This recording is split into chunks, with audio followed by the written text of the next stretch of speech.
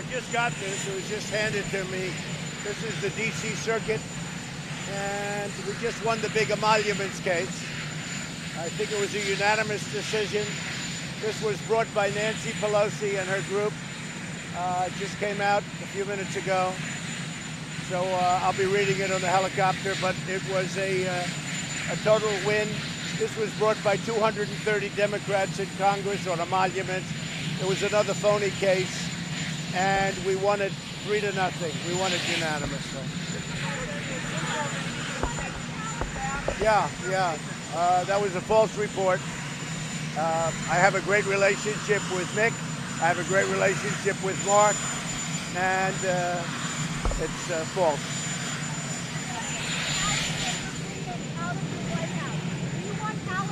Well, I'm not happy with him. You think I'm supposed to be happy with him? I'm not. They'll make that decision. You'll be hearing.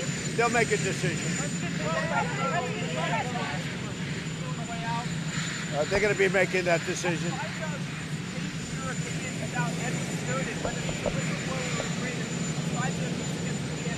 I don't understand. I can't hear yes or well.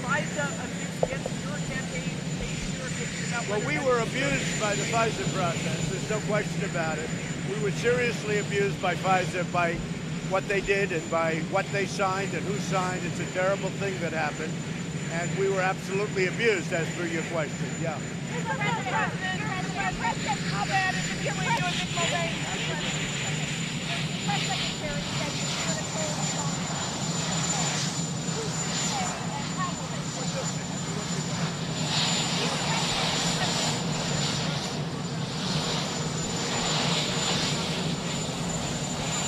Well, I thought it was a terrible thing when she ripped up the state. First of all, it's an official document. You're not allowed. It's illegal. You broke the law. But I haven't been asked a question other than a lot of people that viewed it. They couldn't believe that we did it. I thought it was terrible. I thought it was very disrespectful to the chamber and to the country. And people got very high marks on this case. I didn't know she did it until I was walking out, and some of the congressmen and women were saying, "Can you believe what she did?" But I didn't.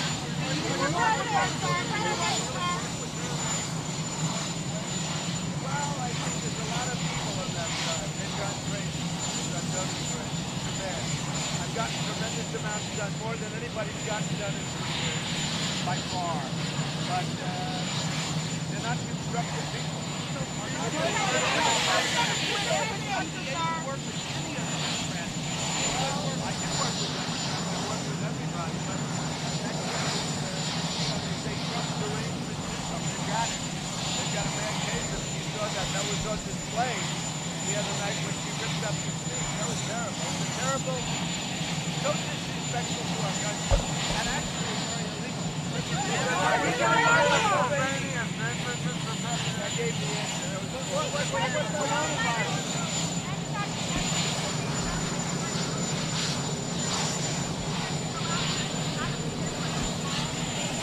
Well, I mean, I have to say this. We just came out with fantastic job numbers. I think it was 230,000 or something thereabouts, which was much higher than projected. So jobs continue to be great. Our country continues to be great. I'm now going to North Carolina. Some of you maybe are coming, but the jobs report just came out.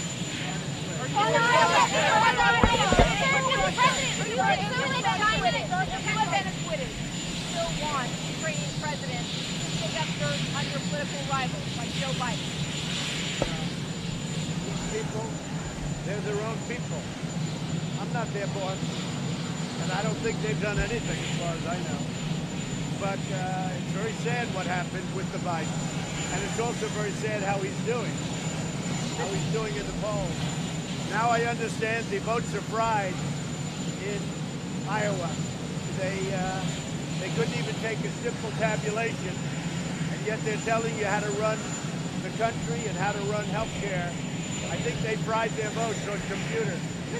Think of it, all the money that the Democrats spent, and the votes are fried. They have no idea who won. They have no idea. But I'll tell you who won on the Republican side. They accounted for every single vote, and it was a lot of votes. It was a record-setting number of votes. Trump won. Mr. President, are you concerned about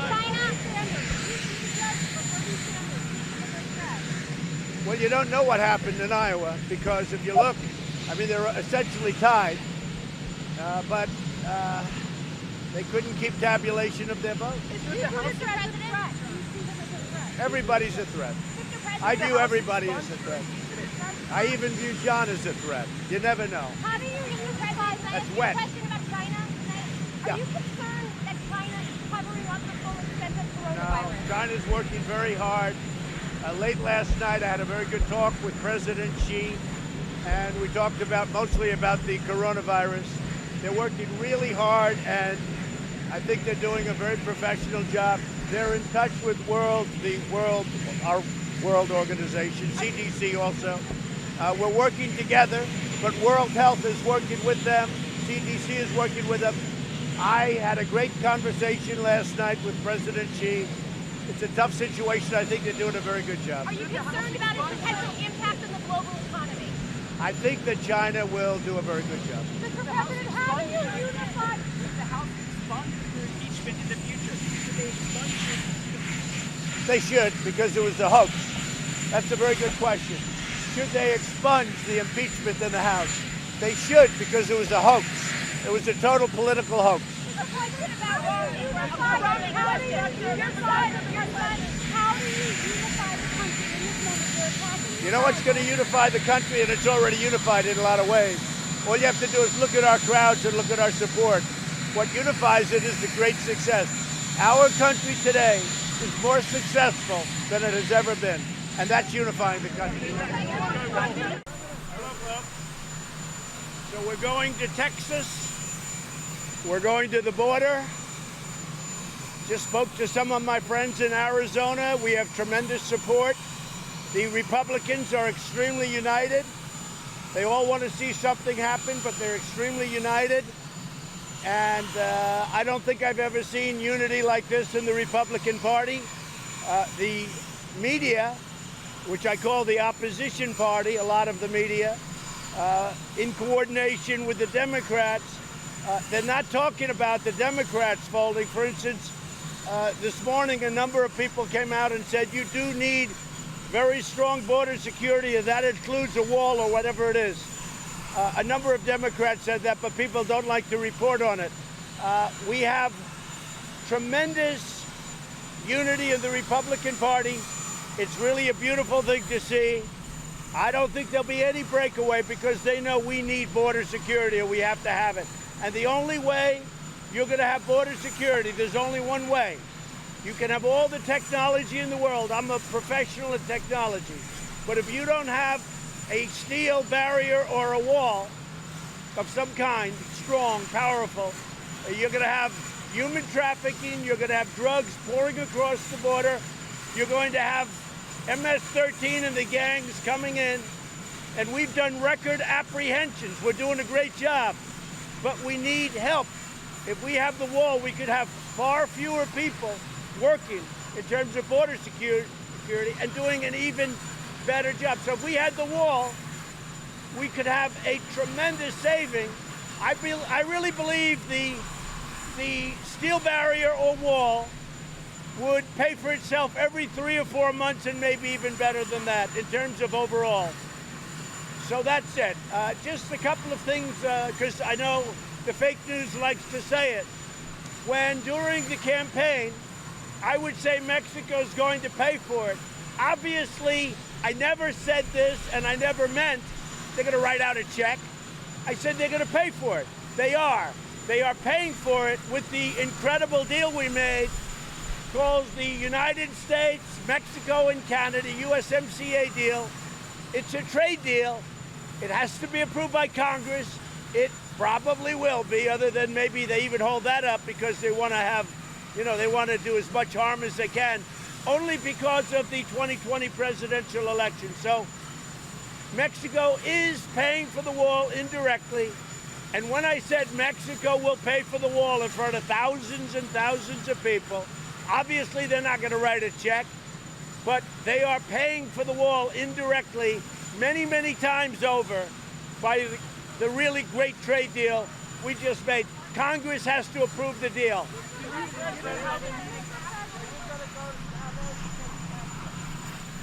Well, I intended to go and speak in front of the world financial community in Davos. That's still on, but if the shutdown continues, which is in a while from now, but if the shutdown continues, I won't go. I had planned to go. It's been very successful when I went. We have a great story to tell. We have the best job numbers we've ever had in many ways. Certainly with African Americans, with Hispanic, with Asian Americans. And overall, we have the best job numbers in at least 50 years. We have a lot of great things happening. The economy is incredible. We're negotiating and having tremendous success with China. And I find China, frankly, in many ways, to be far more honorable than Brian, Chuck, and Nancy. I really do. I think that China is actually much easier to deal with than the opposition party. President, you invite any going to have, even how the meeting went yesterday, are you now going to decide to declare a national emergency? Is that your only option left? I have the absolute right to declare a national emergency. The lawyers have so advised me. I'm not prepared to do that yet, but if I have to, I will. I have no doubt about it, I will. I have the absolute right to declare. This was passed by Congress. So when you say, was it passed by Congress? It was. Other presidents have used it, some fairly often. I have the absolute right to declare a national emergency. I haven't done it yet. I may do it. If this doesn't work out, probably I will do it. I would almost say definitely. If it's a true national emergency, if it's a true national emergency, why haven't you declared a national emergency already? Because I would like to do the deal through Congress, and because it makes sense to do it through Congress. But the easy route for me would have been call a national emergency and do it. And I will tell you, this is a tremendous crisis at the border. Look at President Obama's statements from the past, numerous statements where he calls it a crisis. This is a crisis. You have human trafficking, you have drugs, you have criminals coming in, you have gangs, MS-13.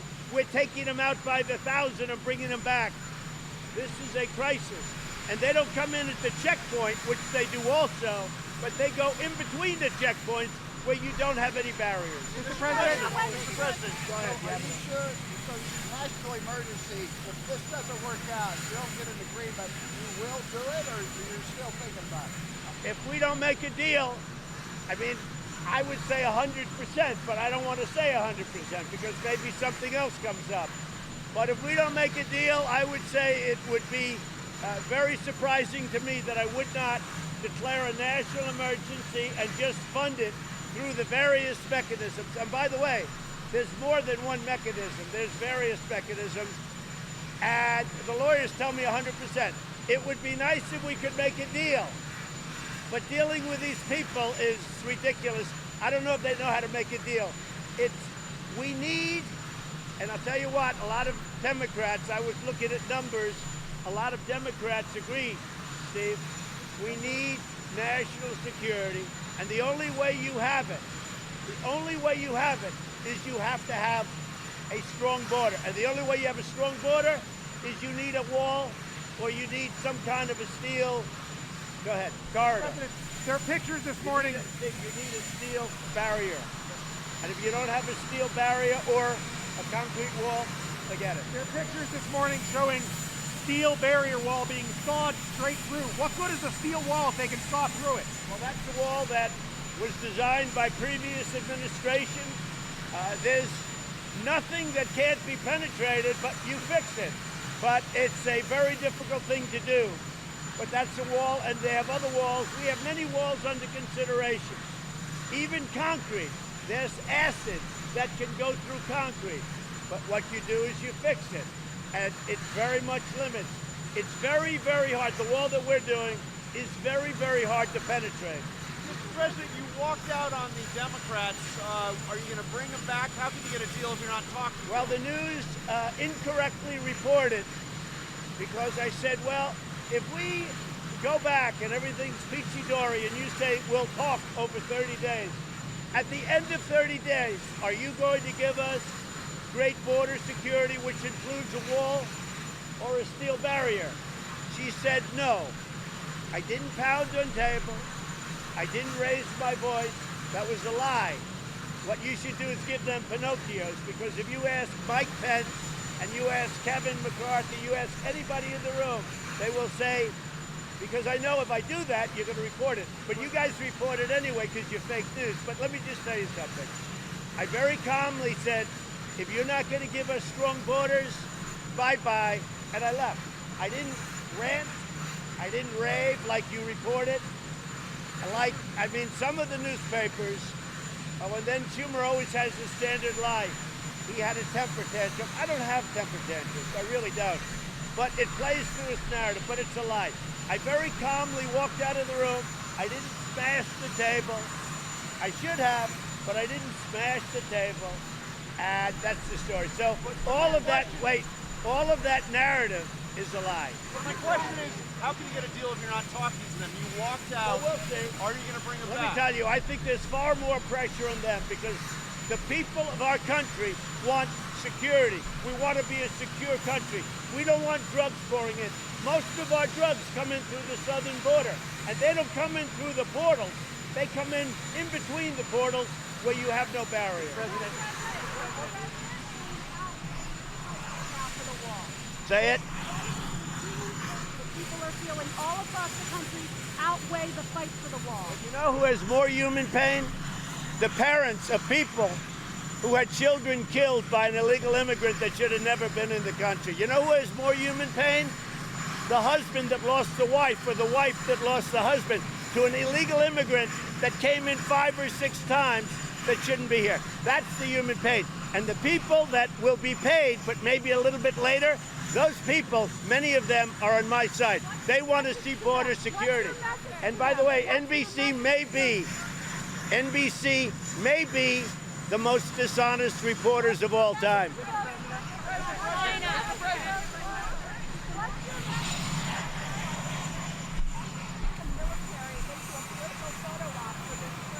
I have no idea what they're doing. Okay, go ahead, next question. What? I can't hear you.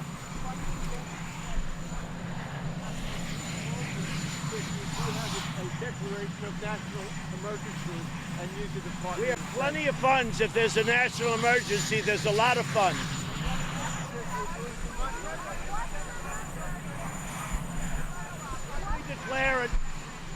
If we declare a national emergency, we have a tremendous amount of funds. Tremendous. If we want to do that, if we want to go that route. Again, there is no reason why we can't come to a deal. But you have another side that doesn't care about border security. The Democrats, which I've been saying all along, they don't give a damn about crime. They don't care about crime. They don't care about gang members coming in and stabbing people and cutting people up. They don't care about crime. And if they're not going to care about crime, then I agree. They shouldn't do anything at the border. But I care about crime, and I care about drugs. We're spending a fortune on trying to stop drugs, and they pour in through the border. But I see it more now than ever before.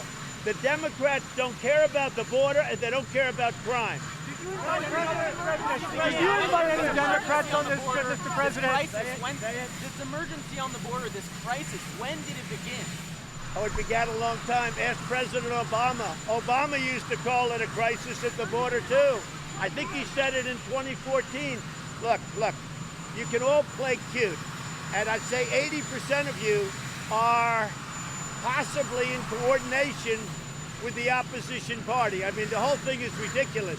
All you have to do is look at the borders, rent a helicopter, except you don't want to know the truth, and watch. And by the way, here's the story. There is another major caravan forming right now in Honduras. And so far, we're trying to break it up. But so far, it's bigger than anything we've seen. And a drone isn't going to stop it. And a sensor isn't going to stop it. But you know what's going to stop it in its tracks? A nice, powerful wall. Did you invite any Democrats on this trip, Mr. President? Over this shutdown. The buck stops with everybody. They could solve this problem in Literally 15 minutes. We could be back. We could have border security. They could stop this problem in 15 minutes if they wanted to. I really believe now that they don't want to. I really believe that. I really believe that they don't care about crime. I really believe this. The Democrats don't care about crime. They've been taken over by a group of young people who, frankly, in some cases I've been watching, I actually think they're crazy. But they've been taken over by a group that's so far left, I really don't think they care about crime. And you know, sadly, they're viewing this as the beginning of the 2020 presidential race, and that's okay with me.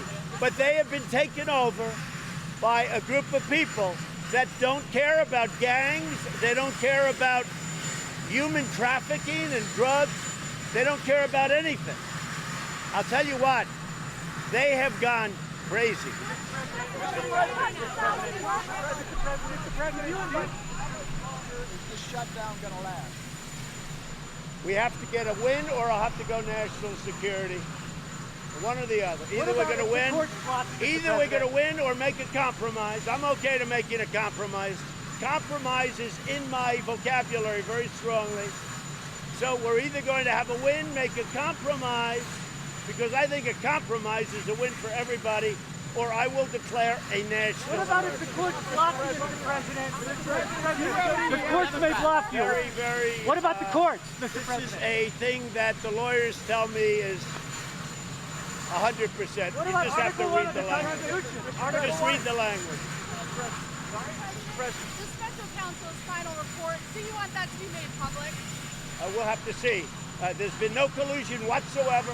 We'll have to see. So on that, Mr. President, did you know that Paul Manafort was sharing polling data from your campaign with the Russians? No, I didn't know anything about it. Nothing about it. Mr. President, and what do you say? Would you have approved The news of Jeff Bezos' divorce and his affairs? Well, I wish him luck. That's it? I wish him luck. It's going to be a beauty. Okay, so I'm heading to the great state of Pennsylvania, and we're going to have a rally. A lot of people are outside, as you probably know. Many, many people, and it's going to be a packed house, as it always is. I don't know if you've ever seen a vacant seat for Trump, but I don't think so. We're going to have a good time. I don't know who's coming, but I hope you're coming. It'll be a lot of fun. Why are you asking Don McGahn to defy a congressional subpoena? Well, as I understand it, they're doing that for the office of the presidency for future presidents. I think it's a very important precedent. And the attorneys say that they're not doing that for me, they're doing that for the office of the president. So we're talking about the future. Yes, go ahead. What's your feeling about Judge Bates' ruling about your financial records, and do you plan to appeal? Well, we disagree with that ruling. It's crazy because you look at it, this never happened to any other president. They're trying to get a redo. They're trying to get what we used to call in school a do-over. And if you look, you know, we had no collusion, we had no obstruction, we had no nothing. The Democrats were very upset with the Mueller report, as perhaps they should be, but I mean, the country is very happy about it because there was never anything like that. And they're trying to get a redo or a do-over, and you can't do that. As far as the financials are concerned, we think it's the it's totally the wrong decision by, obviously, an Obama-appointed judge. He was a recent Obama-appointed judge. Mr. President, your reaction to Justin Ahmad, who says he's innocent people offenses? Well, I've known him, and he's been against Trump from the beginning. He probably wants to run for some other office. I don't think he'll do very well. He's been a loser for a long time. Rarely votes for Republicans, and you know, personally, I think he's not much. What do you have to say to Americans who feel that your administration is stonewalling all these investigations up on Capitol Hill? Why not let Don McGahn testify? I think Are we've you been the afraid of what most, he has yeah. to say? I think we've been the most transparent administration in the history of our country. We just went through 2 years of Bob Mueller with 18 people that hated Donald Trump. They were angry Democrats, as I call them. We've been through it for 2 years. They spent almost $40 million on it. We had, I think, 500 people testified. We had 1.4 or 1.5 million documents. At the end of all of that, he said there's no collusion. Now what happens is the Democrats want to redo, and we've had enough, and the country's had enough. There has never been, ever before, an administration that's been so open and transparent. So we want to get on.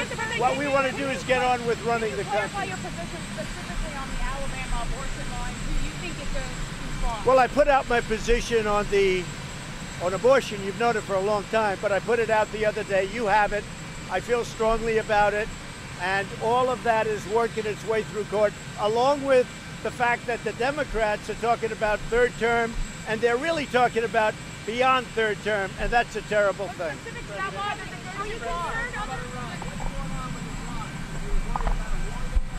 So with Iran, we'll see what happens, but they've been very hostile. They've truly been the #1 provocateur of terror in this country, and representing their country, but certainly our country has been very much involved because we're trying to help a lot of people out, and I don't mind that at all.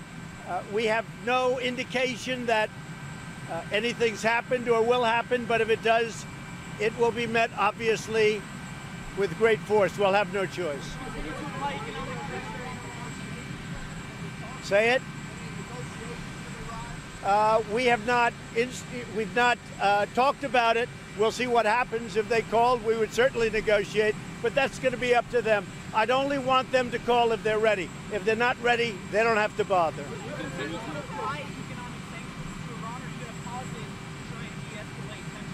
Well, we'll see what happens, but right now we have very strong sanctions. We'll see what happens.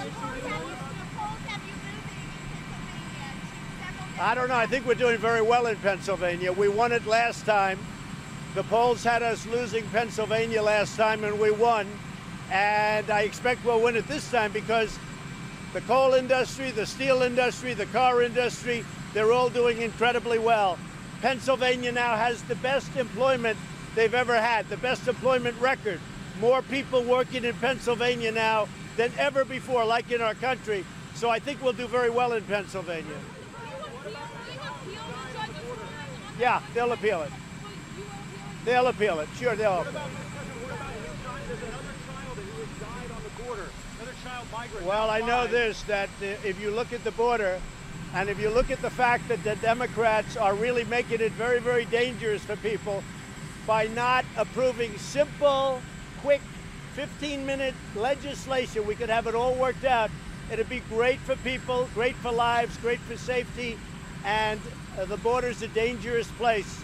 It's only made that way because the Democrats will not approve any legislation. I mean, they don't want to approve anything, and it's making the border very dangerous. What's being done to make sure these kids don't die, though? What's being done to make sure Well, we're working very hard, and I'll tell you, the Border Patrol people and all of law enforcement's working very hard. I mean, unfortunately, many of them have become doctors and nurses, and they're taking people that are very, very sick from a long trek up 2,000 miles, and they're doing an incredible job. Honestly, what should happen is the Democrats should sit down and make changes so that we can protect people on the border. Are you going to approve the disaster funding bill? Are you supposed to vote on that, sir?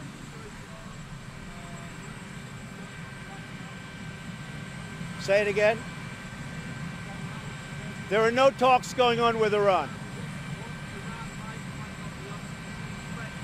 I think Iran would be making a very big mistake if they did anything. If they do something, it'll be met with great force, but we have no indication that they will. Okay. So I've given more money to Puerto Rico than I believe any president ever. They've gotten $91 billion for the hurricane. Not only that, our military, our law enforcement, and FEMA has done a great job for Puerto Rico, and I think the people of Puerto Rico are very thankful. We'll see you in Pennsylvania. So we want to be very transparent. So as you know, I declassified everything they want. I put it under the auspices of the Attorney General. He's going to be in charge of it. He's a great gentleman and a highly respected man. So everything that they need is declassified, and they'll be able to see how this how the hoax or witch hunt started and why it started. It was an attempted coup or an attempted takedown of the President of the United States. It should never, ever happen to anybody else. So it's very important. Now, people have been asking me to declassify for a long period of time. I've decided to do it, and you're going to learn a lot. I hope it's going to be nice, but perhaps it won't be. Are you ordering a treason investigation? We want to have protection. The Middle East, we're going to be sending a relatively small number of troops, mostly protective, and some very talented people are going to the Middle East right now, and we'll see what happens.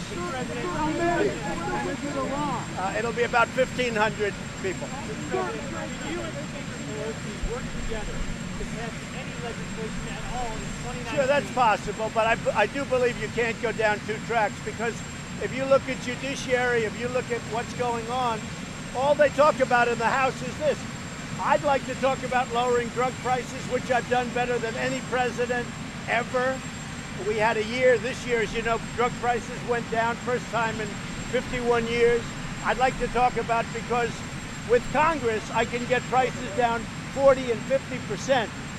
But I can't do that when all they do is want to try and do a redo of the Mueller report. They were very unhappy with the Mueller report. They want to do a redo of the Mueller report. It's over. There is no redo. They lost. It's very clear. There was no collusion. There was no obstruction.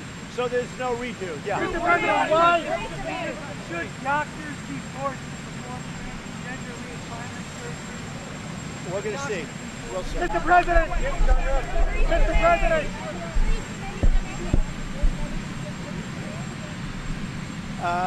I feel badly for Teresa. I like her very much. She's a good woman. She worked very hard. She's very strong. She decided to do something that some people were surprised at, some people weren't. It's for the good of her country. But I like her very much. In fact, I'll be seeing her in 2 weeks. David? Mr. President, why are you considering pardoning war criminals? And does that endanger our troops? We're looking at a lot of different pardons for a lot of different people. Some of these soldiers are people that have fought hard, long. You know, we teach them how to be great fighters, and then when they fight, sometimes they get really treated very unfairly. So we're going to take a look at it. I haven't done anything yet. I haven't made any decisions. There's 2 or 3 of them right now. It's a little bit controversial. It's very possible that I'll let the trials go on and I'll make my decision after the trial. Anything to say to Michael Avenatti? I wish him a lot of luck.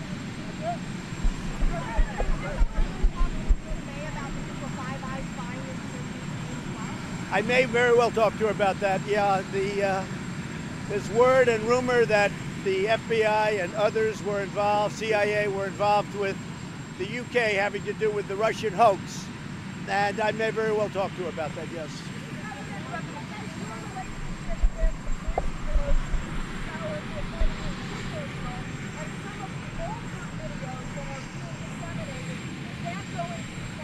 Well, I don't know about the videos. I can tell you that what I'm here is to help the country. That's why I did this. Our country is doing unbelievably well. We have the best economy we've probably ever had. We have the best job numbers we've ever had. We have the best unemployment numbers we've ever had. With all of the things happening, that's what I'm all about. I don't think they can go down 2 tracks. I want to get drug prices down. I want to get things like, if you look at infrastructure and others, I want to get a lot of things done. I don't think they're capable of going down 2 tracks. I think they can only do one thing or the other. So let them finish the one. What I don't think is right is you do a redo. They were very unhappy with the Mueller report. No collusion, no obstruction, no nothing. They're very unhappy. They're angry about it. They have to get over their anger. They have to get over, wait a minute. They have to get over their anger, and they have to get into infrastructure, drug prices, and things like that, because they want to do a redo, like even the fact that they're asking Bob Mueller to come and testify. He just gave them a 434-page report which says no collusion, which leads to absolutely no obstruction. He just gave that report. Why does he have to testify? It's ridiculous. They ought to get onto drug prices, lowering them. We can cut them by 50 or 60%. The one thing I'm very proud of also on drug prices, I brought it down first time in 51 years that drug prices went down. But if I could work with Congress, we could cut 50% and more off drug prices. I can work with the Speaker. Sure, I can work with the Speaker. I can absolutely work. What do you hope to accomplish with your personal attacks on the Speaker? You're saying you draw figures. Excuse me. This just shows how fake you and the news are. When you say a personal attack, did you hear what she said about me long before I went after her? Did you hear? She made horrible statements. She knows they're not true. She said terrible things. So I just responded in kind. Look, you think Nancy's the same as she was? She's not. Maybe we could all say that. But I think, frankly, I think right now I'm only speaking for myself. I want to do what's good for the country. I think Nancy Pelosi is not helping this country. I think the Democrats are obstructionists. They're hurting our country very, very badly. We can pass so many different bills right now, but all they want to do is investigate because they failed with Robert Mueller and the Mueller report. They want to try and get a do-over of the Mueller report. It doesn't work that way. And just so you know, I was the most transparent and am transparent president in history. We gave 500 witnesses. I allowed attorneys to testify in front of Bob Mueller, 2,500 subpoenas, 1,400,000 pages of we gave it. I didn't have to give any of it. We gave it. And then we get a great result, and they say, oh, this is terrible. Let's do it over again. You can't do it. Our country doesn't have that kind of time. So what about the court decisions? What is the foreign? Well, we're going to see. I gave, as you know, I declassified, I guess, potentially millions of pages of documents. I don't know what it is. I have no idea. But I want to be transparent. Everybody wanted me to declassify. I've done it. And you could almost say he's the trustee. He's a highly respected man. Our Attorney General is in charge. Let's see what he finds. But we have documents now that I have declassified for the purpose of the Attorney General. He can then show them to the public, do whatever he wants to do with them. But you have to get down to what happened, because what happened is a tremendous blight on our country. What happened, the investigation, they tried to do a takedown, and you can't do that. And let me just tell you, this should never, ever happen to another president again. Mr. President, what message do you want to send to military families who are concerned about you sending troops to the Middle East? Well, I think it's going to be very good in the Middle East. Iran has been as you know, they stage terror all over the world. They're a much different country now than when I first got here. When I first got here, they were at 14 different locations fighting. Right now, I don't think Iran wants to fight. And I certainly don't think they want to fight with us. But they cannot have nuclear weapons. And under the Obama horrible agreement, they would have had nuclear weapons within 5 or 6 years. They can't have nuclear weapons, and they understand that. What do you think? How do we, Mr. President, why should people trust the Attorney General to select what to declassify? Even Robert Mueller expressed concerns about the way Barr handled his files. The question is so false and so phony. The Attorney General, let me just explain. Let me explain to you something. The Attorney General is one of the most respected people in this country, and he has been for a long period of time. He's going to look at a lot of documents. Some he might find interesting, maybe he'll find none interesting. But for over a year, people have asked me to declassify.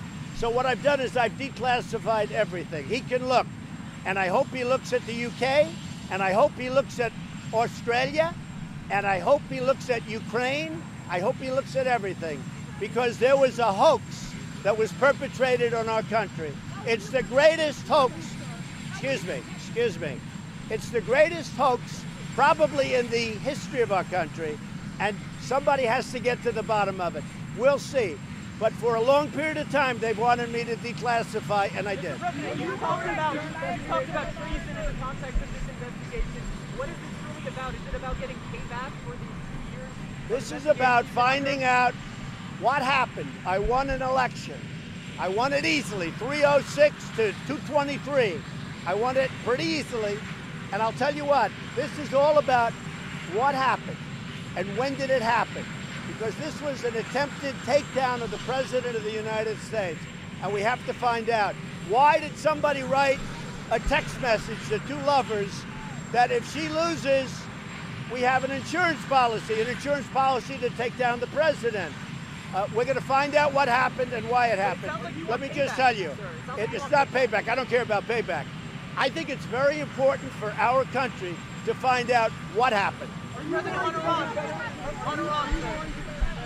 Say it. Are you going to investigations averting your re-election chances?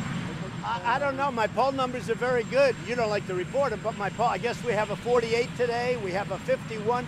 We have very good poll numbers considering. Now, I have to tell you, if you people would give straight news, I'd be at 70. I'd be maybe at 75. But you don't give straight news. You give fake news. With fake news, I'm still winning the election. But if you gave serious, good news the way you're supposed to, I'd probably be at 70 or 75 based on the economy alone. Mr. President, on Iran. Go ahead.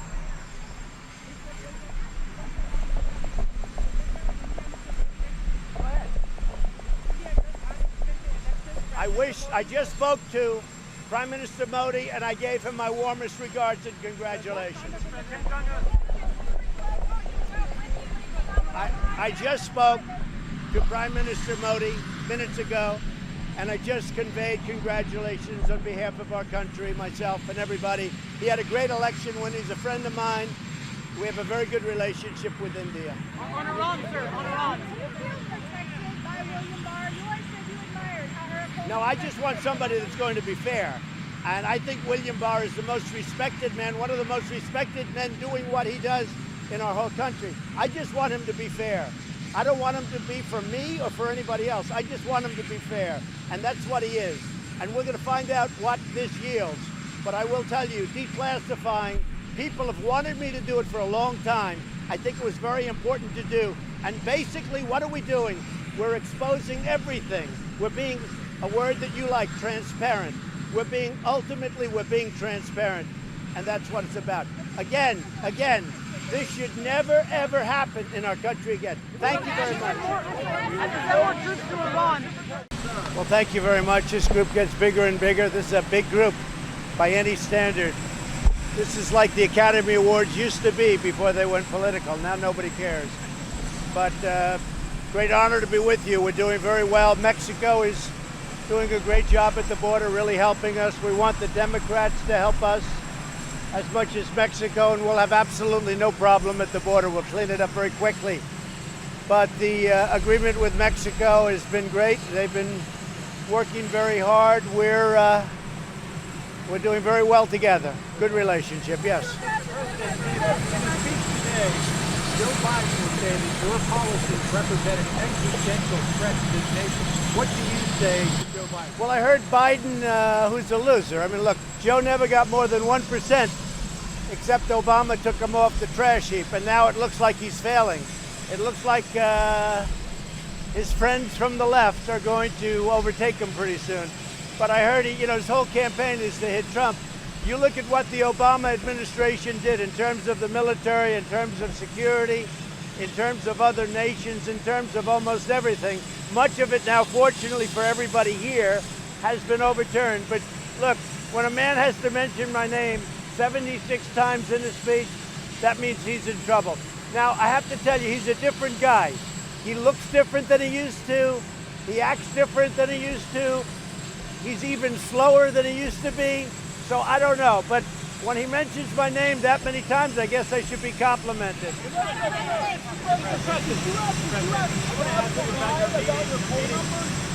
Who? I never do. My poll numbers are great. By the way, we've gotten fantastic numbers. I guess Rasmussen just came out with a 50%. And the amazing thing is, All I do is get hit by this phony witch hunt, although they don't mention Russia anymore because there was no collusion. So now they want to try and say, well, did he obstruct a no collusion? So there was no crime. The crime was by the Democrats, folks.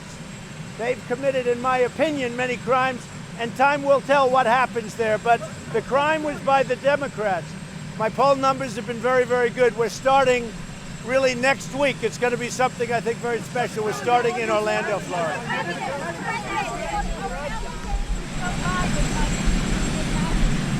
Excuse me? No, I'd rather run against, I think, Biden than anybody. I think he's the weakest mentally. And I like running against people that are weak mentally. I think Joe is the weakest up here. The other ones have much more energy.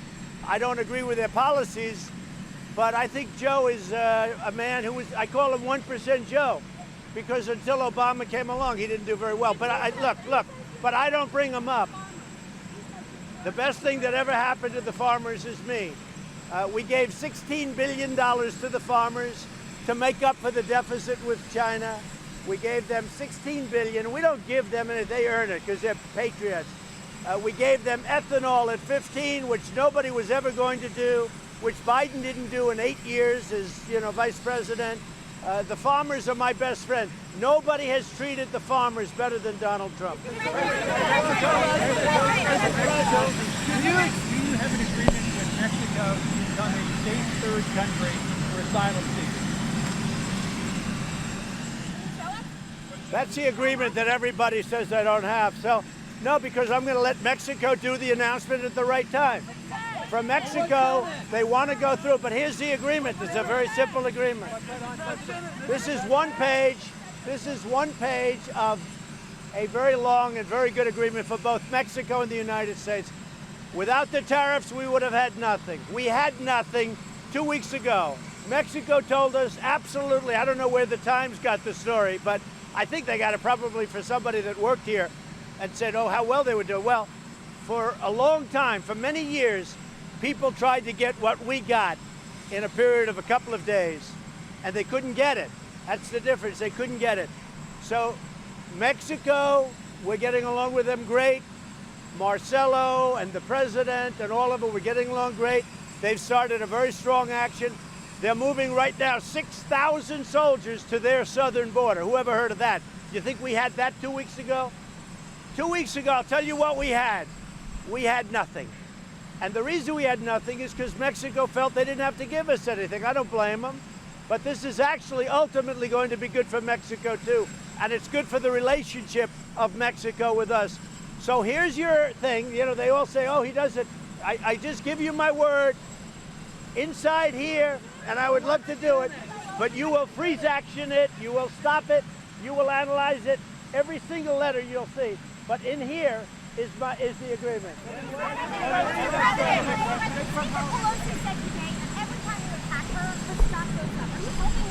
Now look, Nancy is a mess. The Democratic Party is a mess. They're doing everything they can to win the election in 2020. They are guilty of many crimes. Many crimes, what they've done. They're guilty of many crimes. And hopefully in a short period of time, that'll be seen. They should never have done what they've done. And all they do is waste time on these investigations where there's no obstruction, no collusion, no nothing. And in the meantime, they can't get a border deal done.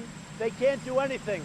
We need, in addition to the great deal with Mexico, we need them to work on illegal immigration, on lower drug prices, on infrastructure, and they're not doing anything. They've come to a halt. Specific question, if I could.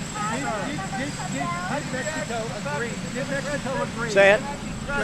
Did Mexico agree in the negotiations last week to become a safe third country for asylum? I don't want to say, but you can just figure it out yourself, right here. And the reason is Mexico wants to handle, that would have to go through their legislative body. But I heard that they agreed to that on Friday. A lot of people heard they agreed to it. A lot of people are saying that. Good luck, okay? I'm not going to say one way or the other, but I will tell you, right here is the story. I don't like it when newspapers write fake news, or when reporters like you do fake news. I don't like that. So right here is the agreement. It's very simple. It's right here. And in here is everything you want to talk about. Done. It's done. It's done. It's all done. Emerald. Look.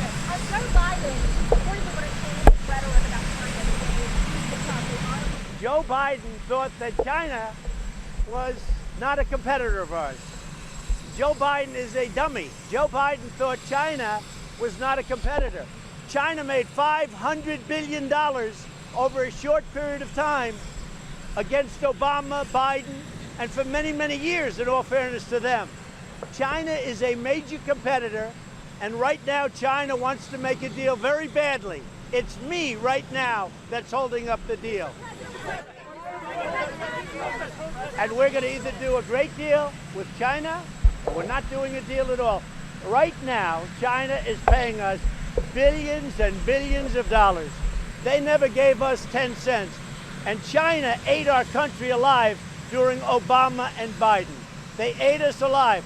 And then Biden has some kind of a relationship financially, or his son, with China. Tell me about that, because China ate the United States alive economically, and it's a shame. So, Mr. President, how do you respond to the Democrats? No, Pelosi attacked me. She was here. She made a horrible statement that I'm sure she wished she didn't make. She made a horrible statement while I was with the Queen of England, while I was with the President of France. And you're not supposed to do that, okay? But the ones that committed the crimes are the Democrats and others. Do immigrants from Venezuela deserve asylum in the U.S., and why haven't you given them... We're looking at that, and we're very much involved with the Venezuela crisis. It's a horrible thing, a horrible situation. It's been brewing for many years. It really started in the worst form during the Biden-Obama administration, but it's been brewing for a long time. Protected status. So we're looking at that very strongly. Your tweet about Xi and the threat of tariffs if he doesn't meet with you, where are you on that? My relationship with President Xi of China is a very good one. One of the people I really like. I get along with him right. He's representing China. I'm representing the United States of America. We're doing very well. We're taking in billions and billions of dollars. Companies are leaving China right now, and they're coming here because they don't want to pay the tariffs, and they're going to other countries. But I think that China, I can tell you, China would like to make a deal very badly. They're getting hurt very badly by the tariffs because companies can't pay the tariffs, so they're leaving China. And the other thing you have to remember about China is that China will subsidize companies, so our taxpayer is not paying for very much of it. A report came out, they're paying for very little of it. But what it's doing is creating a fair playing field, which we've never had with China since the WTO, the World Trade Organization. We expect to meet with President Xi very shortly. We think we'll meet him at the G20. We're talking, we have a very good relationship. Look, we had a deal with China, and then they went back on the deal. They said, we don't want to have 4 major points, 5 major points. So we changed it. But we had a deal with China. And unless they go back to that deal, I have no interest. Right now, we're taking in billions and billions of dollars. I've created something, what we've done in the last 2.5 years, we've picked up $14 trillion in net worth of the United States, and China's gone down probably by 20 trillion. There's a tremendous gap. When I came in, that gap was getting very close.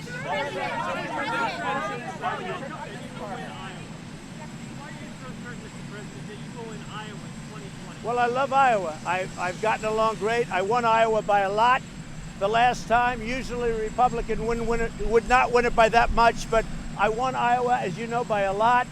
I have a great relationship with the farmers. I have a great relationship with everybody. I mean, Iowa, I think, is going to be something that we win very easily. I think we're going to win. I saw a fake poll, a suppression poll in Pennsylvania. I even saw one in Texas. They're suppression. They're fake polls. Just like the fake media, of which there are many here, they're fake polls. We're going to win Texas by a lot. We're going to win Iowa by a lot. We're going to win I would say Pennsylvania, I think we're going to do very well. We have steel companies opening up that for 40 years they didn't open up steel companies. Now they're opening up. No, I think we're doing very well.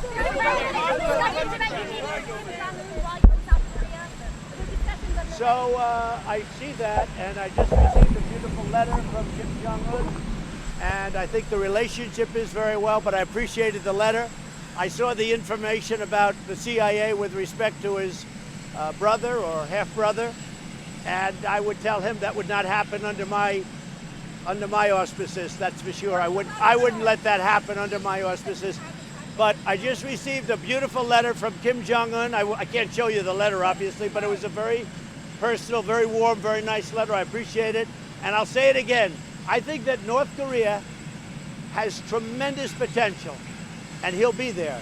I think that North Korea, under his leadership, but North Korea, because of what it represents, the people are great, the land is great, the location is incredible between Russia, China, and South Korea. I think North Korea has tremendous potential. And the one that feels that more than anybody is Kim Jong-un. He gets it.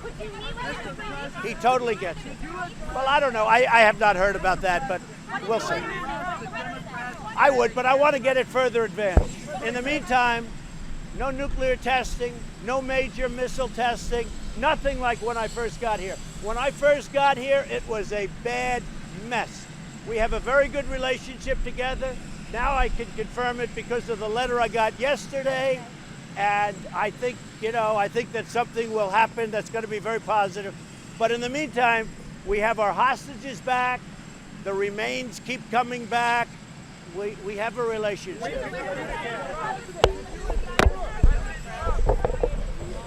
Say it.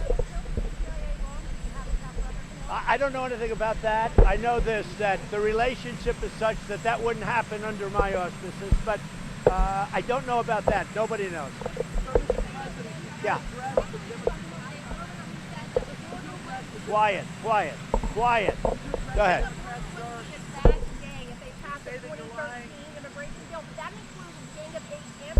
Up a little higher. Beckleina said that the border wouldn't be as bad if Congress had passed the 2013 immigration bill. But that included the gang of eight So Congress has to get their act together.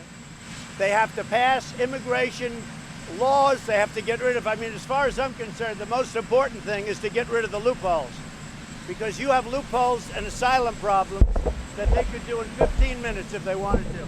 The Democrats in Congress are causing this country tremendous drug problems, tremendous security problems, and they have to get together and they have to work out asylum and the loopholes.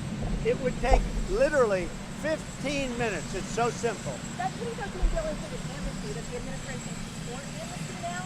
What we're going to do is we're going to sit down at some point with the Democrats. We're going to work it all out. It is a quick negotiation. And they know I'm right. They just don't want to do it politically. They want to have open borders, and open borders mean crime. It really means crime. It means drugs. So we get 90% of our drugs coming in through the southern border, which I think everyone pretty much agrees to. Hundreds of billions of dollars. We can close it up so easy. Now, we took a big step with Mexico over the last 3 days. This is an even bigger step, but we took a big step with Mexico. The Democrats have to sit down with us, and we have to work something out very easily on asylum and on loopholes.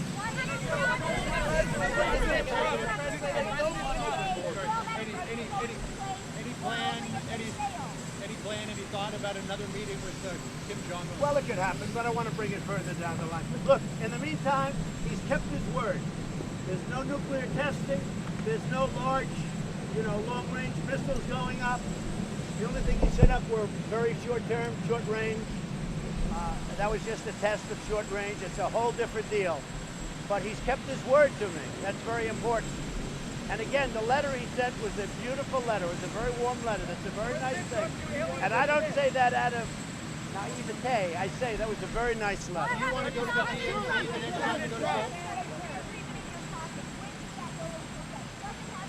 This will go into effect, and it's my option.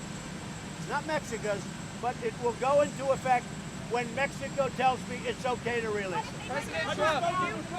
If they bring the numbers way down, we won't have to use them. If they bring the numbers way down, we won't have to. But this is my option. It goes into effect when I want it to, but I have a lot of respect for the President of Mexico. I have a lot of respect for the people we dealt with, so I don't want to do that. And they have to go back to Congress to get that approved. But it goes down, listen, it goes down, it goes into effect at my option. But I wouldn't do that. I want to deal with them. Okay? Say it. Well, I have, Defense Secretary. I have. It's done. I put it out. Yeah, it's done from the standpoint of the nomination. Wait. Pat Shanahan was nominated 2 weeks ago. Yeah, no, I put it out. I put it out officially. No, now he has to go through the process. He's now going through. That will make a determination. I think Kevin is doing a very good job right now, but we'll make a determination and not do this. We have acted. We'll make a determination, but I think Kevin's doing a very good job.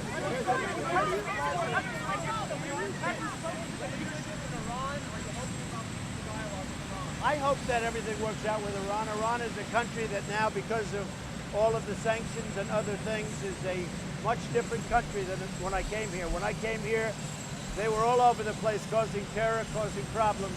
They're not doing that right now. And I think they respect the United States right now much more than they ever have.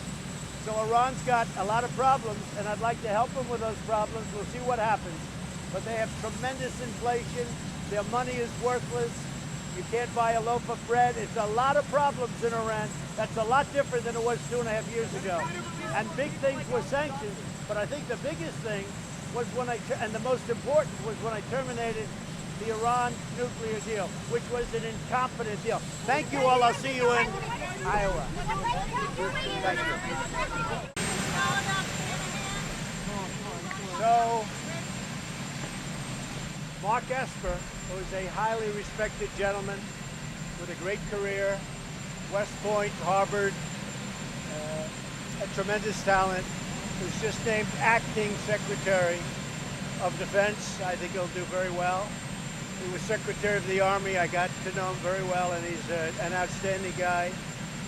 Pat Shanahan, who is a wonderful person, is, as you know, going to take some time off for family matters.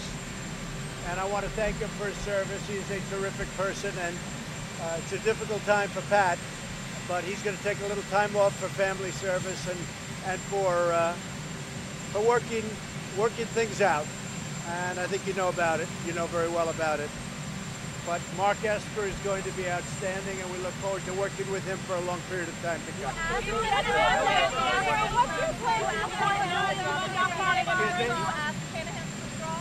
No, I didn't. I didn't ask him to withdraw, but he walked in this morning. He said it's going to be a rough time for him because of obviously what happened. But I did not ask him to withdraw. He presented me with a letter this morning. That was his decision.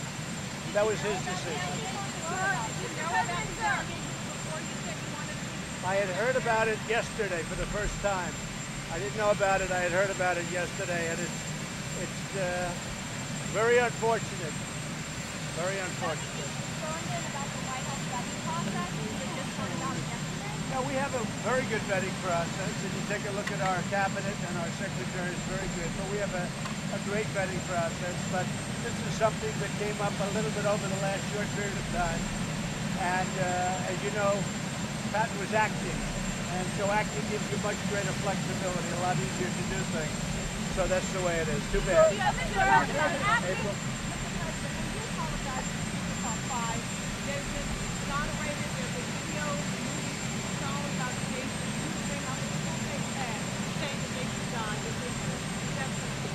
Why do you bring that question up now? It's an interesting time to bring it up. You have people on both sides of that. They admitted their guilt. If you look at Linda Fairstein and if you look at some of the prosecutors, they think that the city should never have settled that case. So we'll leave it at that. Does not having a permanent defense secretary complicate your policy No, not at all. I think, frankly, this could happen very quickly for Mark Esper. He's very experienced. He's been around all of the things that we're talking about for a very long period of time. So who are the undocumented immigrants? Americans trust the administration and tell the truth about what's going on with the land. Why should we believe you? Well, we have Iran. We've been talking to various people on lots of different sides, and we'll see what happens with Iran. We're very well set. We're very well configured. We have a lot of things going on with Iran. I spoke with President Xi this morning of China. We'll be meeting at the G20, and I think that is working out pretty much as I anticipated it would. China very much wants to discuss the future, and so do we. So the relationship with President Xi is a very good one. We had a long talk this morning.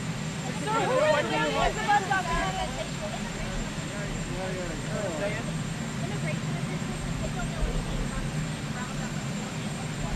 Well, they know, and they're going to start next week. And when people come into our country and they come in illegally, they have to go out. And everybody's seeing that. And as you know, Mexico's been doing a very good job the last 4 days. They haven't done that in 25 years. They're doing a very good job. I appreciate the job they're doing. Guatemala, likewise, is much different than it was under past administrations. So we'll see how that works out. With all of that being said, the Democrats should get together and solve the asylum problem, which is very easy to solve, and they should solve the loophole problem, also very easy to solve. Mr. President, how do you plan to pay Mr. for picking President, up? you have an acting defense secretary. You've had one for months. Why is it taking you so long to nominate someone permanently? Well, We this have came so up- many hotspots in the This world. just came up, and I did the Your White House has known nomination. about it for a while. This just came up, and I think we did it very quickly. Pat Shanahan was acting, and we put Mark Esper in. Mark is highly experienced. I think he's going to fit in very easily. So what's your timeline for a permanent? What's your timeline for a permanent? still want to demote Jay Powell? Is that something you're still interested in? Do you still want to demote Jay Powell? Are you interested in that at the Fed, at the Federal Reserve?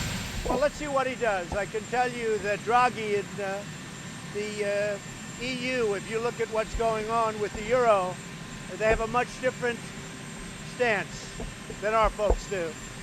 As you know, he did something today that was very dramatic, and frankly, it helped that part of the world. So we'll see what happens. They're going to be making an announcement pretty soon, so we'll see what happens. But I want to be given a level playing field, and so far I haven't been. Would it be legal for you to demote him? What's the next step with Iran? Yeah, I would be allowed to speak to him very easily. I speak to him anyway. Mr. President, Nominate Mark Esper to the permanent position, not Say it. acting. Are you going to nominate Esper to the permanent position? Most likely, that's what I'm thinking about doing. When will you decide? Most likely, pretty soon. And what's your next step for Iran, Mr. President? We're looking at Iran. We have a lot of things going with Iran. We're very prepared for Iran. We'll see what happens. But let me just say this. We are very prepared. Regardless of what goes, we are very, very prepared. If you look at what's taken place, if you look at what they've done, if you look at, and I'm not just talking about over the last week, I'm talking about over a long period of years. They've been a nation of terror. Now we'll see what happens. We'll see what happens. They are a much different country today than they were 2.5 years ago when I came into office. When President Obama signed that horrible deal, they were screaming death to America. I haven't been hearing that lately. on the 9/11 Victims Compensation Fund, Mr. President. Mr. President, on the 9/11 compensation fund, do you want to see it approved so that this never has to be revisited again? I have a meeting on that actually this afternoon before my speech. I'm going down, as you know, to a very big crowd down in Florida, Orlando. And before that, I'm having a meeting. So we'll be letting Should you it be know. permanent though? President, Should it be immigration, sir, permanent? immigration. Deal with President Xi at the G20, or are you basically Well, I have a very good relationship with President Xi, and we'll see what happens. I think we have a chance. I know that China wants to make a deal. They don't like the tariffs. A lot of companies are leaving China in order to avoid the tariffs.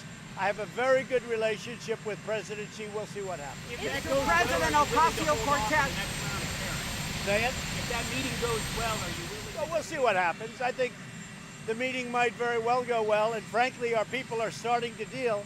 as of tomorrow, the teams are starting to deal. So we'll see. China would like to make the deal. We'd like to make the deal, but it has to be a good deal for everybody. Mr. President. They did. They changed their position. So I said, we're not going to do that. On immigration, Mr. President, sir, immigration. You're going to find out. You're going to find out. Thank you very much. So we're going to Camp David. We're going to have meetings and a lot of work. Coming back sometime tomorrow. But we're heading out right now to Camp David. I want to say the stock market is on pace to have its best year. I mean, since, I guess, over 50 years, and the Dow is on pace to have its best year in 80 years. It's been 80 years since the Dow has hit. Tariffs are obviously doing very well because we're taking in billions and billions of dollars from China. We would be from others, and we might be from others, but billions of dollars are coming in from China, and frankly, look at what's happening with the stock market, which is pretty much what I've been saying. Also, an article came out this morning that the tariffs are having very little effect on costs going up, and in some cases, no effect. That the countries that the product come from, they are bearing the cost, which is also what I said. So the Dow is up. Looks like it could be an 80-year high. It's on track for an 80-year high.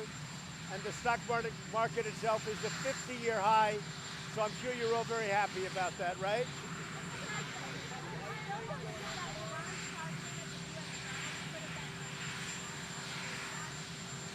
I don't know, unintentional or not. It was probably intentional, as I said. But regardless, they targeted something without a person in it, without a man or woman, and certainly without anybody from the United States in it. So we want to be proportionate. We're getting a lot of praise for what I did, and we have people on both sides. Some like it, and some probably not as much. My expression is we have plenty of time. We have plenty of time. You understand that? Yeah, these are people that came into the country illegally. They've been served. They've gone through a process of the courts, and they have to be removed from the country. They will be removed from the country. It's having a very big effect on the border, the fact that we're taking them out. The people that came into the country illegally are going to be removed from the country. Everybody knows that. It starts, during the course of this next week, maybe even a little bit earlier than that.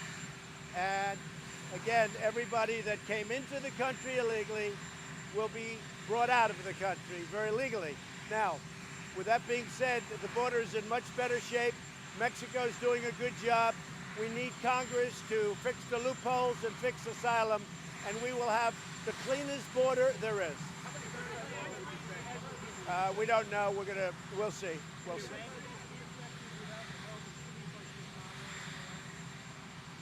Well, some cities are going to fight it, but if you notice, they're generally high-crime cities. If you look at Chicago, they're fighting it, and you look at other cities, they're fighting it.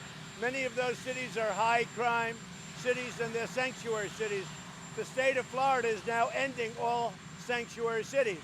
He's doing a very smart thing. Governor DeSantis, he's ending all sanctuary cities in the state of Florida. And I'll tell you, Governor DeSantis has been fantastic. He's right on the ball. And we have others that are following. You'll be seeing a lot of that. People are tired of sanctuary cities and what it does and the crime it brings. They're very tired of it.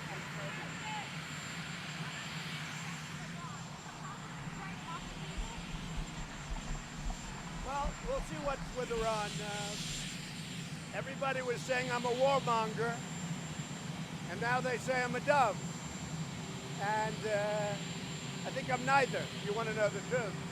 I'm a man with common sense, and that's what we need in this country, is common sense. But I didn't like the idea of them knowingly shooting down an unmanned drone, and then we kill 150 people. I didn't like that.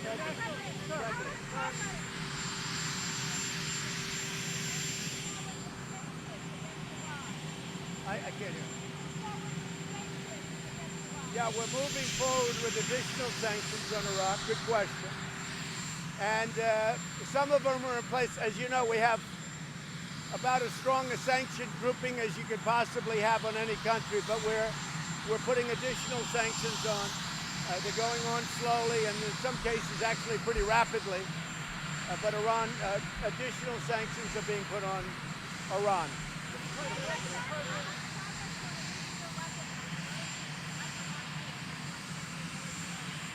Very little. That's what it's all about. You know, we have built, and right now, if you look at the United States, very importantly, we are the #1 oil producer, oil and gas in the world, by far. We're way ahead of Russia. We're way ahead of Saudi Arabia. We don't really need the Straits anymore. We take some, but we don't need it. The biggest beneficiary of the Straits is China. 91% of their energy comes out of the Straits. Japan, Indonesia, many other countries need it. So we're doing them a very big service by keeping the Straits open. But this is not about the Straits. This is about Iran cannot have a nuclear weapon. Very simple. Because we don't need it, just so you understand. We don't need it. Your national security advisor came under some harsh criticism from Tucker Carlson and others for pushing too hard on Iran. You said you're not a warmonger, but do you have confidence in the judgment of your national security advisor, John Bolton? Yeah, I do, because I have John Bolton, who I would definitely say is a hawk, and I have other people that are on the other side of the equation, and ultimately I make the decision, so it doesn't matter. But I want, for instance, I disagreed very much with John Bolton. His attitude on the Middle East and Iraq was going into Iraq. I think that was a big mistake. I think I've been proven right, but I've been against that forever. John Bolton is doing a very good job, but he takes generally a tough posture. But I have other people that don't take that posture. But the only one that matters is me, because I'll listen to everybody. And I want people on both sides. Having people on both sides to me is very important. At what point were you briefed about the potential casualties of an Iran airstrike? Were you briefed in the initial planning stages? At what point were you actually... No, I started to hear that it was a lot, but again, no decision was made. I said, you come and see me, and they came and see me at the time. We hadn't done anything. And I asked the question, and I said, I want to know that answer before I make a decision. So we hadn't made a decision to go forward. I said, everybody, we will meet. One thing I want to know, and I want to know it accurately as possible, how many people will die? Just so you know, I come from New York City. In New York City, we have a lot of Iranians, and they're great people. I have friends that are Iranians, many friends. Living in New York City, you meet many Iranians. They're very smart, they're very ambitious, they have they're high quality people. But I have many friends that are Iranian. I don't want to kill 150 Iranians, I understand it. I don't want to kill 150 of anything or anybody, unless it's absolutely necessary. And most people very much agree with what I'm doing. Now, if the leadership of Iran behaves badly, then it's going to be a very, very bad day for them. But hopefully, they're smart, and hopefully they really care for their people and not themselves.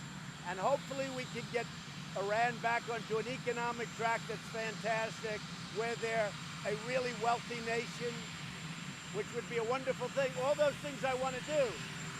But if they're going to be foolish, that's never going to happen.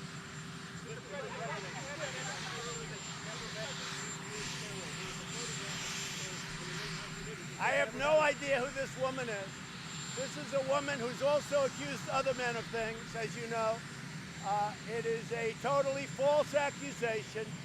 I think she was married, as I read, I have no idea who she is, but she was married to a actually nice guy, Johnson, a newscaster, standing with my coat on in a line. Give me a break. With my back to the camera. I have no idea who she is. What she did is, it's terrible. What's going on? So it's a total false accusation, and I don't know anything about her. And she's made this charge against others. And you know, people have to be careful, because they're playing with very dangerous territory. And when they do that, and it's happening more and more, when you look at what happened to Justice Kavanaugh, and you look at what's happening to others, you can't do that for the sake of publicity. New York Magazine is a failing magazine. It's ready to go out of business from what I hear. They'll do anything they can. But this is about many men, and I was one of the many men that you wrote about. It's a totally false accusation. I have absolutely no idea who she is. There's some picture where we're shaking hands. It looks like at some kind of event. I have my coat on. I have my wife standing next to me. And I didn't know her husband, but he was a newscaster. But I have no idea who she is, none whatsoever. It's a false accusation, and it's a disgrace that a magazine like New York, which is one of the reasons it's failing, people don't read it anymore. So they're trying to get readership by using me.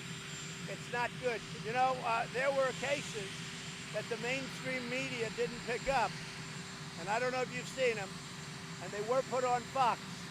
But there were numerous cases where women were paid money to say bad things about me. You can't do that. You can't do that. And those women did wrong things. That women were actually paid money to say bad things about me. But here's a case. It's an absolute disgrace that she's allowed to do that.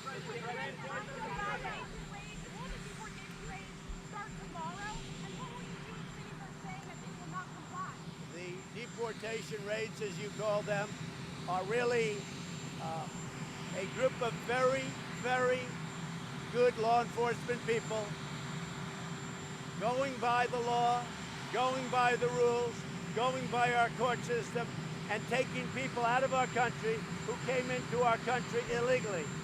They came into our country illegally, and we're taking them out legally. We're bringing them back to their country. I want to thank, while I'm here, I want to thank Mexico. So far, Mexico has been really good. They made an agreement, not probably because of tariffs, but they made an agreement, and so far they've really honored the agreement. A lot of things are changing, but again, if Congress gave us something quickly on asylum, something quickly on loopholes where we get rid of the loopholes, the border would be so beautiful. But the Democrats just won't do it. But maybe now they will, because there's no question you have a national emergency. They said that in the last caravan, they had hundreds of people that commit crimes trying to come into our country. We're not letting them. And now Mexico is bringing them back. But they had hundreds of people, hundreds, that were criminals in the last caravan. We cannot allow that to happen. We're not letting them in our country. One other thing, we're very focused on MS-13, getting them out. And I hope you're not going to stick up too much for MS-13. But we're very focused, ICE, these are fantastic people. We're very, very focused on getting MS-13 out of this country. How are you? Good. I was question on Iran. The 150 estimate has a few of it. The 150 estimate that you got late on Thursday night. Why was that different from the estimate you got earlier in the day from your national security team? It wasn't really. I didn't talk too much about that. Again, no decision to go forward was made because I said we'll meet at a certain time before and nothing goes forward until we meet. I didn't want anybody doing anything. And when we met, they gave me a rough estimate earlier, but I wanted a more accurate estimate. The more accurate estimate were, I won't go into the number of sites, but you've guessed that pretty much right. You have in particular, all right? But it was the number of sites, and it was on average 40 to 50 people in each site. And when they shot down an unmanned plane or drone, I didn't like it. That came from an attorney in the Pentagon and through the White House. No, that came from me. No, I mean the estimate came through. It did, but it was given to me by a general. I had a long talk with Dunford. He's a great gentleman. He was. Dunford did a great job. Dunford is a terrific man, and he's a terrific general. Yeah. I'll be talking about Iran at Camp David, yeah. We have a series of meetings and, more importantly, a series of very well-connected phone calls. We have a great phone system up there, and as you know, so I'll be doing a lot of work. We may release it later. We may. Look, Iran right now is an economic mess. They're going through hell. The sanctions have hit them hard. More sanctions are going to be put on, a lot more. It's hard to believe you can even put on, but it's a mess. All I want is no nuclear weapons. Under the horrible Obama deal, he gave them $150 billion. He gave them $1.8 billion in cash. Think of that, in cash. Many plane loads of cash. Gave him $1.8 billion in cash, and he got nothing. But the thing he really didn't get was good inspection rights, because the most primary places you couldn't go to, you couldn't inspect. We haven't seen them in years. The other thing he didn't get is time, because in a very short number of years, they will legally be able to make a nuclear weapon. That's unacceptable. And remember this, the deal wasn't even ratified in Congress. It never got proper, in terms of treaty, it never got proper authorization from Congress. So with all of that, it was very important to me, so we'll start all over. We could have a deal with them very quickly if they want to do it. It's up to them. But if Iran wants to become a wealthy nation again, become a prosperous nation, we'll call it, let's make Iran great again. Does that make sense? Make Iran great again. It's okay with me. But they're never going to do it if they think in 5 or 6 years they're going to have a nuclear weapon. I know too much about nuclear, a lot about nuclear, and let me just tell you, they're not going to have a nuclear weapon. If that's safe, and it has very little to do with the oil, because again, China gets its oil 91%, Japan gets its oil 60%, Indonesia, so many other countries. What it has to do with, very simply, is the fact is we're not going to have Iran have a nuclear weapon. And when they agree to that, they are going to have a wealthy country. They're going to be so happy, and I'm going to be their best friend. I hope that happens. I hope that happens, but it may not. Do you think the decision may have been different if it was 10 to 15 casualties instead of 100 to 115 casualties? Anything is a lot when they shoot down an unmanned, okay? So anything's a lot. I didn't like it. I didn't like it. Say it? If they shoot down another unmanned drone, we'll see. But I don't think that'll happen. I don't think that's happened. And if you notice, there was a plane with 38 people yesterday. Did you see that? I think that's a big story. Is that accurate? They had it in their sights and they didn't shoot it down. That was accurate? I think they were very wise not to do that, and we appreciate that they didn't do that. But they had a plane in their sights, 38 people on the plane, and they didn't shoot it down, and I think that was a very wise decision, and I think that's something that we very much appreciate. I have to say that your national security team brought you a plan with planned strikes and didn't have a fully formed estimate on casualties? No, they brought me a great plan, but I wanted to know at the end, I wanted an accurate count. They gave me very odd numbers. I wanted an accurate count as to how many people would be killed, how many Iranians would be killed. And as I said, coming from New York, I know a lot of Iranians. They're great people. Thank you very much. On North Korea! On North Korea! Always on the table until we get this solved. Yeah. We have a tremendously powerful military force in that area. It's always on the table until we get this solved. Thank you. Okay, thank you very much. I just spoke with Nancy Pelosi, and we had a good conversation having to do with the bill, humanitarian aid at the border for the children, mostly. And we are moving along very well with a bipartisan bill in the Senate. Spoke with Mitch, spoke to a lot of people. We're doing very well. It's very far along, and I believe the House is going to also be getting together with the Senate. Hopefully they can get something done.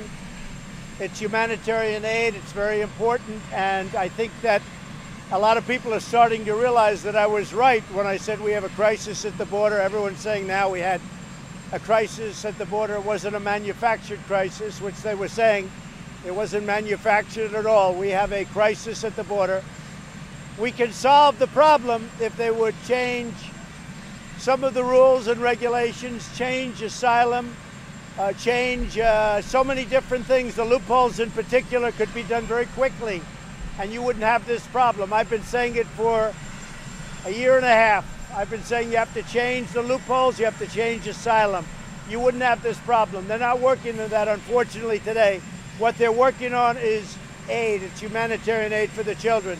It seems that the Senate is very close. I think that Nancy wants to get something done, and the Senate and the House will get together. I think they'll be able to do something very good. I'm heading, as you know, and some of you are coming with me, I'm heading to Japan, Osaka, and we're going to be meeting with a lot of different countries, many of whom have been taking advantage of the United States, but not so much anymore, and soon not at all anymore. So we appreciate it. Any questions? President, are you concerned in any way about Robert Mueller's testimony next month before Congress? No, look, the Mueller thing never stops. There was no collusion, there was no obstruction, there was no nothing. How many times do we have to hear it? It never ends. It just keeps going on and on. I've been going through this for 2 years, 2.5 years, and the criminal activity was on the other side with the fake dossier, the phony fraudulent dossier, and all of the other things they've done, the FISA courts, all of that, with the insurance policy by Strzok and his lover, Page. This is a disgraceful thing, and now we keep, I heard about it last night, and I just said, does it ever end? At what point does it end? It's a disgrace. No obstruction, no collusion. Now the Democrats want a do-over. So they had a do-over in the House, that didn't work. They had a do-over in the Senate, that didn't work. There are no do-overs. We spent a long time working with Mueller. I gave him all the witnesses he wanted. I gave him lawyers. I gave him people. I guess he interviewed 500 people, 2,500 subpoenas. They had everything they could possibly have. Nobody's ever had more. Nobody's ever been more transparent. And now it continues further. This is just a hoax. I call it the witch hunt, but it's really a hoax. It's the greatest hoax ever in the history of our country, and it's the worst political scandal on the other side. So we'll see, because a lot of things right now are coming out that are very, very bad what they did. But this just continues on. 2.5 years it continues. Yeah. Does the photo of the drowned immigrants cause you to rethink? Does that photo of the drowned immigrants I cannot. You gotta does the photo of the drowned immigrants cause you to rethink any of your policies? Well, that's like I've been saying. If they fixed the laws, you wouldn't have that. People are coming up. They're running through the Rio Grande. It's a rough, it can be a very rough river of sorts. I mean, there are times when going across the Rio Grande is very, very dangerous, depending on the time of year and the conditions and the rapidity of the water. And we know that. And we have many, many guards there. But people go through the guards. If we had the right laws that the Democrats are not letting us have, those people, they wouldn't be coming up. They wouldn't be trying. We're building the wall. It's under construction. A lot of it is under construction. We'll have over 400 miles next year by the end of the year. But it's very important. They can change it very easily so people don't come up and people won't get killed. Women are being raped on the journey up. You have these caravans. Women are being raped. And one of the terrible things, children are actually being brought into slavedom. If you look at what's happening, the cartels and the coyotes, they're getting rich because the Democrats refuse to change the loopholes. They refuse to change the asylum. In 1 hour, we could have it done. They want to have open borders, and open borders mean crime. And open borders mean people drowning in the rivers. And it's a very dangerous thing. How do you feel about the picture of the father and the daughter? I hate it. And I know it could stop immediately if the Democrats change the law. They have to change the laws. And then that father, who probably was this wonderful guy with his daughter, things like that wouldn't happen, because that journey across that river is a very dangerous journey. That's a very, very dangerous journey. And we don't think, and by the way, just so you understand, many other things happen. Look, you've seen it. Women being raped, women being raped in numbers that nobody believes in the caravans coming up. Now, I want to thank Mexico. They put 6,000 people at the border. The asylum policy is responsible for what happened. The asylum policy of the Democrats is responsible because they will not change the asylum policy, but now for the first time they're starting to talk about it.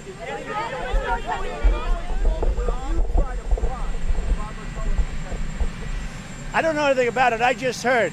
And my only response to Mueller is, does it ever stop? After all of these years and times and people, does it ever stop? And the Democrats use it to try and divert from what they have, because what they've done, if you look and you see, and it's just my opinion, tremendous criminal activity on their side. And they know it, and this is a diversion. But I ask you this, does it ever stop? Okay. I'll have a very good conversation with him. What I say to him is none of your business. Go ahead. There's a possibility. I'm meeting with Russia. I'm meeting with China. I'm meeting with many countries. We're meeting with many countries. We have many things. We've been ripped off by everybody over the years. They're not ripping us off anymore. A big difference right now. We're meeting with China. Just so you know, China has been paying us billions and billions of dollars. Until I got here, they never paid this country 10 cents. So we'll see what happens with China, with Russia, with Japan, with many countries. President, is the ball now in Iran's court? Say it. Is the ball now in Iran's court? As far as the ball's in no court. You know what? Iran can do whatever they want. It's just fine. I have plenty of time. But they have a country that's in economic distress. It's an economic disaster right now. They could solve it quickly, or they can solve it in 10 years from now. Whatever they want is fine with me. Whatever they want. I have all the time in the world. I'm sitting here, I have all the time in the world. In the meantime, they have very strong sanctions. They have to live with those sanctions, but Iran should do the right thing for their people. The problem is, I don't believe their leader, I'm not sure that their leaders care for their people. If they do, they'll make a deal. If they don't, they're just thinking about themselves. And they're selfish and they're stupid if that's what they're doing.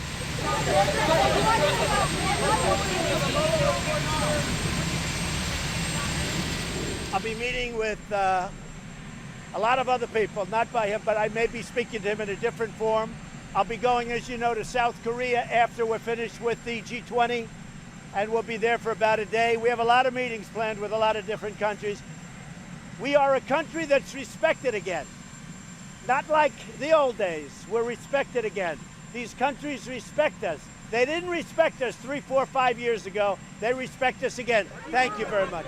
Thank you very much. We've had great economic numbers that came out. You saw that over the weekend. You saw it on Friday. We have just spectacular economic numbers. We're doing better than any nation on the planet. And we're very honored by that. In addition to which, we're paying interest rates, which the previous administration essentially didn't pay. So we've had tremendous numbers coming out, and that's a big thing. Our economy is doing incredibly. I want to congratulate the women's soccer team on winning the World Cup. That's an incredible achievement. It was a very exciting game. I got to see a little bit of it. And they're great players, and it's a great honor to have them capture it for the United States, 4th time, and that's a tremendous thing. So congratulations to the team on the World Cup. And if you have any questions, go ahead.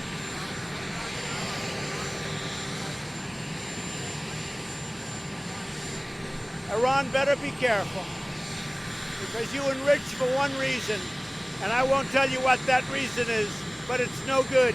They better be careful.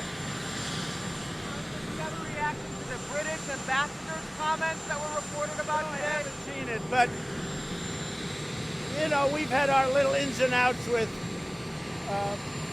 a couple of countries, and I would say that the UK and the ambassador has not served the UK well. I can tell you that. We're not big fans of that man, and he has not served the UK well. So I can understand it, and I can say things about him, but I won't bother. Yeah, we're moving ahead with the census. They're spending $15 billion or some ridiculous amount of money on a census. I don't know why we can't do that through the computers of the world, because frankly, that's the way you can do a census today, and probably a lot more accurately. But they're spending $15 to $20 billion on a census. They're asking everything except, are you a citizen of the United States? How ridiculous is that? So we are moving forward. We have a couple of avenues, and our Attorney General is doing a fantastic job in many ways, and I think he's got it under control. What about a presidential memorandum? We can do a memorandum, we can do an executive order, we're looking at different things, but there are other alternatives, and again, I believe our Attorney General, fantastic man, and I think he's got it very well under control. Yeah, I think the New York Times story is a hoax. I think anything the New York Times writes nowadays, they're really, they use the word unhinged. The New York Times, I call it the failing New York Times for a reason. Check out their unfunded liability and see what they're worth. They're a failing, they're already a failed New York Times. But when they write a story like that, I went to my people and they said, sir, it's not true. We told them about a crisis. They said it was manufactured. They laughed and they scoffed for months. And then it turned out that it wasn't manufactured. It's a crisis. We were right about that. We told them that the detention centers are really full and they've got to change the loopholes and they have to change asylum. They have to change the immigration laws. We can do it quickly, but we have no votes to do it because the Democrats won't vote. We need some of their votes. But the New York Times story is a fabrication. Now, I look at things and I saw visually, I had people there that told me the job that they are doing is incredible. And in all cases, if you look, people that came from unbelievable poverty, that had no water, they had no anything, where they came from, those are people that are very happy with what's going on because relatively speaking, they're in much better shape right now. The Border Patrol and all of the law enforcement that's working on the border, it's incredible what they're doing. They've had to become nurses. They've had to become janitors. They've had to become things that they were never trained to do, all because the Democrats refused to change the loopholes and the asylum laws, the immigration laws. So I think it's a disgrace.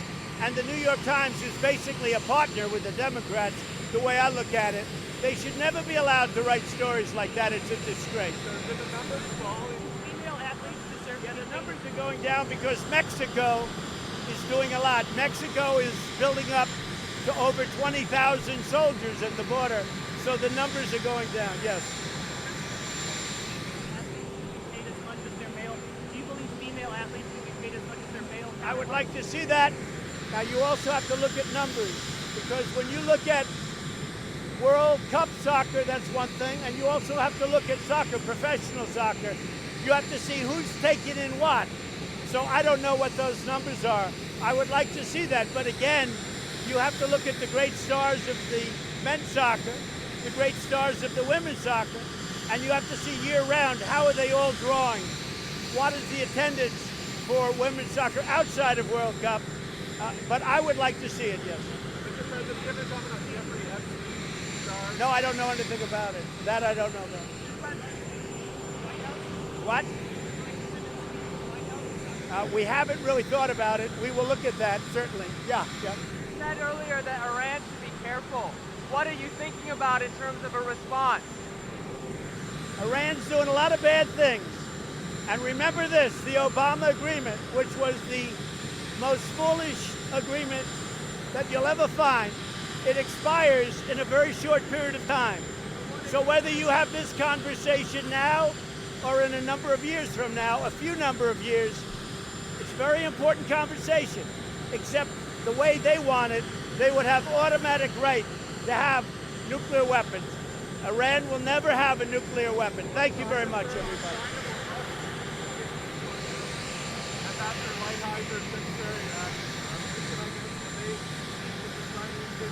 Well, we're doing very well with China. That's right. They're meeting, but most importantly, we're doing very well with the tariffs. We're taking in billions and billions of dollars from China. We've never taken in 10 cents from China. China has ripped us off during Obama and Biden. during, in all fairness, Bush and other presidents, and Clinton, obviously. And right now, China's not very happy because thousands of companies are leaving China and they're going to other places, including the United States, because they don't want to pay tariffs. And the other thing is China's paying the tariffs. They're devaluing their currency and they're pumping money in. That's paying for the tariffs. Our people have not been paying for the tariffs. Thank you. Thank you. Well, if the Fed knew what it was doing, they would lower rates and they would stop quantitative tightening. If you look at Europe, what they're doing is they're pumping money in and they're having rates lowered so they can compete with us. Just remember, the European Union was set up in order to compete with the United States, okay? And when they have a man, Draghi, if you look at what he's done, I mean, he's made them somewhat competitive. Now, despite everything, they're not doing well and we're doing great. Europe is not doing well at all, they're doing great. But we're put in an unfair playing field when they cut interest rates and when they pump in a lot of money. And we're doing just the opposite. We're taking money out and interest rates have gone up.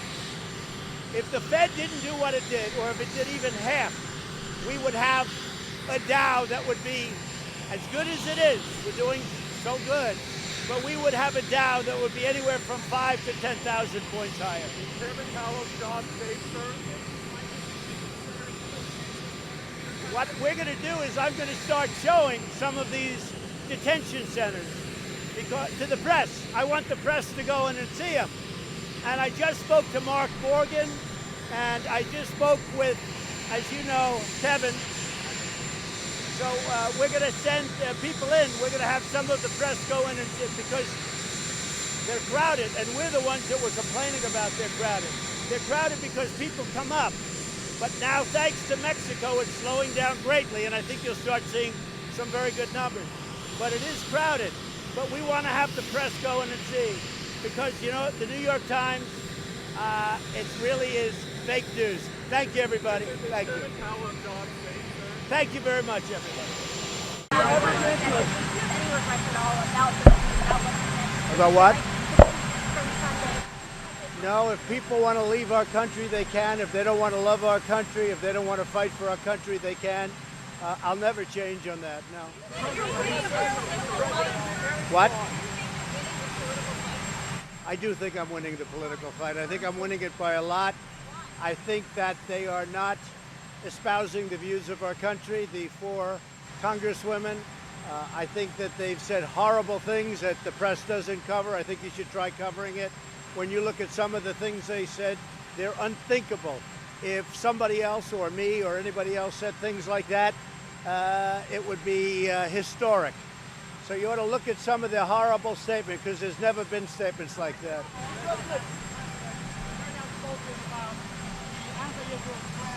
We have this friend, the Democratic Party. How do you think that all began, and is there anyone in particular you blame on that? Well, the Democratic Party is really going in a direction that nobody thought possible. They're going so far left, they're going to fall off a cliff. So I think they're making a big mistake, but who knows? That's up to them. Is your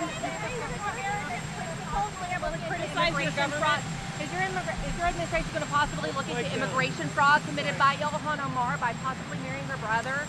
Tax fraud? Well, there's a lot of talk about the fact that she was married to her brother. I know nothing about it. I hear she was married to her brother.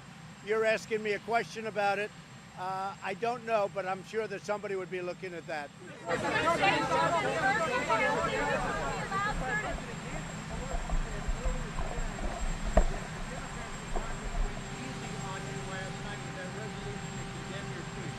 Well, I think the story last night was that 187 Republicans voted in favor of Trump and 4 voted against. I think that was the big story. That seems to be the story. This great unity of the Republican Party is very unfair what's happened with respect to the way, I would say Republicans are being treated, frankly, but certainly the way this president has been treated. In the history of our country, there's never been anything like this, and this should never be allowed to happen to another president again. Should never be allowed to happen. Despite that, We've created the greatest economy in the history of our country. We're doing things like nobody's ever done. We have the best job numbers in the history of our country. African American, Asian American, women, Hispanic American, best job numbers we've ever had. And I have to go because I see it starting to pour. Mr. President, young girls. If someone disagree with you, relishing this fight with the congressman, why do you think I'm not relishing the fight. I'm enjoying it because I have to get the word out to the American people. And you have to enjoy what you do. I enjoy what I do. The key is, it's not a question of relishing. They're wrong. They're absolutely wrong. That's not where our country wants to be. We're not going to go and we're not going to be a socialist country. It's not going to happen.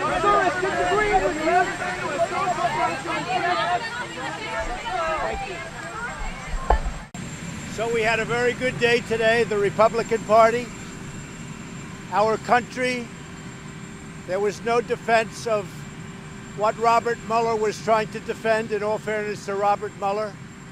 Whether his performance was a bad one or a good one, I think everybody understands that. I think everybody understands what's going on. There was no defense to this ridiculous hoax, this witch hunt that's been going on for a long time.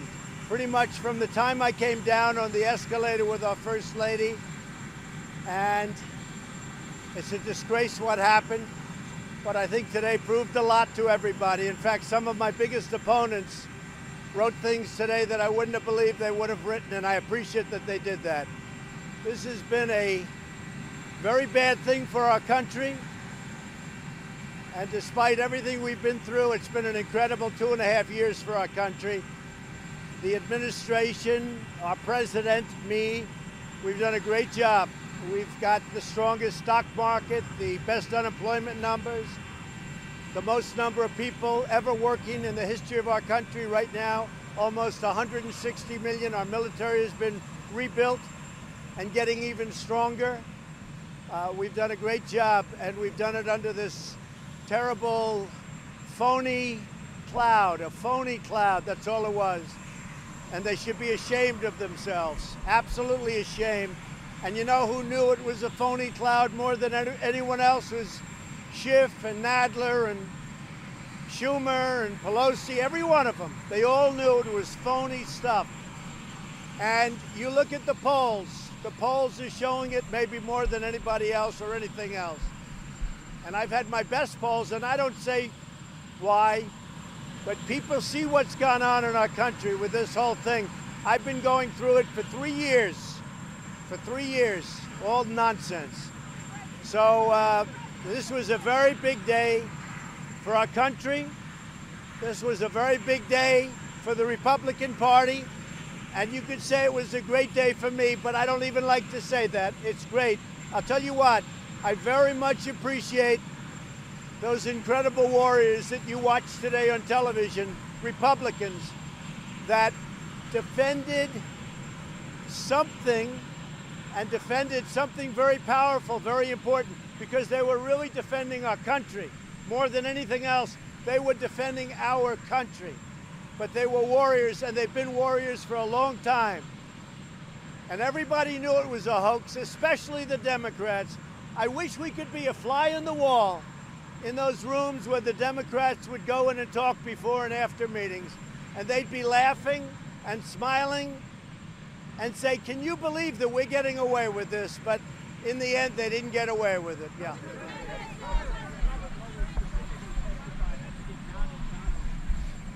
So there is no such a thing. He didn't have the right to exonerate. And you know, it's very interesting. People mention exoneration. That was something where he totally folded because he never had the right to exonerate. And it was covered very well by Congressman Turner and put to a conclusion. We were, if you take a look at not only the report, beyond the report, take a look at not what he said, but what he was forced to say. And even your networks and your network and your network and every one of these networks, they put up their hands. You know, we had a couple of cases with, actually we had about 6 cases where they asked our people, our representatives, television networks, please don't come in tonight. We're not going to be doing much on it. And the reason they're not, because it's over. Go ahead. Are you concerned you could be indicted out of office? You were talking so much about WikiLeaks, given Robert Mueller called that problematic. So WikiLeaks is a hoax just like everything else, and all of those problems having to do with crime were the biggest hoax of all. It was a witch hunt, a total witch hunt. And when you saw Robert Mueller's statement, the earlier statement, and then he did a recap, he did a correction later on in the afternoon, and you know what that correction was, and you still ask the question. You know why? Because you're fake news, and you're one of the most. And let me just tell you, the fact that you even asked that question, you're fake news, because you know what? He totally corrected himself in the afternoon, and you know that just as well as anybody. Caitlin.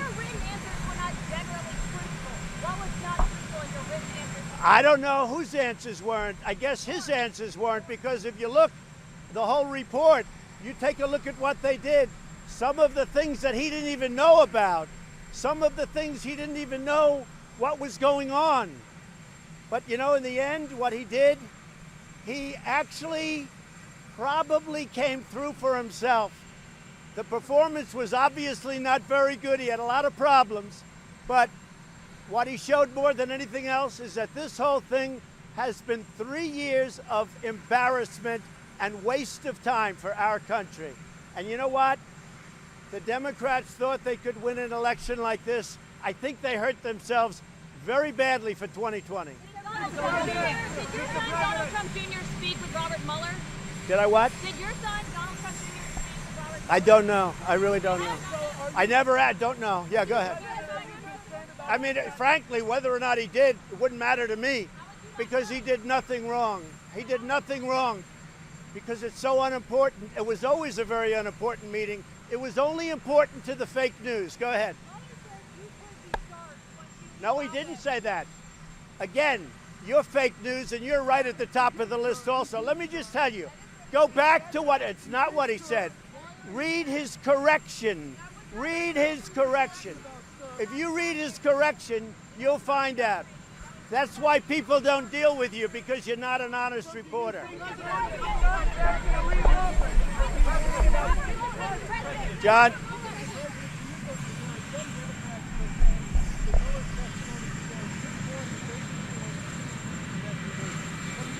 John, they are devastated. The Democrats lost so big today. Their party is in shambles right now.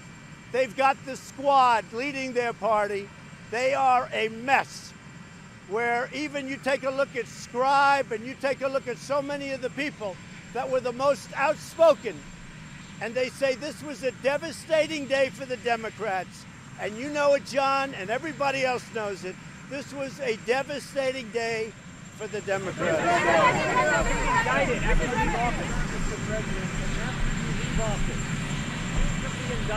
No, a very dumb and very unfair question.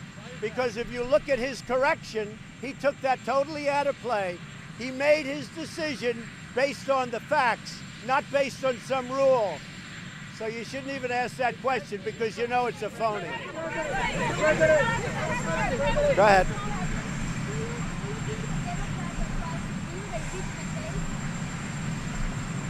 The Democrats had nothing, and now they have less than nothing. And I think they're going to lose the 2020 election very big, including congressional seats, because of the path that they chose. Now, who knows where it goes? From what I hear, they're giving up. But I just say, I know them too well. They'll never give up. They'll go back into the room and they'll try and figure something out. This whole thing has been, honestly, it's been collusion. It's been collusion with the media. It's been collusion with other countries. This has been a disaster for the Democrats, and I think we're going to win bigger than ever. Now, I'm going to West Virginia, one of the great states, a state that's doing, if you look at percentage up, I think it's number 1 or number 2 in the country, and nobody would have believed that. West Virginia is doing great. So I'm going to West Virginia. We did have a big case today. You know, we won the asylum case in Washington, which frankly, you should be asking about that because that's the real deal. I can't believe how nice you are today. Go ahead, give me a question. My question, Mr. President, is that even though he backed away from it, did you absolutely leave off with good faith indictment for us? No, because we did nothing wrong. The answer is very simple. Nothing was done wrong. This was all a big hoax. And if you look at it today, nothing was done wrong. Now, I believe what you're going to find a lot of things that were done very wrong, but that's going on now. That's something you haven't been writing about, and that has to do with the other side. That has to do with a thing called investigate the investigators. Let's see what happens. That's going to be very interesting. Do you think Robert Mueller did a good job in the investigation? Where are you at on that? Look, I think Robert Mueller did a horrible job, both today and with respect to the investigation. But in all fairness to Robert Mueller, he had nothing to work with. You know, you can be a builder, but if they don't give you the right materials, you're not going to build a very good building. Robert Mueller had no material. He had nothing to work with. So obviously he did very poorly today. I don't think there's anybody, even among the fakers, I don't think there's anybody that would say he did well. I looked at your people. They're saying it was devastating for the Democrats. And even, I will tell you, the two most nauseous and nauseating networks whose ratings have both gone down, way down, even they said this was a really bad day for the Democrats. So Robert Mueller did a poor job, but in all fairness to him, he had nothing to work with, David. Do you regret not talking to Mueller now that you've seen him in action? Look, I saw what he did to people, how he ruined people's lives because they didn't remember a date or something very minor. He ruined people's lives. The Democrats, they took people and they destroyed their lives. They went bankrupt because they couldn't afford the legal fees, and they were good people, many, many people. So when you ask me that question, all they have to do is see how nice this weather is. If I made a mistake and said I was talking to the media and it was a little bit rainy, a little bit overcast, they'd say, well, we have to do, he lied. Let me tell you, I've seen what they've done to people. I've seen how they've destroyed people like General Flynn and so many others. What they've done to people, no, I did the right thing. Mr. President, are you worried that... You said Mueller did a horrible job. You didn't know a lot about the report today. Why is that? Well, Mueller had no material. Sure, Mueller had no material to work with, and he did a horrible job. Obviously, his presentation was way off, but that's okay. It didn't matter. He had no material. There was nothing done wrong. In fact, things were done right. There was nothing done wrong. And certainly, I mean, look, I read the papers and I read the press and I read the internet. And if you see what's going on the internet, if you listen to the internet, this was one of the worst performances in the history of our country. So you know that very well. But I don't think anybody could have done a good performance. He had no material. It was a fake set of facts that the Democrats used and others to try and do really an illegal overthrow. But we're going to find out about that.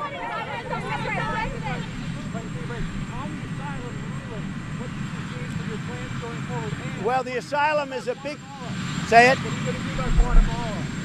So the asylum is a very big ruling. That was a tremendous ruling today. We appreciate it. We respect the courts very much.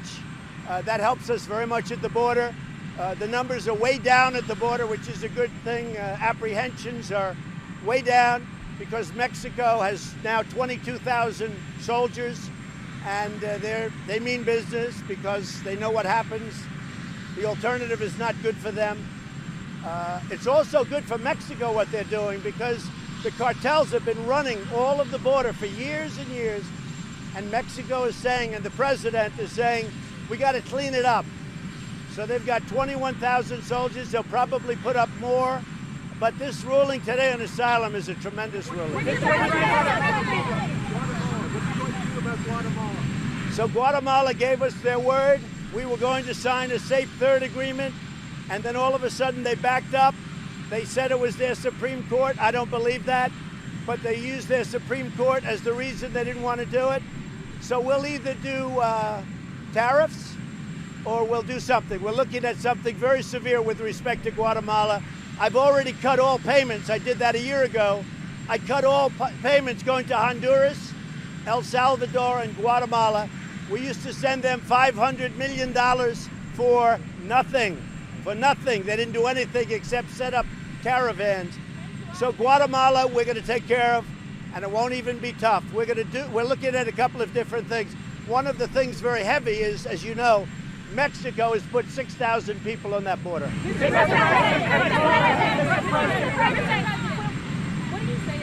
Robert Mueller? He said that you're lying from your investigation. Let me just tell you something. I know you always have a question. Lying by White House aides. You mean my White House aides lied? What about his aides? What about Mueller's aides? And then your answers are generally untruthful. What do you say to that? He's accusing you. He didn't say that at all. You're untruthful when you ask. You are untruthful when you ask that question. When you ask that question, you're untruthful. And you know who else is untruthful? You know who else is untruthful? His aides. And Weissman was untruthful. And Weissman got caught just like he did with Arthur Anderson, where he lost in the Supreme Court 9-0. His aides were very untruthful. And they put Mueller, not at all. They put Mueller in a very bad position. His aides put him in a very bad position. And if you were ever truthful, you'd be able to write the truth. No, I haven't. No, but I'm very happy. I haven't called Boris, but I'm very happy that he won. I'm very, very happy. You want to move the indictments for Strzok and Page and the investigators that you referred to? So what happened with Strzok and Page, meaning the two lovers, is a disgrace because they had a lot of text messages, and Mueller illegally deleted those text messages. And they didn't get too much into that because he forgot, he didn't really know, he didn't know too much, he didn't know anything. But Strzok and Page were texting. Don't forget, they were the ones with the, just in case you should lose, we're gonna have an insurance policy. This is the same Strzok and Page. So that was a very, very bad situation. What they did, and what Mueller did, he deleted their text messages back and forth, probably thousands of them. That's a serious problem. He shouldn't have been allowed to do it. Mr. President, will you remove the sunshine on behalf of... How will Mueller affect the 2020 election? I think it's going to help us because everyone sees now that this thing's been going on for so long. In all fairness to Mueller, this has gone on long before Mueller. This has gone on from sometime after we came down the escalator. And I got great poll numbers because from the beginning I was leading. And this really took place sometime right after we came down the escalator, the First Lady and myself. And I will tell you something, I think it's going to have a huge negative impact on 2020 for the Democrats. I just want to tell you the economy is doing fantastically well. We have people over in China right now. We're negotiating with China. We'll see what happens. We're either going to make a great deal or we're not going to make a deal at all. But a lot of great things are happening, and including with China. Our country has gone way up in terms of its differential. We're the #1 economy in the world. It's picked up tremendously in the last 3 years since I've been here. So a lot of great things are happening. A lot of really great things are happening. The economy is through the roof. I guess we'll hopefully get good decisions from certain branches of government. We'll see what happens. But we have a lot of good things happening. We were just speaking with the Department of Commerce, and we have interest in our country like we've never had before.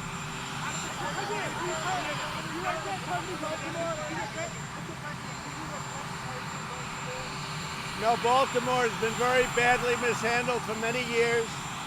As you know, Congressman Cummings has been there for a long time. He's had a very iron hand on it. It's a corrupt city, there's no question about it. All you have to do is look at the facts.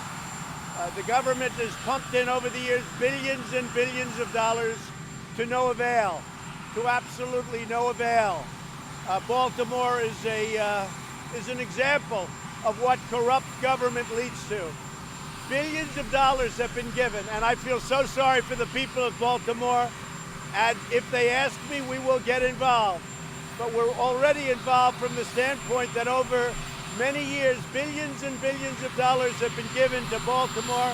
It's been misspent, it's been missing, it's been stolen with a lot of corrupt government. And as you know, Cummings has been in charge. Now, I will say this. I think that Representative Cummings should take his oversight committee and start doing oversight on Baltimore. He'd find out some real things.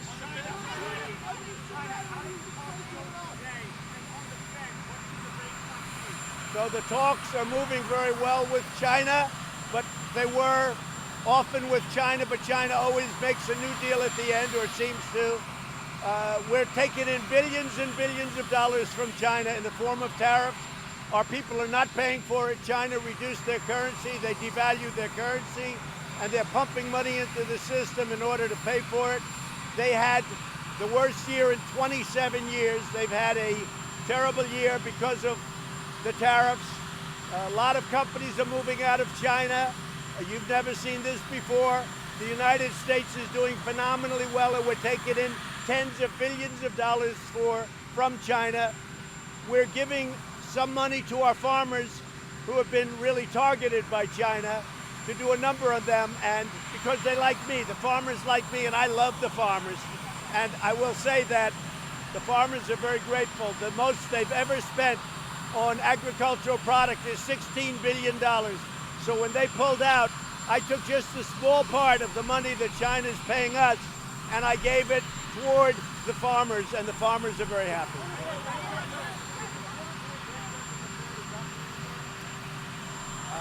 The Fed moved, in my opinion, far too early and far too severely. It puts me at a somewhat of a disadvantage. Fortunately, I've made the economy so strong that nothing's going to stop us. But the Fed could have made it a lot easier. I would like to see a large cut, and I'd like to see immediately the quantitative tightening stop. It should be stopped. For them to have done quantitative tightening and also higher interest rates simultaneously, I think was a big mistake. I also think that had they not done it, as good as we've done, we've set a record, as you will tell, as you will say, in the stock market. We have the all-time high in the history of the stock market. I think I would have been 10,000 points higher, and I think we would have been in the fours with GDP. President Obama had 0 interest rates. We have normalized interest rates. With 0 interest rates, anything happens, and yet we still blew his economy away.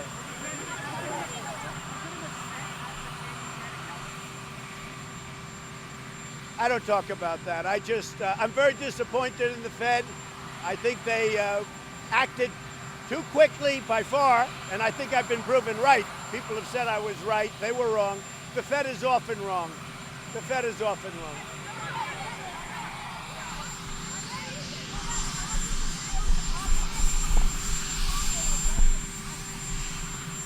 The Washington Post called Mitch McConnell what?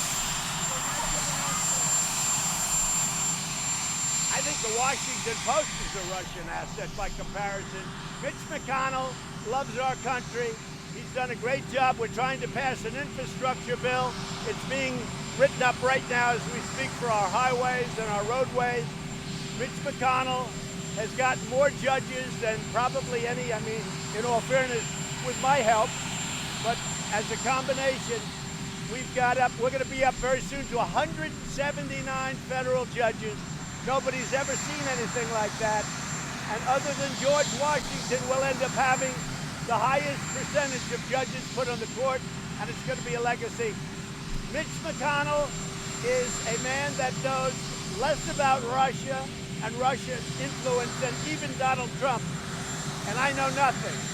So I think it's a horrible thing when a paper, which is really just a paper for the benefit of Amazon, the Washington Post, is fake news, just like the New York Times is fake news. put there for the benefit, the Washington Post, of Amazon. That's my opinion, and I think it's a disgrace.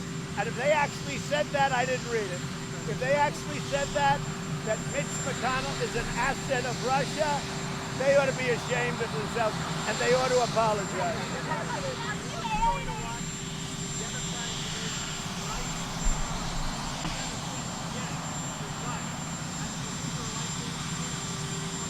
Well, I think right now, I am watching. I think right now it will be Sleepy Joe. I think. I feel he'll limp across the line. That's what I think. So what I think doesn't mean anything, but I know the other people. I know him. I think he's off his game by a lot, but I think, personally, I think it's going to be Sleepy Joe.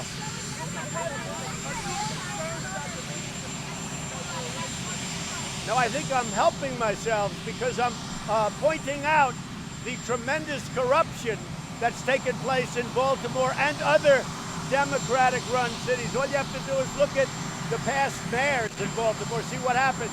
No, I think I'm helping myself, and I'll tell you what. The White House and myself and letters and emails and phone calls have received more phone calls than I think on any other subject of people from Baltimore and other cities corruptly run by Democrats thanking me for getting involved. Those people are living in hell in Baltimore. They're largely African American. You have a large African American population, and they really appreciate what I'm doing, and they've let me know it. They really appreciate it. And by the way, the numbers just came out. Unemployment for African American is the lowest it's been, the best numbers, meaning in the history of our country, the lowest in the history of our country. But people have called from Baltimore thanking me so much because all that money that's been spent over 20 years has been stolen and wasted by people like Elijah Cummings.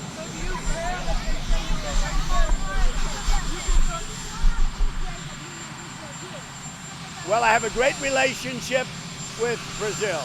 I have a fantastic relationship with your president, and he's a great gentleman. He was here, as you know. In fact, they say the Trump of Brazil. I like that. That's a compliment. And by the way, I think he's doing a great job. It's a tough job, but I think the president is doing a fantastic job. He's a wonderful man with a wonderful family. Yeah, we're going to work on a free trade agreement with Brazil. Brazil's a big trading partner. They charge us a lot of tariffs, but other than that, we love the relationship.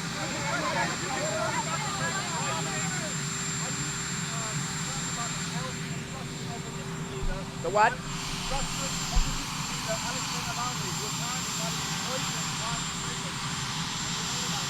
I've heard about it. I don't know about it, but I'll find out about it. This is new. I heard about it last night.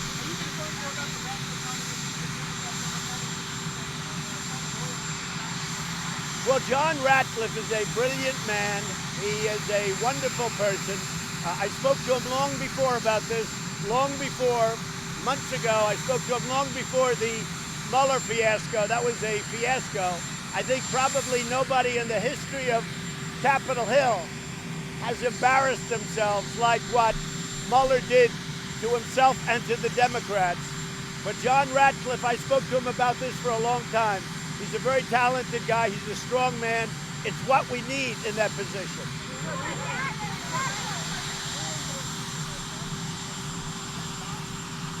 I am the least racist person there is anywhere in the world. When con men, who I've known almost all my business life, because I had to deal with him, unfortunately, in New York, but I got along with him, Al Sharpton. Now, he's a racist. He's a racist. But when people, let me explain to you. What I've done for African Americans in 2.5 years, no president has been able to do anything like it. Unemployment at the lowest level in the history of our country for African Americans. Nobody can beat that. You look at poverty levels, they're doing better than they've ever done before. So many things, opportunity zones, criminal justice reform. President Obama couldn't get it done. It was done, really the biggest beneficiary probably is African American. I got criminal justice reform done. President Obama couldn't get it done. No other president was able to get it done. What I've done for African Americans, no president, I would say, has done. Now, I'll say this. They are so happy, because I get the calls, they are so happy at what I've been able to do in Baltimore and other Democratic-run, corrupt cities. The money has been stolen, what they've done. It's been wasted and it's been stolen. Billions and billions of dollars. And the African-American community is so thankful. They've called me and they said, finally, somebody is telling the truth.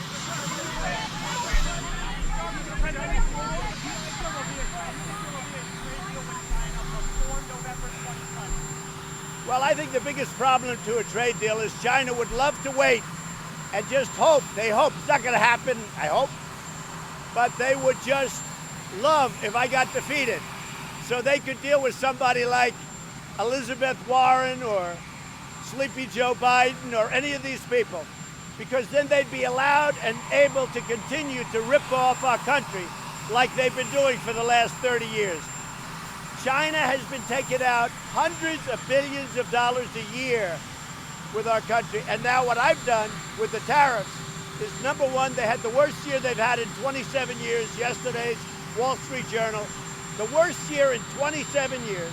Companies are leaving China by the thousands, and their prices are coming down. And I will tell you this, China is dying to make a deal with me. But whether or not I'll do it, it's up to me. It's not up to them. What? Well, I think China is willing to give up a lot, but that doesn't mean I'm willing to accept it. I think if China had their wish, they'd wait till after the election, they'll pray that Trump loses, and then they'll make a deal with a stiff, somebody that doesn't know what they're doing, like Obama and Biden, like all of the presidents before. Because what they've done is they've just picked our pockets as a nation. That's not happening with Trump.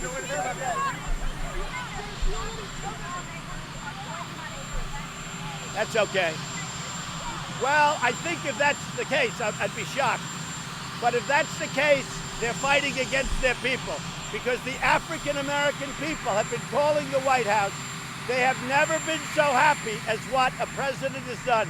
Not only the lowest unemployment in history for African Americans, not only opportunity zones for really the biggest beneficiary, the inner cities, and not only criminal justice reform, but they're so happy that I pointed out the corrupt politics of Baltimore.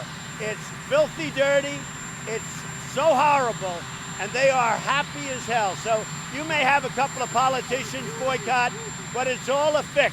It's all a fix. The fact is, African-American people love the job I'm doing because I'm working for them. I'm not working for the politicians.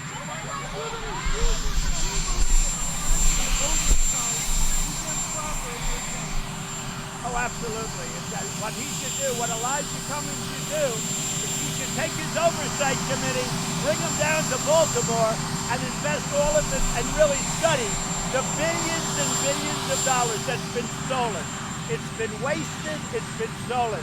They ought to take that beautiful waste of an oversight committee, go down to Baltimore and other Democratic-run cities, and take a look, see if you can find the billions that have been stolen.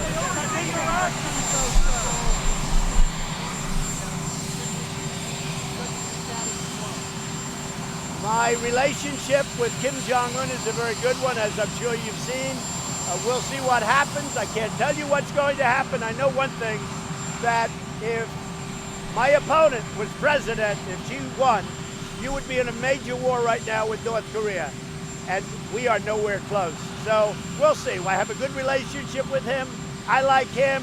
He likes me. We'll see what happens. Why do you like him? Why do you like him? At the right time, I'll visit. But the people of Baltimore are very thankful. They have let us know by the thousands of people, because of the fact that finally somebody is pointing out how corrupt Baltimore is, how billions and billions of dollars have been stolen. And the ones that like it the best, what I'm doing, are African-American voters. Those are the ones. Thank you. Yes. President Bush, they responded to your pathological liar. Why the tariffs against China now? And are you concerned about the nosedive of Dow today? No, I'm not concerned about that at all. I expected that a little bit because people don't understand quite yet about what's happened. We've taxed China on $300 billion worth of goods and products being sold into our country, and China eats it because they have to pay it, because what they do is they devalue their currency and they push money out. Our people haven't paid. As you know, we're also charging them 25% on $250 billion. So we're taking in many billions of dollars. There's been absolutely no inflation, and frankly, it hasn't cost our consumer anything. It costs China. Now, what has happened is a lot of companies are moving out of China so they can, avoid, and China's had a rough this is their worst year in 27 years, according to yesterday's Wall Street Journal. I don't want that. But when my people came home, they said, we're talking, we have another meeting in early September. I said, that's fine. But in the meantime, until such time as there's a deal, we'll be taxing them. We're getting very good numbers from the border. The 21,000 soldiers supplied by Mexico, and I want to thank Mexico. They're doing a great job. The numbers are way down at the border.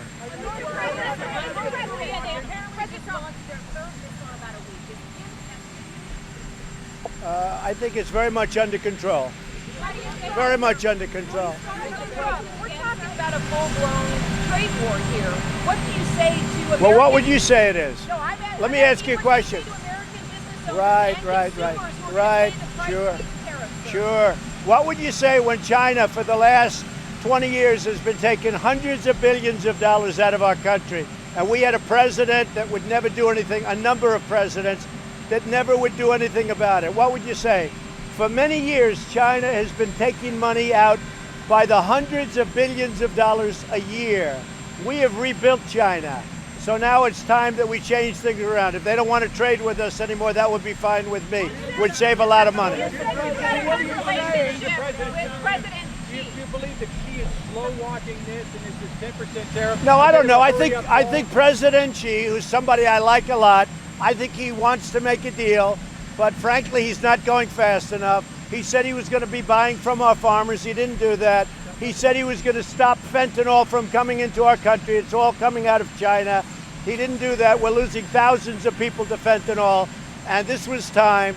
And very importantly, for many years, you know this better than anybody, you've been covering it for a long time. For many years, China has been taking out hundreds of billions of dollars a year and rebuilding China. It's time that we rebuild our country. And you know, the one thing I have to say, and you have to say this, what China is doing is they're devaluing their currency and they're pumping money out like they've never done before, and they're paying for these tariffs. We're not. Are you concerned by reports that the Chinese army may be preparing to intervene in Hong Kong against demonstrators? And what do you say to the accusation that the U.S. is somehow behind? Well, something's probably happening with Hong Kong, because when you look at, what's going on, they've had riots for a long period of time, and I don't know what China's attitude is. Somebody said that at some point they're going to want to stop that, but that's between Hong Kong and that's between China, because Hong Kong is a part of China. They'll have to deal with that themselves. They don't need advice. What's your response? You put a date of September 1. You put a date of September 1 on these tariffs. Are you giving Xi a chance to negotiate himself out of it? No. It's September 1. The reason is it takes a long time for the ships to come over, and it's a period of time. So I'm giving a 4-week period of time before the tariffs go on. But we're now taking in tariffs on 10% on over $300 billion and 25% on $250 billion. And it's been proven that our people are not paying for those tariffs. Your response to the Democrats who say that you're Mr. President. Go ahead. About North Korea launched missile yesterday. How did you feel about that? Short-range missiles, we never made an agreement on that. I have no problem. We'll see what happens. But these are short-range missiles. They're very standard. And so your response to Bernie Sanders Go ahead, what? that you are a Go ahead. Mr. President, are you concerned concerned about reports that your DNI nominee, Congressman Ratcliffe, has embellished his record at all? The Democrats plan to oppose his nomination? Congressman Ratcliffe is an outstanding man, and I'm sure that he'll be able to do very well. I think he's just outstanding, highly respected by everybody that knows him. What will you do on Huawei to give relief to that company? Well, we've not changed on Huawei. We're not allowing Huawei into our country. We're not changed on that. We can do business for non-security things with Huawei because that's, we'll do that. But anything having to do with national security, we're not dealing with Huawei. President, what do you think about the decision? What do you think about the decision to not prosecute James Comey for leaks? Well, I haven't actually heard that. I know there's a lot of things going on. That's a piece of it, I guess, but I really don't know. I haven't spoken to them about that. I would frankly be surprised because what James Comey did was illegal. So I would be surprised, but I don't know anything about that. Are you prepared to tell your supporters to stop if they begin chanting something problematic? I don't know what's going to happen. I can tell you this. I'm going to Cincinnati. The arena is a very large one, and we've sold it out. We could sell it out probably 10 times from what I hear. The applications for seats, as you know, never had an empty seat. The applications are very big. I have no idea. We have a great group of people. They love our country. They love the job we're doing. And when they see the kind of people that want to represent us from the last 2 nights, that's not what they want. I don't know. I can't tell you whether or not they're going to do that chant. If they do the chant, we'll have to see what happens. I don't know that you can stop people. I don't know that you can. I mean, we'll see what we can do. I'd prefer that they don't. But if they do it, we'll have to make a decision then. I do have a message. My message is for the people I'm going to. So we had over 100,000 applications for whatever the size of I think it's a 14,000 seat arena, but we're way over 100 and I think 122,000 applications for those seats. You know what my message is? I love them. And I think they love me. I actually think they love me.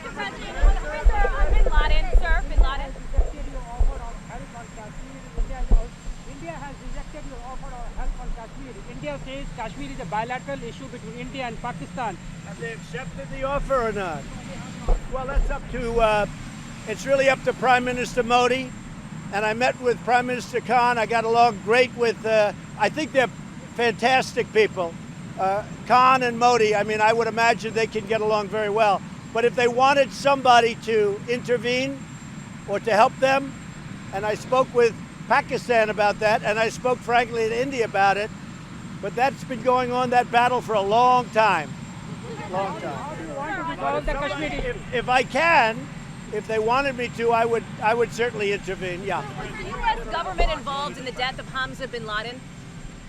I can't comment about that, but he was very threatening to our country. He was saying very bad things about our country.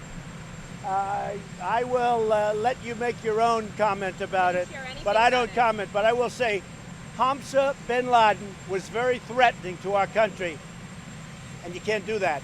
But as far as anything beyond that, I have no comment. Mueller said last week that Russia is interfering in U.S. elections right now. Did you raise that with Vladimir Putin yesterday? You don't really believe this. Do you believe this now? Okay. Did you raise that with President Putin yesterday? We didn't talk about that. I spoke with President Putin of Russia yesterday. They're having massive fires in their forests. They have tremendous, I've never seen anything like it. It's very big. I just offered our assistance because we're very good at putting out forest fires, frankly. And if they should need it, I offered our assistance. We had a good talk, a short talk, but a good talk. And I think he appreciated it. So we would be able to help them. These are massive fires like I haven't seen. That was the primary importance of the conversation. And I think they very much appreciated it. You're on the bed right now.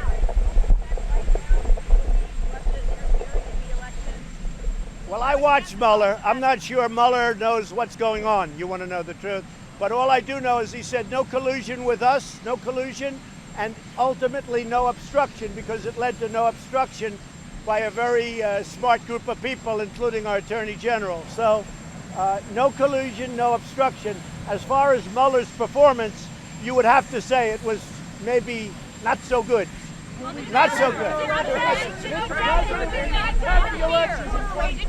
tell Putin not to interfere? So our country's doing very well. We're setting records in every way, including employment, unemployment. We have now more people working in the United States than ever before.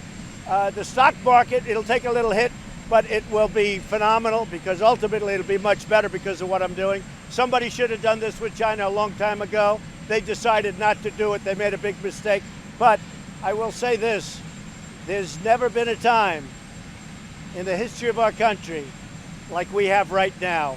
The highest number of people employed, the best employment numbers for African American, Hispanic, women, for everybody. I mean, the best numbers we've ever had. Our military is being rebuilt and it's almost fully rebuilt. It's going to be at a level in a very short period of time, stronger and better than ever before with new aircraft, new missiles, new everything. Hopefully we don't have to use it. Go ahead. Mr. President, what did you think of the Democratic debate last night, Biden, and specifically the charge from Congresswoman Gabbard that you're assisting Al-Qaeda? So, yeah, nobody knows what she meant by that. I think even you probably didn't like that statement, John. She doesn't know what she's talking about. If you remember, a short while ago, I defeated ISIS. We have 100% of the caliphate. So, you know, you're always going to have somebody around. Where right now we have captured over 10,000. We have 2,500 ISIS fighters that we want Europe to take because they were going back into Europe, into France, into Germany, into various places. So we have right now 2,500 ISIS that we captured. We've captured 100% of the caliphate, and we've done a big job on Al-Qaeda and everybody else. So for her to make that statement is ridiculous, frankly. For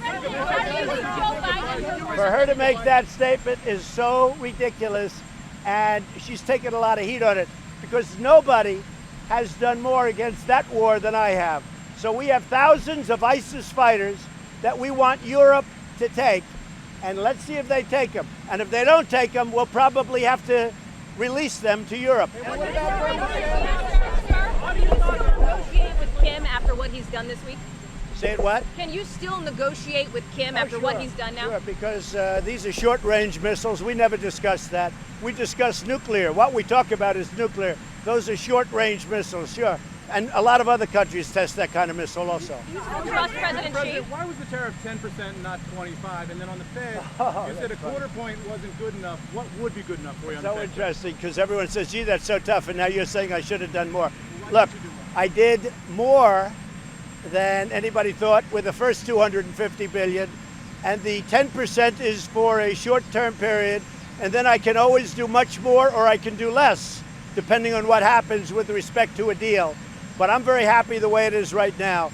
My people came back.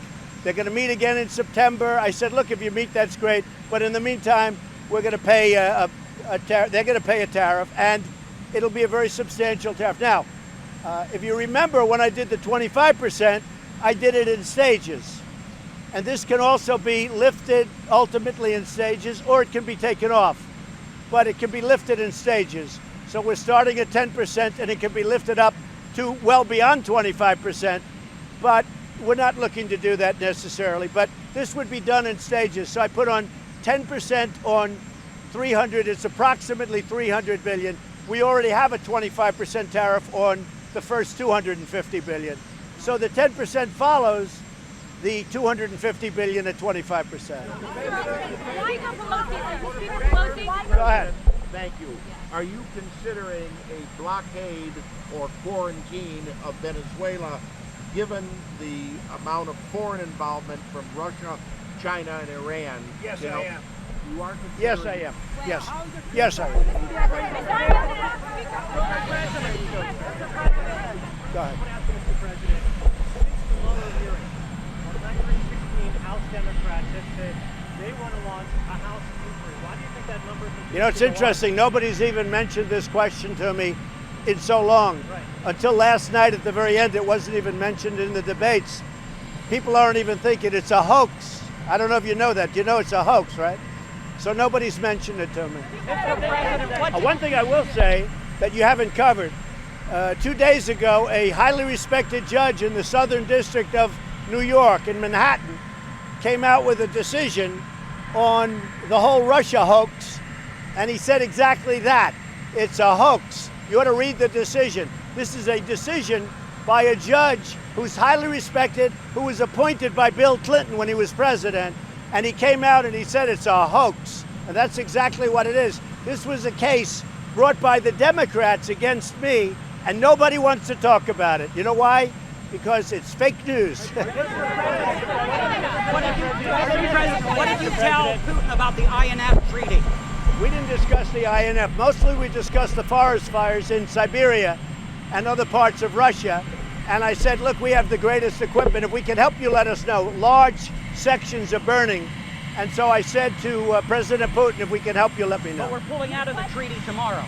We'll see what happens. By the way, I will say, Russia would like to do something on a nuclear treaty, and that's okay with me.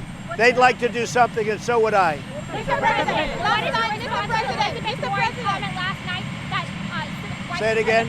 What's your response to Elizabeth Warren's comment last night that white supremacy should be considered domestic terrorism? Well, I think I've watched Elizabeth Warren, sometimes referred to as Pocahontas, with her phony try at an ancestry that she didn't have. I've watched her, and I don't know, to me she doesn't have credibility. It's possible I'll have to run against her, but everything she did was a fraud. She got into colleges, she got teaching jobs, she said she was of Indian heritage. It turned out to be a lie. So Elizabeth Warren really has a big lack of credibility. One question for our The which?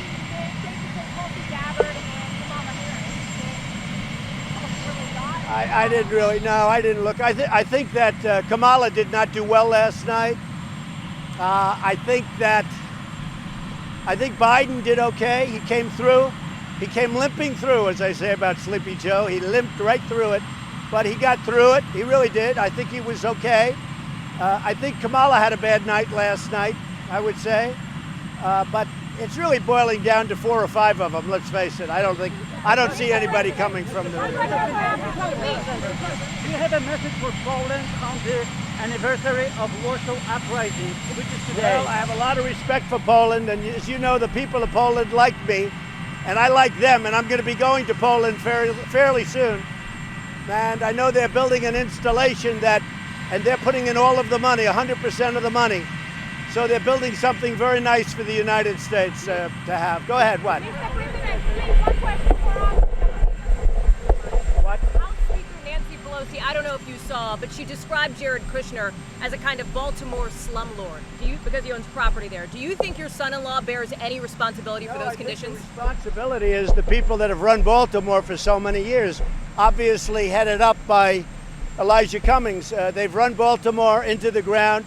We've given billions and billions of dollars to Baltimore. The people of Baltimore appreciate what I've done for them by bringing this up.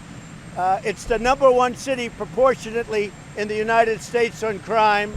I saw a statistic where it's worse than Honduras right now. And I think what the people of Baltimore, I think they really appreciate what I'm doing. The money was stolen or misspent or wasted. And a lot of things happened, a lot of bad things. But the government for many years has been very good to Baltimore. We have to help the people. Elijah Cummings has not helped the people, but maybe at some point we'll get together and we'll get it straightened out. But what happened in Baltimore is disgraceful. And it's not only Baltimore, it's other Democrat-run cities. And you ought to report on it sometime. Thank you.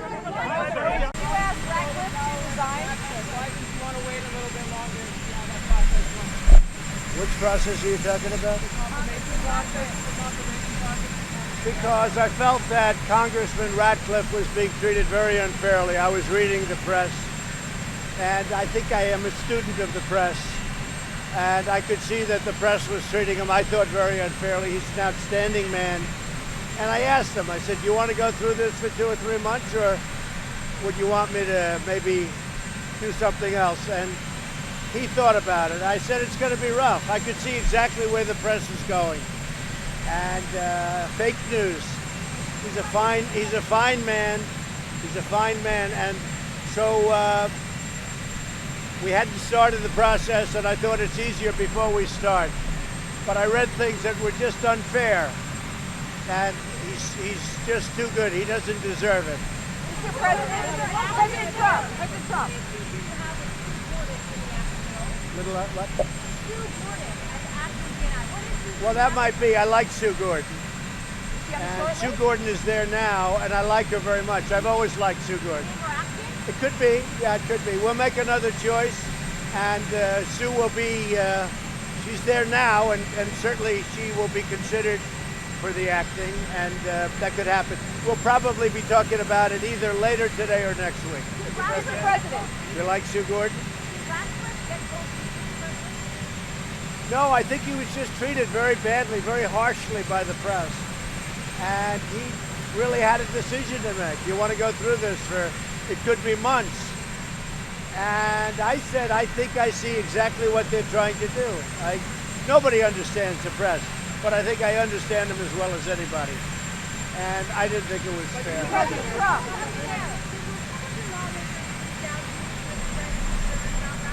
No, they didn't. I think he would have had support. But again, we were very early in the process. We hadn't even started. So we were very early in the process. And I think he would have had good support, certainly from the Republicans. You what? They were pretty chilly at first. I haven't seen that. I can tell you the Democrats were chilly. That's for sure. But the Republicans, I think, would have been very good. But a lot of the Republicans didn't know John. But I think he would have had good receptivity, and he was getting that. But I believe he made the right decision.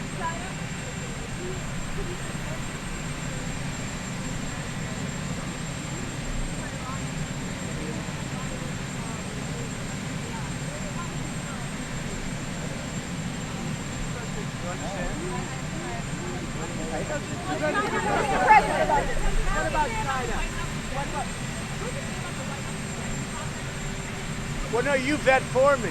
I like when you vet. No, you vet.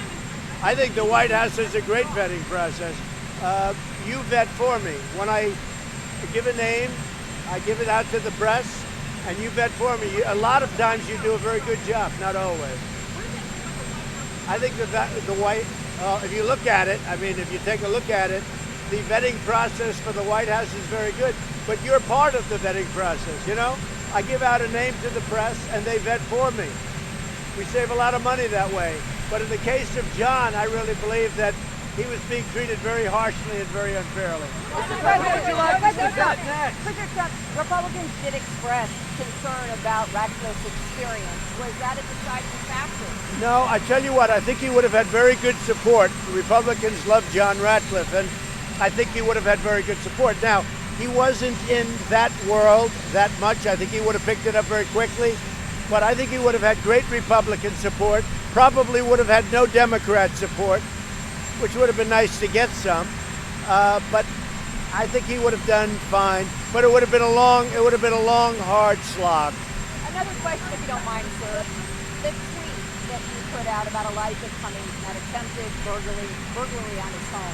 Nikki Haley saying it was so unnecessary. What did you say to Nikki Haley? Well, that's okay. I don't mind that. The tweet itself was just really a repeat of what I heard over the news. I know his house was robbed, and I thought that was too bad. That was really not meant as a wise guy tweet. I mean, his house was robbed, and it came over the news at a certain moment last night, and I had just mentioned it. What does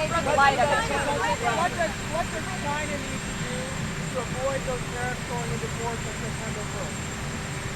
Well, I think China, number one, you have to understand, we are so far behind. We have been treated so badly, and I don't blame China. I blame our past leaders, our past presidents, our past trade representatives. They've done a terrible job. China, we can't just go and make an even deal with China. We have to make a much better deal with China, because right now they have a very unfair playing field, and I'm turning it around. So we're getting 25% of $250 billion, and now we'll be getting 10% of probably close to $350 billion. It's a lot of money. China has to do a lot of things to turn it around, but you'll be seeing they've got to do a lot of things. It goes on September 1st, and frankly, if they don't do them, I can always increase it very substantially. In other words, I could increase it. If I wanted to, I could increase it to a very much higher number. Mr. President, what is bailout for farmers? Well, it's in a process right now. I know the case very well. It's a very sad situation. It's heartbreaking. But that's in a process right now, so I'm not going to get involved in the process. As you know, they're going to be making a final decision, I guess, over the next 10 days. So I won't interfere with the process. How many troops are you deploying from Afghanistan? Say it? How many troops are you deploying from Afghanistan? Well, we've been moving it down. We've been moving it down from Syria. We defeated the ISIS caliphate, and we have now 100% of that. We have 2,500 prisoners, and Europe is going to have to take them, or somebody's going to have to take them. But we have 2,500 ISIS prisoners, and we've told Europe, hey, some come from France, some come from Germany, but they're going to have to take them. So we'll see what happens. But we've pretty much reduced, we've taken it way down in Syria. Ultimately, it'll be down to a very few people, if any. With respect to Afghanistan, we've made a lot of progress. We're talking, but we've also made a lot of progress. We're reducing it. We've been there for 19 years. We're really serving as policemen. We could win Afghanistan in 2 days or 3 days or 4 days if we wanted, but I'm not looking to kill 10 million people. Mr. President, What about it? We could win that war very easily. I could win that war in a week if I wanted to, but I'm not looking to kill 10 million people, okay? Many of them would be innocent people. I'm not looking to do, and I'm not talking nuclear, by the way. I'm talking totally conventional, but I'm not looking to kill millions of people in Afghanistan. That I can't tell you. I mean, you know, we'll find out. Mr. President, Republican Congressman Will Hurd announced he's not running for re-election. He's the eighth Republican to say that. He's been critical of you and your tweets about the squad. What's your reaction to him not running? Well, I hear he's done a good job. I don't know Congressman Hurd, but I've heard he's done a good job. We differ on certain subjects, but I've heard he's actually done a good job. It's too bad he's leaving, but really don't know him. Mr. President, who else is on your short list to replace Coke? So I do have a short list. I have a list of a few people. We're looking at very well-known people. People where the vetting would go very easily because that's what they've been doing. They're in the intelligence world. So we do. I have a list of 3 people that I'm going to be working on over the weekend. We're going to Bedminster. I'll be working on that over the weekend, and probably on Monday I'll give you an answer. And I do like Sue Gordon very much as acting, as per your. Who are the other 2, Mr. President? Who would you like to debate, Mr.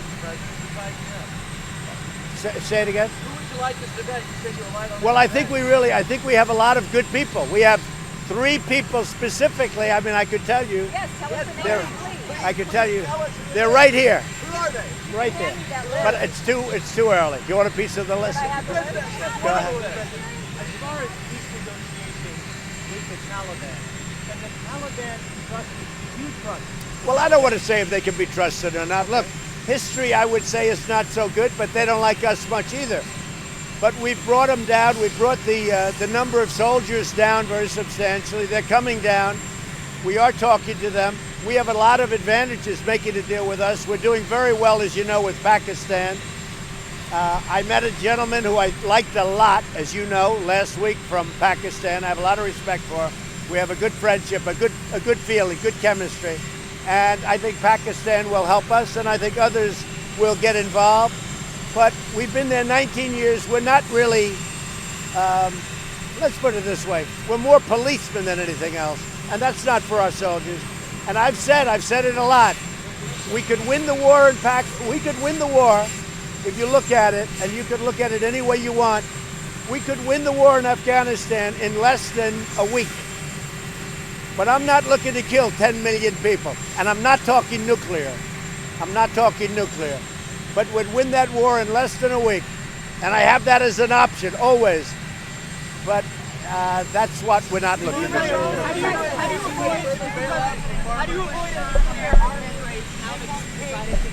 So with Russia, we have been speaking to Russia about that, about a pact for nuclear so that they get rid of some, we get rid of some. Would probably have to put China in there, but right now we're number one, Russia's number two, and China's number three, but China's quite a bit down in terms of nuclear. China's much lower, but we would certainly want to include China at some point. But I would think that the relationship is good. We're trying to have a good relationship. It's very hard in light of the phony witch hunt, which is now dead. But I will say this, with Russia, if we could get a pact where they reduce and we reduce nuclear, that would be a great thing for the world. And I do believe that'll happen. We have discussed it. I've also discussed it with China. I've discussed it with President Putin. I've also discussed it with China. And I will tell you, China was very, very excited about talking about it, and so is Russia. So I think we'll have a deal at some point, but the particular pact you're talking about that expired as of today, they weren't living up to their commitment, and I said if they're not going to live up to their commitment, then we always have to be in the lead. You know, I've redone our nuclear. We have new nuclear coming. I hate to tell that to people. I hate to say it because it's devastating, but we've always got to be in the lead. Hopefully, and hope to God you never have to use it. Say it. We have new everything. We have the finest military in the world. We make the finest equipment in the world by far. Whether it's fighters, whether it's missiles, whether it's the ships, whether it's submarines. There's nobody to compete with us. But if we could hold off spending by getting a pact with Russia and with China, that would be very good for all three countries.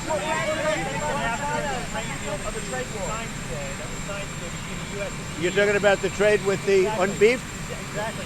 Can you now resolve quickly all of the trade disputes with the EU? EU is very tough to deal with. They're very difficult. They have barriers. They had barriers on beef. We broke that barrier today. I appreciate it. It's a group of countries, as you know. We love those countries, but for dealing with them, they're very, very difficult. But we did a very big deal today, beef, and we're going to be selling them a big percentage of their beef, and that's great for our ranchers and farmers. So we were happy to do it. Auto tariffs off the table, or are you still? Auto tariffs are never off the table. If they would not treat us fairly, which they're not. I mean, you know, it's right now. Look, the EU has tremendous barriers to us, but we just broke the first barrier, and maybe we broke it because of the fact that if I don't get what we want, I'll put auto tariffs, because it's all about the automobile and it's all about the tariffs. If I don't get what I want, I'll have no choice but maybe to do that. But so far, they've been very good. And I want to thank Mexico. The numbers are way, way down, apprehensions. The numbers are way down. Mexico, they have about 21,000. They actually now have maybe more than that on our border. They have another 6,000 on their northern border, okay? If you view it that way, their northern border near Guatemala. And I will tell you, Mexico is doing a great job.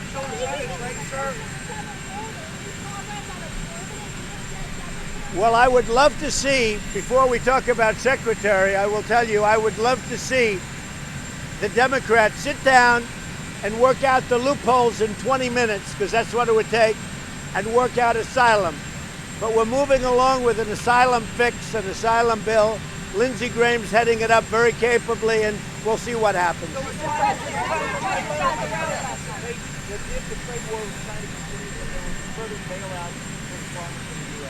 I'll always help our farmers. Our farmers were targeted by China, and our farmers, frankly, these are great patriots. I'll always help our farmers. There'll be a time when the biggest beneficiary of what I'm doing with respect to China and trade generally, you're seeing it with the EU. They couldn't do the cattle thing at all. Beef, they couldn't do it at all. And now all of a sudden this came out of nowhere. Our farmers will ultimately be the biggest beneficiaries, and they know that.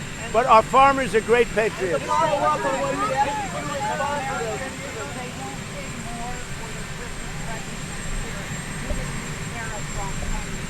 No, what happens is China devalues their currency, and China also is pouring money out, and that will pay for the tariffs. It's a total misnomer. Now, I don't say that with all countries, but with China, they're very highly sophisticated, but so are we, more than anybody would understand. All you have to do is ask China. All you have to do is ask China. But let me just explain. So China is devaluing their currency, and they're also pouring money in. Their currency is going to hell, but they're also pouring money in, and that will totally pay for the tariffs. The tariffs are not being paid for by our people. It's being paid for by China because of devaluation and because they're pumping money in. Thank you. Thank you, everybody.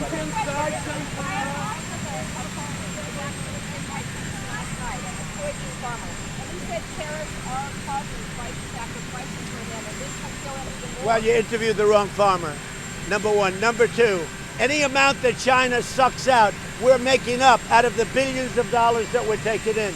Remember this, our country is taking in billions and billions of dollars from China.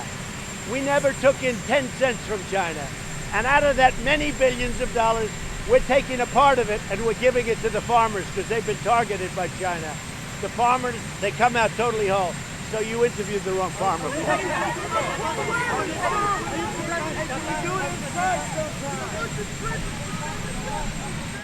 Thank you very much.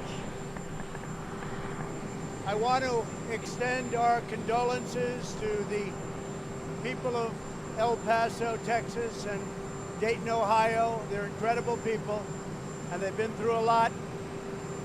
I just want to also thank the law enforcement in both places. The job they've done is incredible. I also want to congratulate them. I mean, nobody could have done what they've done. This could have been as bad as it was. It could have been so much worse. I just have to thank them. The job they've done is incredible. They were right on the ball in El Paso. They were there so quickly, and in Dayton in less than a minute. Think of the damage he did in such a short period of time. In less than a minute, the law enforcement acted and killed him. And it would have been unbelievable.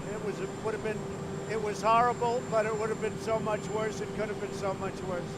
I just want to say that these are two incredible places. We love the people.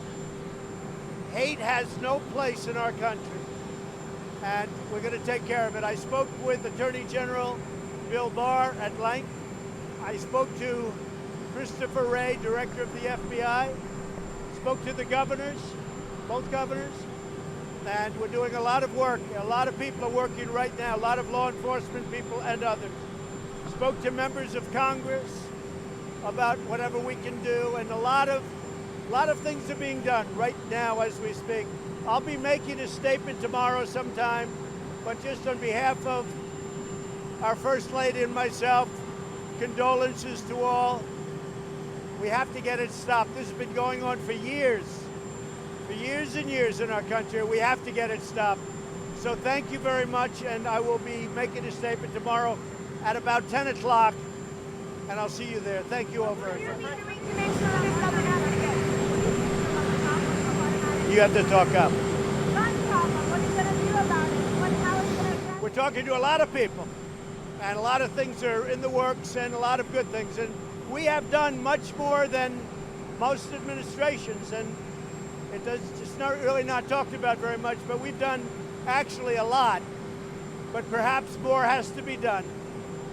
But this is also a mental illness problem. If you look at both of these cases, this is mental illness. These are really people that are very, very seriously mentally ill. So a lot of things are happening. A lot of things are happening right now. And I will see you tomorrow at 10 o'clock. Thank you. So we're going to Dayton first, and then we're going to El Paso. And we'll be meeting with first responders, law enforcement, some of the victims, and paying my respects and regards. I'll be going with the First Lady. And it's a terrific opportunity, really, to congratulate some of the police and law enforcement. The job they've done was incredible, really incredible.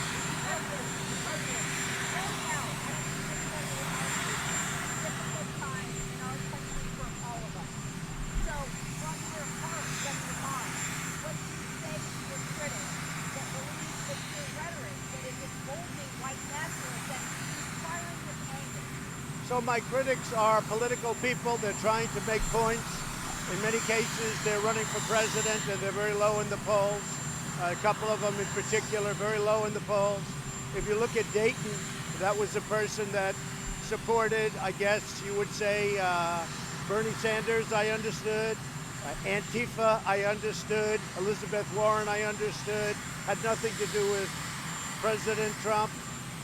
So these are people that are looking for political gain. I don't think they're getting it.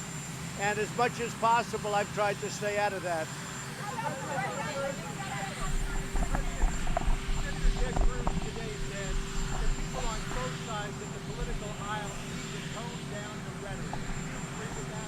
Well, I do agree, but I think we have toned it down. We've been getting hit left and right from everybody.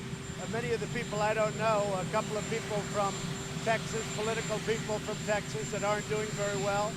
I guess somebody said the mayor, I had one very nice conversation with the mayor of Dayton, could not have been nicer. And then she goes and says, I tried to call it. Well, I spoke to her and I didn't receive any calls. So they're trying to make political points. I don't think it works because, you know, I would like to stay out of the political fray.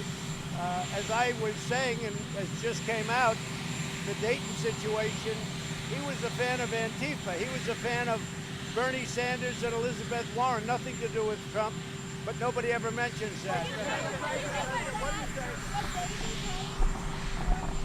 Say it?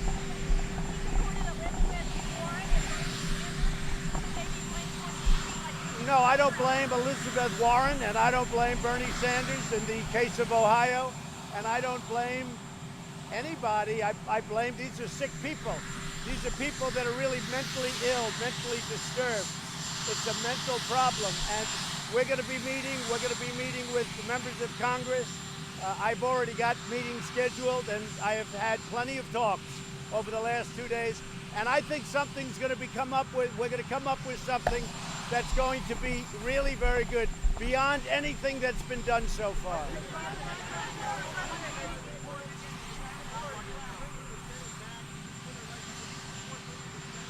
Well, we're going to see where we are. We're dealing with leadership right now. And you know, you have two sides that are very different on this issue. And let's say all good people, but two sides that are very different. If we get close, I will bring them back.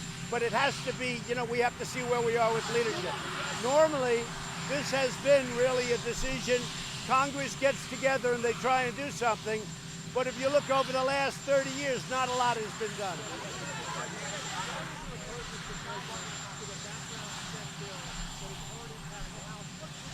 Well, I'm looking to do background checks. I think background checks are important. I don't want to put guns into the hands of mentally unstable people or people with rage or hate, sick people. I don't want to, I'm all in favor of it.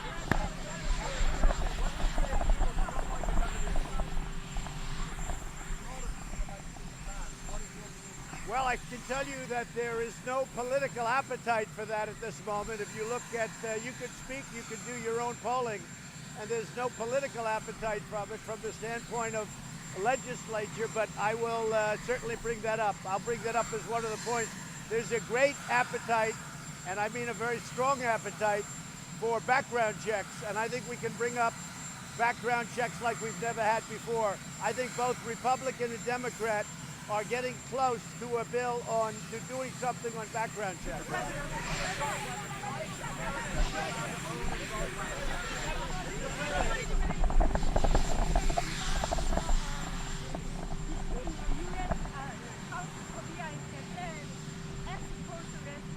Yeah, South Korea and I have made a deal. They've agreed to pay a lot more money toward the United States. As you know, we've got 32,000 soldiers on South Korean soil, and we've been helping them for about 82 years, and we get nothing. We get virtually nothing, and South Korea and I have made a deal where they're paying a lot more money, and they're going to pay a lot more money, and the relationship is a very good one.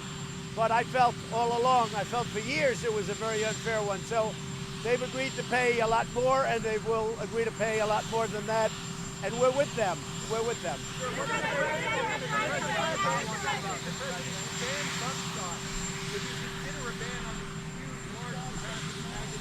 So you have to have a political appetite within Congress, and so far I haven't not seen that. I mean, I can only do what I can do.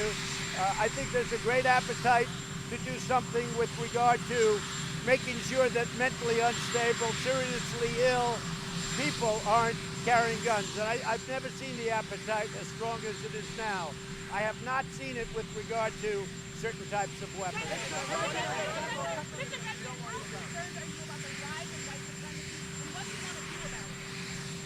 I am concerned about the rise of any group of hate. I don't like it. Any group of hate, I am, whether it's white supremacy, whether it's any other kind of supremacy, whether it's Antifa, whether it's any group of hate, I am very concerned about it, and I'll do something about it.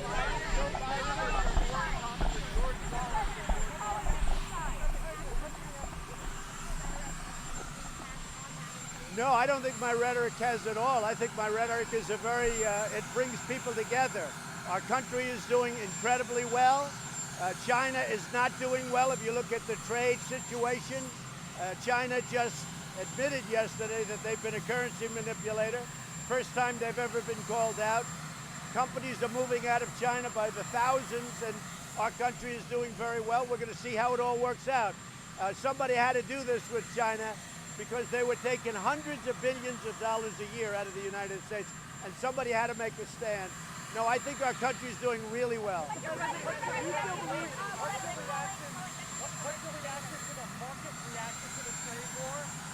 I think the market reaction is anticipated. I would have anticipated. I would have maybe anticipated even more, but ultimately it's going to go much higher than it ever would have gone, because China was like an anchor on us. China was killing us with unfair trade deals. The people that allowed that to happen are a disgrace.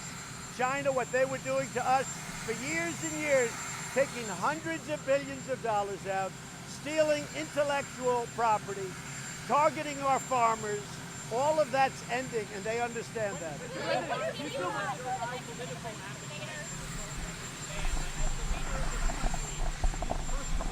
That's right. I'll be convincing some people to do things that they don't want to do, and that means people in Congress.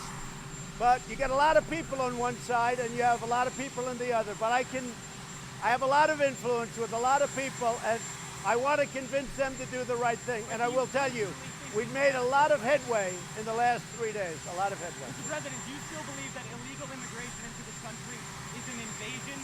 You and the shooter in El Paso use that same language. Do you regret that? I think that illegal immigration, you're talking about illegal immigration, right? Yes? I think illegal immigration is a terrible thing for this country. I think you have to come in legally. Ideally, you have to come in through merit. We need people coming in because we have many companies coming into our country. They're pouring in.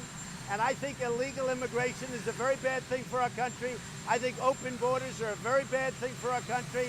And we're stopping. We're building a wall right now. We won the lawsuit in the Supreme Court 2 weeks ago.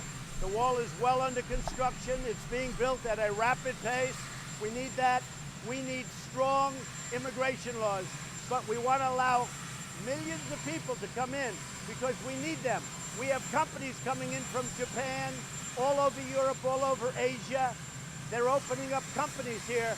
They need people to work. We have a very low unemployment rate.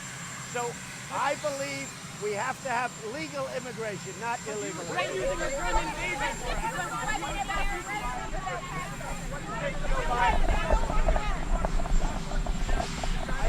think the market reaction is to be expected. I might have expected even more.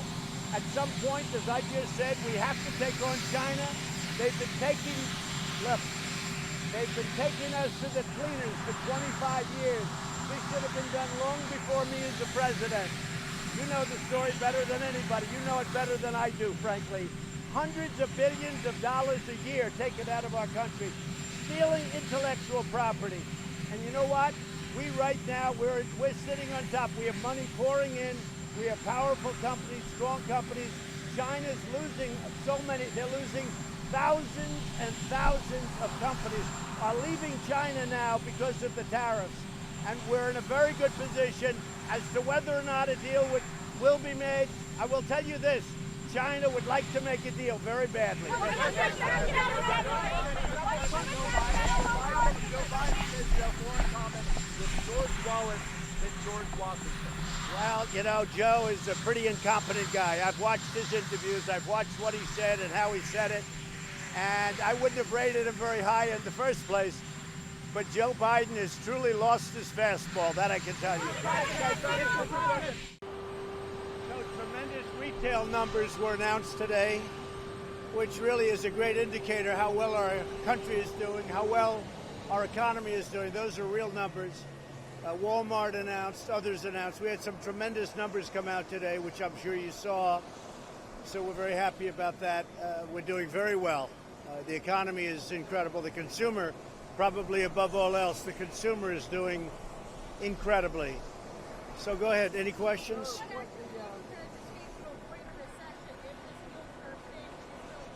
Well, I think we're going to have a very long period of wealth and success. Other countries are doing very poorly. As you know, China is doing very, very poorly. The tariffs have really bitten into China. They haven't bitten into us at all, except for the reporters that want to make it look that way, but they don't understand what's happening. The tariffs, we've taken in close to $60 billion in tariff money, and the consumer has not paid for them. Now, at some point, they may have to pay something, but they understand that, and who really understands that is our great farmer. The farmers of this country really understand it. They know we had to do something about China, and we're doing something about China. With that being said, I think we're having very good discussions with China. They very much want to make a deal. We'll see what happens. We had a deal, and they decided not to make it. Now I think they would like to have had that opportunity again, because I think they really would. I think they really missed a great opportunity. I think they feel that they missed a great opportunity.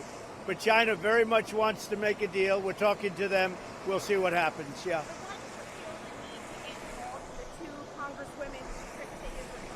Well, I'm only involved from the standpoint of they are very anti-Jewish and they're very anti-Israel.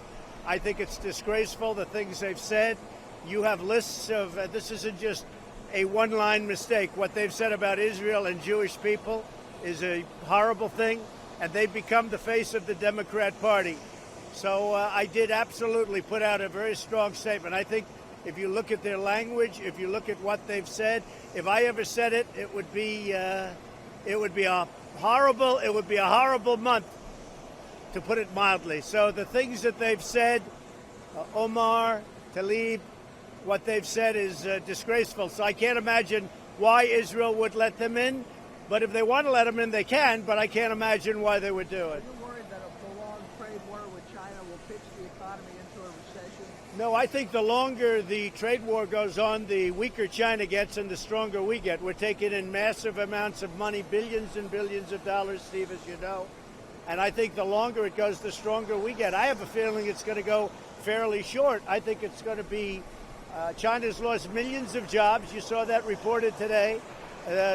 Thousands of companies are closing in China. And I don't know, maybe they want to do this for a year. They'd love to have somebody like Biden who doesn't know what he's doing. I mean, I just put a clip where he said, we want to build up China. We want to build up China. Well, they gave us a very strong China. China's taken out over $500 billion a year for many years from our country. And that's not going to happen anymore. How concerned are you, let me just follow up, sorry. How concerned are you about a violent crackdown by the Chinese in Hong Kong? Well, I am concerned. I wouldn't want to see a violent crackdown.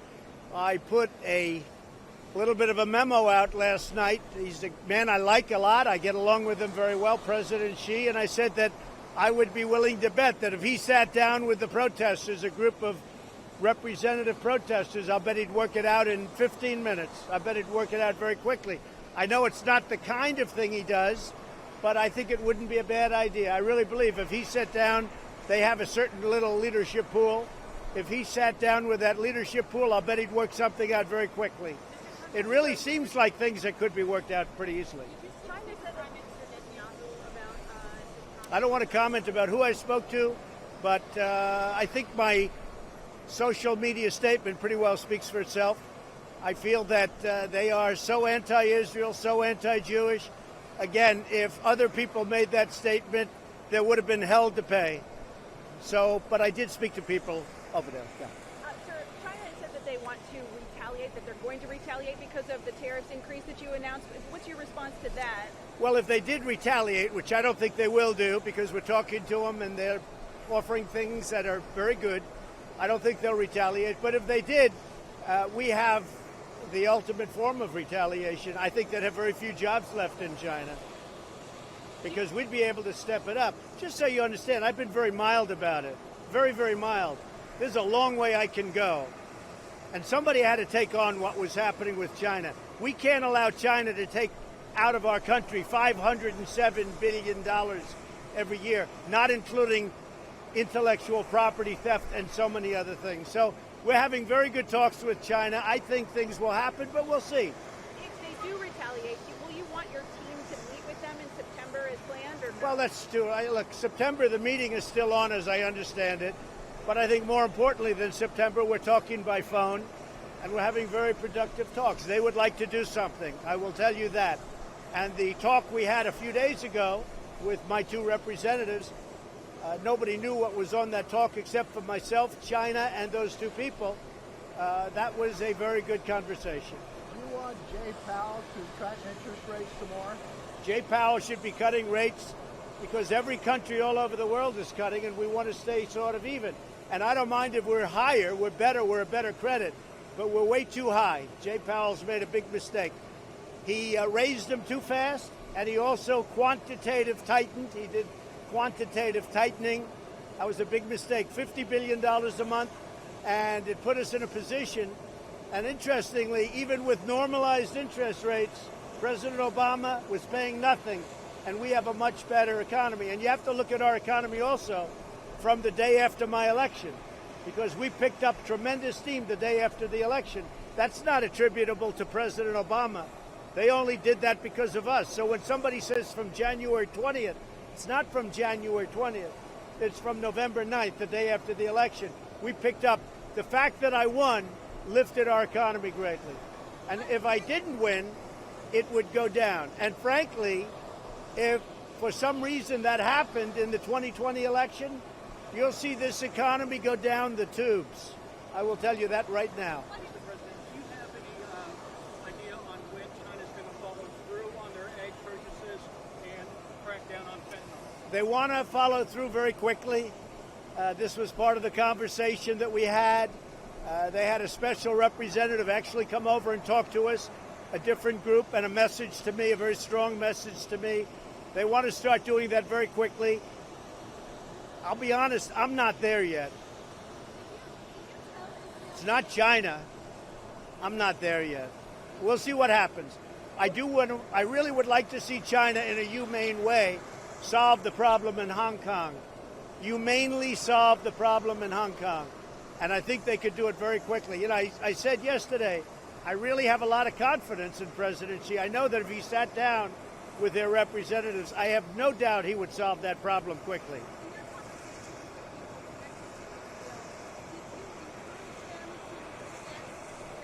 No, I don't encourage or discourage.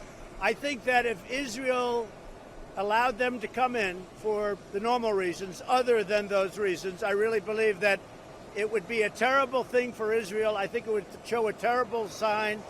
They want to do boycotts. They said horrible things about Jewish people. They said horrible things about Israel and Israelis. I think it would be a terrible thing, frankly, for Israel to let these two people who speak so badly about Israel come in. And they have become, amazingly, the face of the Democrats. The Democrats don't want to do anything to condemn them. If this were 10 years ago, or if this were maybe a different time or different people or whatever, they would be condemned for the things they've said.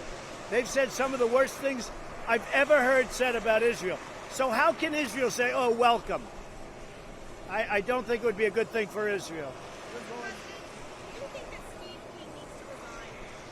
I don't know the situation with Steve King. It looked like I read a statement that supposedly he made.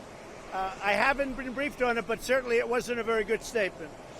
So you're going to go to the G7 pretty soon, and I think you're going to meet with Boris Johnson. Are you going to have some sort of declaration about the intent to seal a trade deal with him, with the Britons? So we're dealing with the UK on trade and a trade deal, and we're going to have a great deal made. I've been dealing with Boris Johnson. I just spoke to him yesterday. I'll speak to him again. He and I are very much aligned. We feel very good about each other. I think we'll make a fantastic and big trade deal with the UK. Actually, we should do much more business than we're doing with the UK. You know, it's they're probably, I don't want to say our closest because I don't want to insult other people, but certainly, or countries, but certainly they're one of our closest allies anywhere in the world. And we're going to have a fantastic relationship with UK, and we're going to have a great trade deal with UK. And that's moving along rapidly. Any other goals for the G7, sir? I think just relationship. We'll see what happens. We have a lot of things to discuss. A lot of things to discuss. Is Corey going to announce tonight? I don't know. Corey Lewandowski, I think, would be terrific if he ran, but I don't know that he's going to run. I spoke to him about it a week ago.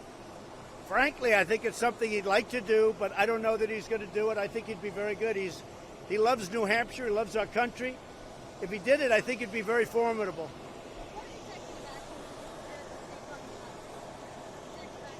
We're going to look at that very closely, and we're looking at the whole gun situation.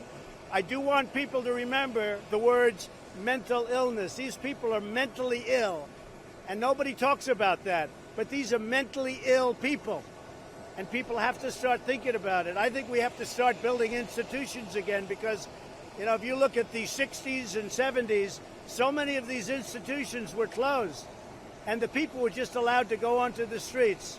And that was a terrible thing for our country. They closed them. Cities couldn't afford them, and they closed them. I mean, I can tell you in New York, they closed a lot of them. And the people went out. They went out onto the streets, and it's a terrible thing. But a lot of our conversation has to do with the fact that we have to open up institutions. We can't let these people be on the streets.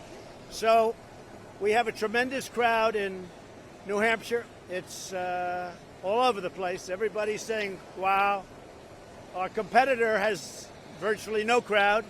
I don't know what that means. I assume that's a poll of some kind.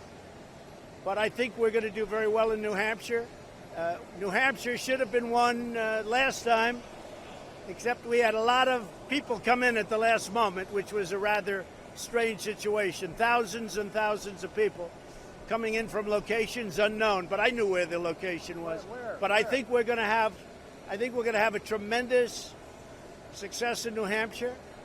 These are great people, and the relationship is very good. We're looking at it. I feel very badly. I think he was very harshly sentenced, but we're looking at it very strongly. People feel very strongly about that. I floated it, and I wanted to see where the Democrats stood, where the Republicans stood. People feel very strongly about Rod Blagojevich and his sentence. He's been in there for 7.5 years. That's a long time. And what he did was terrible, but it's a long time. It's a long time. Are you pushing Mitch McConnell on background checks? I've been dealing with Mitch McConnell. He's a man who we have had tremendous success with judges and judicial appointments. We're going to be up to 179 federal judges within the next 2 months. Nobody would have believed that's possible. And that was because President Obama was unable to get them completed. So I inherited about 138 empty seats. Nobody can believe it. And we will have them almost all filled with tremendous judges and tremendously talented, smart people. They'll be filled within 2 months.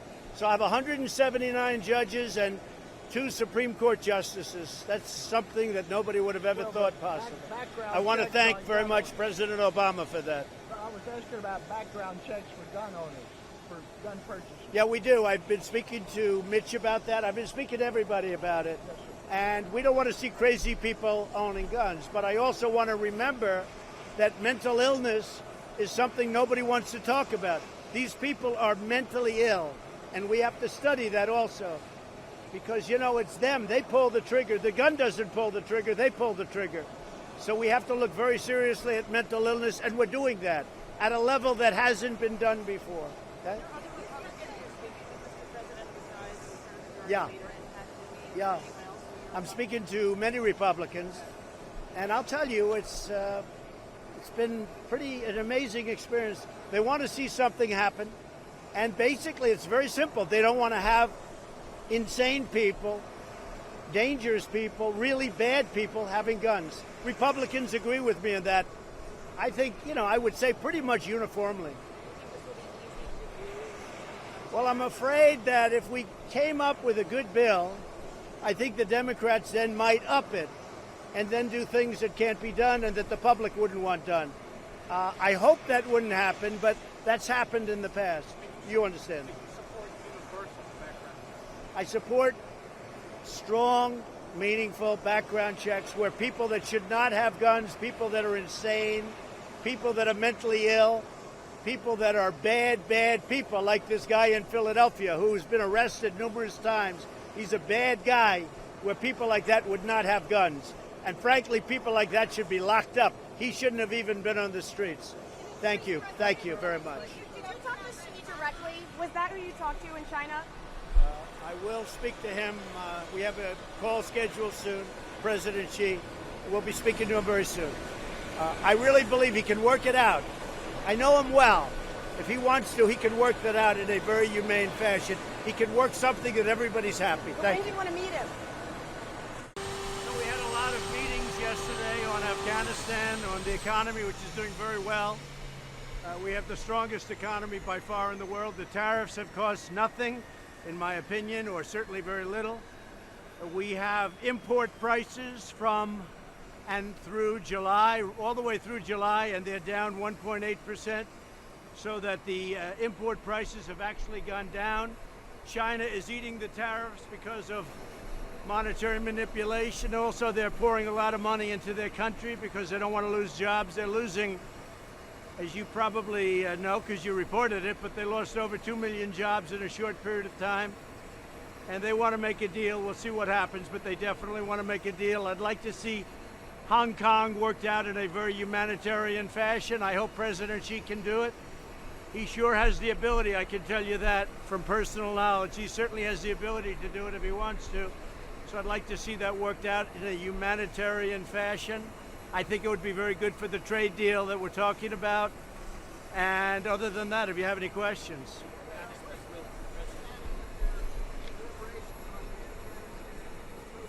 Well, we're looking at Afghanistan. We're talking to Afghanistan, both the government and we're also talking to the Taliban, having very good discussions. We'll see what happens. We've really got it down to probably 13,000 people, and we'll be bringing it down a little bit more, and then we'll decide whether or not we'll be staying longer or not.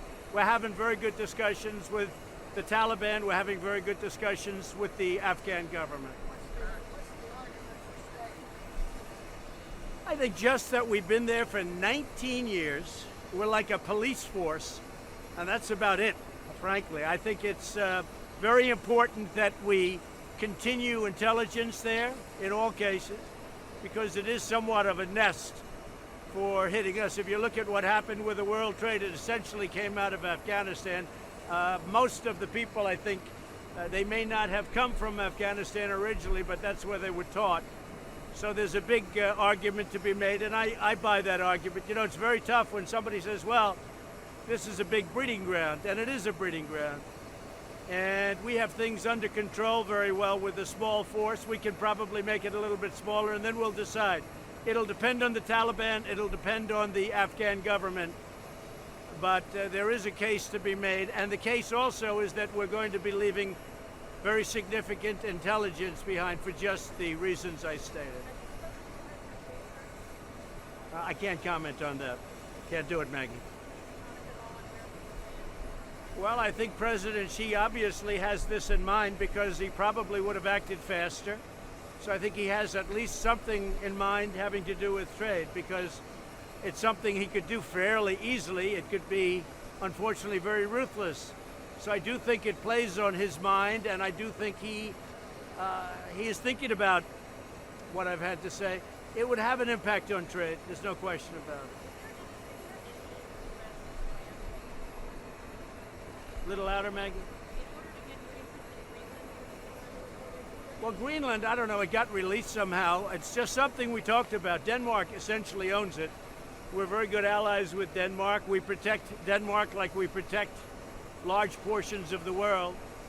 So the concept came up, and I said certainly I'd be, strategically it's interesting, and we'd be interested, but we'll talk to them a little bit. It's not number one on the burner, I can tell you that. Well, a lot of things could be done. I mean, essentially it's a large real estate deal. A lot of things could be done. It's hurting Denmark very badly because they're losing almost $700 million a year carrying. So they carry it at a great loss. And strategically for the United States, it would be nice. And we're a big ally of Denmark, and we help Denmark, and we protect Denmark, and we will. In fact, I'm supposed to stop. I'm thinking about going there. I'm not necessarily definitely going there, but I may be going. We're going to Poland, and then we may be going to Denmark. Not for this reason at all, but we're looking at it. It's not number one on the burner.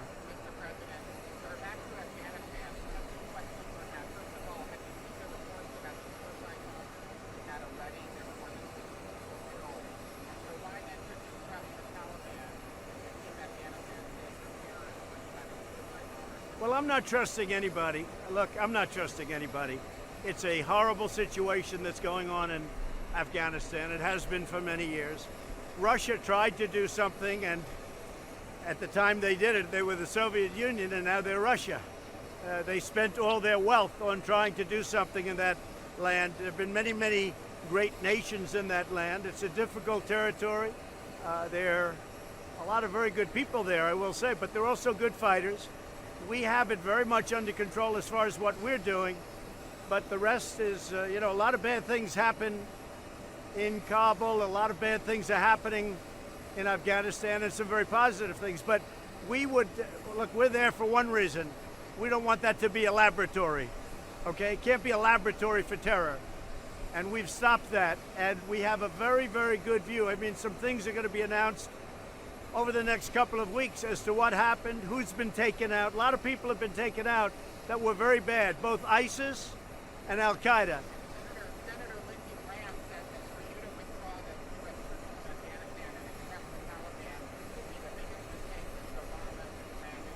Well, I guess that means Lindsey's a very tough man, isn't he, huh? Okay, what else?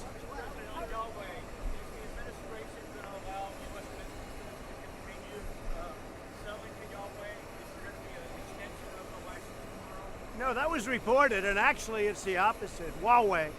Huawei is a company we may not do business with at all. And it was sort of reported, I think, the opposite today. I was surprised that we are open to doing business. We're actually open not to doing business with them. So I don't know who gave the report. Now, they have little sections of Huawei, like furniture and other things that we could do, but when you cut out sections, it gets very complicated. What's being sold, what's coming in. So at this moment, it looks much more like we're not going to do business. I don't want to do business at all because it is a national security threat. And I really believe that the media has covered it a little bit differently than that. So we're looking really not to do business with Huawei. And we're actually talking about not doing any business because, again, the rest of it is not national security, but it's very difficult to determine what's coming in, what's not coming in. It's still Huawei. So we'll be making a decision over that in the not too distant future. But it's a little bit the opposite of what seemed to be reported this morning. How were your meetings at Bedminster, sir? How was your meeting with Tim Cook? Did you meet with other folks? Who did you talk with? I had a very good meeting with Tim Cook. I have a lot of respect for Tim Cook. And Tim was talking to me about tariffs. And you know, one of the things, and he made a good case, is that Samsung is their #1 competitor, and Samsung is not paying tariffs because they're based in South Korea, and it's tough for Apple to pay tariffs if they're competing with a very good company that's not. I said, how good a competitor? He said they are a very good competitor. So Samsung is not paying tariffs because they're based in a different location, mostly South Korea, but they're based in South Korea. And I thought he made a very compelling argument, so I'm thinking about it.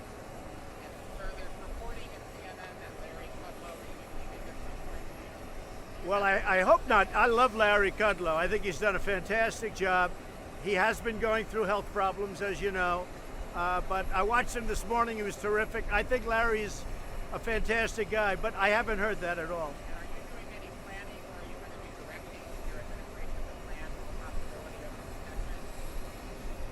I don't see a recession. I mean, the world is in a recession right now. And although that's too big a statement, but if you look at China, China's doing very, very poorly. They've had, I just saw a report, they've had the worst year they've had in 27 years because of what I've done. And they want to come to the negotiating table. You know, they're having companies lose, I mean, they're leaving. The companies are leaving, and they're laying off millions of people because they don't want to pay 25%. And that's why they want to come to the table. I don't think there's another reason other than President Xi, I'm sure, likes me very much, but they're losing millions and millions of jobs in China, and we're not paying for the tariffs. China is paying for the tariffs for the 100th time. And I understand tariffs very well. Other countries, it may be that if I do things with other countries, but in the case of China, China is eating the tariffs. At least so far. But a lot of economists say that you should be preparing for a recession, that no president is immune from a recession, and that it's malpractice for the government not to be doing something. Yeah, Phil, honestly, I'm prepared for everything. I don't think we're having a recession. We're doing tremendously well. Our consumers are rich. I gave a tremendous tax cut, and they're loaded up with money. They're buying. I saw the Walmart numbers. They were through the roof just 2 days ago. That's better than any poll. That's better than any economist. And most economists actually say, Phil, that we're not going to have a recession. Most of them are saying we're not going to have a recession. But the rest of the world is not doing well like we're doing.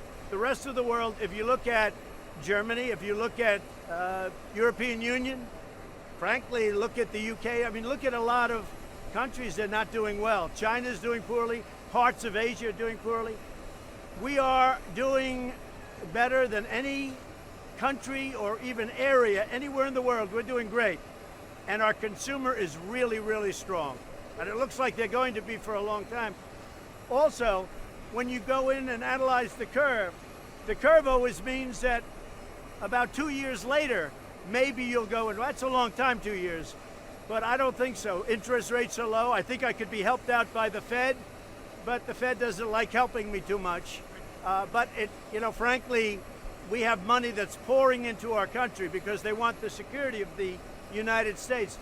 We have billions and billions of dollars daily that's pouring in. We've never had anything like this because they want to come into the United States. That's a great thing. That means we can loan that money out. Mortgage rates are at an all-time low. Borrowing costs are at an all-time low. It's probably a great time. I told Secretary Mnuchin that this is a great time to refinance our bonds or some of our bonds. The money is pouring into the U.S. like never before and like no other country has ever experienced, including China money. I mean, China money, everybody, they're all coming into the U.S. So we've never had anything like it. I think our economy is very, very good. Well, I'd be prepared for it. We can do a lot of things, but if it slowed down, it would be because I have to take on China and some other countries. Look, you have other countries that are just as bad as China the way they treat us. You take a look at what's happening with the European Union. They have barriers, they have tariffs. Take a look at I'm not going to mention all the countries because you'll be surprised. But we're treated very badly, a lot of them by our allies. We're treated very badly. When all of that normalizes, we've got a rocket ship. Our country is going to be stronger by far than ever before. I mean, if I wanted to make a bad deal and settle on China, the market would go up, but it wouldn't be the right thing to do. I'm just not ready to make a deal yet. China would like to make a deal. I'm not ready.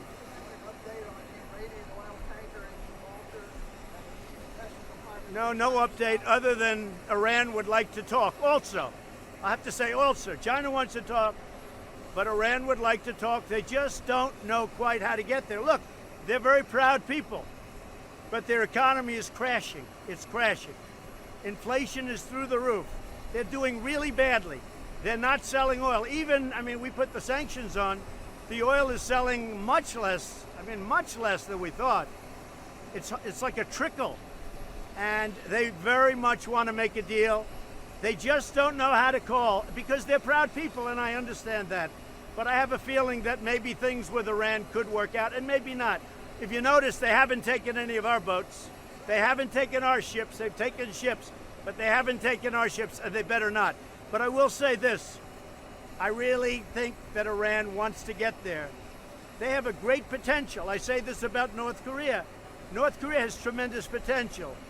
Also, Iran has tremendous potential. And we can do something very fast, but they don't quite know how to begin because they're proud people. They're very proud people. But their country is crashing. Their economy is a disaster. They've got to do something. So let's see what happens.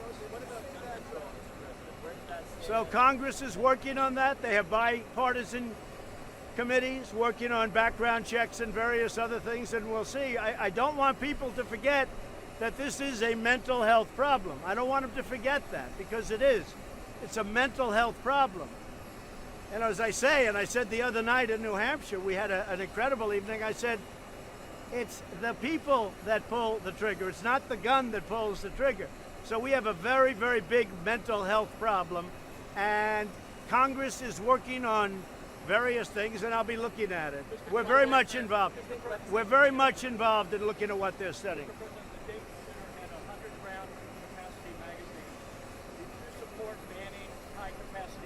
Well, we're going to look at a whole list of things, and I'll make a determination then. But I will say, Congress is now, as you know, meeting in a bipartisan way. We'll see what happens. A lot of things are happening on the gun level. A lot of things are happening. But you have to remember also, it's a big mental, I was talking about mental institutions. They closed so many, like 92% of the mental institutions around this country over the years for budgetary reasons. These are people that have to be in institutions for help. I'm not talking about as a form of a prison. I'm saying for help.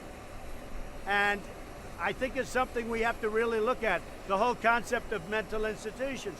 I remember growing up, we had mental institutions. Then they were closed in New York, I'm talking about. Many of them were closed. A lot of them were closed. And all of those people were put out on the streets. And I said, even as a young guy, I said, how does that work? That's not a good thing. And it's not a good thing. So I think the concept of mental institution has to be looked at.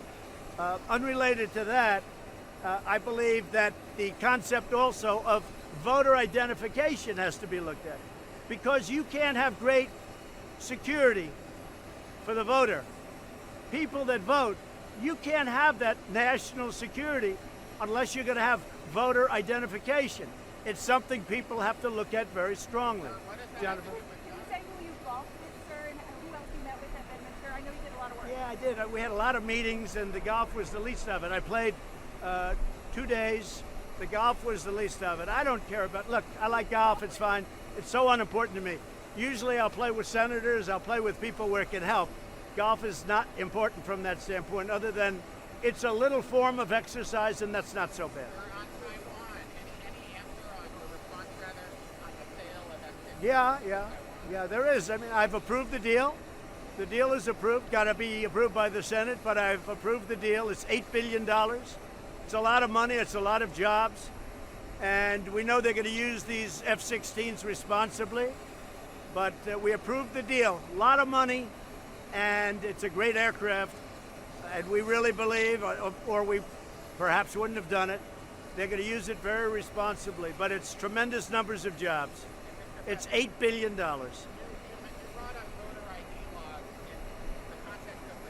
No, just I said unrelated. I wanted to bring that out while I'm here with you. I think voter ID laws, if you look, voter identification.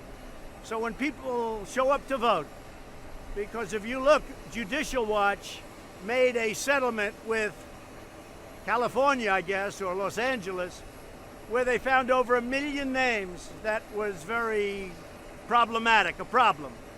And you just take a look at that settlement. That's a lot of names. You had people that were well over 100 years old that were voting, but we know they're not around any longer. So you have a lot of voter fraud. The way you stop it, the easiest way is voter identification. We have to go and think about that. And I hope Republicans and Democrats can both sit down and work something out on voter ID. Well, we let the commission was having a tremendous problem legally getting papers from various states like California. They were absolutely hardlining.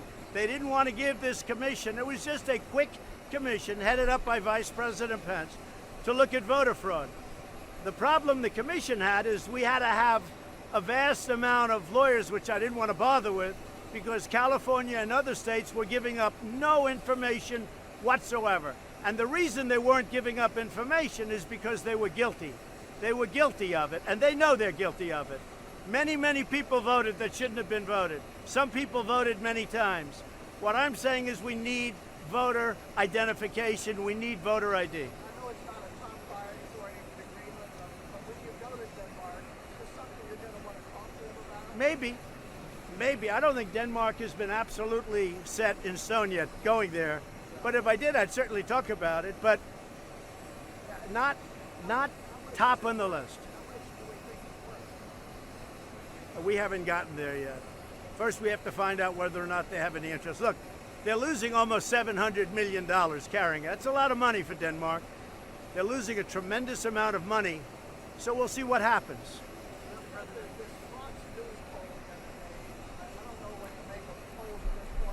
Well, Fox has always given me, I'll tell you, Fox is a lot different than it used to be, I can tell you that. Juan Williams, then they have the wonderful woman that gave Hillary Clinton the questions. That was a terrible thing.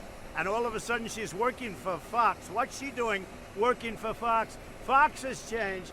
And my worst polls have always been from Fox. There's something going on at Fox, I'll tell you right now. And I'm not happy with it.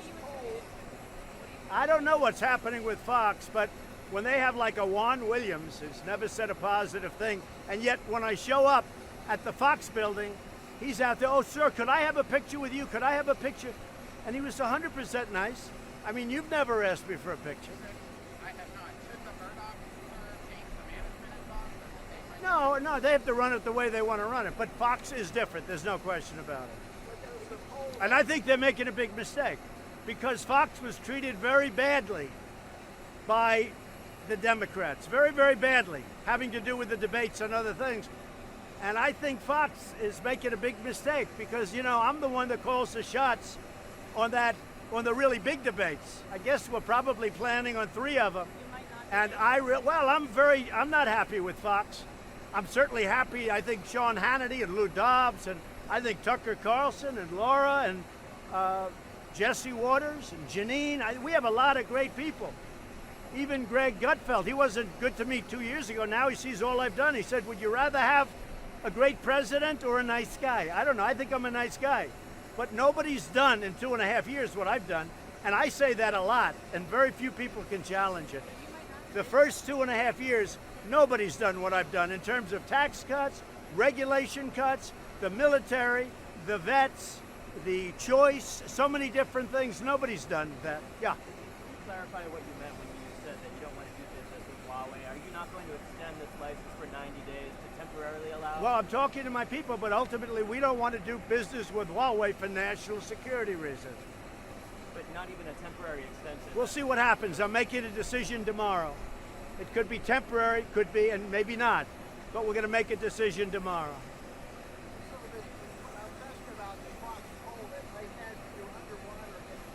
I don't believe it. I don't believe it. Every place I go, we have lines outside. Then we have even phony stuff with that. You guys were in New Hampshire. Maggie was there. You saw that room was packed. And they had they had thousands of people outside. And then I see some phony website, some wise guys put up. That place was packed. And the New York Times actually saw that. And actually there was a massive flag behind, and even the seats behind the flag where you had no view. Because those people came down to be on the floor. But all of the people, any empty seat, you had the people come down to be on the floor because they were so far away. Plus you had a big flag. Look, we had, I think they said 17,000 people outside that couldn't get in. The fire marshals closed it at a certain level. The arena announced, I don't know the people at the arena, that I broke Elton John's record. And then I have fake news. The fact is that people tend, during a speech that I make, they love to come down to the floor if they're sitting in the high areas. And they're not allowed for fire reasons to have any more people. So that was an amazing evening. And you saw the enthusiasms. But we had a lot of people sitting behind that massive American flag. that couldn't see, so they moved over and they moved down and they came down to the floor as the speech started. But Maggie Haberman was very fair, and she was there, and she saw the beginning of that speech. Every seat was packed, but then they tend to come down. They do it all the time. Mitt Romney did his last rally the night before the election. He ended up losing the election. Oh, I don't know. I fell. What can I tell you? Do I think I'm going to win? Yes. Do I think I have more enthusiasm now than I had before this, the 2016 election? Yes. I think you people do too, and some of you have reported it. I think there is more enthusiasm for President Trump than there was even for Mr. Trump, because what I said that I was going to do, I did. The tax cut, the regulation cuts, the biggest in history in 2.5 years, and that's one of the reasons our jobs are so good, because of the regulation cuts. So why can't you tell us whether you talked to President Xi? I just don't want to comment on that. Is there a call set up for next week? Well, I can speak to him anytime, but he understands how I feel. I just can't comment as to whether or not I spoke to him. But I will tell you this. We're having very, very substantive talks with China and with others, but with China. I can't believe it. I tell you, I've never seen 2 million people. When you talk about crowd size, Maggie, those are serious crowds, the Hong Kong crowds. I mean, when they said 2 million people on the streets, that really looked like 2 million people on the streets.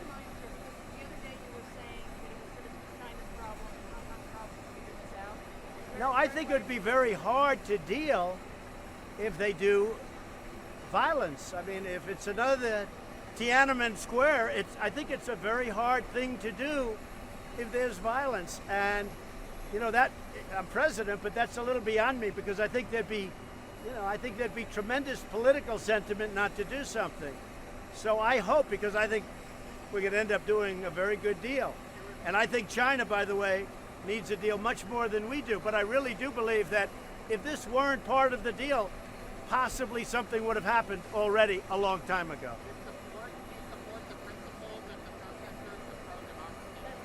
Well, I'll tell you what I do support. I support liberty. I support democracy. I understand what's going on very well over there. I'd love to see it worked out in a humane fashion. And I think they have a great chance of doing it. Look, I put out, and I told you, that I really believe, I have a confidence in the talents of President Xi. I think if he met with the protesters within a very short period of time, they would work something out that's good for everybody. I really believe that. He's a very talented man. I mean, aside from everything, he's a very talented man. He's very smart, very talented, and I know him well, probably as well as anybody. And I believe if he sat down with them, now, that's not his deal, sitting down with people. He doesn't do that. But I think maybe the world changes. I really believe if President Xi sat down with representatives of the protesters, and they do have representatives, pretty good representatives, pretty strong representatives. I've been watching and seeing them. If he sat down, I think he'd work something out, and I think it would be good for everybody. But it does put pressure on the trade deal. If they do something negative, it puts pressure. Now, that deal I can sign by myself. It's structured so I don't have to go to Congress. But I respect Congress. I respect the views of Congress, and I respect, most importantly, the views of the people of our country. And I think it would be much harder for me to sign a deal if he did something violent in Hong Kong. President Trump, can you support cutting $4 billion in foreign aid? Are you talking about the rescission? Yeah, I support many of those things. We'll negotiate it out. But, I've cut back a lot on countries. We give billions of dollars to countries that don't even like us. And I've been cutting that a lot. We give billions and billions of dollars to countries that don't like us even a little bit. And I've been cutting that. And we just put a package of about $4 billion additional dollars in. And in some cases, I could see it both ways. In some cases, these are countries that we should not be giving to. How do you see that cutting aid to them as helping the United States, though? Does it make us safer? Does it make us... I don't think so. No, I don't think so. And if I thought it would, I'd probably do it. But, you know, I cut back $1.3 billion a year to Pakistan. And when I cut it back, I have a better relationship with, as you know, the president came in and we have a great relationship. Prime Minister came in. We have a great relationship with Pakistan now. We had a really good meeting. So what happened, I cut back $1.3 billion. We have a better relationship now. I also cut it back on the Palestinians because they speak very badly about our country. So I cut it back on the Palestinians. We were paying $500 million a year. Now we're paying nothing. But I think we're going to get further because I could see opening that up again. I think we're going to do much better the way I'm doing it. You know, we're trying to negotiate a peace deal. Everybody said that's the deal that's totally impossible. They talk about a deal between the Palestinians and the Israelis as the toughest deal you could possibly do, no matter what deal you're talking about. And I stopped payment on $500 million a year, but I think they're going to make a deal. And I think one of the reasons they'd want to make a deal is because of that, okay? Are you going to wait until after the Israeli elections to really put out your Middle East peace plan? I probably will wait, but we may put out pieces of it. We have some very talented people. As you know, our great ambassador and others, we have some very talented people. But that's probably the toughest deal of all. Peace between the Israelis and the Palestinians, because they've been decades of hate. And it's tough to make a deal when there's that much hate. But I think I've helped it very much by saying, look, until there's a deal, we're not going to pay you anymore. And other people should have done that long before me. So these are things, when you talk about rescission, that's not part of rescission, by the way, but we have a lot of things like that in the rescission. Phil? Sir, you're heading back to Washington after a week off. Do you have any thoughts on the cabinet? Is the cabinet solid and going to stay in place? I think we have a great cabinet. Yeah, there'll always be people change because, you know, after you're going to be 3 years now, it's a long time. They're under a lot of pressure, but I think we have a great cabinet. I really do. I think our cabinet is terrific. Some of them will leave for a period of time. They may come back. I mean, the relationship I have is very good with the cabinet and with others. But, you know, it's almost 3 years now, if you can believe it, right? And at a certain point of time, people do tend to leave. Are you still considering withdrawing from NAFTA if Nancy Pelosi doesn't bring up the USMCA on the House floor? Well, I haven't said whether or not I would, but I would say NAFTA is one of the worst deals ever made in the history of trade deals. If you look at NAFTA and you take a look at what it's done to our country, thousands of factories closed, millions of jobs, it's been a one-way street. And the USMCA is a great deal. The unions love it, the farmers love it, everybody wants it, but it's up to Nancy Pelosi. If she wants to put it for a vote, she's going to get overwhelming bipartisan support. And I view that as a bipartisan deal. I would imagine she'd put it up. There's an easy thing to do. It will be totally bipartisan, which is good for the Democrats and the Republicans, and everybody wants it. I mean, the unions like it. The unions hated NAFTA, but they love the USMCA. The farmers above all love it, especially the American farmers. Our farmers love it more than the other two sides. They love it. So a lot of good things going, but we have to see. They have to put it up for a vote. You know, it's political season if you haven't noticed, so they have to put it up for a vote. You talked about the people coming back into the administration. Could Nikki Haley come back into the administration in any role? Yeah, at some point, maybe if she wanted to. Have you Yeah. been talking to her about that? I really haven't. I've been talking to a lot of people. No, I'm very happy with Mike Pence. I think Mike Pence has been an outstanding VP. I think that he's been incredible in terms of the love that a lot of people, especially if you look at the evangelicals and so many others, they really have a great respect for our vice president, and so do I. And so do, I think, most people. No, I wouldn't be thinking about that. A lot of people, you know, amazingly, they bring different names up, and they brought a lot of different names up, and that's by the way, at some point I'll let you know, but that's by the way standard. You know, that's standard. Everybody thought that President Obama was going to change Biden. They all thought that in the second term he was going to change. Everybody thought it, and he didn't do that. But no, I'm very happy with Mike Pence. Okay, thank you all. Thank you. Be a little clearer on the Gothinger position. I The which one? Your position on background checks and guns. So Congress is looking at it very strongly, bipartisan. I put in certain parameters which you somewhat know about. I'm also very, very concerned with the Second Amendment, more so than most presidents would be. People don't realize we have very strong background checks right now. You go in to buy a gun, you have to sign up. There are a lot of background checks that have been approved over the years. So I'll have to see what it is. But Congress is meeting, bipartisan. A lot of people want to see something happen.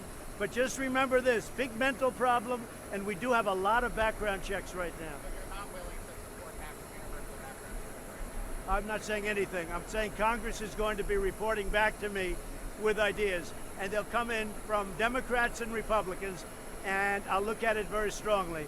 But just remember, we already have a lot of background checks, okay? Thank you. Say it? Have you spoken to Wayne LaPierre? I have. Well, I spoke to him a week ago. And look, I've had a great relationship with the NRA, and I will always have a great relationship. I've been very good for the NRA. If you just look, I mean, we have now 2 Supreme Court justices, great ones, and who would have thought that was going to happen in, long prior to 3 years. So we have 2, and equally importantly, we will have within another 90 days, 179 federal judges. And I say, thank you very much, President Obama, because he was unable to get them filled. I don't know what happened to him, but he was unable. So President Obama did not do his job, and I inherited 138 empty positions. And honestly, from his standpoint and the standpoint of where he's coming from, that shouldn't have happened. And we did do one other thing. I saw last night where some people were talking about criminal justice reform. Very liberal Democrats. I'm the one that got it done. And I saw that and I said, isn't it a shame? You do something, and I've had very conservative people wanting it and very liberal people wanting it. But if you take a look at that reform package without Donald Trump, it doesn't happen. And you know what? I don't need the credit. I get enough credit. But they never even mentioned my name. And these were people that were begging me to do it, calling me, begging me like you've never seen. And now that criminal justice reform is done, beautiful package, wonderful. They don't even mention my name. So stupid, so stupid. Thank you, thank you. So we're going to France. We're going to have a good few days. I think it'll be very productive. Seeing a lot of the leaders who are friends of mine for the most part. Wouldn't say in 100% of the cases, but for the most part.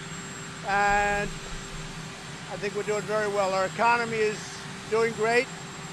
We're having a little spat with China, and we'll win it. We put a lot of tariffs on China today. As you know, they put some on us. We put a lot on them.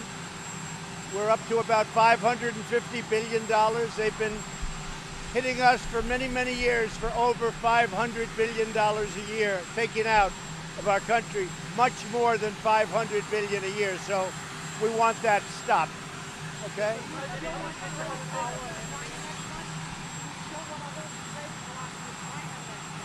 Well, we'll see what happens. At this moment, they want to do that, so we'll see what happens. They want to have talks, so I'm always open to talk.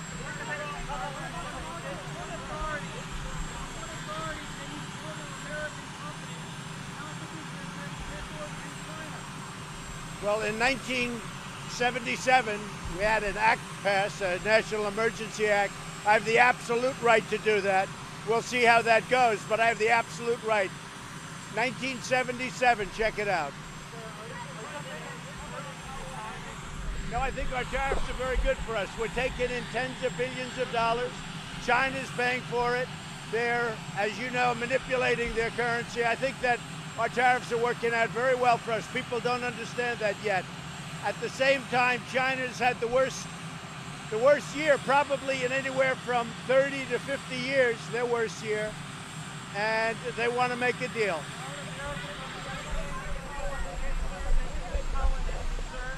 No, I'm not happy with Jay Powell. I don't think he's doing a good job at all.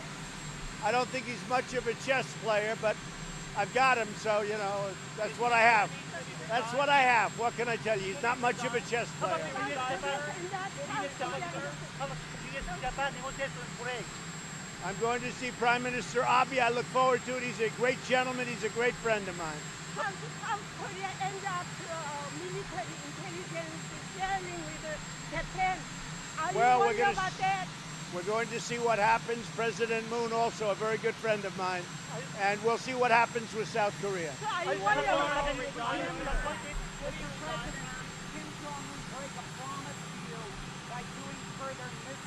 No, I don't think so. I think that we have a very good relationship. We'll see what happens. That could always change, but we'll see what happens. Kim Jong-un has been, you know, pretty straight with me, I think. And we're going to see what's going on. We're going to see what's happening. He likes testing missiles, but we never restricted short-range missiles. We'll see what happens. Many nations test those missiles. We tested a very big one the other day, as you probably noticed. 623 points. That's what the Dow was down today because of what you were tweeting. Do you feel a responsibility for that? Not at all. Not at all. Because if you look at from November 9th, the day after the election, we're up 50% or more. We're up many, many points. We were at about 16 or 17,000. We're at 25,000. So don't tell me about 600 points. Say it. You have a message for Justice Ginsburg? Well, I hope she does really well. And our thoughts and prayers are with her. It's a very serious situation. I'm hoping she's going to be fine. She's pulled through a lot. She's strong, very tough, but we wish her well, very well.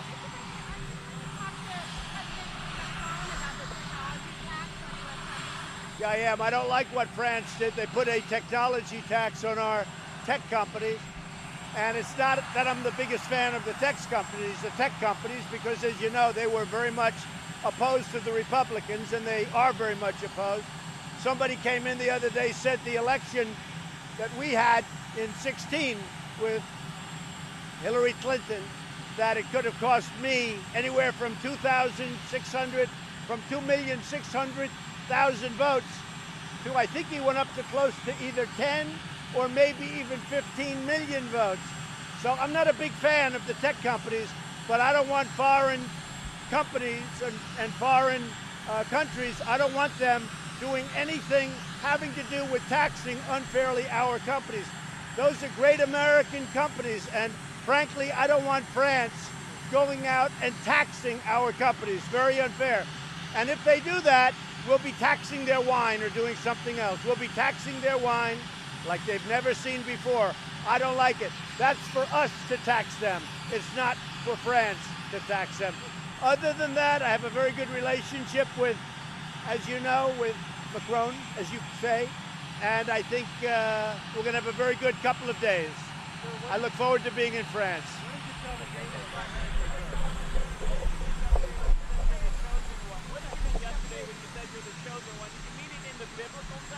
Let me tell you, you know exactly what I meant. It was sarcasm, it was joking, we were all smiling, and a question like that is just fake news. You're just a faker. Mr. President, reparations request. Are you interested in changing your ideas about giving reparations to African Americans in this country? Well, I never stated my ideas, so you tell me what my ideas were. Never stated them. They're your ideas. Okay, well, so no. Don't put a question like that. I've never stated my ideas, so don't put the question like that. Say it. You want Powell to resign. Do I want him to resign? Let me put it this way. If he did, I wouldn't stop him. President Xi, you referred to him as Chairman Xi today. You get along well with him, you can do business with him. I think you may have even called him a friend at one point. Today you implied that he's an enemy along with Jay Powell. Is he an enemy or a friend? He's a very good competitor, but we're going to win. President, why did you decide not to pursue your foreign aid cuts? Your rescission package for the foreign aid cuts, why did you decide not to do We're going that? to be spending that money in different ways than you think. But rather than renegotiating everything again, I'm going to do it the way I just said. We'll be distributing that money differently. Why did you tell the Danish Prime Minister? What did you tell the Danish a wonderful woman. We had a great conversation. We have a very good relationship with Denmark, and we agreed to speak later. But she was very nice. She put a call in, and I appreciated it very much.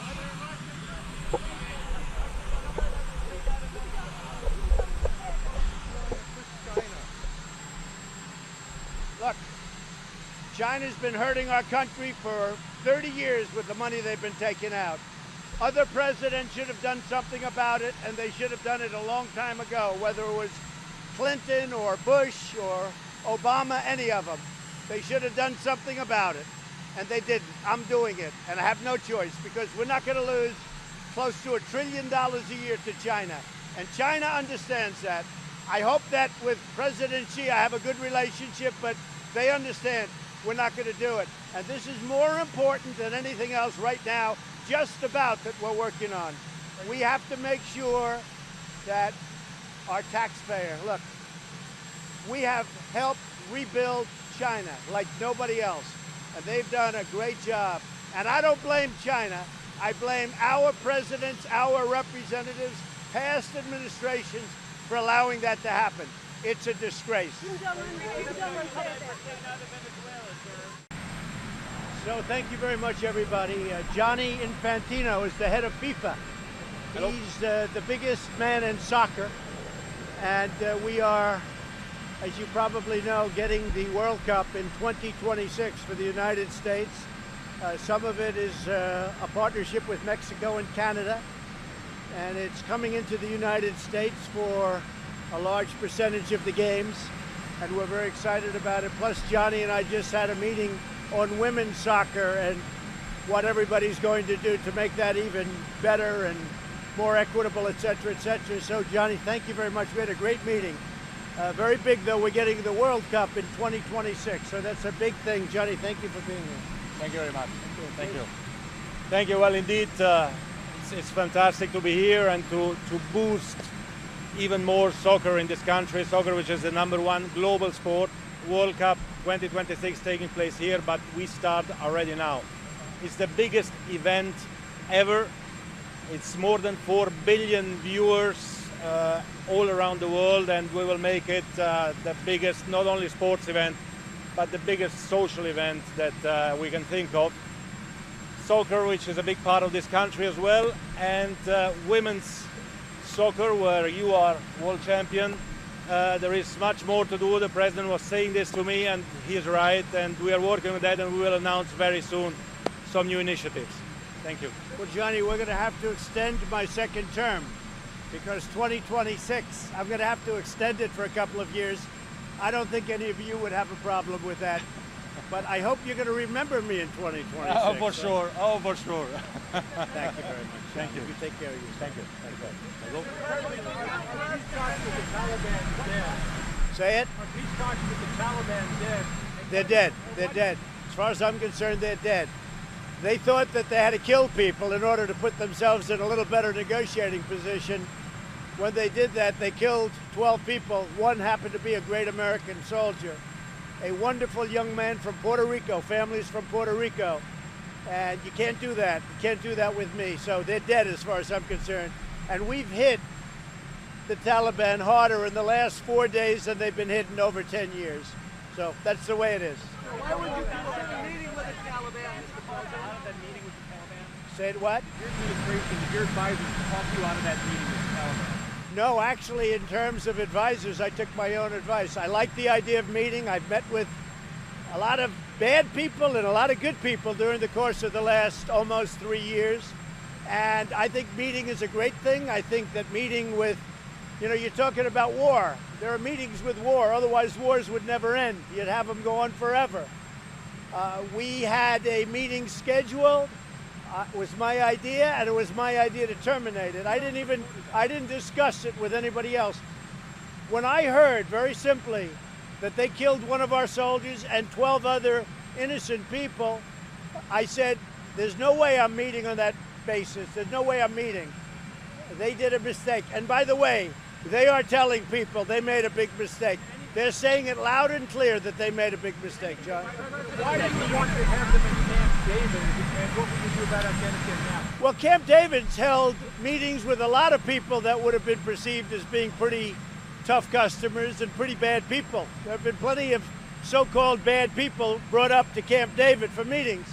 And the alternative was the White House, and you wouldn't have been happy with that either. So Camp David would have been a good place, but I don't want to meet under circumstances where they go around and try and make themselves a little bit more important by killing a soldier, by killing actually also a great NATO soldier, in addition to our soldier, and also a total of 12 people. I don't want that. But, you know, Camp David has had many meetings that I guess people would not have considered politically correct. Yes, Steve? Well, we're looking at that, and we're thinking about it. You know, as I've said, we've been policemen there for a long time, and the government's going to have to take responsibility or do whatever it is they do. I've been saying from the campaign that we want to get out at the earliest possible time. We're doing a very good job. Our soldiers are incredible, but they're serving as policemen to a large extent. I just made a statement on it. Yeah, we'd like to get out, but we'll get out at the right time. Are you okay with using the military as... What? Well, India and Pakistan are having a conflict over Kashmir, as you know. I think it's a little bit less heated right now than it was 2 weeks ago, and I'm willing to help them. I get along with both countries very well. I'm willing to help them if they want. They know that that is out there. David? Mr. President, are you willing to debate the Republicans who are running against you? You know, I don't even know who they are, other than I know that, I guess you could say no, but I don't know them. I don't know them. I would say this. They're all at less than 1%. I guess it's a publicity stunt. We just got, a little while ago, 94% popularity or approval rating within the Republican Party. So, to be honest, I'm not looking to give them any credibility. They have no credibility. One was a person that voted for Obama, ran as a vice president 4 years ago and was soundly defeated. Another one got thrown out after one term in Congress and he lost in a landslide. And the third one, Mr. Tallahassee Trail or Appalachian Trail. He's the Appalachian Trail, right? The Tallahassee Trail is nice too, but I think he was the Appalachian Trail. But he wasn't on the Appalachian Trail. He was in Argentina. Yeah, go ahead. Say it louder. Are you okay with using the military as a police force on our southern border? Well, right now, Mexico has been doing a great job for us, and frankly, we're very appreciative, but we've also been pretty rapidly changing the regulations, the rules, winning in court. We've had a lot of wins. We did it early on, but we're having a lot of wins in court right now. The courts are backing us up, and that has a lot to do with our success on the southern border. In addition, a lot of wall is being built, and every time we put up a mile of wall, that helps us a lot. And are you concerned at all about to offer temporary protection status to people from the Bahamas? So we're talking to a lot of different people on that. You know, we're recovering from the hurricane also. Florida did get hit, not as hard as we anticipated. And you look at Georgia, you look at South Carolina, North Carolina. I'm going to North Carolina right now, North Carolina, to have a rally for Dan Bishop. But before I go to the rally, we're going to be stopping at one of the sites that got hit very hard by the hurricane. So we're also recovering from a hurricane, but we have to be very careful. Everybody needs totally proper documentation because the Bahamas had some tremendous problems with people going to the Bahamas that weren't supposed to be there.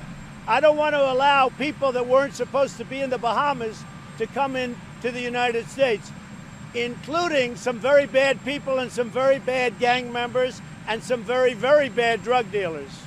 So we are going to be very, very strong in that. Let me just explain.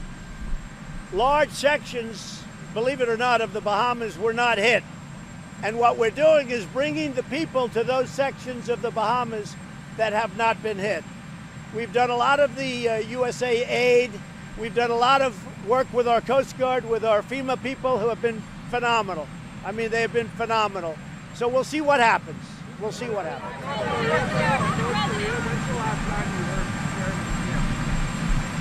Well, I saw a statement was just put out having to do with North Korea, and that'll be interesting. We'll see. It just came out over the wires a little while ago, so we'll see what happens. In the meantime, we have our hostages back. We're getting the remains of our great heroes back, and we've had no nuclear testing for a long time. Mr. President, on the 9th Yeah. do you think it's constitutional for a judge? Again, what was the beginning? With the judge in the 9th Court, the San Francisco judge that continues to issue nationwide injunctions on immigration policy, do you think that's constitutional? I think it's very unfair that he does that. I don't think it should be allowed. We'll see what happens. There's a lot of new law being made on that, but we don't think that should be happening now. With that being said, we're starting to do very well in the Ninth Circuit. We're starting to do well all over. We won the lawsuit on the wall. We won the lawsuit on a lot of different things having to do with illegal immigration. That's why a lot of our very strong points are coming out. And in addition to Mexico helping us, we're ending up with some great legal victories now on illegal immigration. That's one of the reasons we're doing so well.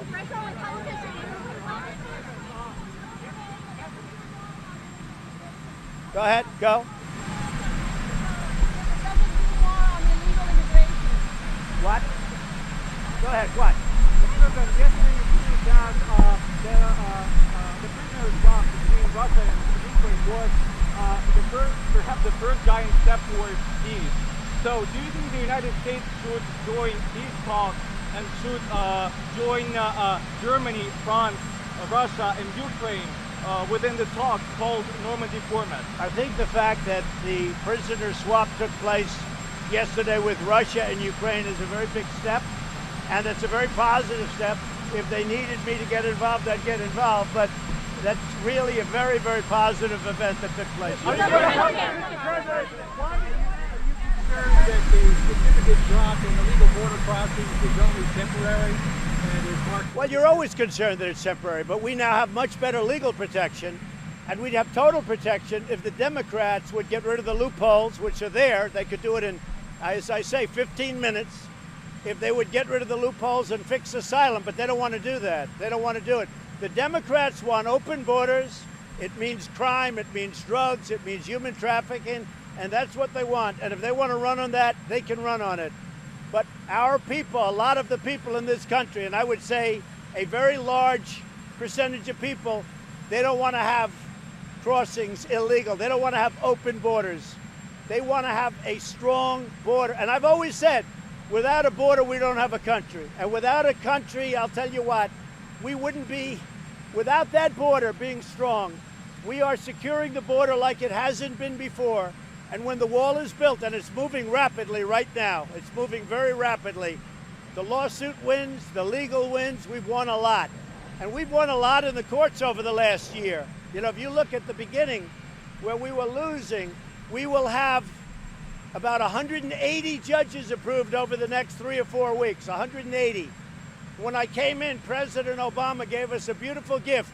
He gave us 138 judges that he wasn't able to get in or didn't pick anybody or couldn't get them approved.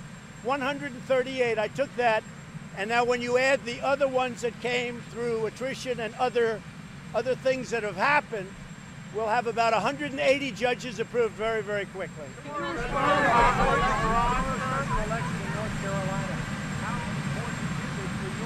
Well, Dan Bishop is a great gentleman, a great man. He's going to be a great, I think he's going to be a great congressman. It was a very close race. I think it's getting less close. If you look at the numbers from 2 weeks ago, and I got involved about 2 weeks ago, and the numbers have gone way up, I think Dan has a very good chance of winning the election. Again, I'm not running, but I have a lot of respect for Dan Bishop.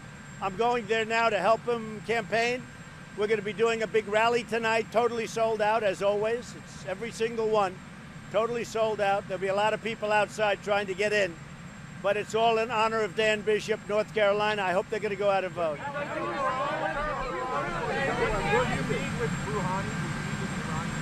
It could happen. It could happen. Yeah. No problem with meeting. Iran should straighten out because, frankly, they're in very bad position right now, and they should straighten it out because they could straighten it out very easy. Can you respond to the reports today that say that you have mishandled classified information to Russia? No, I know nothing about it. I see the CIA responded perfectly. So whatever the CIA said is fine with me, but I heard they responded perfectly. I know nothing.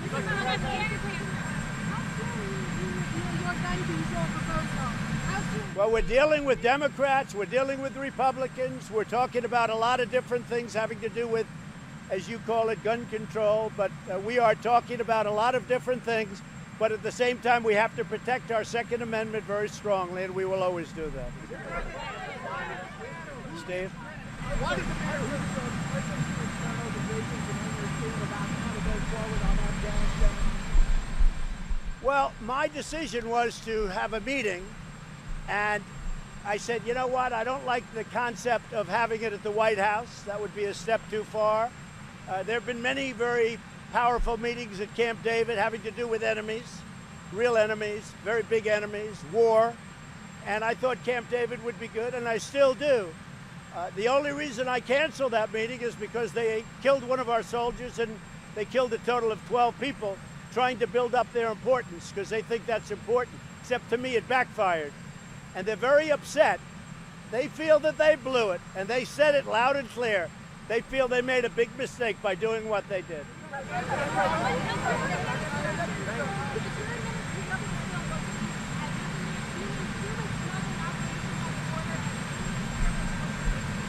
We're looking very much at human smuggling, and if you look at trafficking, they call it, if you look at what's going on with the human trafficking, we're bringing it down to a much lower level. This should have been done for years and years, but we're bringing the human trafficking, as you can see by the numbers, we're bringing it down. Mostly affects women and children. It's a terrible thing. It's been going on for many years, and we're bringing it down.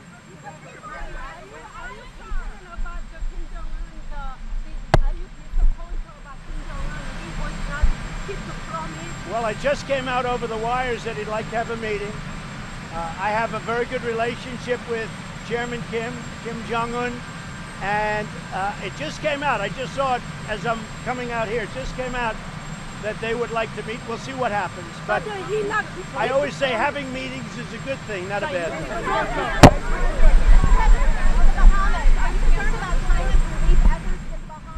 No, I'm not. Let people go and help. The Bahamas got hit like no thing that I've ever seen. I've never seen a hurricane with, it was like a massive tornado more than a hurricane. It got hit like nothing I've seen. Anybody wants to help, that's okay with me. I think it's a good thing. Well, that's always the question. How do you define victory? We beat them militarily, but as soon as we leave, it seems to form again. We would beat them very easily militarily if we wanted to by doing certain things, and I'm not talking nuclear. We could have that over with very, very rapidly, but you'd lose millions and millions of lives, and I don't want to do that. Afghanistan is a very interesting situation. We've been there for 19 years, 19 years, and we're now really policemen in Afghanistan. So what's happening is this.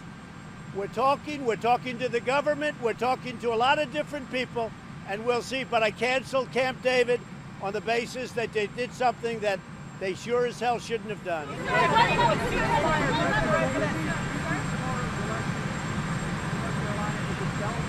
No, I don't see it as a bellwether. They always ask that question.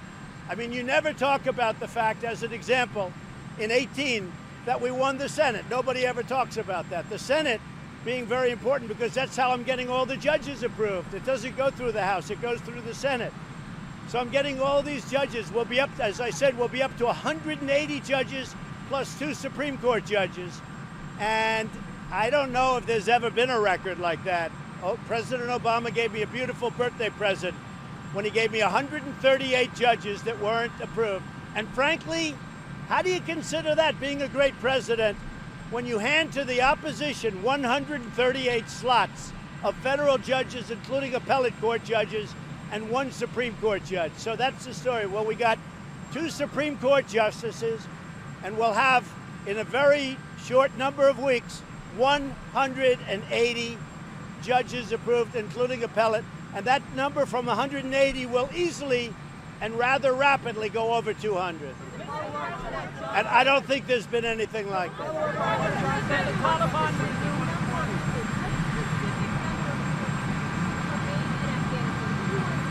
I would never tell you. I'll tell some people, but I'd never tell you. But we have a very specific number. We have a very specific number. No, I don't see it as building. Look, I have to run. Here's what it is. I think we did great in 18 because the congressmen like Andy Barr in Kentucky and others that I campaigned for, they won. Andy Barr was behind. I went to Kentucky. I campaigned for him. I held 1 or 2 rallies, and the great state of Kentucky brought him. And by the way, the same person that we defeated there is now running against Mitch McConnell for the Senate, and he's going to win. He's going to win. Kentucky is an incredible place. They know they don't give up the most powerful man in the United States Senate for a freshman senator. You just don't do it. Kentucky is very smart. They know exactly what they're doing. But I campaigned for senators. We were supposed to lose the Senate, according to some of you. We ended up picking up 2 seats, which was fantastic. I get no credit for that.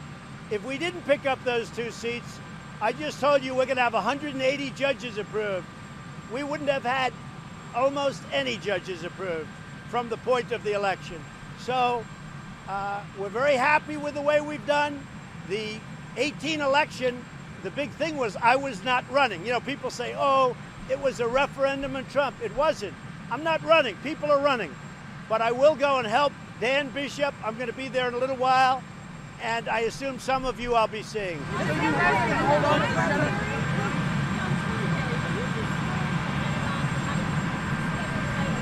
I haven't found out, other than when a plane stops at a massive international airport and gets fuel. I don't own the airport. When pilots stay, I own a lot of different places. Soon you'll find that out. Because I'll be at some point prior to the election, I'm going to be giving out a financial report of me, and it'll be extremely complete. I'm going to give out my financial condition, and you'll be extremely shocked that the numbers are many, many times what you think. I don't need to have somebody take a room overnight at a hotel. So what is happening is the following. Every time you find a person landing an airplane within 500 miles of something I own, Mike Pence, as an example, his family lives in Doonbeg, Ireland. And he's actually told me that he stayed there many years ago at the same. I bought it years ago, but he was there before I bought it, I believe he said, a long time ago. But he was in Ireland, so he said, you know what I'll do? I'll see my family. I didn't know about that. But I can say he has good taste. Of who? I have nothing to do with that. No, because look, the 3 people are a total joke. They're a joke. They're a laughing stock. And I have nothing to do. The 4 states that canceled it don't want to waste their money. If there was a race, they would certainly want to do that. But they're considered to be a laughing stock. They're considered to be a joke. And those 4 states don't want to waste their money. Having primary campaigns and having a primary election is very expensive.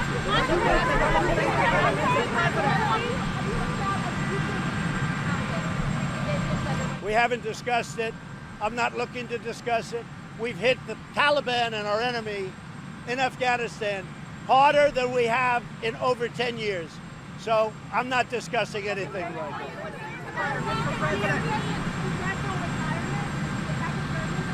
Well, one of the things is that I disagree with the Republican system.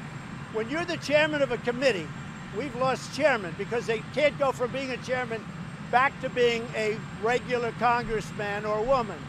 When you're the chairman of a committee, the Democrats, you can stay there forever, like Denny Hoyer and others. Was a good man, by the way, but like a lot of them, they're there forever. As a Republican, you get 6 years. What happens after they're finished, they leave, and I understand that. And frankly, there's good to be said about both, and there's bad to be said about both, to use a famous expression. But let me just tell you, I agree One of the only things I agree with the Democrats on, I really think it's better to have a longer term.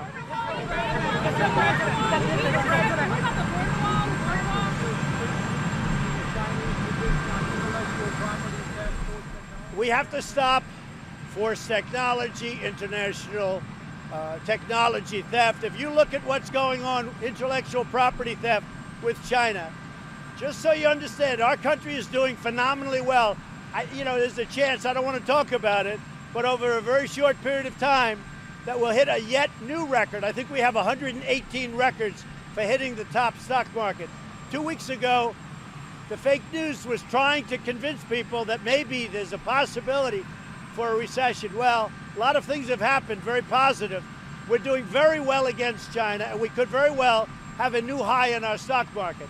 We have gained trillions of dollars of worth, and China has lost many, many trillions of dollars, including 3 million jobs, including companies that are leaving China. Yes, they want to negotiate very badly. Thank you, thank you, thank you. Thank you, everybody. Mr. President, the Taliban agreed with Thank you, everybody. So, the stock market's up again, and we're very close to a new high. It would be over 100 times, I believe. You'll check it, but many, many times we set the record. So we're very honored by that. We're having a tremendous couple of weeks. A lot of good things are happening. I got a call from heads of China. The call was directed to my people, actually, and they asked whether or not it would be possible to delay the hit on the tariffs up to 30% from 25%. Would it be possible to take it off of the October 1st date? We gave them a 2-week in honor of President Xi. We gave them a 2-week reprieve. And so we'll be doing the tariffs on October 15th instead of October 5th or 1st. They were going to be set on October 1st. We're moving it to October 15th because they're having their 70th anniversary. And I will do that again in honor of President Xi. And that's it. Any questions?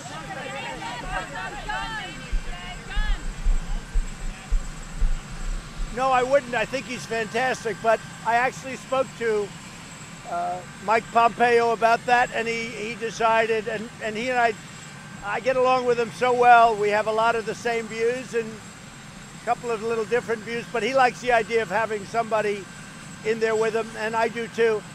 I think that we'll have an answer for you. We have 15 candidates. Everybody wants it badly, as you can imagine.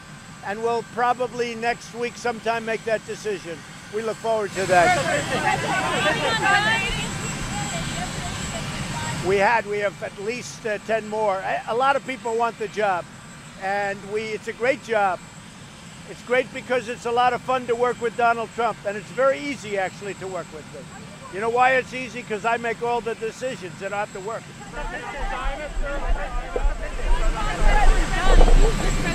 Called Baltimore at one point, wrote an invested. What's your message to the people of Baltimore now as you head to Baltimore? Well, I look forward. We're going to Baltimore right now. I look forward to it. We're going to be with the Republican congressman, and I think it's going to be a very successful evening where we had a tremendous election on Tuesday, and you saw the results on Tuesday night. One gentleman was Dan Bishop. He was not doing so well 3 or 4 weeks ago. We got the message out. He won the election. He was losing substantially, and he ended up winning fairly easily. That's Dan Bishop. And Greg Murphy won by a lot more than it was expected. He won by many points, and a lot of people thought that was going to be a close race. So we won 2 seats in Congress on Thursday, and I guess the press didn't talk about it too much. They would have if they lost, but they won. The Republicans had a great night on Tuesday. Are you considering any kind of interim deal with the Chinese where they make a commitment on intellectual property? Well, it's something that people talk about. I'd rather get the whole deal done. We've taken in many, many billions of dollars of tariffs. I'd rather get the entire Chinese done. Look, if we're going to do the deal, let's get it done.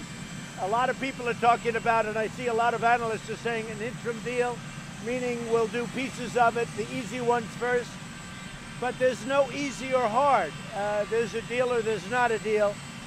But it's something we would consider, I guess. But we're doing very well. We're doing very well. I did the little bit of a delay in honor of President Xi because it's their 70th anniversary in China. What do you expect out of this debate tonight? Well, it's too bad I'm going to miss it. I'm going to have it somehow taped. I didn't even tell him about that, so maybe it's not that important, but it is important. Look, it's going to be very interesting. I look forward to going home. I'm going to have to watch it as a rerun because many of you are coming to Baltimore with me. I don't expect too much difference. I mean, you have three people that are leading. I sort of think that those three people are going to take it to the end. It's going to be one of those three, I think. But you never know in politics, do we? You know better than I. You never know in politics. Out of those three, who do you think the strongest opponent is? I think, look, they all have their weaknesses and their strengths. I think that they're very different. You certainly have a lot of different voices up there, but it would look to me like it would be Elizabeth Warren, and it looks like Joe maybe will be able to get there, maybe not, I don't know. And certainly Bernie is there, he's number 3, but I think that's because they're so far in the lead, the three of them. And if you remember, I'm sure you forget my Republican primaries, but I went to the lead at the very beginning and stayed there. It's, if you don't make a really major mistake, he should be able to make it. I would imagine Biden would be able to make it if he doesn't make any major mistakes. We'll see what happens. Have you made any progress on guns? The man that you called my African American at your rally in 2015, he says he's leaving the Republican Party because you're pursuing a pro-white agenda. What's your reaction to that? Go ahead. What? What do you say to him? What do you say to him? He used to be a supporter of yours. It's a supporter of yours. He's a supporter of yours that used to be a supporter and that he's not anymore. I don't know who you're talking about. He's the man that you pointed out at the rally called my African American. I don't know. We have tremendous African American support. I would say I'm at my all-time high. I don't think I've ever had the support that I've had now. And I think I'm going to do very well with African American. African American support has been the best we've had, and I think a lot of it has to do with the fact that from an employment and unemployment, both employment and unemployment. Do you think he's wrong that you're pursuing? Well, I think this. It's very simple. We have the best numbers we've ever had for African Americans in terms of employment and unemployment. So I think we're going to do very well. Have you made any decisions on guns or ethanol today? So we had a big meeting on guns, and we had a big meeting on ethanol. We had a great meeting with Chuck Grassley, Joni Ertz, Mike Rounds. We had Kim was there, Iowa. Kim was there. We had some terrific people. John Thune.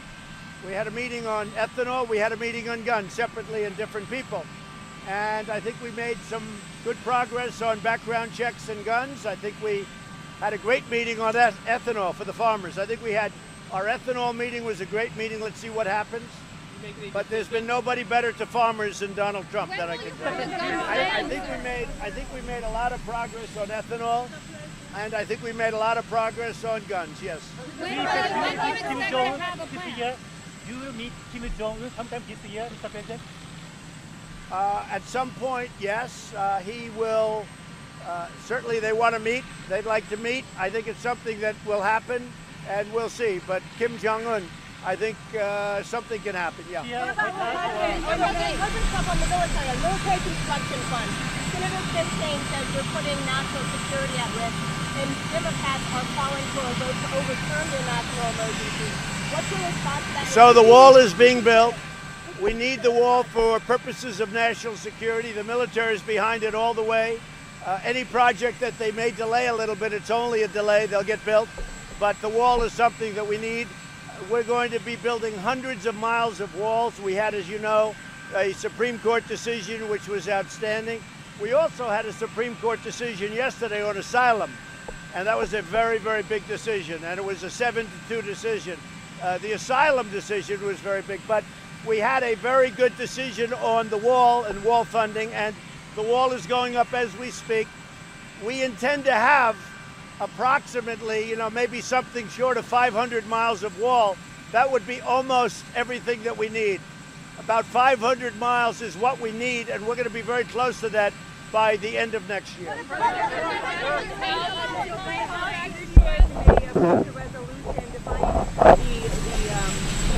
panel's investigation, the impeachment investigation, are you concerned at all? No, I'm that not. They're moving forward potentially on We've done the best job of any president in 2.5 years in office. Our economy is incredible. Rules, regulations, everything that we've rolled back have really led to a resurgent economy. If you look at all of the things we've done for the military, if you look at what we've done for the vets, if you look at everything we've done from an economic standpoint to a national security standpoint, I think our country is in one of the best conditions that it's ever been in.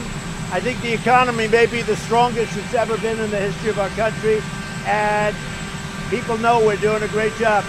They do play politics, and they continue to play politics, and a lot of people think that's the only way, but you know what? Most people think that helps me. It's really an embarrassment to our country. We've done a great job. Yeah. Thank you, Mr. President. Kim Jong-un wants new conditions for negotiation with the United States. Are you accepting new conditions for the negotiation? Well, we're going to see. I think that North Korea would like to meet. I think you probably have heard that. I can tell you that Iran wants to meet and China wants to make a deal. So we have a lot of interesting things going on.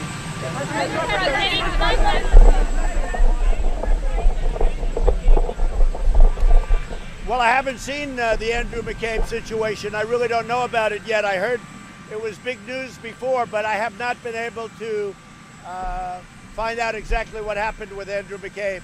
Something happened that was very big. It was just breaking as I was walked out. But I haven't seen it yet, David. President, what exactly have you and the First Lady told Barron about vaping? We haven't told him anything except don't vape. Don't vape. We don't like vaping. I don't like vaping. Do you think Nancy Pelosi is scared to impeach you? I don't think she's scared of anything. I think she's a smart woman, and I think she knows exactly what she's doing. We have the strongest economy in the history of our country. We're about ready to break the record again. On stock market, we've broken the record on jobs. African American, we just broke the record again. You know that. If you look at Hispanic American, Asian American, the best employment and unemployment numbers in the history of our country. With women, we're at 71%, 71 years. Think of this, 71 years, the best numbers in 71 years. No, I think we've done a great job. There are those that say the best job in the history of our country for the first 2.5 years. So pretty much that's the story.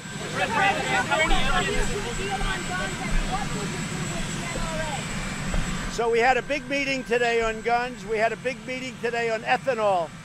Both meetings went very well. A lot of progress was made, I believe, on the background checks and various things having to do with guns.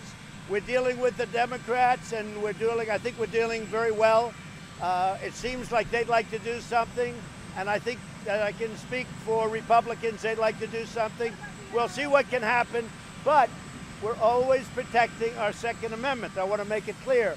Our Second Amendment will be protected fully. Say it. Well, we're dealing on Venezuela right now. It's going to be a very interesting period of time. We're also trying to help. A lot of Venezuelans are dying. They have no food, they have no water, and we are trying to help. A lot of them have escaped, so to speak, into Colombia and different places. We're trying to help those people that have been able to get out. But we are dealing with a lot of things having to do with Venezuela. My attitude on Venezuela is a very tough one. And frankly, my attitude on Cuba is a very tough one. And in a way, they go hand in hand because Cuba has always made it possible for Venezuela to do what they're doing. And frankly, that's ending now. And likewise, Venezuela, through the oil, took care of Cuba. A lot of that is ending right now. Have you seen any evidence that the Israelis have been spying on you and the White House? I don't believe that. No, I don't think the Israelis were spying on us. I really would find that hard to believe. My relationship with Israel has been great. You look at Golan Heights, you look at Jerusalem with moving the embassy to Jerusalem, becoming the capital. You look at even the Iran deal, what's happened with Iran. Iran is a much different country right now than it was 2.5 years ago. It's in a much different position. No, I don't believe that. I wouldn't believe that story. It could, anything's possible, but I don't believe it. Are there any Democrats debating tonight you absolutely respect? I respect all of them. All of them? I respect everyone. Let me tell you, it takes a lot of courage to run for office. I respect all of them. See that? I'm getting to be much better as a politician. You never thought you'd hear that answer.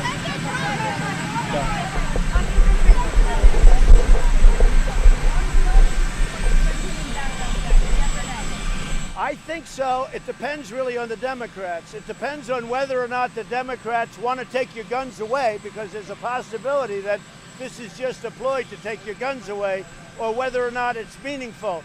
If it's meaningful, we'll make a deal. If this is a movement by the Democrats to take your guns away, then it's never going to happen, because we're never going to let that happen. We will always be there for our Second Amendment. So we're going to see. If the Democrats want to make a deal, we can make a deal. Thank you, everybody.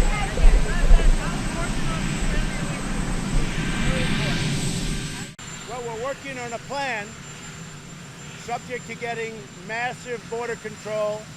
We're working on a plan for DACA. People want to see that happen. You have 800,000 young people brought here, no fault of their own. So we're working on a plan. We'll see how it works out. But we're going to get massive border security as part of that.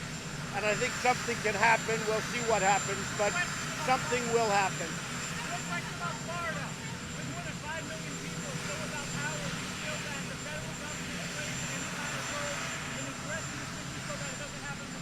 Yeah, they're doing a great job on power. They're doing a great job. Historically, there's never been anything like this, but the United States Coast Guard, FEMA, working along with Governor Scott, they've really done an amazing job, and power is being turned on rapidly. The power companies, we have the largest assemblage of human beings ever in one area for power, and rapidly it's being turned on, so we're very happy with that. The wall will come later. We're right now renovating large sections of wall, massive sections, making it brand new. We're doing a lot of renovation. We're building 4 different samples of the wall to see which one we're going to choose, and the wall is going to be built. It'll be funded a little bit later. Real quick. Well, we want to get massive border security, and I think that both Nancy Pelosi and Chuck Schumer, I think they agree with it. But so we met last night with, as you know, Schumer, Pelosi, and a whole group. And I think we're fairly close, but we have to get massive border security. Oh, I think he's on board. Yeah, Mitch is on board. Paul Ryan's on board. We all feel, look, 92% of the people agree on DACA. But what we want is we want very, very powerful border security, okay? We're going down to Florida. We'll see you in Florida. Ryan and McConnell agree with us on DACA. We're very much on board. I spoke to them, yes.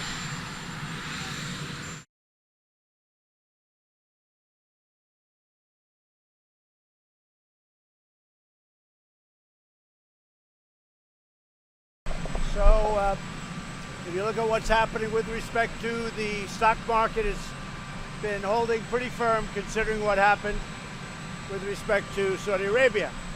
But I think we're doing very well.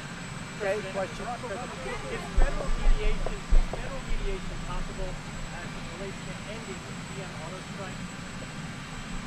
Federal mediation is always possible if that's what they want. Hopefully they'll be able to work out the GM strike quickly. We don't want General Motors building plants outside of this country, and we're very strong on that. The UAW has been very good to me. The members have been very good from the standpoint of voting. The relationship is good. Hopefully they're going to work that out quickly and solidly. Now, I just gave a pretty big news conference inside, and we're going to be late for New Mexico. We can't do that ever to New Mexico, so go ahead, Dave. President Mike Pompeo is very certain Iran is behind the attack, and you're not. Why is he no more than you? I think we're the same. I think we just want to find out the final numbers and see You look at a vector, and there are lots of different things we can look at, David, and we'll know for certain over the next pretty short period of time. If you become sure, are we going to see military action? Well, then we're going to decide. Mr. President, can you trust Saudi Arabia on Iran? After drone downing, he said it wouldn't be proportionate to a lethal strike in Iran. You kill a bunch of people for the drone. Say it again, louder. After the drone was shot down, he said it wouldn't be proportionate to a lethal strike which killed people. An attack on an oil facility in those things. Would this be proportionate? Is that what you're asking? I would say yes. I would say. So I don't know who's going to New Mexico with me, but I'll see you on the plane. Mr. President, what about oil prices? Since they lied to you about this, OG? Can I what? Can you trust Saudi Arabia when it comes to what they Oh, I think so. Look, they want to find out also, and I think they probably feel they know. But we're going to know very quickly. We have pretty much all the material we need. We'll know very quickly. Mr. President, do you think the New York Times should fire the individuals responsible for claiming that Kavanaugh committed sexual misconduct without including exculpatory information? I think the New York Times made another terrible mistake. It's a shame that a thing like that could happen. I see they're making a big correction today. They've just announced there's a correction. But to do that about a Supreme Court justice is a terrible thing. It's a false accusation. Whatever happened with the New York Times, I mean, I can tell you personally, they never check, they never do. We used to have a thing called fact-checking. They don't do fact-checking anymore. They used to call and say, what about this, what about that? How can they do a thing like that and destroy somebody's life? I mean, they're destroying lives. And it's fake news. It's just fake news. But it's a very fair question. I mean, they have to be very embarrassed, but much more importantly, what they do is wrong, and they do it all the time. Mr. President, what about oil going up $15 today? Oil went up $15 today. How concerned are you about that? Well, we have the strategic, if you look at what we have tremendous amounts of oil in our country.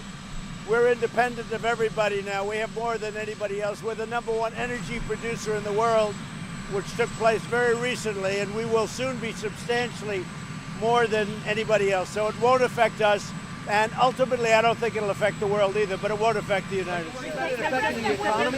I don't think so. No, I think it's going to be fine. Will you meet any African leader at UN?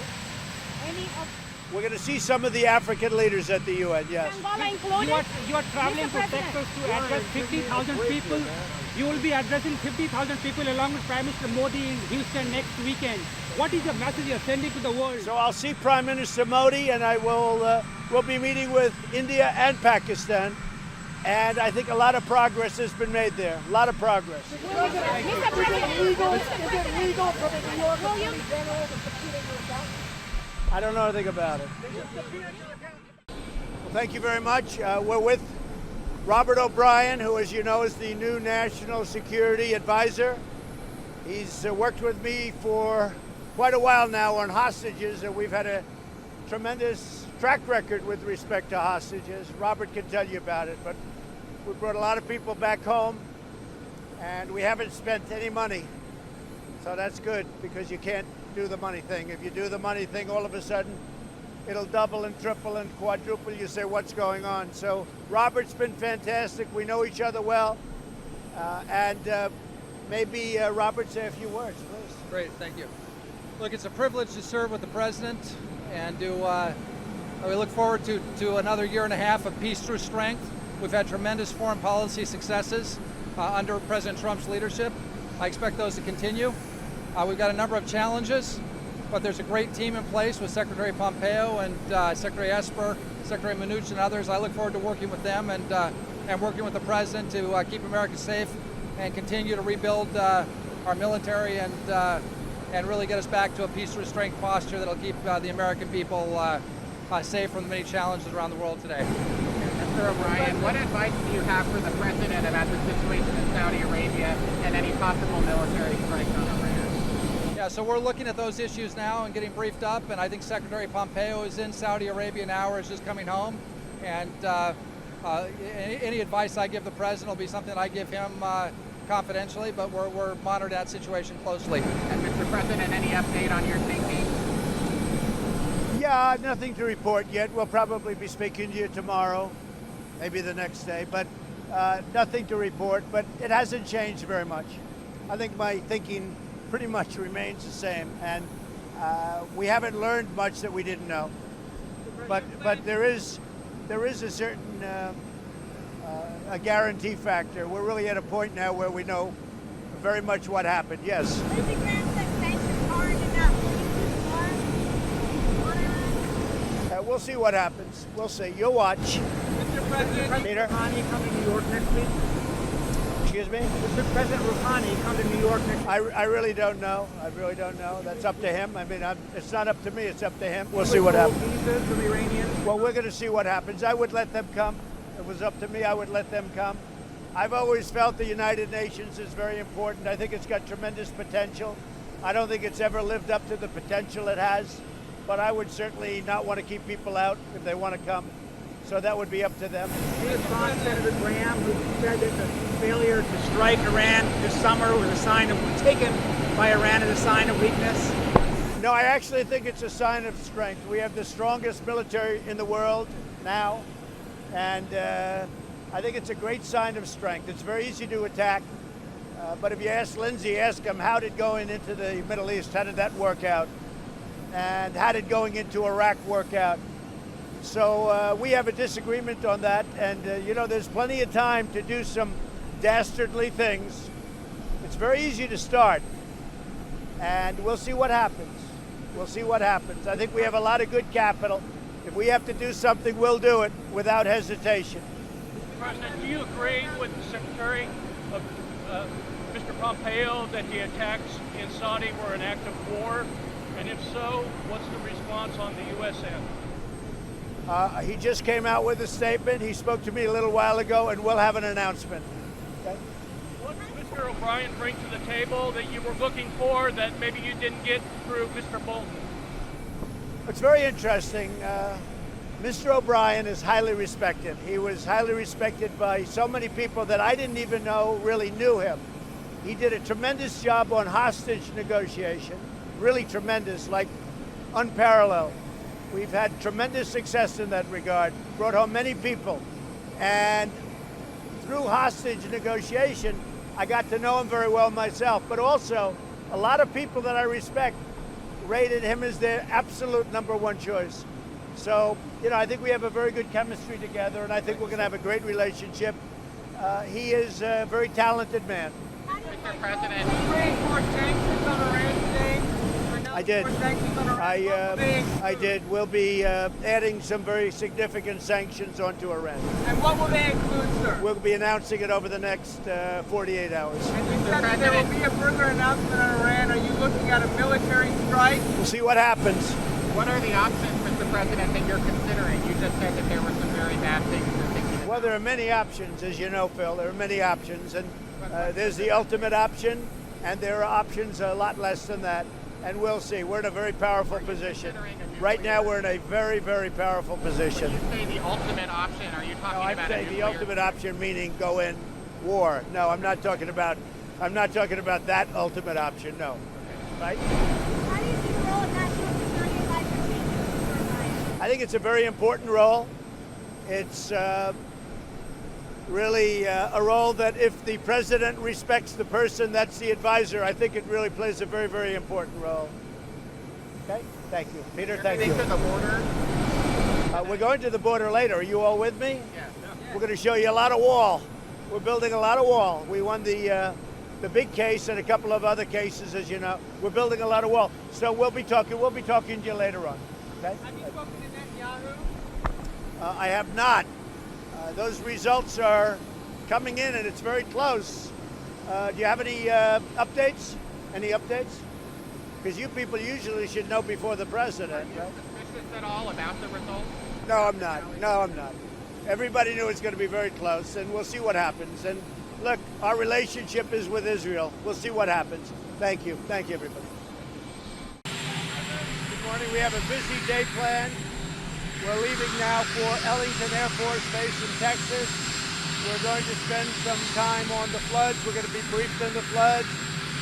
We're going to make a big investment so we can try and help Texas with this terrible flooding that they've been having. So we'll be talking to a lot of people and meeting a lot of people. That's going to be at Ellington Air Force Base. Then we're going to Houston. Some of you are coming with me, I guess. We'll be going to Houston, and we'll be at a very nice big stadium packed full of people with Prime Minister Modi of India. He asked if I'd go with him, and I've accepted, and we're going to have a good time with Prime Minister Modi. We have, I hear it's a tremendous crowd, so that'll be in Houston. And then after that, I'm going to Ohio. Pratt Industries is opening a $1 billion plant, and I told Mr. Pratt, who is a great Anthony, I told him if he does something really spectacular, I'll go and cut the ribbon, and he did. He invested $1 billion in Ohio. So that's Pratt Industries. They're great people. It's a great company, headed by a very great businessman from Australia. So they're bringing $1 billion into Ohio, and I said I'd go and cut the ribbon, and here it is. We're ready to cut a ribbon. It's a great plan. So we look forward to that. Then we're coming home, and then we have a lot of work at the United Nations during the next week.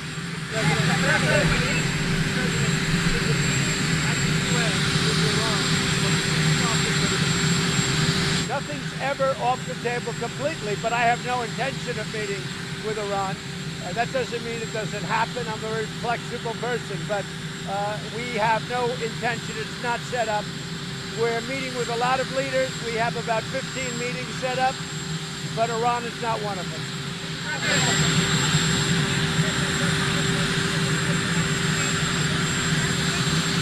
We had a great conversation. The conversation I had was largely congratulatory, was largely corruption, all of the corruption taking place, was largely the fact that we don't want our people, like Vice President Biden and his son, creating to the corruption already in the Ukraine. In Ukraine's got a lot of problems. The new president is saying that he's going to be able to rid the country of corruption, and I said that would be a great thing. We had a great conversation. We had a conversation on many things. In fact, I believe Ukraine put out a statement yesterday saying that we covered many different topics. It was a warm and friendly conversation. I backed Ukraine from the beginning, but I'm very upset that other countries aren't doing the same. Germany should be spending much more. France, all of the European Union should be spending money. Why are we spending money and they're not? Or at least they're spending very little by comparison. So I'm not happy about that. Will you let Rudy Giuliani talk to Congress about what he has to Ukraine? Oh, I would have no problem with Rudy's a very straight shooter, and Rudy wants to see the same thing as a lot of other people with respect to Ukraine. Ukraine has had a tremendous corruption problem. Somehow they were involved in a lot of different things that took place in our country, and hopefully it can be straightened out. And I will say, the new president, we had a very good talk. The new president got elected based on the fact that he would end corruption. That was probably his number one thing.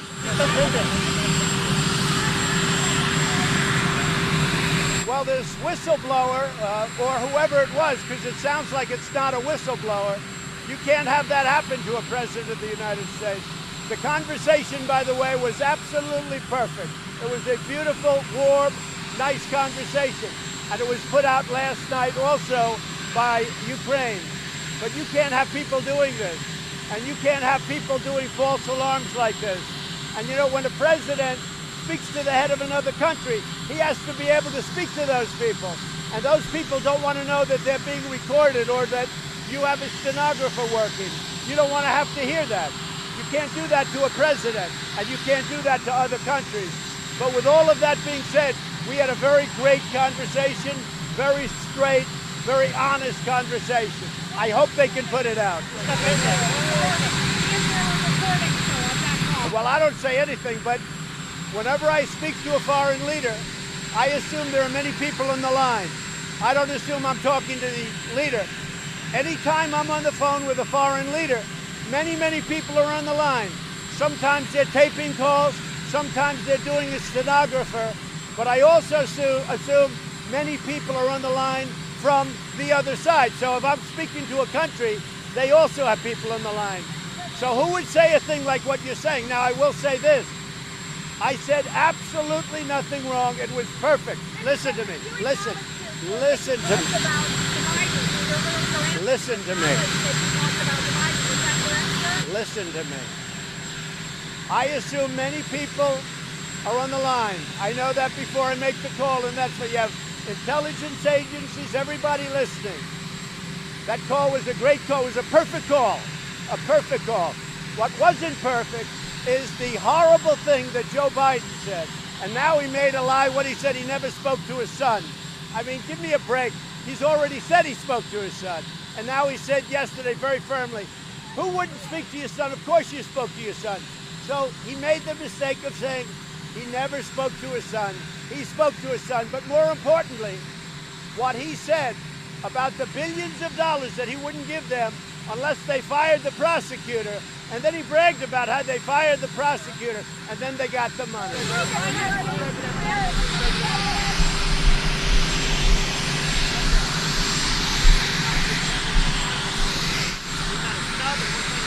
not a stub at all. Very busy. I'm going on the floods today. The floods are very important to me. And climate change, everything is very important. But today I'm going to Texas on the floods. Then I'm going to Houston on the big rally. It's a rally for Prime Minister Modi, and he asked me to do it of India. And I look forward to doing that.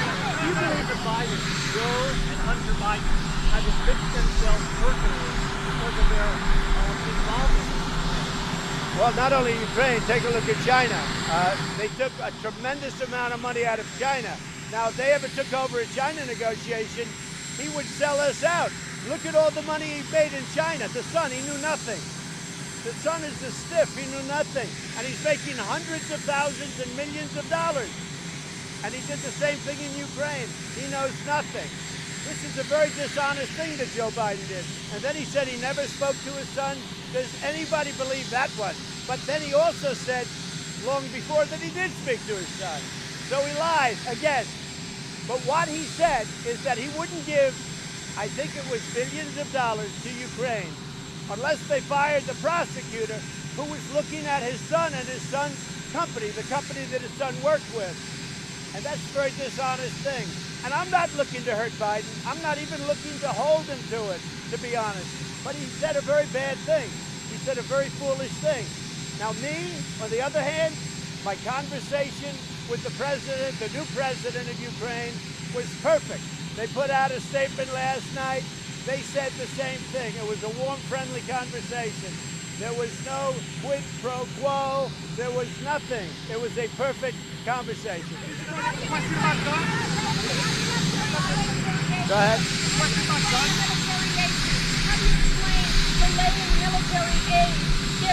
Because I want Germany, and I want France, and I want the European Union to put up money. And I didn't delay anything. We paid the military aid to the best of my knowledge. Listen to me. I gave so much more to Ukraine than Obama did. Go back and check your record. And you know what you should do? Also ask... Can you tell us why anybody should be allowed to buy a gun without a background check? We're looking at it right now. We're studying it very hard. It's an issue that, frankly, Congress is wasting all their time on nonsense. We're studying it very hard. If Congress would ever get back to work, we could work something. But Congress is doing all of this nonsense, this garbage that they're doing. And I'll tell you what, they don't have any time. The Democrats in Congress are doing nothing. I'll tell you what, they're going to lose the election. You know why? Because they're not doing anything. Why should anybody be allowed to buy a gun without a background check? Well, we're working very hard with some Democrats. The problem I have is that Jerry Nadler and all these people, they keep wasting time in Congress over nothing. They're studying nothing. The Mueller report was perfect. Corey Lewandowski was magnificent. Everybody is perfect. They're wasting time. They couldn't accept the Mueller report. They couldn't accept that defeat. They can't now accept the fact that we have the best economy we've ever had, and we may be hitting another all-time high in the stock market. We're looking at a lot of different things. The problem we find is the Democrats have very little time to talk because they're wasting their time. You take a look at what they're doing. It's a total waste of time, and they know it. They know it. Say it. Well, we're working with Joe Manchin, the senator, and we're working with Pat Toomey, and we have a lot of people working on this, and we'll be seeing it, I'd say, over a period of time. The problem that I have is the Democrats, in the House especially, they're totally unavailable to talk because they're at hearings all day over something that's already been won by us. They made up a story. It was a false story. It was a hoax. And frankly, we have to get to the bottom of how it started. But they are wasting all of their time on a hoax. Jay Powell, you said Jay Powell was a bonehead with no guts, but then you said his job is safe. Why? Well, he's got a job, and I could do things if I wanted, but I don't want to do that. We're so strong, despite Jay Powell. But Jay Powell is not helping us. Other countries have lower interest rates. We're the primest of them all. But he has the rate. Look, it's very simple. He lifted the rates far too quickly, and he lowered them far too slowly. And it's a shame. Are there other boneheads in your administration whose jobs are safe? Not too many. Not too many boneheads. We have a great, I'll tell you what, we really now have a great administration, but what we have is a great cabinet. Our cabinet has done a great job. Go ahead.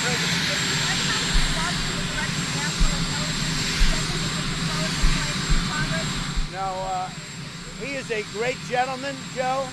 He's doing a fantastic job, and I know one thing, he's only going to do what's right, but he is doing a fantastic job, and he's only going to do what's right. But just so you understand, the conversation I had with the president of Ukraine was absolutely perfect. And people better find out who these people are that are trying to subvert our country, because here we go again. These are bad people. But the conversation I had with the president of Ukraine was absolutely a 10. It was perfect.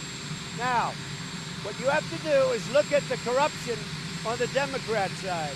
Take a look at how the whole witch hunt started. Now they want to try and start another witch hunt, but unfortunately this one is reverting now to Joe Biden because he's done some very bad things. And I'm not even looking to hurt him, to be honest. He needs all the help he can get. I'm not looking to hurt him. I'm not looking to hurt his family. But the corruption and what he said is a terrible thing. How was the steak dinner? How was the steak dinner, Mr. President? Hello, everybody. We're going to the villages in Ocala, Florida. We have a big crowd. We're going to be talking about health care. We're doing a lot of work on health care. We're very successful at it. And so we're going to be speaking to the great people of Florida. And I think they're very happy with the job we're doing. Yeah. What exactly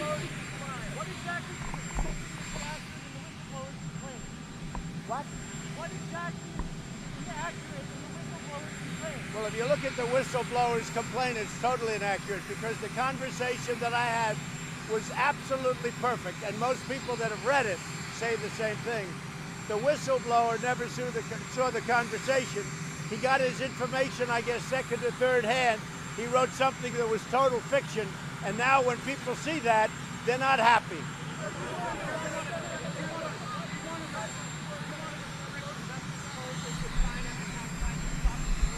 Well, we're looking at a lot of different things. China's coming in next week. We're going to have a meeting with them. We'll see.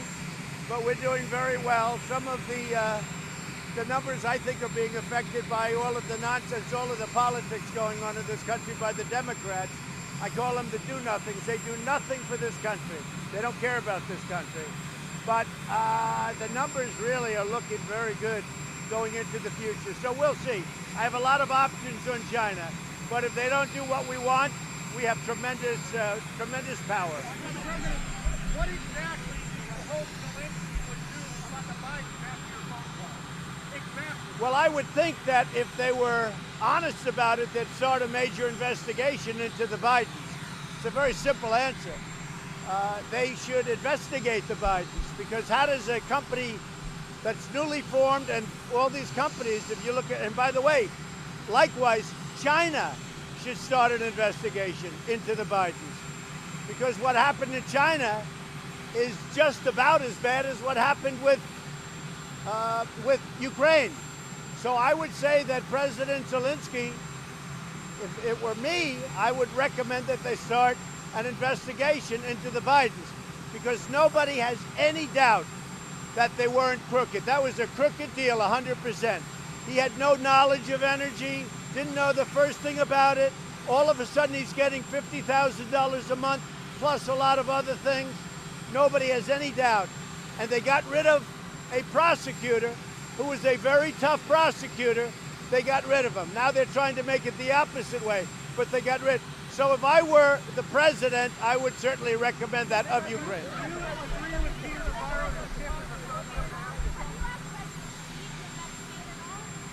I haven't, but it's certainly something we can start thinking about, because I'm sure that President Xi does not like being under that kind of scrutiny, where billions of dollars is taken out of his country by a guy that just got kicked out of the Navy. He got kicked out of the Navy. All of a sudden, he's getting billions of dollars. You know what they call that? They call that a payoff.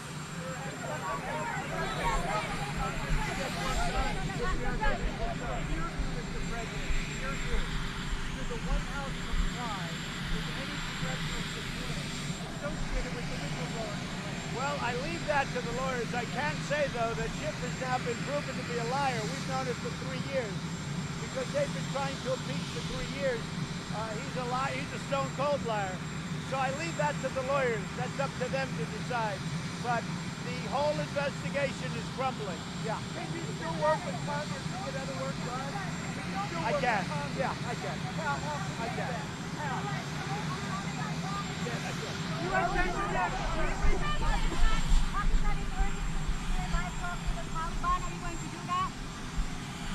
Well, we have a real problem. We've been hitting the Taliban very, very hard.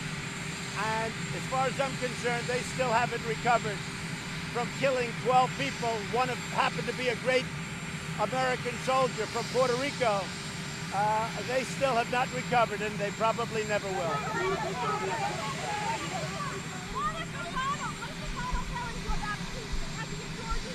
No, but I read Mitch McConnell's statement yesterday, and he read my phone call. And as you know, he put out a statement that said that was the most innocent phone call he's read. And I spoke to him about it, too. He read my phone call with the president of Ukraine, Mitch McConnell. He said, that was the most innocent phone call that I've read. I mean, give me a break. Anybody that reads it says the same thing. And the only people that don't understand it is when they look at the false, fabricated, fraudulent statement made by Shifty Schiff.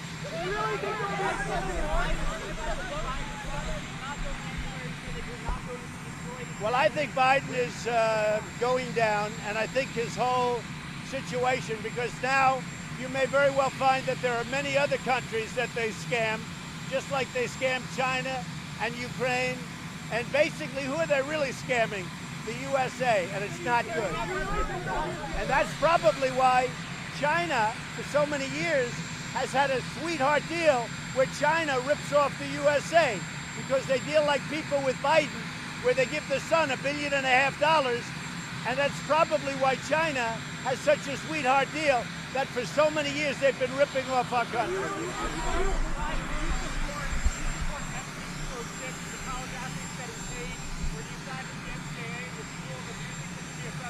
We're looking at it. We're looking at it very closely. It's under study.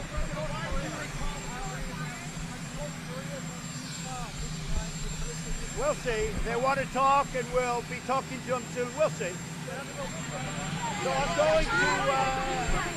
Mr. President, why did you recall the U.S. ambassador to Ukraine? Was she a problem? Why did you recall her? I heard very bad things about her. And I don't know if I recalled her or somebody recalled her, but I heard very, very bad things about her for a long period of time. Not good. Thank you. I'll see you in Florida. Do you really think there'll be a civil war? Hello, everybody. So we have good news. Pastor Andrew Brunson is in the air from Turkey. He's, I think, in good shape. He'll be stopping most likely in Germany for a full checkup. And then he's going to be coming to the Oval Office, most likely on Saturday. But we're very honored to have him back with us. He suffered greatly, but we're very appreciative to a lot of people, So Pastor Brunson's in the air, heading to Germany, and then coming to the U.S. He'll be landing on Saturday, most likely Saturday in D.C. What caused the release, Mr. President? Well, we spoke to Turkey, and he went through a system, and we got him out. They've been trying to get him out for a long time. Will you lift the sanctions now on Turkey?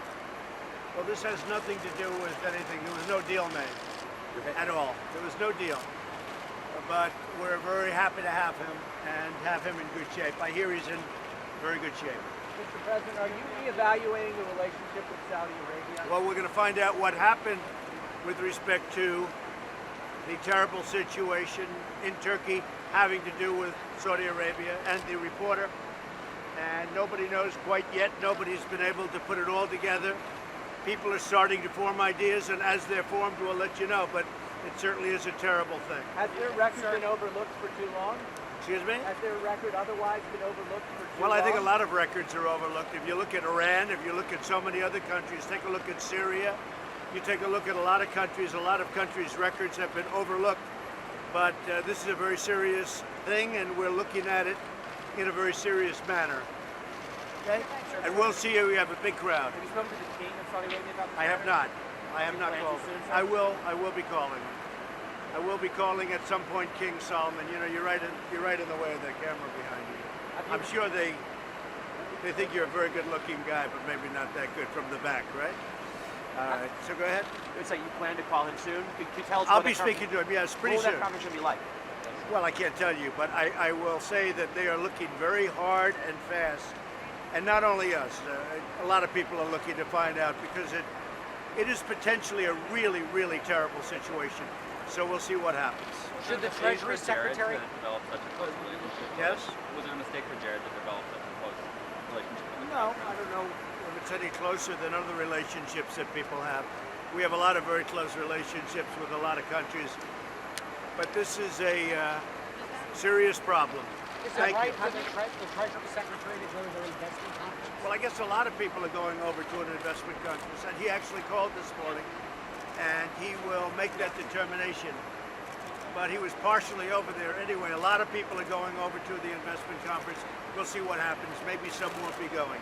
We'll make that determination very soon. We'll see you over at the rally. Have you read the UN climate? Well, thank you very much. I'm very happy to report tremendous success with respect to Turkey. And I want to thank President Erdogan. I want to thank our Vice President Mike Pence, our Secretary of State Mike Pompeo. Great job. All of the people that we sent over the last 3 days. We sent an early group. This is an amazing outcome. This is an outcome, regardless of how the press would like to damp it down. This was something that they've been trying to get for 10 years. You would have lost millions and millions of lives. They couldn't get it without a little rough love, as I called it. I just put out. They needed a little bit of that at the beginning. And then everybody said, wow, this is tougher than we thought. When those guns start shooting, they tend to do things. But I will tell you, on behalf of the United States, I want to thank Turkey. I want to thank all of the people that have gotten together and made this happen. This is an incredible outcome. So you have a 22-mile strip that for many, many years, Turkey, in all fairness, they've had a legitimate problem with it. They had terrorists, they had a lot of people in there that they couldn't have. They've suffered a lot of loss of lives also, and they had to have it cleaned out. But once you start that, it gets to be to a point where a tremendous amount of bad things can happen. So a process started, and we started to negotiate, and I think that obviously the sanctions and tariffs were going to be very biting. I'm glad we don't have to do it. We'll be taking them off very quickly as soon as this is finalized. But this is an incredible outcome. This outcome is something they've been trying to get for 10 years, everybody. and they couldn't get it. Other administrations, and they never would have been able to get it unless you went somewhat unconventional. I guess I'm an unconventional person. I took a lot of heat from a lot of people, even some of the people in my own party, but they were there. In the end, they were there. They're all there. Look, this is about the nation. This isn't about Republicans or Democrats. This is about our nation. So we have a 5-day ceasefire.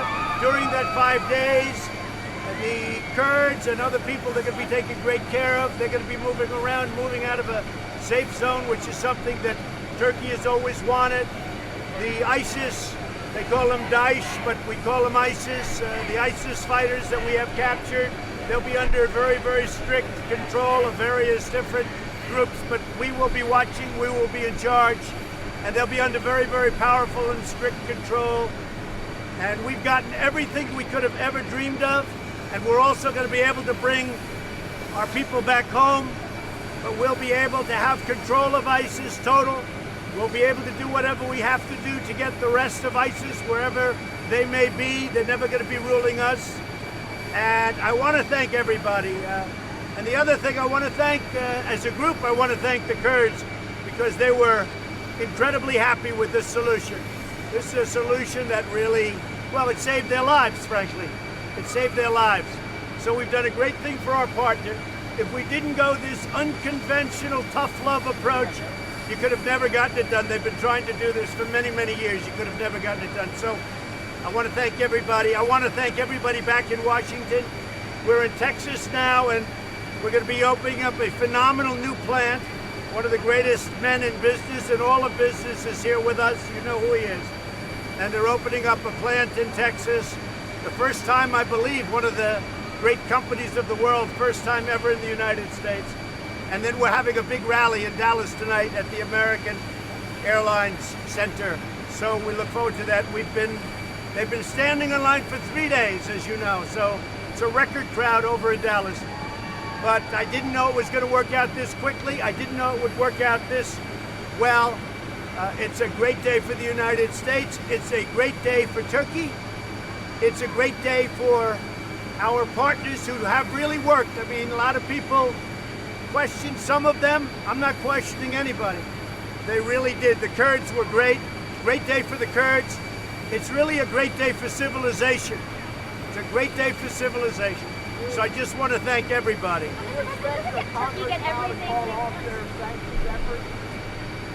Well, sanctions won't be necessary because Turkey's doing what they're doing. I didn't need Congress for sanctions because I can do sanctions that are tougher than Congress. And I was prepared to do that. I just want to thank and congratulate, though, President Erdogan.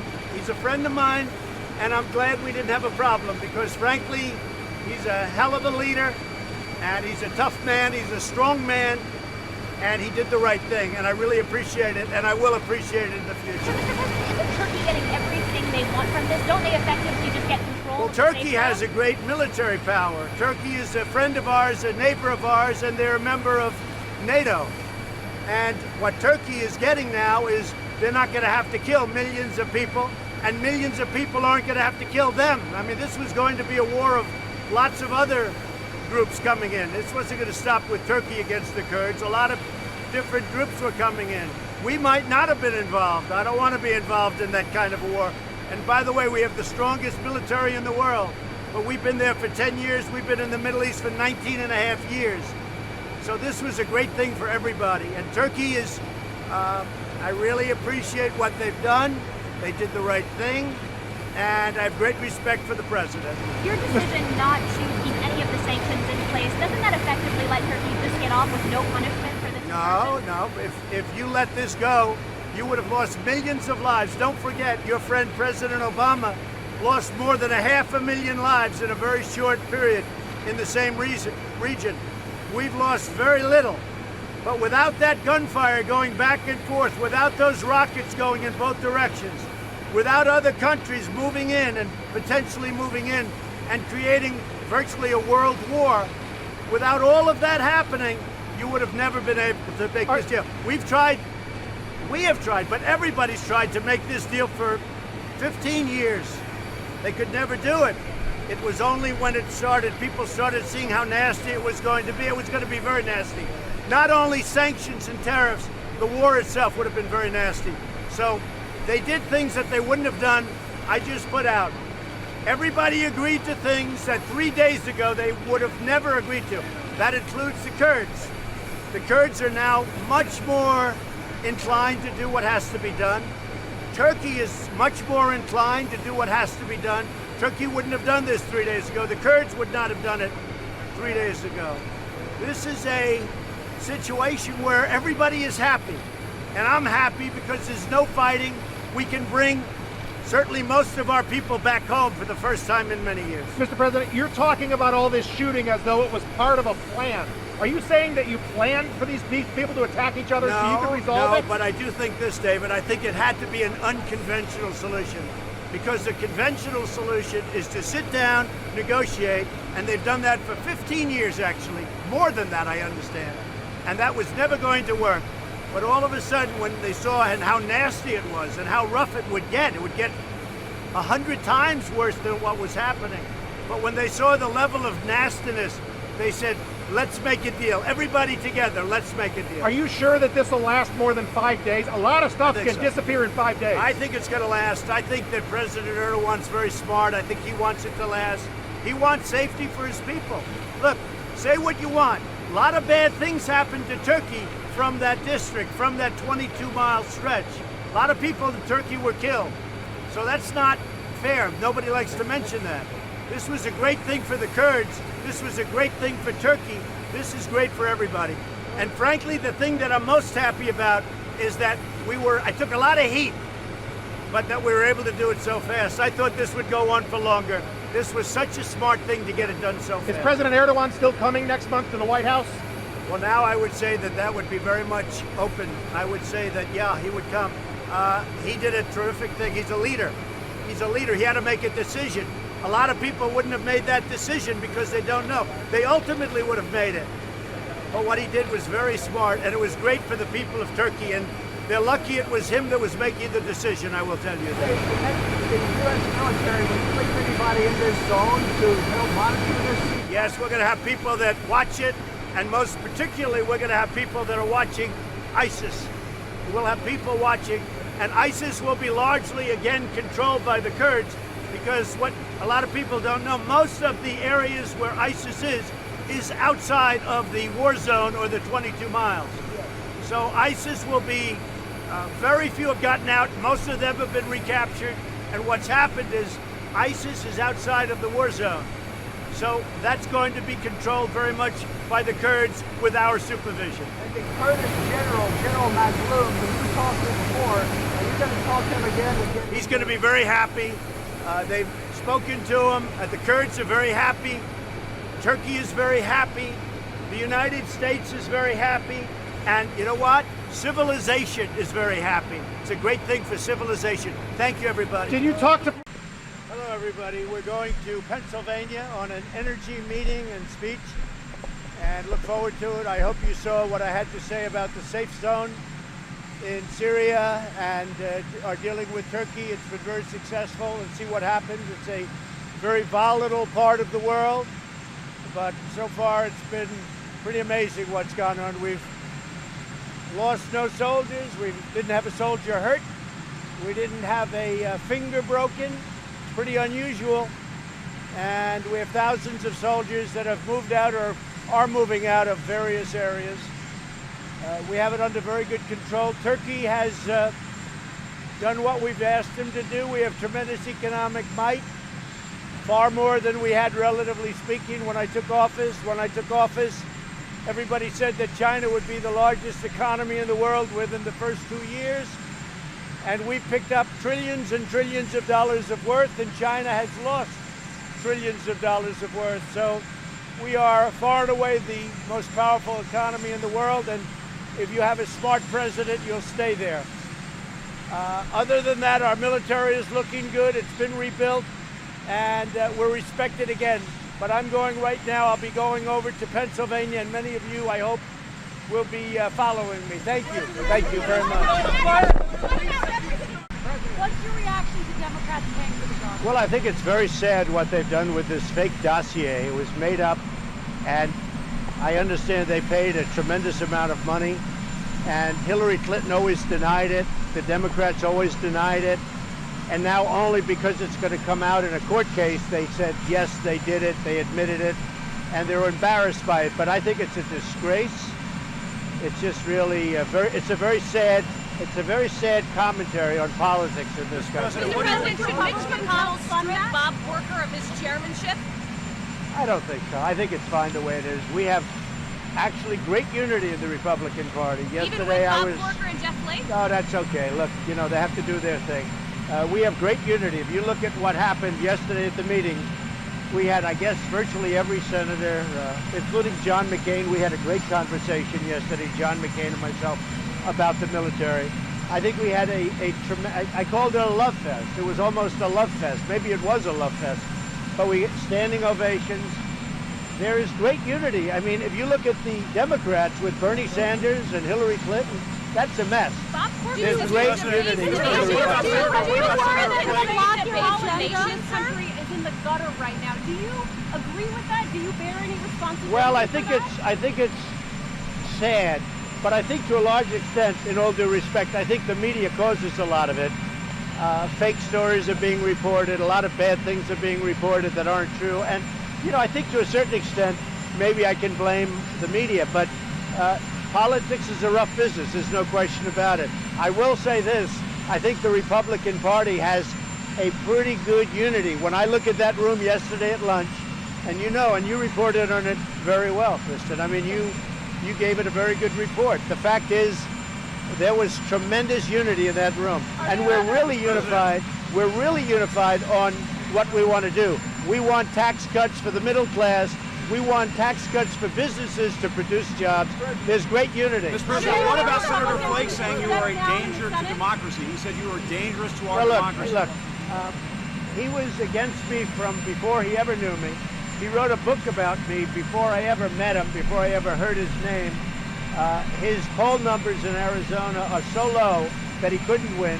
And I don't blame him for leaving. I think he did the right thing for himself.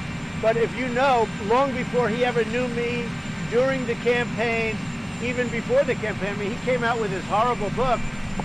And I said, who is this guy? In fact, I remembered the first time I saw him on television, I had not really been, nobody knew me in terms of politics.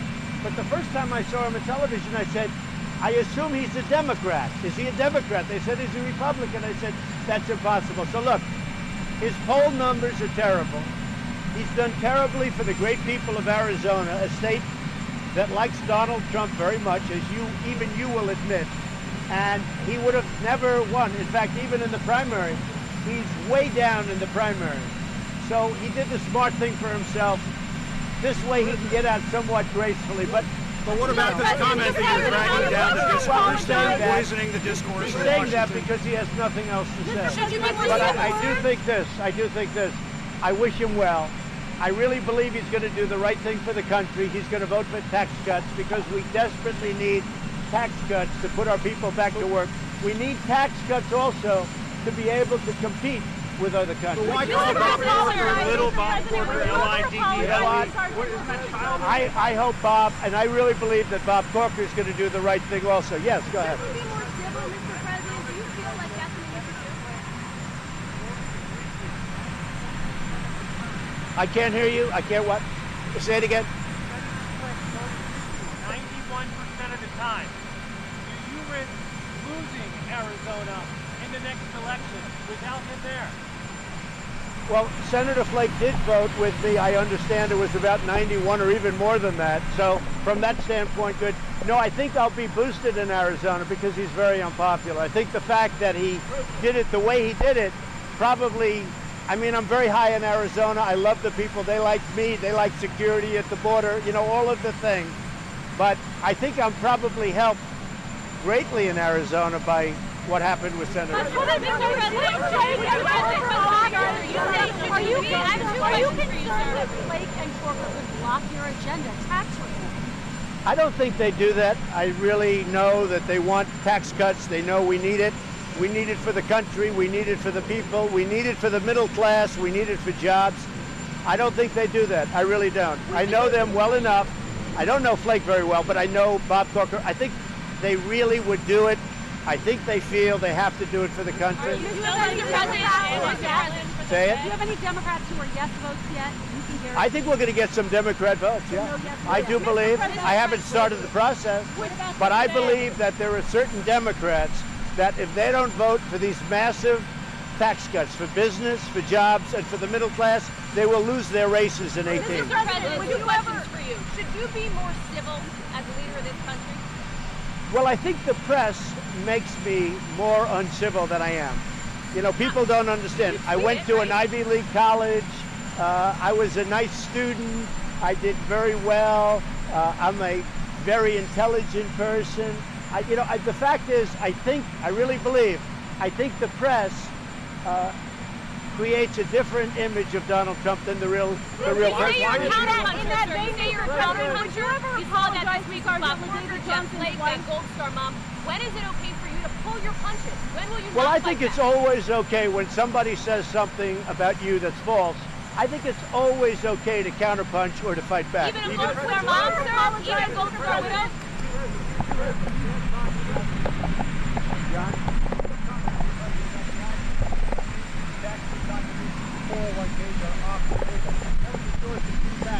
I wanted to end that quickly. 401ks to me are very important. And they're important because that's one of the great benefits to the middle class.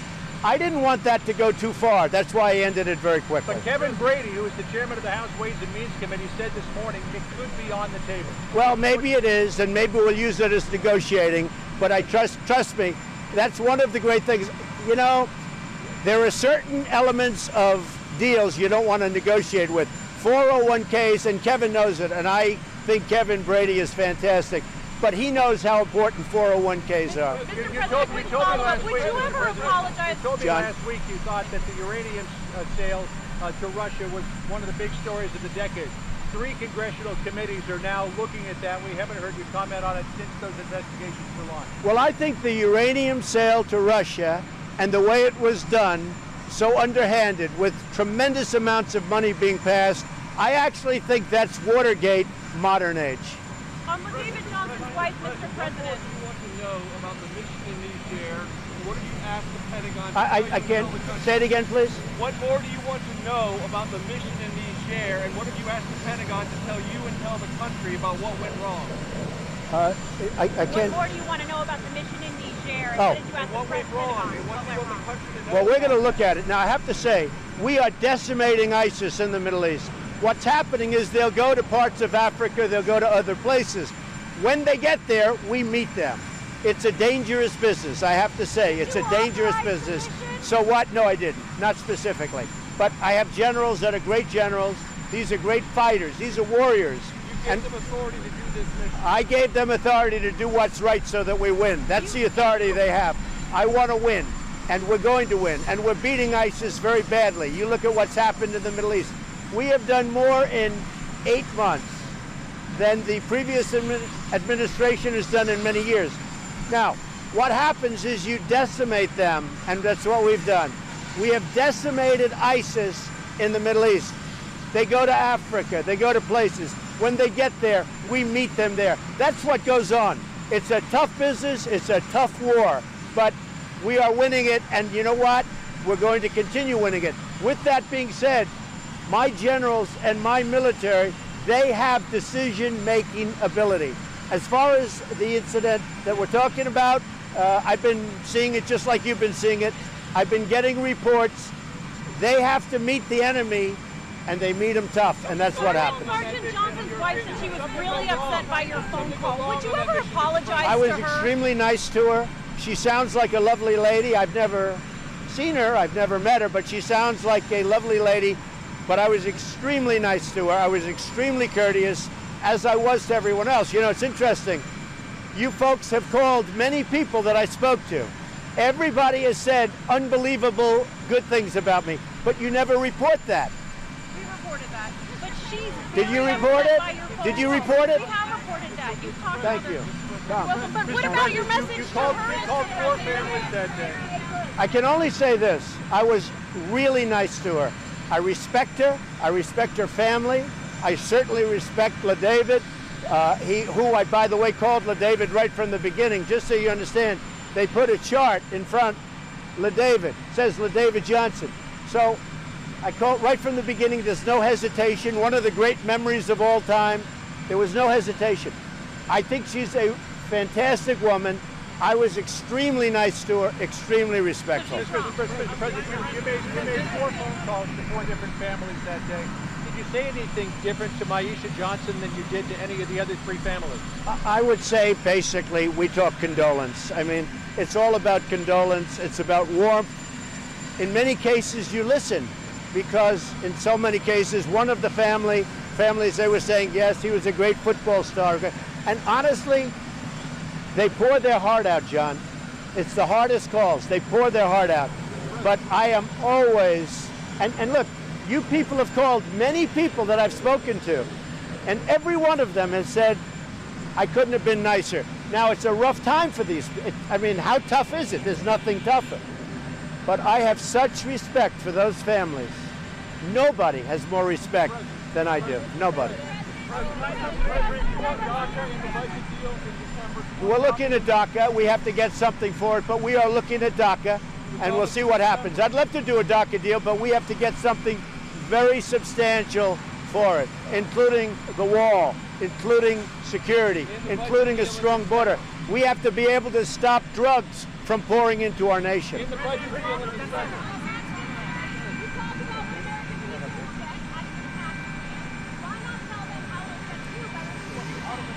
The tax plan is going to be incredible for this country. It's going to bring back jobs. It's going to cut taxes tremendously. We're going to bring back $4 trillion, I think at least, from overseas. That money is going to be put back to work in our country instead of other countries. The tax cut is going to be massive. It's going to keep companies from leaving our country. So important. Are there any other Republicans you want out of the Senate? Say it. Have any of your family members or advisors been interviewed by the special counsel? Not that I know of, no. And I have to say, the whole Russian thing is what it's turned out to be. This was the Democrats coming up with an excuse for losing an election. It's an election that's very hard for a Democrat to lose because the Electoral College is set in such a way that it's very hard to lose that election for a Democrat. They lost it. They lost it very badly and very easily. I mean, you look at the votes. It was 306 to what, 223 or something. They lost it by a lot. They didn't know what to say, so they made up the whole Russia hoax. Now it's turning out that the hoax is turned around, and you look at what's happened with Russia, and you look at the uranium deal, and you look at the fake dossier, so that's all turned around. With Corker and Flakeout, are there any other Republicans you want to see out of the Senate? No, not at all. No, we have a very good relationship. Honestly, when you take a look at what's happened with Hillary Clinton and Bernie Sanders and the hatred and the division and the animosity, I'll tell you what, honestly, the Republicans are very, very well united. We're going to have a big meeting on opioids tomorrow. We're going to be doing a very, very important meeting sometime in the very near future on opioids in terms of declaring a national emergency, which gives us power to do things that you can't do right now. GPS investigation. John, talk up, please. I'm sorry, this Fusion GPS investigation began on the Republican side of things during the primary. Do you have any idea who it was who was collecting? Well, they say it began with the Republicans. I think I would know, but I won't say. It'll be determined. It'll be determined. Look, Hillary would have never announced it was them, except for this great court case that's going on, where the judge was going to reveal it. So they figured we'll do it first. They're very embarrassed by it. It's a disgrace. Yes, it might have started with the Republicans early on in the primaries. I think I would know, but let's find out who it is. I'm sure that will come out. Do you know who those Republicans are? Do you have any idea? I think I would have, if I were to guess, I have one name in mind. What's the name? It'll probably be revealed. President, the DMZ, yes or no? Can you say definitively where you're Say it, what? The DMZ, yes or no? Are you going, yes or no? Well, I'd rather not say, but you'll be surprised. What does that mean? You'll be surprised. What does that mean?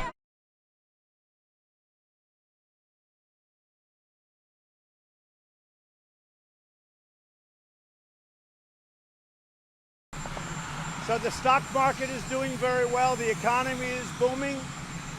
We have a new record in sight. Could happen even today, but we have a new stock market record. I think it'll be about 118 times that we've broken the record. Jobs look phenomenal. We're doing very well in Syria with Turkey and everybody else that we're dealing with. We have secured the oil. We have a lot of oil. We've secured the oil. We have a couple of people that came knocking. We said, don't knock. And I would say that things are going very well. I know people are still in a basement, in a secure room in the basement, trying to make us look as bad as possible, but that's not working too well. A lot of things are happening very good, and I appreciate Republicans are just outraged, and the American public is outraged that the do-nothing Democrats are doing nothing. They are doing nothing. There's such an opportunity to get things done. We need USMCA passed. It's a great deal for our country, for our farmers, manufacturers, unions. It's a great deal for our country. So we need USMCA passed.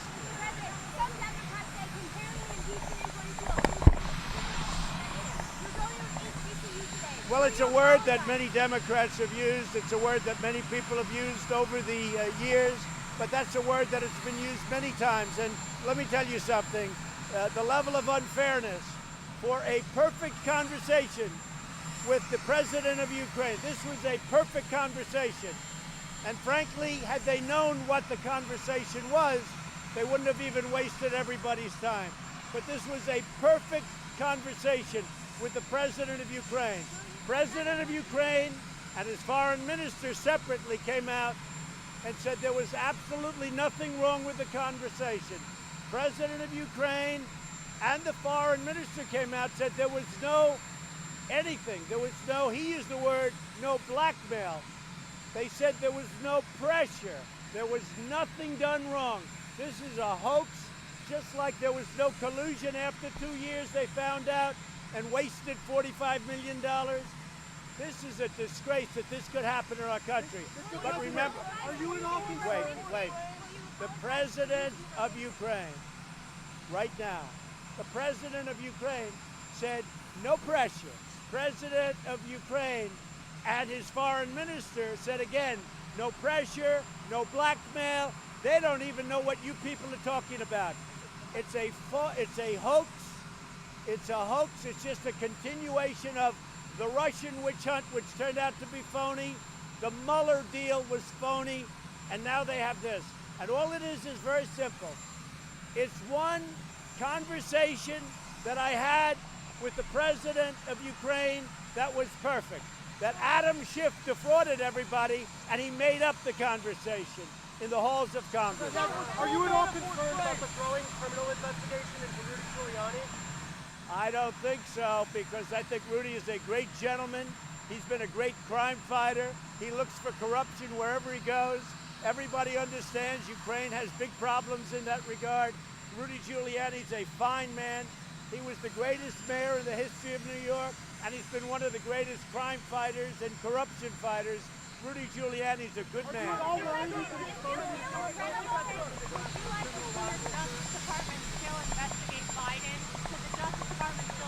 Well, I think what Biden did and his son, and now I guess they're finding also Romania, that just came out today, or some other country, and I'm sure there are more than that.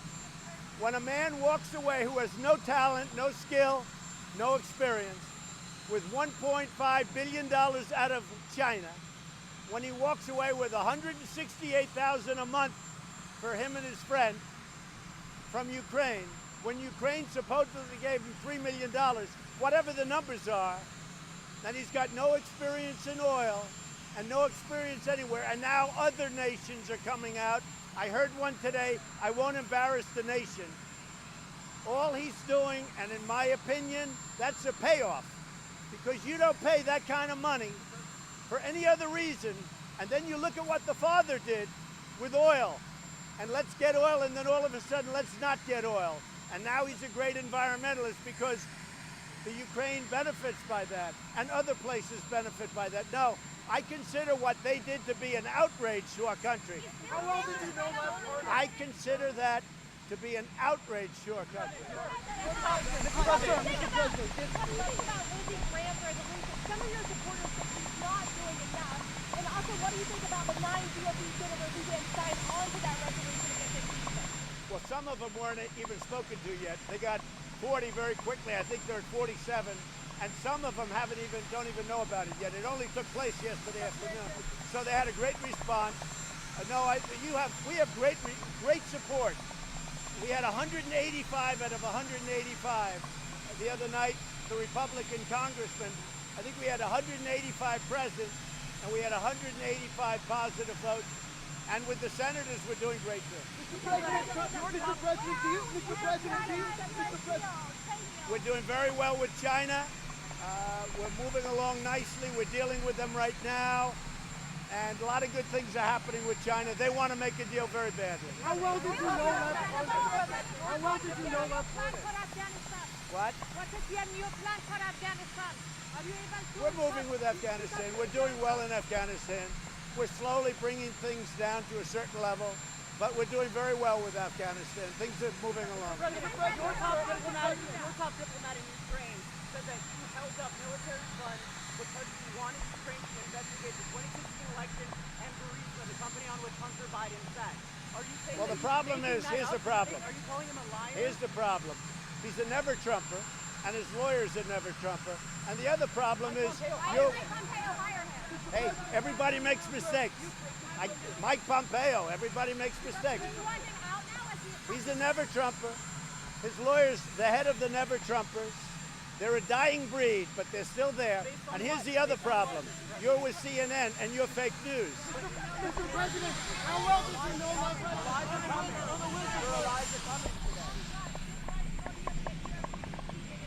Well, the Democrats don't have any time to work on anything. They have to do USMCA. They have to do guns. They have many things. We want to reduce drug prices even more. You know, we can go so far, but we can get drug prices substantially reduced.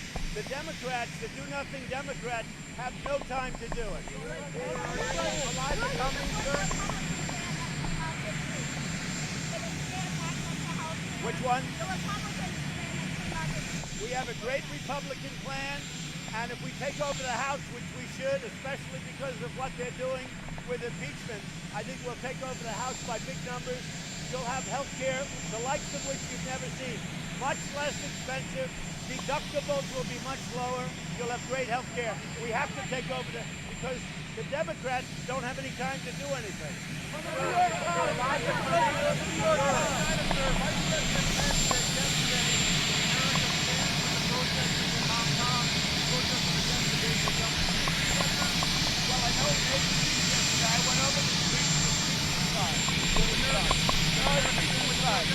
But I'm also working very closely with China on a deal, but it's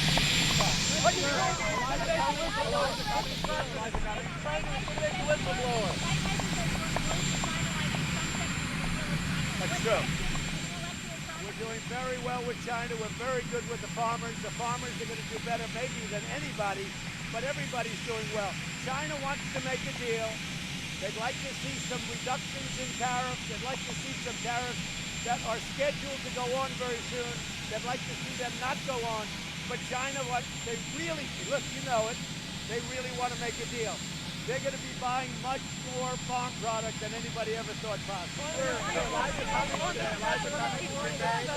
you confident that you have the votes in the Senate given impeachment votes there? Only for one reason. I did nothing wrong. The only reason. I had a perfect conversation with the president of Ukraine. Perfect.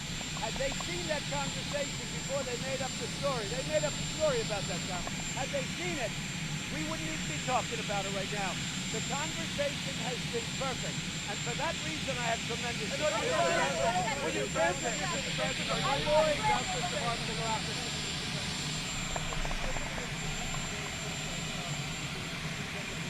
Yeah.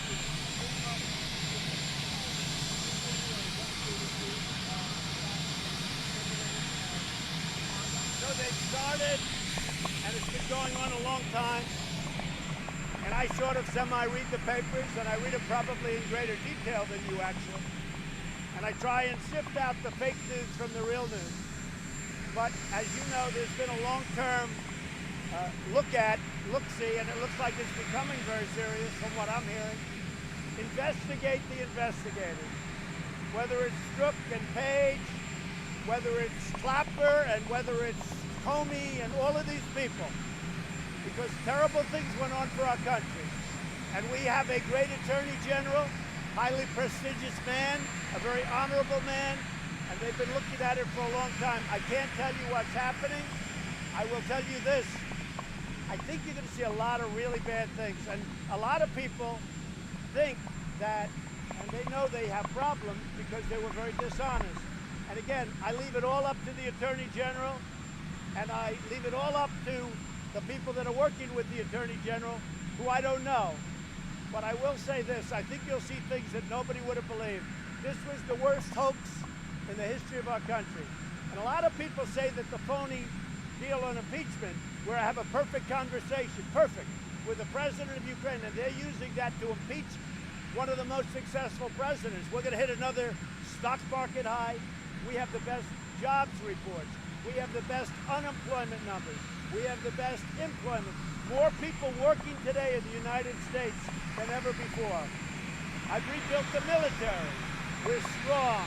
We just did a great thing in Syria where we're getting our troops out. We took over oil. A lot of great things are happening in this country. I will say this. If anything ever happens with this phony witch hunt that the Democrats are doing, the do-nothing Democrats, I really believe that you'd have a recession, depression, the likes of which this country hasn't seen now. A strong statement was made by a very highly respected man this morning on Wall Street, a man who's very respected about that. That if anything happened to Trump, President Trump, you would see repercussions in the market like you haven't seen before. But here's the thing. I don't have teams. Everyone's talking about teams. I'm the team. I did nothing wrong. This has been going on before I got elected. This was going on from the insurance policy. Strzok and his lover, Page. This was the insurance policy with Strzok and Page. We did nothing wrong.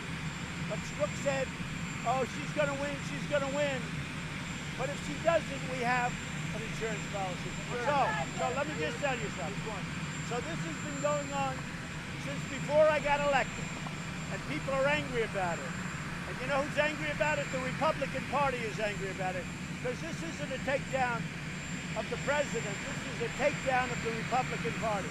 And frankly, the Democrats should be ashamed of themselves. So why is Elijah coming today, sir?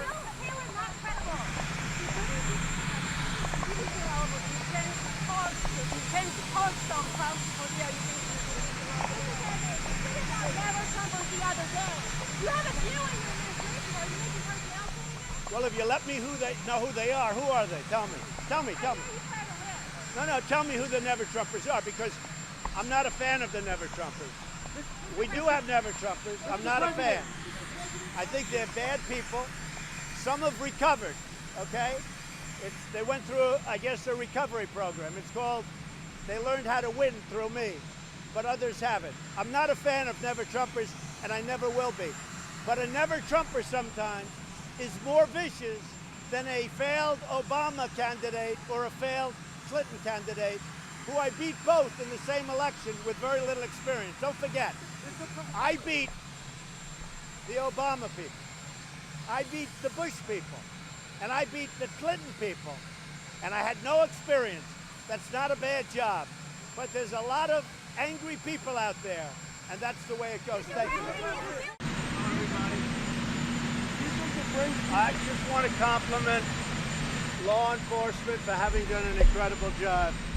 The FBI, Secret Service, so many. I mean, they just got together and did a fantastic job, like finding a needle in a haystack. So I want to congratulate them. As you know, I think everybody wants to congratulate them. But they did a fantastic job. I'm going to North Carolina right now. It's raining, so if you don't mind, I'll step out of the rain. But we're very proud of law enforcement.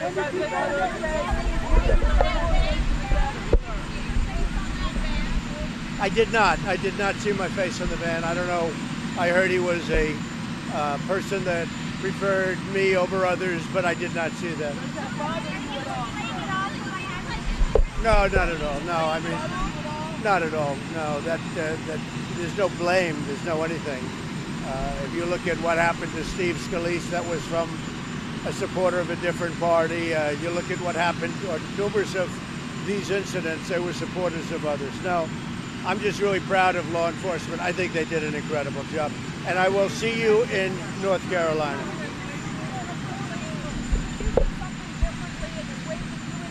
No, I don't think so. I think that we're running a great campaign. People love what we're doing. They love what we're saying. The Republicans had tremendous momentum, and then, of course, this happened where all that you people talked about was that, and rightfully so. It was a big thing, rightfully so. But now we have to start the momentum again. I think the Republicans have tremendous momentum when you think of Judge Kavanaugh, when you think of all the things that have happened, and hopefully we're going to go on to a great victory. We have a lot of Senate races where we're leading, races that frankly were going to be uncontested. It looks like we're leading a lot of those races. The House is, a lot of people in the House, so we're going to see how that goes, but I think we're doing very well in the House.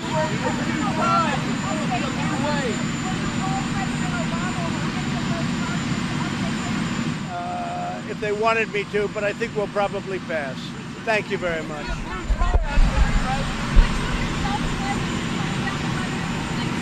Well, I think I've been toned down. You want to know the truth. I could really tone it up because, as you know, the media has been extremely unfair to me and to the Republican Party. I think the media has been very, very unfair in terms of the Republican Party and the way it's been covered. And they understand that. They write articles about that. Many of them admit that. But the media has been unbelievably unfair to Republicans, conservatives, and certainly to me. But with all of that being said, we're winning, so I like that. Thank you very much. Thank you. So we've been following very closely the events of Squirrel Hill. I'll be speaking, making a statement at the Farmers of America. You see what we're doing, the Future Farmers. They have the big conference, and we'll be going there. I guess some of you will be going with me, and we'll be making a major statement. It's a terrible, terrible thing, what's going on with hate in our country, frankly, and all over the world. And something has to be done. Something has to be done. But it looks like the results are coming in, and they're far more devastating than anybody originally thought in the morning. In the morning, they thought that it was a shooter, but they had the shooter, or they soon would. But the results are very devastating. You're seeing the numbers come in. So we'll be speaking to you at the conference, the Future Farmers of America conference, and it's just a shame to watch this and to see this for so many years. So much of it is absolutely a shame. Do you have any questions? We talked about this earlier this year. We talked about Gun laws, Mr. President. Well, again, this has little to do with it. If you take a look, if they had protection inside, the results would have been far better. This is a dispute that will always exist, I suspect, but if they had some kind of a protection inside the temple, maybe it could have been a very much different situation. They didn't, and he was able to do things that unfortunately he shouldn't have been able to do. I hear the police were outstanding. I heard the police did an incredible job, and as you know, numerous police were badly injured. But again, law enforcement did a fantastic job. But we're going to have a very complete statement for you. The results are coming in of what took place, how it took place. Again, law enforcement was outstanding, as always. I mean, as usual and as always, law enforcement was really outstanding. They stepped up to the plate. But Pittsburgh, great community, incredible people. I spoke with the governor, I spoke to the mayor. And to see this happening again and again and again is just a shame. Mr. President, do you think there's anything you can do? You said it happens again and again to end this kind of violence. Well, it's a violence that's, you look at the violence all over the world. I mean, the world has violence. The world is a violent world. And you think when you're over it, it just sort of goes away, but then it comes back in the form of a madman, a wacko. I think one thing we should do is we should stiffen up our laws in terms of the death penalty. When people do this, they should get the death penalty, and they shouldn't have to wait years and years. Now the lawyers will get involved, and everybody's going to get involved, and we'll be 10 years down the line. And I think they should stiffen up laws, and I think they should very much bring the death penalty into vogue. Anybody that does a thing like this to innocent people that are in temple or in church, we had so many incidents with churches, they should really suffer the ultimate price. They should pay the ultimate price. I felt that way for a long time. Some people disagree with me. I can't imagine why, but this has to stop.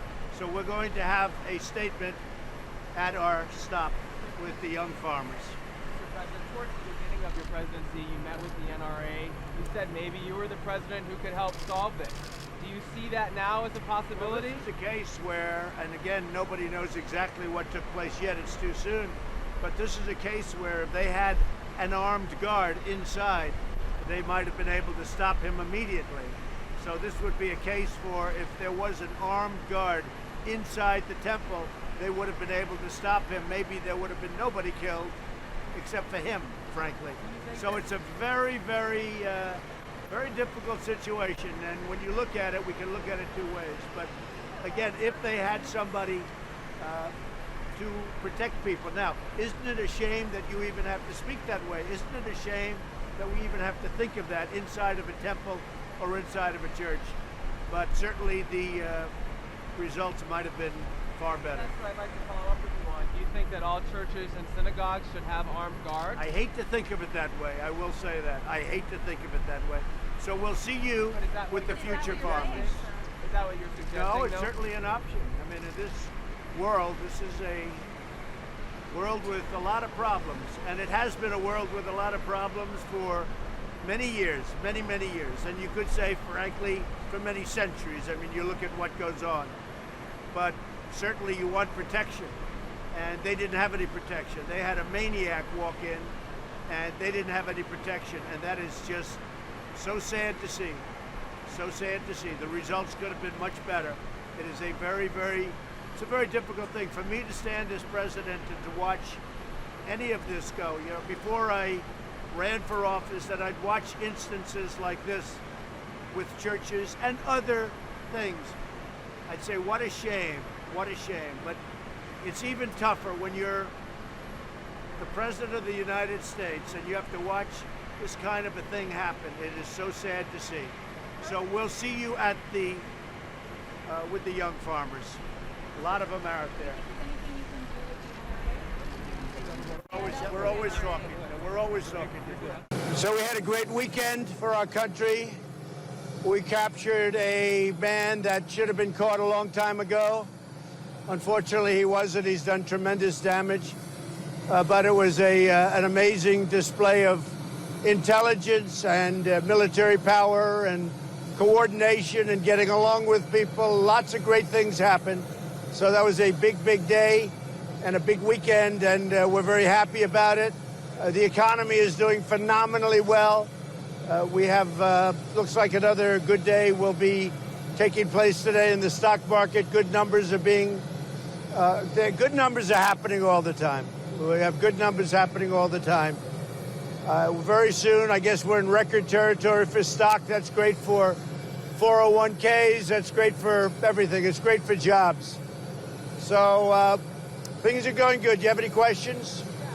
Are you considering releasing video footage of the raid? We're thinking about it. We may. The question was, am I considering releasing video footage of the raid?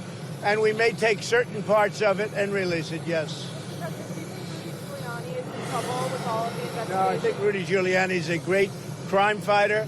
He was the greatest mayor in New York City history, but he's been a great crime fighter. He's always looking for corruption, which is what more people should be doing.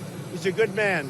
President, are you on Facebook? sign the phase 1 deal with China when you go to Chile? Yeah, we are looking probably to be ahead of schedule to sign a very big portion of the China deal. And we'll call it phase 1, but it's a very big portion. That would take care of the farmers. It would take care of some of the other things. It'll also take care of a lot of the banking needs. So we're about, I would say, a little bit ahead of schedule, maybe a lot ahead of schedule. Probably we'll sign it. I imagine the meeting is scheduled for Chile. I know they have some difficulties right now in Chile, but I know the people in Chile, and I'm sure they'll be able to work it out. Mr. President, are you fearful? Why did you have such an aggressive response to John Kelly's comments over the weekend? Oh, I don't think it's aggressive at all. I would be surprised if he made those comments in a negative way, but I don't think the response would be if he actually said that, if he actually meant that. I said what I do, and that I mean. Mr. President, are you concerned that Nancy Pelosi and others can't be trusted with this kind of information? Well, I guess the only thing is they were talking about why didn't I give the information to Adam Schiff and his committee?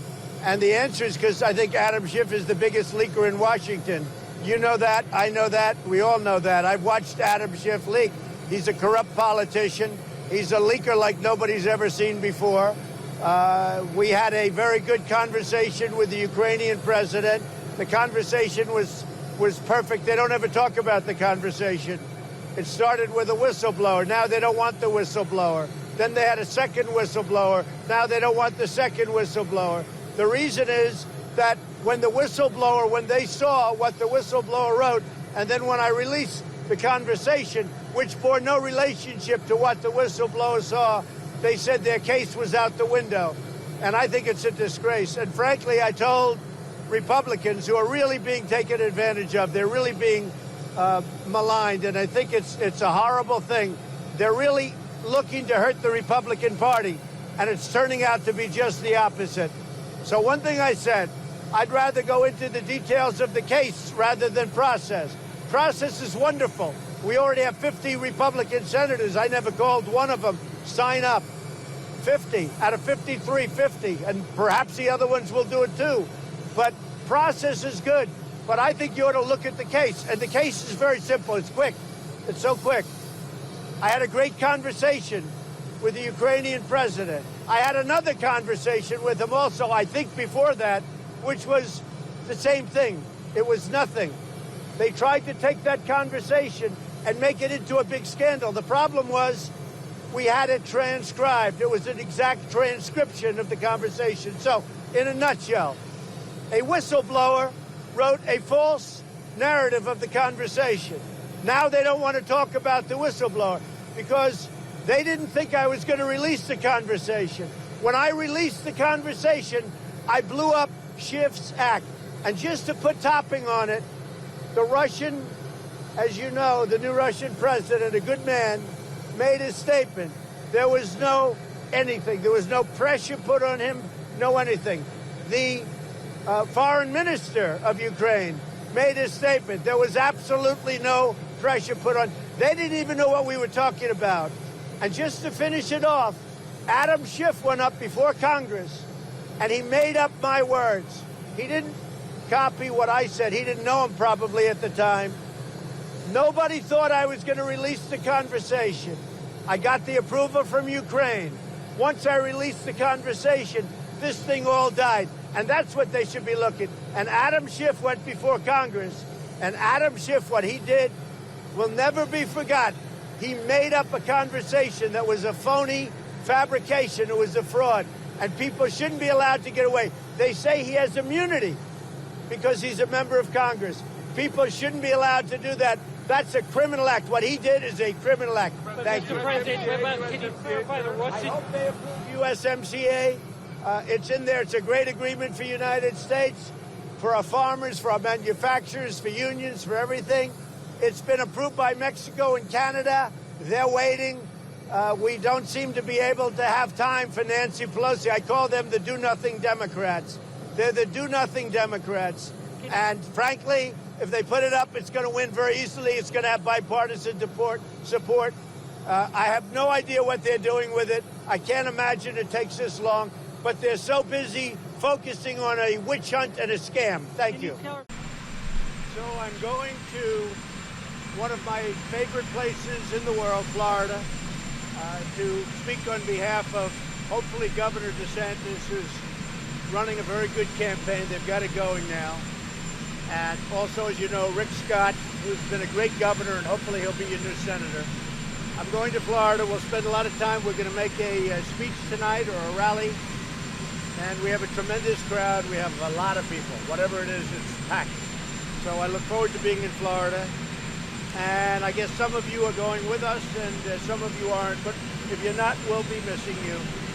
It seems that the campaign is going very well. Looks like we're doing very, very well in the Senate. A lot of seats that were not really being thought of in terms of victories a year ago now are looking like they could very well be victories. And the House is a lot of people. I mean, there are a lot of people, and I think we're going to do well in the House also. But I know we're doing well in the Senate, and it looks like we're doing okay in the House. We're going to have to see. There are just so many people. Mr. President, why are you attacking Paul Ryan? Why are you attacking Paul Ryan? Birthright citizenship is a very, very important subject.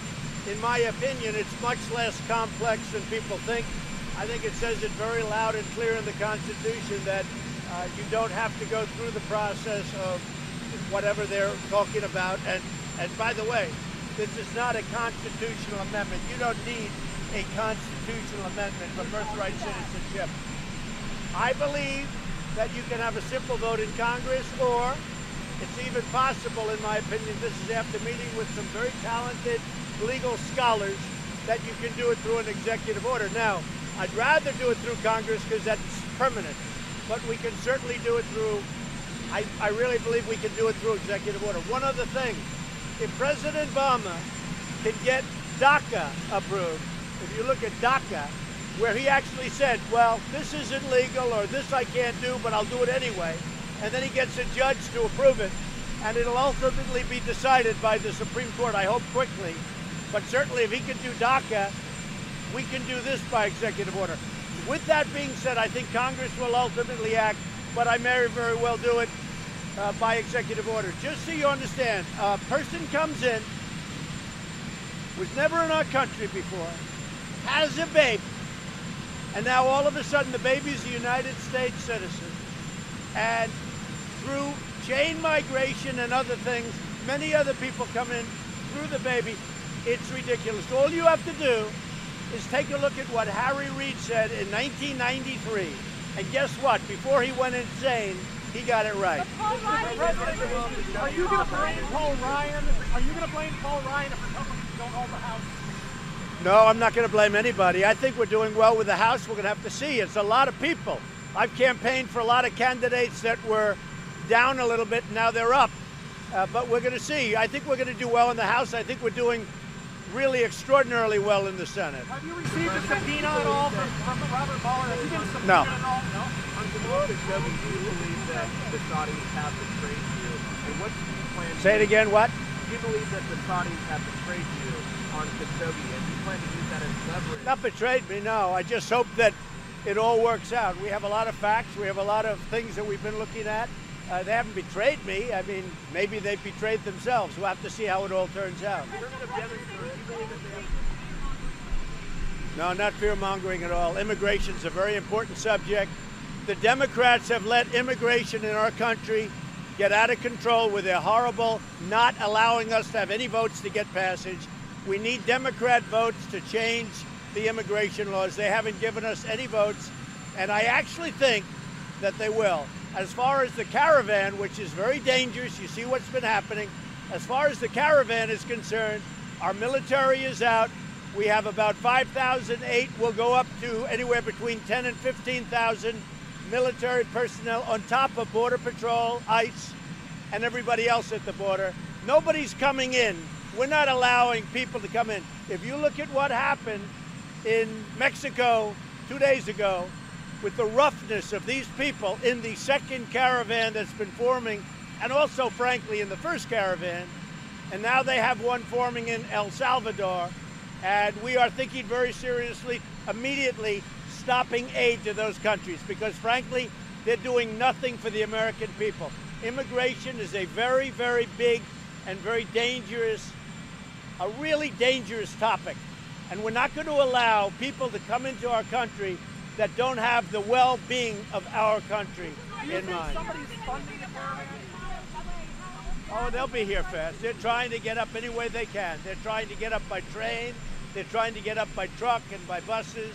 We're going to be prepared. They're not coming into our country. And one other thing important, we're not doing any releases anymore. We're not going to release and let them never come back to trial.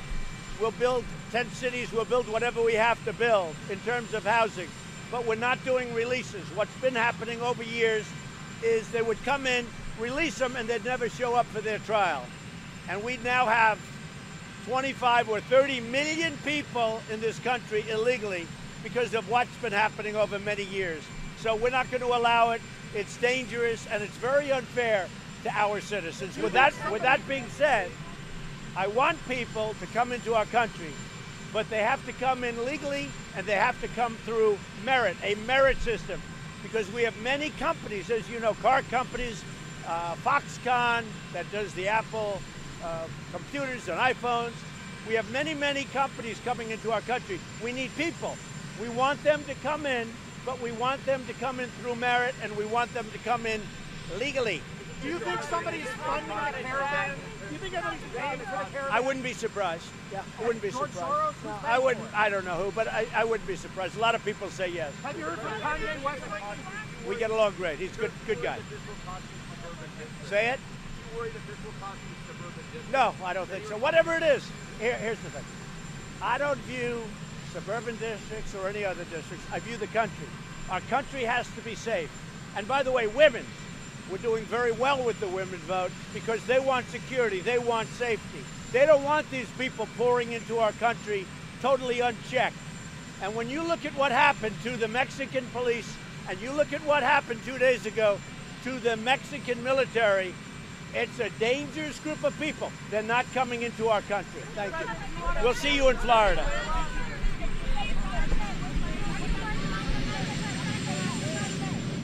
Okay, thank you very much. And it will be a very exciting 5 days. We're doing numerous trips to numerous great places, great states. And I hear we're doing very well, but we'll let you know on Tuesday night. You'll know before I will, I suspect. I will say that we had tremendous job numbers today.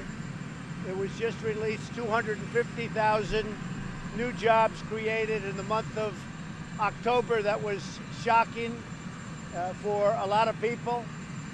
That was a tremendous number by any standard. And that's despite the hurricanes. The hurricanes normally have a big impact.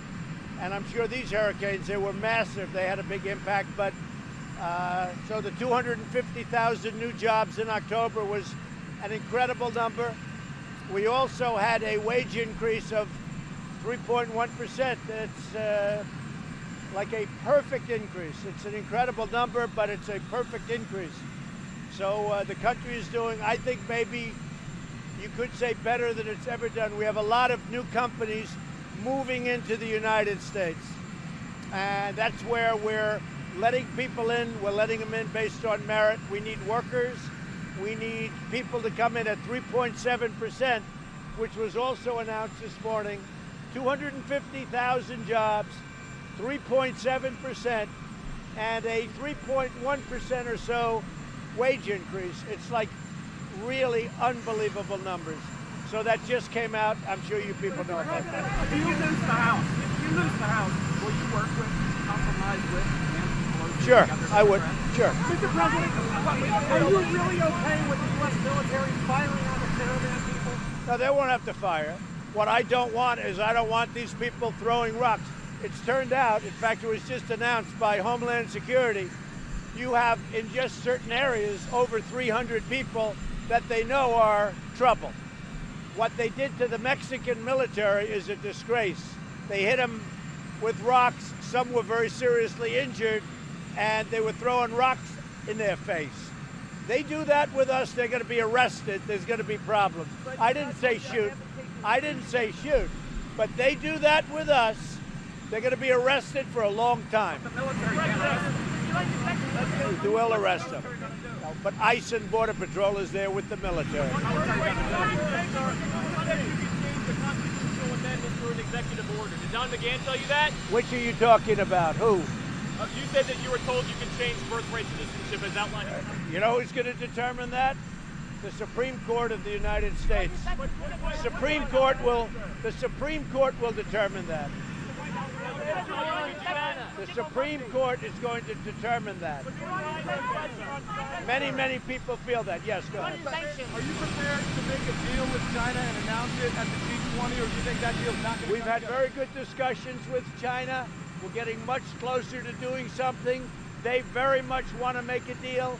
As you know, their economy went way down since we've been doing this skirmish. I spoke with President Xi yesterday. They very much want to make a deal. I think we'll make a deal with China, and I think it'll be a very fair deal for everybody, but it will be a good deal for the United States. Do you see an end to tariffs? Will you make it by the G20, sir? Will you make it by the G20? Well, we're going to meet at the G20. We're going to have dinner.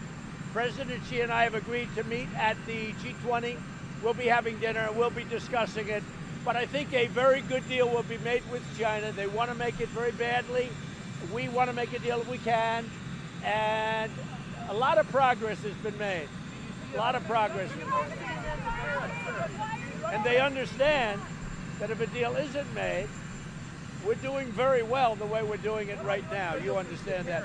$250 billion at 25%, and it could be elevated by another $267 billion at 25% or more. So we're doing very well, but I know they want to make a deal.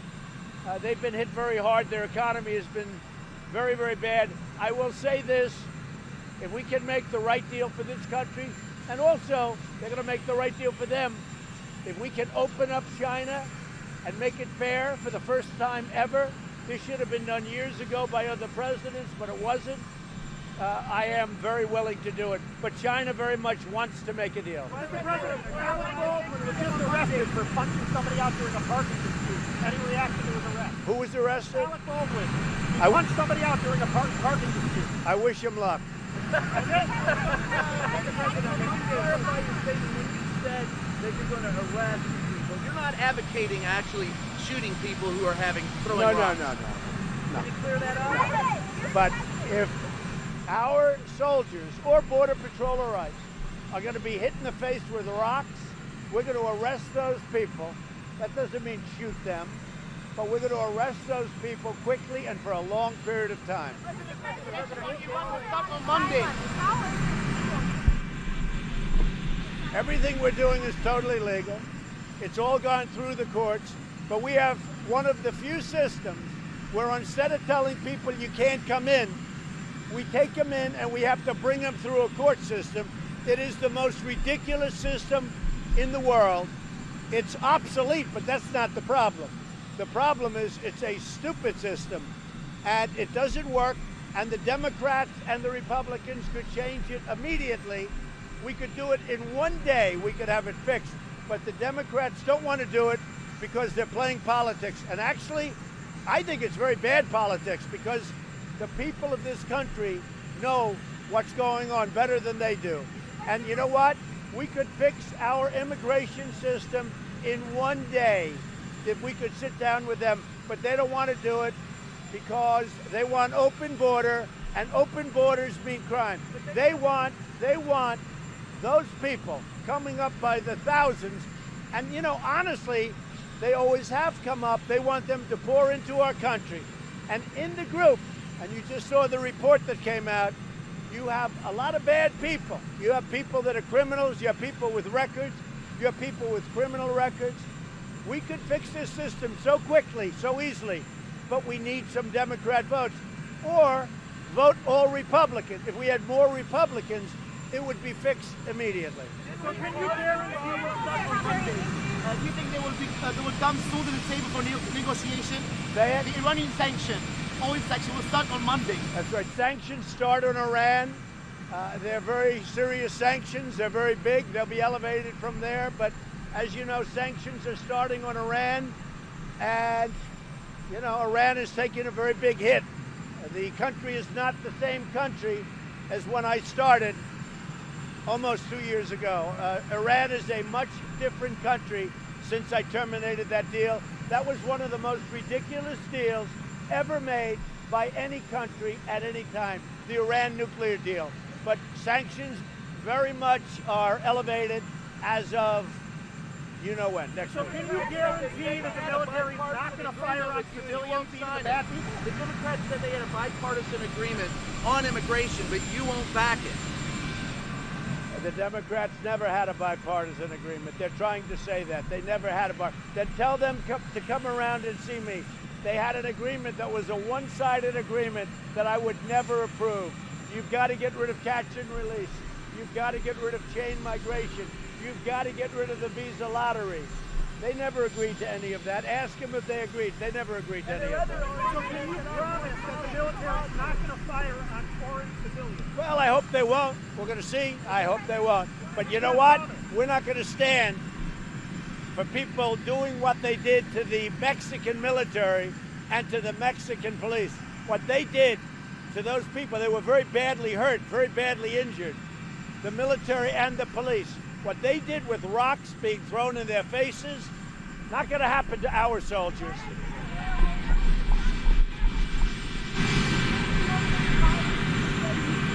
No, you know what? You're creating violence by your questions. You know, you are creating you. And also, a lot of the reporters are creating violence by not writing the truth. The fake news is creating violence. And you know what? The people that support Trump and the people that support us, which is a lot of people, most people, many people, those people know when a story is true and they know when a story is false. And I'll tell you what, if the media would write correctly and write accurately and write fairly, you'd have a lot less violence in the country.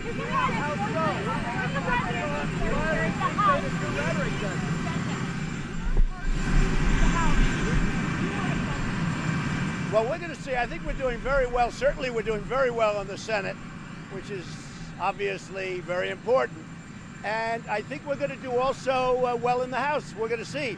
I can only say this. The House is a lot of stops. Why are you only going to states that you won in the last 3 days? What's your next question? What are the Democrats? How many questions do you have? No more.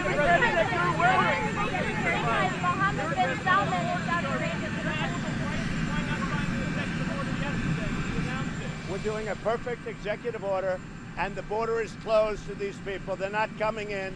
They will go through the system, and then they'll be shipped back, depending on what happens with asylum. Are you worried about the lawsuit that the Hondurans filed yesterday? 6 Hondurans sued you. Just so you understand, Honduras, El Salvador, all of these countries, they're getting millions and millions of dollars. They're doing nothing for us. They're doing nothing. They let their people come up, and they form their caravans in the country. They are doing nothing. We're paying them hundreds of millions of dollars. Guess what? That money's going to stop very soon. Thank you all very much. Thank you.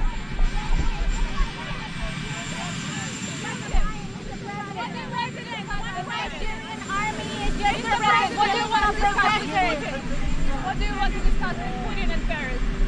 Say it again. With Vladimir Putin, what do you want to discuss in Paris? I have no idea what you're saying.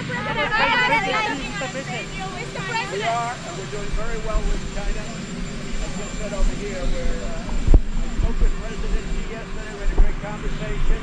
They want very much to make a deal. Right now, we're getting billions of dollars coming in. We're getting $250 billion. That never happened in China before. And China's been hit very hard. We have not. We're doing well. We had the best job numbers that you can imagine. 250,000 today. It was really amazing. Today was just announced for the month of October, 250,000 jobs, 3.7% unemployment, which is fantastic, and wages going up for people. And also job opportunity going way up where people can now get the job they want. So the numbers are about as good as you'll ever see. And that's despite some really bad hurricanes, which really usually detract from numbers. And I'm sure they would have even been better. But the 250,000 jobs in October was a shocking number even to some of the great economists. I can tell you Larry Kudlow, Kevin Hassett, all of these people, they were so impressed. So we're really doing it. The economy is on fire. I think it may be the greatest economy our country's ever had. And I hope people realize that when they go out on Tuesday and they vote, or if they do early voting. But I hope people realize that. Thank you.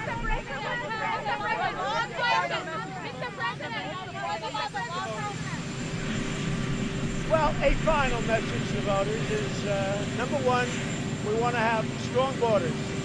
But if you look at what's happening with our country, we have the greatest economy we probably have ever had. We just had among the best job numbers we've ever had. 250,000 jobs created in October despite tremendous hurricanes, which are always a huge detriment. Everybody thought, even we thought, the number could never be anywhere near that because of the hurricane. So really, we have the greatest economy we've ever had. People are working. We're down to 3.7% unemployment. We're doing some very special things. Plus, everybody, we've gotten a tremendous tax reduction. People are bringing home more money. And you know what else about the job?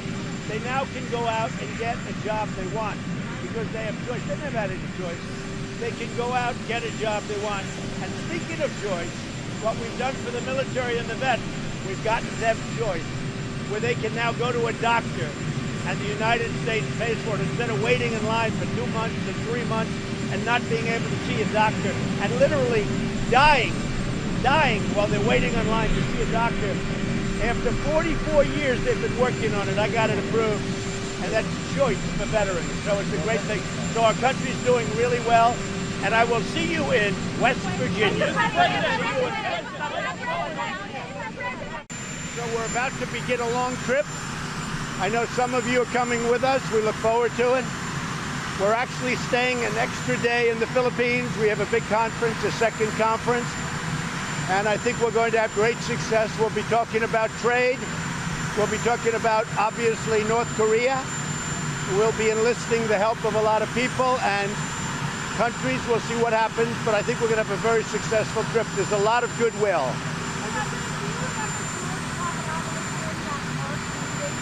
I don't remember much about that meeting. It was a very unimportant meeting. Took place a long time. Don't remember much about it.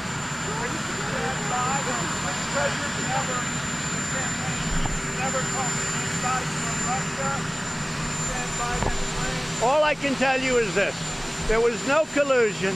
There was no nothing. It's a disgrace, frankly, that they continue. You ought to look at Hillary Clinton, and you ought to look at the new book that was just put out by Donna Brazil, where she basically bought the DNC and she stole the election from Bernie. So that's what you ought to take a look at. Mr. President, about ISIS this morning, what's the military doing that's different? What we're doing is every time we're attacked from this point forward, and it took place yesterday, we are hitting them 10 times harder.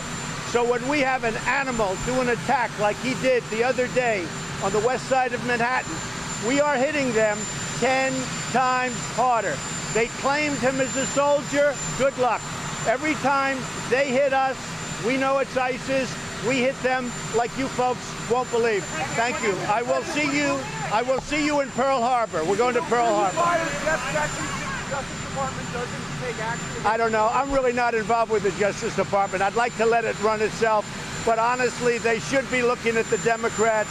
They should be looking at Podesta and all of that dishonesty. They should be looking at a lot of things. And a lot of people are disappointed in the Justice Department, including me. Thank you, everybody. Thank you.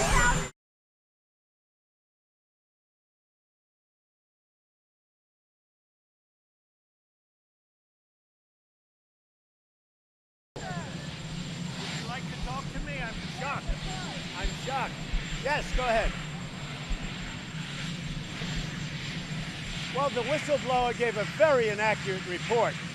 And as you know, certain of the media released information about a man that they said was the whistleblower. I don't know if that's true or not. But what they said is he's an Obama person. It was involved with Brennan, Susan Rice, which means Obama.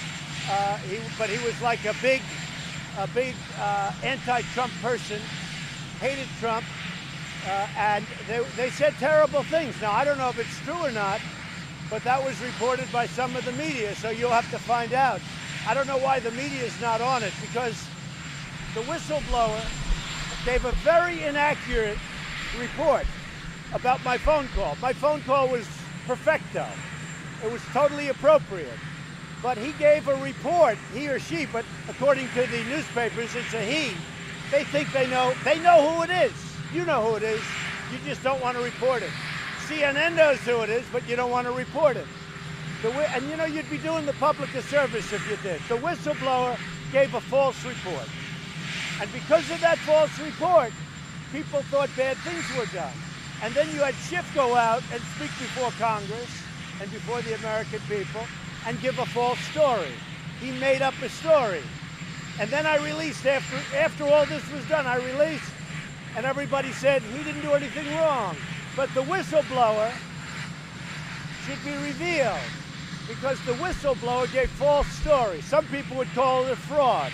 I won't go that far, but when I read it closely, I probably would. But the whistleblower should be revealed. Then I want to ask another question of you. Where is the second whistleblower? And why did Schiff make a lie when he said about what I said on the phone call? And why didn't the lieutenant colonel say that he wrote a letter to the White House with certain little comments about the phone call?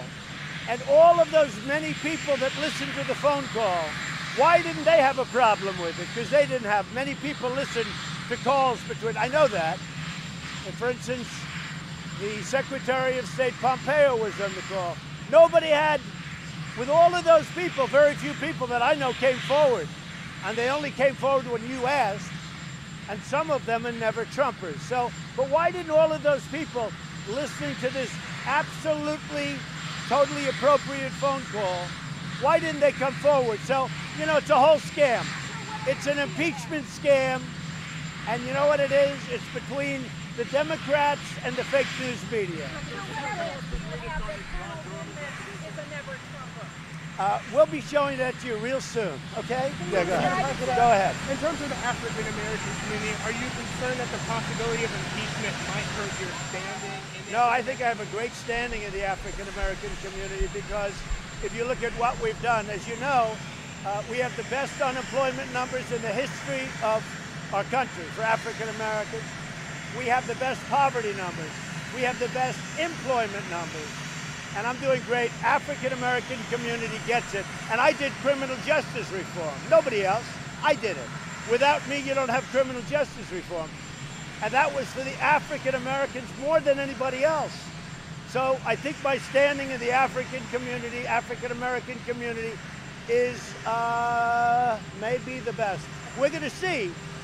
We're going to see in 1 year. But I think that I'm going to get a tremendous percentage of votes from the African American. I did one other thing. I did opportunity zones. And these are neighborhoods that a lot of people wouldn't be investing now because of what I did with Tim Scott and some others.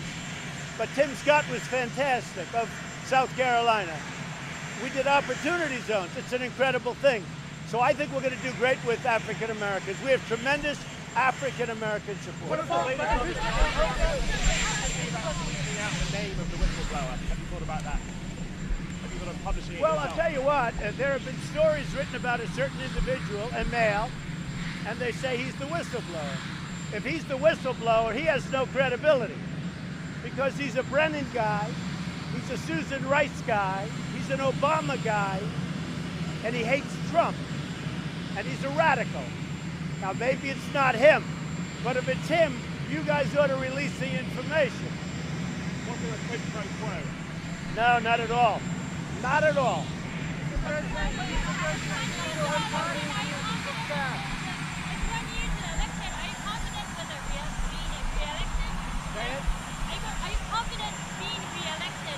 Very confident. Our poll numbers are great. We're doing very well in the polls. And by the way, not that it's very important, because you got elected, but the impeachment polls have been very, very strong, and especially in the swing states. I think you see that. The swing states, They don't want to hear about it. And we have polls. People don't want to hear about impeachment. The only one that wants impeachment to talk about it is the fake media and the Democrats, who basically, they work for the media. The way I look at it, the Democrats work for the media.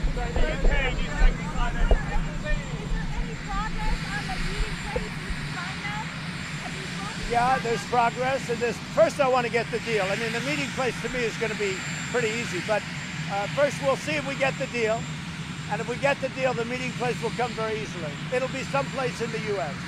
According to several recent polls, more Americans want you to be impeached and removed. No, you're reading the wrong polls. You're reading the wrong polls. You're reading. Let me just tell you. I have the real polls. I have the real polls. The CNN polls are fake. The Fox polls have always been lousy. I tell them they ought to get themselves a new pollster. But the real polls, if you look at the polls, that came out this morning, people don't want anything to do with impeachment. It's a phony scam. It's a hoax. And the whistleblower should be revealed because the whistleblower gave false information. Do you still have confidence in Mick Mulvaney? Well, he's working. As long as he's with me, I have confidence. So in the UK, do you side with Boris Johnson or Nigel Farage if you have to choose? Well, I like them both. Look, I think Boris is the right man for the times. He's really for the times. He's a great gentleman.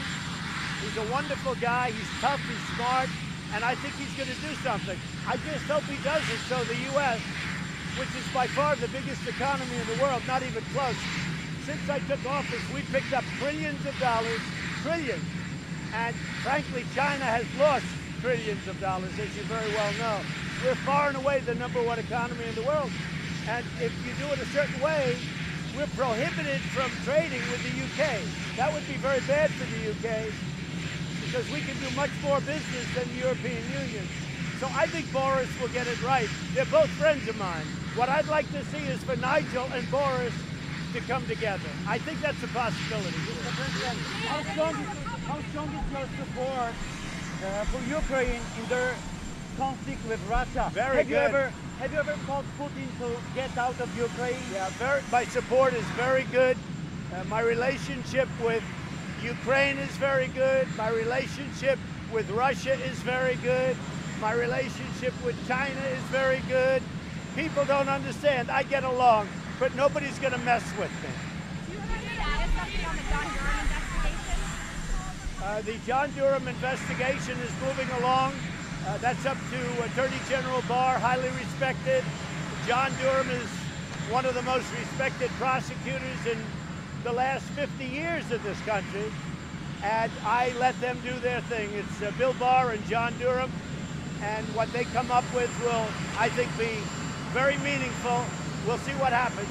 I do not get involved with it. That's up to them. And by the way, I'd be allowed to get involved with it if I wanted to, but I chose not to. It's up to Bill Barr. But the John Durham investigation is a very important, I feel, one of the most important investigations in the history of our country. Okay? Do you have a date or venue for the president? Say it? Do you have a date or venue? No, we don't, but it could happen. Something like that could happen. I know they'd like to meet, and something like that could happen.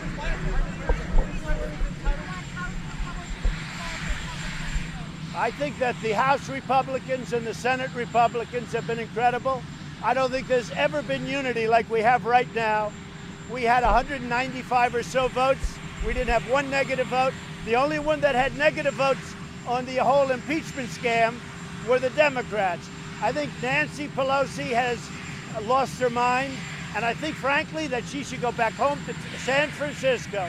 If you look at what's happening to her district is going to hell with homeless, that they're not taking care of, with needles all over the street, with tents, with people, with sanitation, with horrible things being washed into the ocean, into the Pacific Ocean.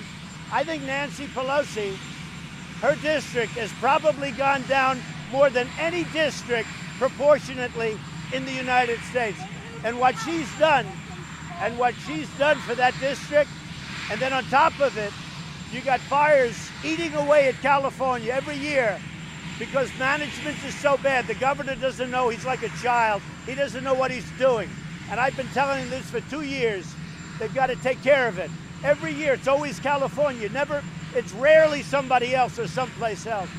But Nancy Pelosi ought to go back to her district and take care of it, because her district has become a mess.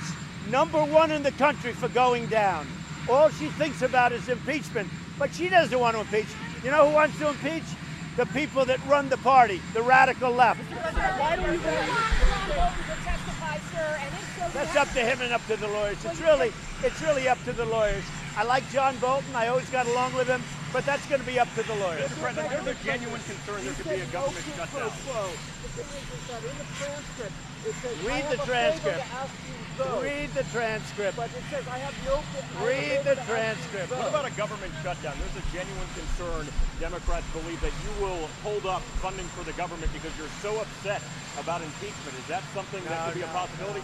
What do you say to the American people? I don't think they believe that at all. But we'll see what happens. The Democrats I call them the do-nothing Democrats. They're doing nothing. They're not getting USMCA done. Everybody wants it. Even the Democrats want it. They're not getting anything done. Even guns, they don't talk about guns. They don't talk. All they can do is talk about one phone call made to the president of Ukraine that was perfect. It was perfect. It was a perfect phone call. And they're hanging their hat on this one phone call. And you know what? The Republican Party has never been so unified. That includes senators, that includes House. They've never been so unified. Can you commit to no government shutdown? I mean, people that are concerned, what would you say? It depends on what the negotiation. I wouldn't commit to anything. It depends on what the negotiation is. Okay? Such a friendly group. Such a nice group. So the Washington Nationals just left. We had a fantastic time with them. That was a great championship. They're great champions. And we had a wonderful event at the White House. Terrific people. We're now heading to the Adolph Rupp Arena, and it's packed. There are thousands of people trying to get in. It's going to be a great evening for Governor Bevin. It's a tight race. We're going to see how that works out. I think he's done a great job as governor, so I think it'll work out good because of that. But we'll have a little influence. We'll see how it is. But we have many thousands of people more than they have seats, so it's really great. And today the stock market hit a new all-time high. All three, we had NASDAQ, we had S&P, we had Dow. We hit a all-time high, and that's many, many days that we've hit all-time highs in the administration, so it's really very good.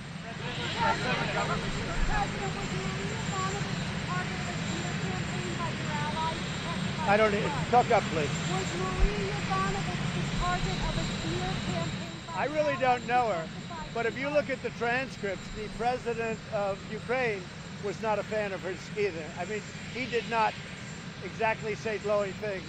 I'm sure she's a very fine woman. I just don't know much about her. But you have to take a look at the transcript because the president of Ukraine was not favorably inclined. Then you want the whistleblower to do everything not in writing. You want to come in and talk to Congress. But you did your own depots with Mueller in writing. I think that the whistleblower gave a lot of false information, and you have to see who the whistleblower is. Once I released the transcript, which was almost immediately, the whistleblower's report was very wrong. Because as you know, the whistleblower covered mostly my transcript, my call with the president of Ukraine. So once I released that call, I released a very detailed version of that call. All of a sudden, the whistleblower's report was incorrect, and the whistleblower seems to have disappeared. And I also wonder what happened to the second whistleblower, and what happened to the informant. They all disappeared once I released the report. The fact is, nobody thought I was going to release the report. And then in addition to the report, the Ukrainian president made a very strong statement that there was no pressure, there was no anything.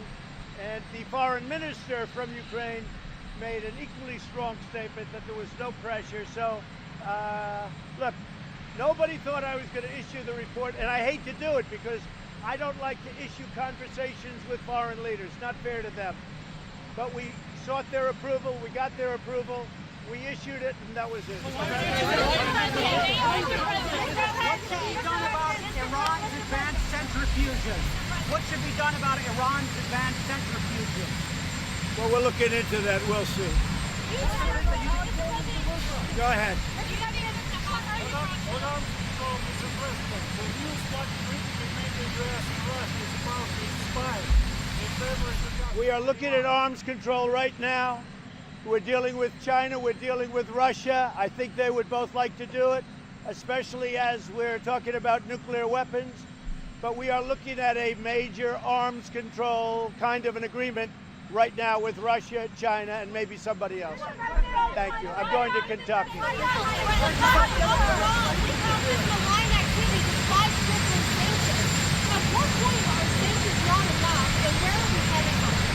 Watch. So we have a tremendous crowd of people waiting. It's packed outside, as you'll be able to see, but it's they've never seen crowds like this over here, and there's something going on that's really positive for the Republicans. We'll see tomorrow, but there's something going on, and Mike Braun has become well known. He's highly respected, and we're going over now to do a rally with Mike. Mr. President, how big are the stakes for you in Indiana today? Well, I think the stakes are like everywhere else. Indiana, they like our candidate. It's really about the candidate. But if they want to give me the credit or the liability, I'll be willing to take it. But we have a great group of candidates, and Mike Braun right at the top. He's run a brilliant campaign. Polls just came out. He's actually leading by a little bit, but I don't want to tell Mike that because maybe he'll slow up for the last couple of hours, but I know him too well. He'll never do that. But it's a great race. It's a great race. It's a great state. I won it by a lot, and Mike is going to have a big victory. Okay? Mr. President, what's your biggest fear if Democrats win the House? We'll just have to work a little bit differently. It'll all work out, but I don't think that's going to happen. I think we're doing very well in the House. I think we're doing very well in the Senate. There is something going on, okay? I'm just telling you, we all left Ohio together. You never saw crowds like this. Thousands and thousands of people outside. In Indiana, you have to see the crowds, and I just got a call from Missouri. We're going to have Rush Limbaugh is going to introduce me, which is an honor. And I just had a call from Missouri. They say they've never seen anything like it. So it's really something. Something is happening. There's a lot of electricity in the air. No doubt. Let's see what happens, right, Mike? Yeah. Are you concerned Democrats will go after your tax returns? No, I don't care. They can do whatever they want, and I can do whatever I want. Thank you all very much. Thank you. Thanks, Jennifer. Thank you. Hello, folks. So we're going to Ohio. We're going to Indiana. We're going to Missouri, and I think we're going to have a very good day. They're packed houses. Every one of them is packed. And there is a great electricity in the air. I don't know if you report it that way, but there's a great electricity in the air, like we haven't seen, in my opinion, since the 2016 election. So something's happening. We'll see, but I think we're going to do very well. And you're going to have 3 very exciting stops. We'll be doing 3 major speeches in front of big crowds, very big crowds. Gentlemen, go ahead. Sir, can you tell us a little bit about your meeting with President Putin in Paris? What are you expecting from that meeting? Well, we haven't set anything up yet. We don't know that that's going to be the right place. I'm going to be in Paris for other reasons, but we will be meeting at the G20, and probably we'll have meetings after that, probably plenty of meetings. Getting along with Russia, China, and all of them would be a good thing. I've said it for a long time. So we'll have plenty of meetings, but I'm not sure that we'll have a meeting in Paris. Probably not. Mr. President, several of the networks have declined to run your immigration ad that you posted last week, saying that it was potentially too racist. Do you have a response to that? I don't know about it. I mean, you're telling me something I don't know about. We have a lot of ads. Do you know who made that? And they certainly are effective based on the numbers that we're seeing. Well, Mr. President, a lot of folks have said that ad was offensive. Why did you like that ad? What were you trying to A lot of things are offensive. Your questions are offensive a lot of times, so you know. Mr. President, what about the idea that this midterm election is more about your style as president than Well, I don't think so, but I mean, I'm willing to accept that. I think we're doing well. I think the Senate, we're doing very well, and I think we're going to do very well in the House. If you look over 100 years, for whatever reason, the party with the president doesn't do very well. I think we're going to do pretty well. I have never seen, look, you're covering me. The energy that we have The energy that this whole party has now, it's really incredible. Whether it's the great economy or the immigration, our strong stand and their very weak stand where they have open borders, which to me means nothing but crime. I don't know, but I can tell you that there's a lot of energy. Mr. President, if you lose the House, what's your strategy to get funding for the border wall? Well, we'll see what it is. I mean, we're going to see what happens. And I have a feeling that others will want to get things done. And right now we're before the election, but after the election, I would imagine other people will want to get things done. We'll see. Mr. President, what proof do you have that people are intending to illegally vote in the midterms? Just take a look. All you have to do is go around, take a look what's happened over the years, and you'll see. There are a lot of people, my opinion, and based on proof, that try and get in illegally and actually vote illegally. So we just want to let them know that there will be prosecutions at the highest level. Why did you decide to give some countries waivers on the oil, on Iranian oil? With the oil, it's very interesting. We have the toughest sanctions ever imposed. But on oil, we want to go a little bit slower because I don't want to drive the oil prices in the world. This has nothing to do with Iran. I don't want to drive the oil prices in the world up. So I'm not looking to be a great hero and bring it down to zero immediately. I could get the Iran oil down to zero immediately, but it would cause a shock to the market. I don't want to lift oil prices. And if you notice, oil prices are going down very substantially, despite the fact that already half of their capacity is gone. But I don't want to do that. I saw some people saying, oh, why aren't you tougher on that? Well, number one, the sanctions are very tough. Number two, I don't want to lift the oil prices worldwide by clamping down 100%. It will be a gradual. How soon will we see changes in your administration after the midterms? You Well, said Jeff Sessions would probably leave after the midterm? Yeah. Administrations make changes usually after midterms, and probably will be right in that category too. I think it's very customary. Any timeline though on when No your time. Attorney General No will leave? timeline. I really, I mean, for the most part, I love my cabinet. We have some really talented people. Look at the deals we're making on trade. Look at the job we've done in so many different things, including foreign affairs. I mean, we've done record-setting work. I don't know that we get the credit for it, but that's okay. Who would you like to change out? How's your UN search coming for your UN ambassador, sir? How's that search Very going? good. I'll announce before the end of the week. The UN ambassador, I will announce before the end of the week. Sir, do you plan to make a change to Secretary of Defense? Why would I do that? Is that the new room? No, I don't at all. I was surprised by that question. I hadn't heard that one. What do you think of Secretary Zinke's? Well, I think he's done a very good job. I do think he's done a very good job. You know, are you troubled by some of the things you've read? Well, I haven't seen it yet, but I'll take a look. I'm going to look at any reports. I'll take a look. Certainly, I would not be happy with that at all, but I will take a look. But he's done a very good job as secretary. Okay? Thank you. I'll see you. Have a good I just told him I've got to come over and see the fake news. Let's go. What do you have, John?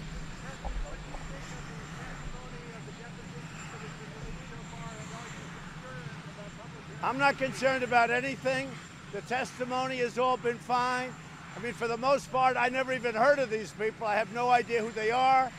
They're some very fine people. You have some never-Trumpers. It seems that nobody has any first-hand knowledge. There is no first-hand knowledge. And all that matters is one thing, the transcript. And the transcript is perfect. Mark Levin last night on television, who's a great constitutional lawyer, he broke it down. He said, what Trump said, and he was respectful, he said, President Trump. What President Trump said was perfect on the transcript. What he said on that telephone call with the president of Ukraine was perfect. He said, nothing else matters. And what he said was perfect. And he analyzed it, every line, every paragraph. It was not complex, it was perfect. Nothing else matters. With that being said, every one of those people cancel themselves out. So what they do is they go all over Washington.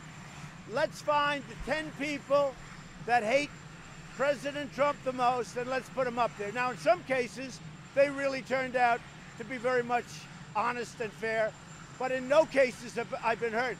In no cases that I see have I been hurt.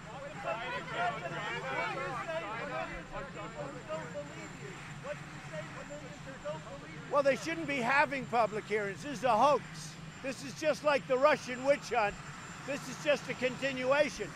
When you look at the lawyer for the whistleblower, I thought it ended when they found out that the lawyer was so compromised. I mean, the lawyer's the bad guy. So you look at that, I thought that was the end of it. No, this is just a continuation of the hoax. It's a disgraceful thing.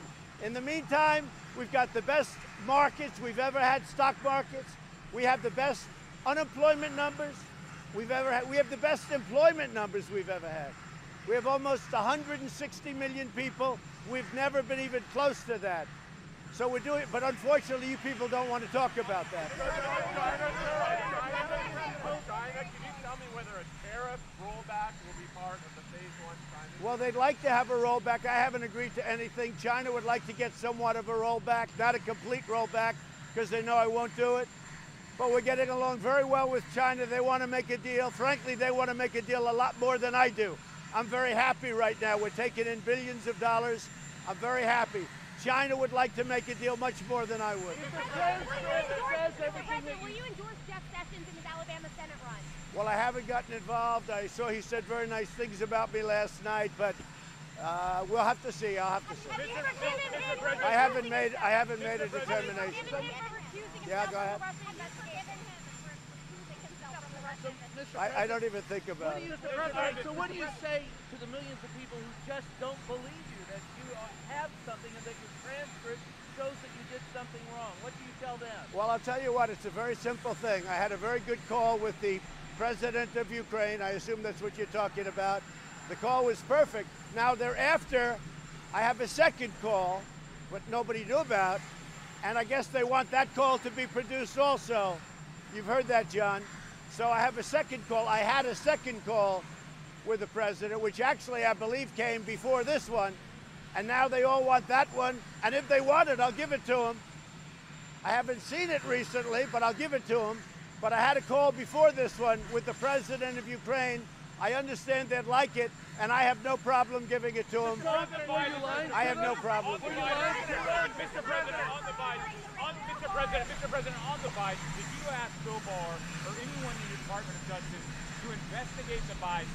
And if not, you didn't ask them, why would you ask the President of Ukraine to do something you weren't willing to ask your own Justice Department? We are looking for corruption.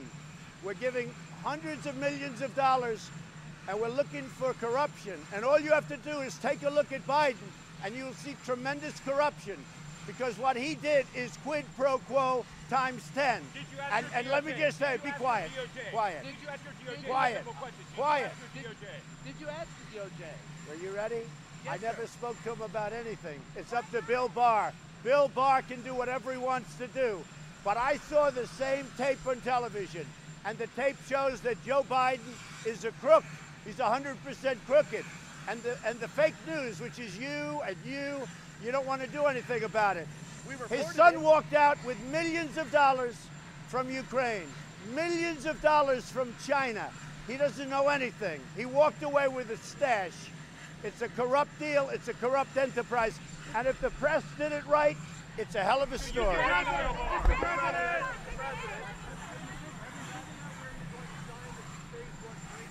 Well, we're looking at different, assuming we get it. You know, I never like to talk about things until we have them. But it could be Iowa or farm country or someplace like that. It will be in our country, but it could be someplace like that, John. No, I don't think so. I think we'd go more to the Farm Bill.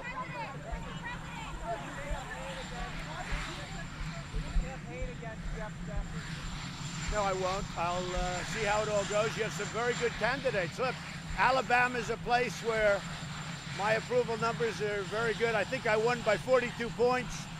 I love Alabama. I'm going to go watch a very good football game on Saturday, which is tomorrow, with LSU. That's going to be great. We'll see what happens. He's got tough competition.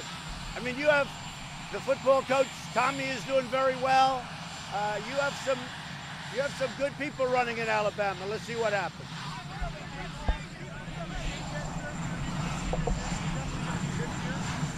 We'll see what happens. I mean, we'll see what happens. We're getting along very well.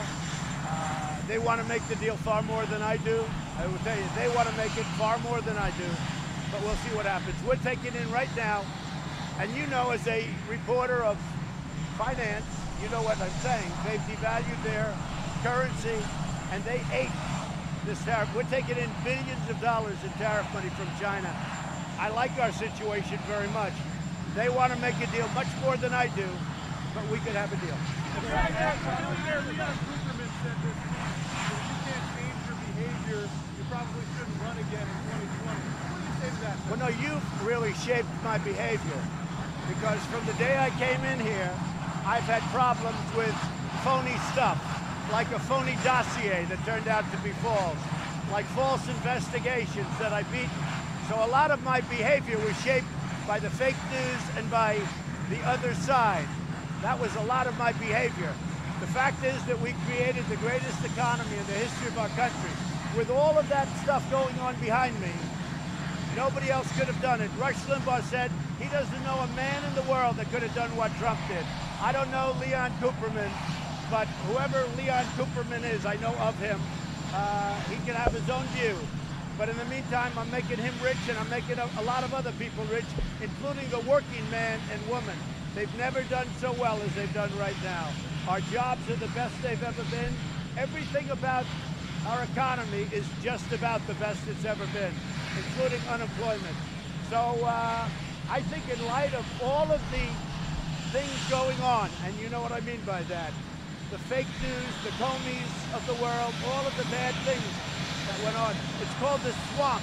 And you know what happened? And you know what I did? A big favor. I caught the swamp. I caught them all. Let's see what happens. Nobody else could have done that but me.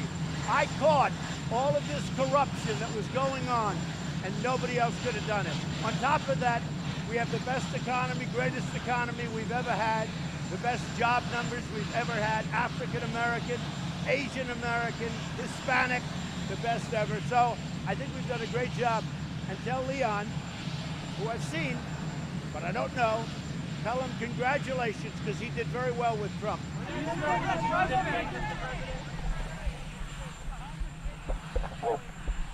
We're dealing with India on a lot of different things.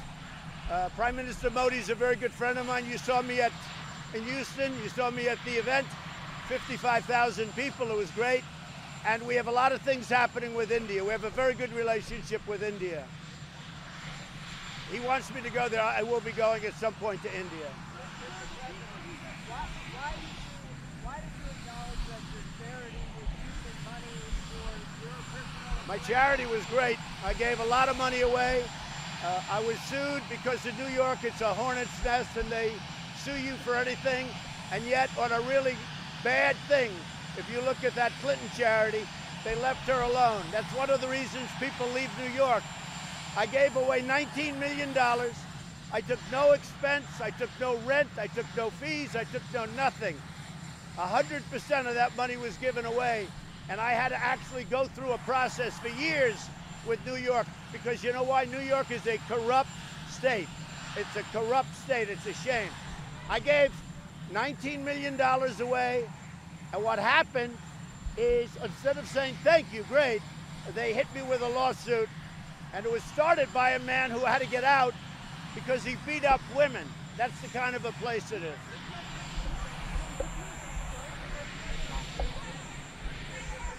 We're going to be coming out with a very important position on vaping. We have to take care of our kids, most importantly. So we're going to have an age limit of 21 or so. But we'll be coming out with something next week very important on vaping. We have a lot of people to look at, including jobs, frankly, because, you know, it's become a pretty big industry, but we're going to take care of now. There's also, you know, when you mention vaping, you're talking about e-cigarettes, you're talking about a lot of different things, but we're coming out with a big paper next week.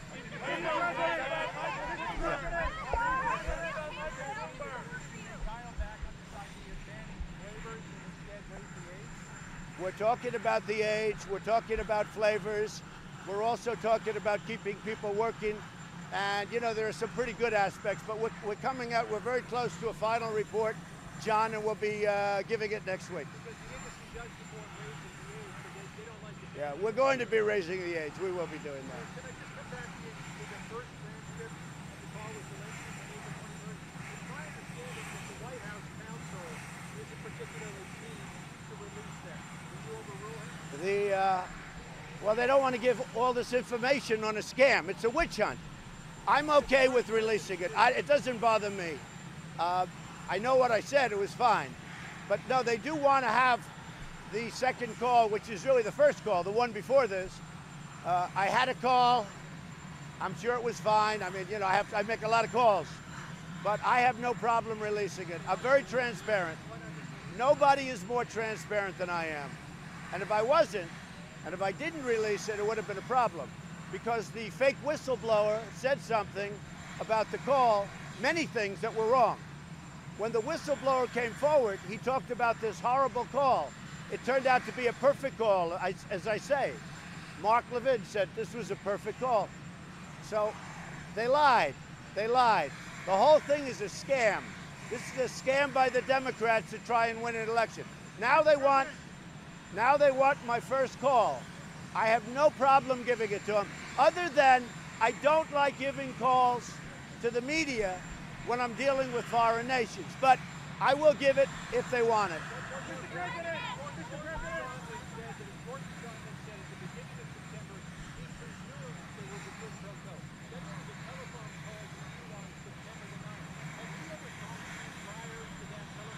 Let me just tell you, I hardly know the gentleman, but this is the man who said there was no quid pro quo, and he still says that. And he said that I said that, and he hasn't changed that testimony.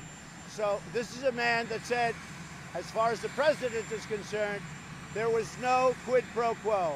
Everybody that's testified, even the ones that are Trump haters, they've all been fine. They don't have anything. But now they want the first call with the president of Ukraine. If they want it, I'll probably give it to them, but they really want it badly. If they want it, I will probably give it to them.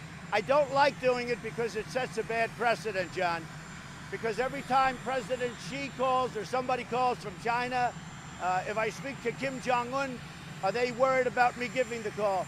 But in this case, because the press has been duped into a hoax, and in some cases have really started the hoax, I will give the letter if they want it. But I do say this about that call. I think that's a very revealing call.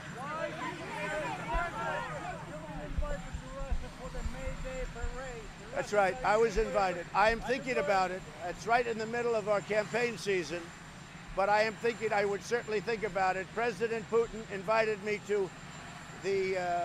It's a very big deal. Celebrating the end of the war, et cetera, et cetera. It's a very big deal. So I appreciate the invitation. It is right in the middle of political season, so I'll see if I can do it. But I would love to go if I could. Bill Barr and the DOJ are not denying that you asked him to have a press conference. Well, they're not saying anything. Let me just tell you. I never asked him for a press conference. It's fake news by the Washington Post, which is a fake newspaper. It's fake, it's made up. And if I asked Bill Barr to have a press conference, I think he'd do it. But I never asked him to have a press conference. Why should I? You know why I wouldn't do it? Because the phone call was perfect. Just read the transcript of the phone call. Nobody has to have a press conference. I think if I asked him, and by the way, we confirmed, I never asked him. I think if I did ask him, I haven't said this yet, and I don't think I will. I'm sure I won't. But if I asked him to have a press conference, I think he would. With that being said, it's fake news. They wrote a fake story. We told them that before they wrote the story. But today, when you tell the press something, it's meaningless because they write whatever. It's all fiction.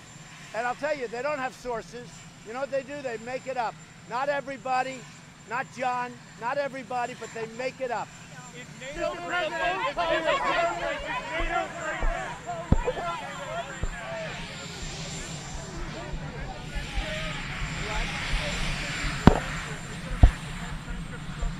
What they want is they want my phone call.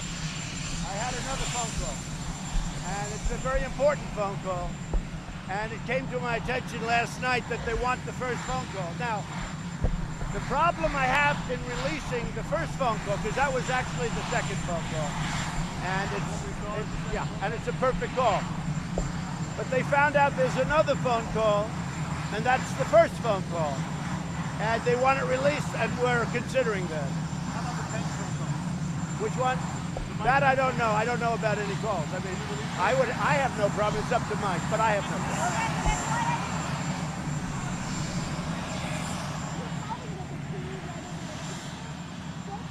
Well, you know what it is, really? It's a crooked deal.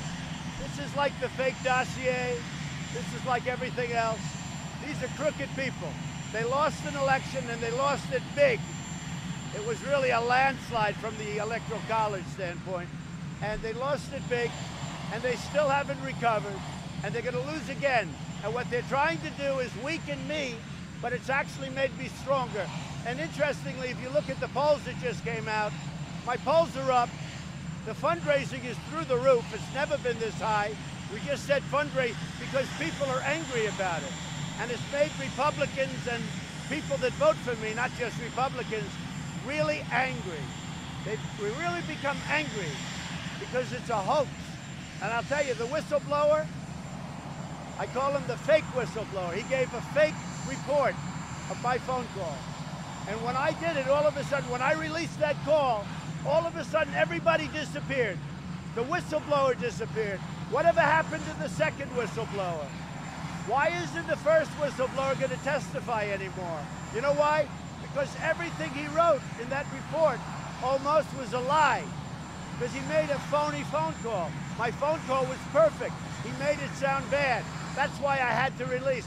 So the whistleblower is a disgrace to our country, a disgrace. And the whistleblower, because of that, should be revealed.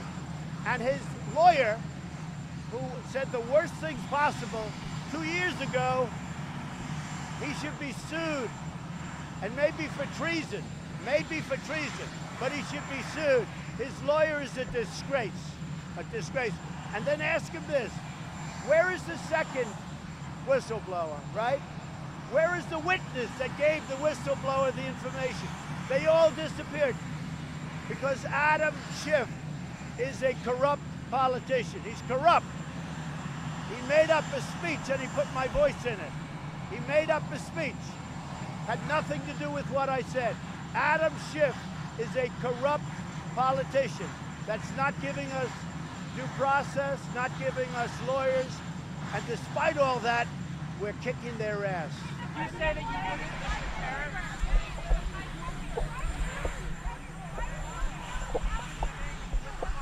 Every one of those people testified absolutely fine for me. They've gone out and they've gone out of their way to find the people that hate Donald Trump, President Trump, the most. They put them up there. Everybody's been absolutely fine. And they have, you know, I don't even know most of these people. Many of these people I've never even heard of. So what Crooked Schiff is doing, he's a corrupt politician. What this corrupt politician does, he looks all over, tries to find people that don't like Trump, and he puts them up. We are winning so big. My polls are the highest they've ever been. I'm leading in all of the states, every swing state. The fundraising numbers just came in. They're the highest, I think, in history. I don't think anybody's ever had. And I'll tell you what, we are winning so big because we're going along. These are corrupt politicians, and that includes Nancy Pelosi. She's a corrupt politician. She should go back to a district which is horrible. It's filthy. It's drug infested. The stuff's being flown out to the ocean. It's being wiped out to the ocean through their drainage systems. You got to see what's happening in San Francisco. Nancy Pelosi ought to focus on a district, but these are corrupt politicians.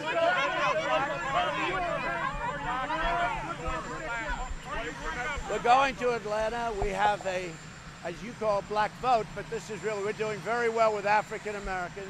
I think a big factor is the fact that they're having the best economic year they've ever had in the history of our country. And we're going there. We've been invited, and it's going to be, I think it's going to be fantastic.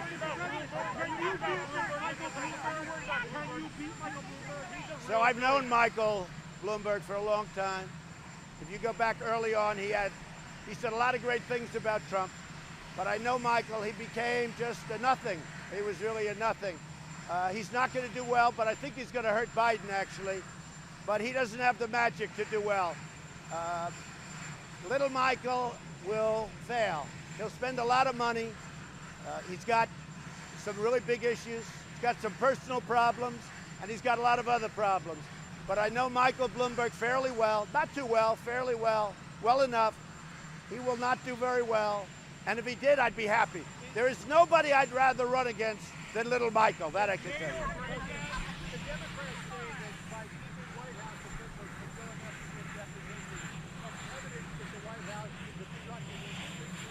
Well, they're making it up. First of all, this whole thing is a phony deal. It's a phony setup. When you look at the lawyer that got it started, the whistleblower lawyer, he got it started. It's a phony deal. These Democrats are corrupt. Nancy Pelosi is a corrupt politician. Shifty Schiff is a double corrupt politician. He took my words on the phone call, and they were so good, he totally changed them. He went before Congress. He made a speech before Congress. And in the speech, John, he said things that were horrible. It bore no relationship to the call. And then later on, he was embarrassed. Let me tell you something. Schiff is a corrupt politician. And our people know it, and they know it too, by the way. Just so you know, we have the highest poll numbers. We have the most energy. I was with Mitch McConnell and a whole group of people last night. And I was with leaders of faith and evangelical leaders. They said they have never, all of them, they've never had the energy that we've had and we have now in the Republican Party and beyond the Republican Party. People that were Democrats and they're for Trump. And we've never had the poll numbers.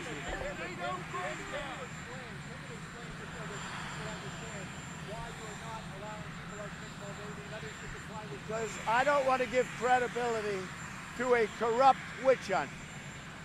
I'd love to have Mick go up, frankly. I think he'd do great. I'd love to have him go up. I'd love to have almost every person go up when they know me. What I don't like is when they put all these people that I never met before. When they put the head of the Never Trumpers on the stand. And even those people were okay. They were fine. Those are the people I never even heard of. The people that I know, I would love to have them go up. Now, the rest is up to the lawyers. I have to do what the lawyers say to a certain extent. Not always, but, you know, to a certain extent. But I will tell you, I like to have the people go up. Except one thing, it validates a corrupt investigation. Adam Schiff, he's a corrupt politician. He's as corrupt as you'll ever see when he makes up my words and reads fake words to Congress. And he acts so innocent. He's a corrupt politician. Okay, thank you. So we're heading off to Europe. It should be a very beautiful period of time. The 100th anniversary of the ending of World War I. We have many countries, the leadership of many countries will be there, especially since they heard the United States will be there. And we look forward to that. It'll be a great, really commemorative service. I think it's going to be something very special. I've seen what they have planned, and I think it's going to be something very, very special. I just signed the proclamation on asylum, very important. People can come in, but they have to come in through the ports of entry, and that to me is a very important thing. Again, I reiterate, we need Democrats' votes. They have to pass new immigration laws because they're flooding our country. We're not letting them in, but they're trying to flood our country. We need the wall. We're building the wall, but we need it all built at one time and quickly. It's very important. We need Democrat support on new immigration laws to bring us up to date. The laws are obsolete and they're incompetent. They are the worst laws any country has anywhere in the world. And it's only because we don't have the Democrats' votes.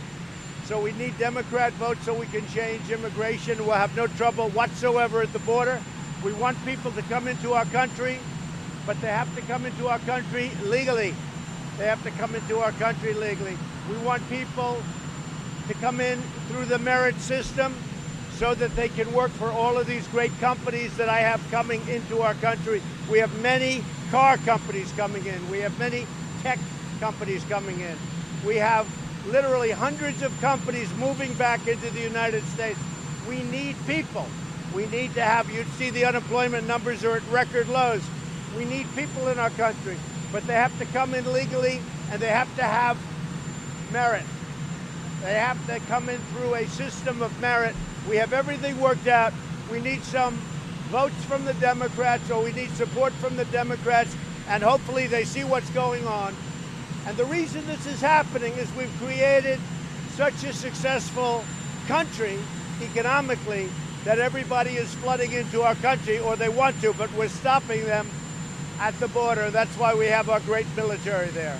Mr. President, what do you say to all the criticism of Matt Whitaker and the calls for him to recuse himself, given what he said about the Russian? Well, Matt Whitaker, I don't know Matt Whitaker. Matt Whitaker worked for Jeff Sessions, and he was always extremely highly thought of, and he still is. But I didn't know Matt Whitaker. He worked for Attorney General Sessions. He was very, very highly thought of, and still is highly thought of. But this only comes up because anybody that works for me, they do a number on them. But Matt Whitaker is a very smart man. He is a very respected man in the law enforcement community, very respected at the top of the line. And actually, the choice was greeted with raves initially, and it still is in some circles on, it's a shame that no matter who I put in, they go after him. It's very sad, I have to say. But he's acting. I think he'll do a very good job, and we'll see what happens. But I will say this, Matt Whitaker is a very highly respected man, and you didn't have any problems with Matt Whitaker when he worked for Jeff Sessions. He's respected by law enforcement. He's a very strong law enforcement personality and person. Did you talk with Matt Whitaker at all about the Mueller probe before you applied? I didn't speak to Matt Whitaker about it. I don't know Matt Whitaker. Matt Whitaker has a great reputation, and that's what I wanted. I also wanted to do something which, frankly, I could have brought somebody very easily from the outside. I didn't want to do that. When Sessions left, what I did very simply is take a man who worked for Sessions. Again, he worked for Jeff Sessions. He's a highly respected man, especially by law enforcement, and I think he's going to do a great job. He's there in an acting position. He's probably from what I hear, a very strong person, a very strong personality, and I think that's what they need. Is Kellyanne's husband wrong? Mr. President. Kellyanne's husband wrote that the appointment was unconstitutional. You mean Mr. Kellyanne Conway? He wrote that you were unconstitutionally appointing him. Is he wrong? He's just trying to get publicity for himself. Why don't you do this? Why don't you ask Kellyanne that question? All right. All right. She might know him better than me. I really don't know the guy. Given Matt Whitaker's public comments,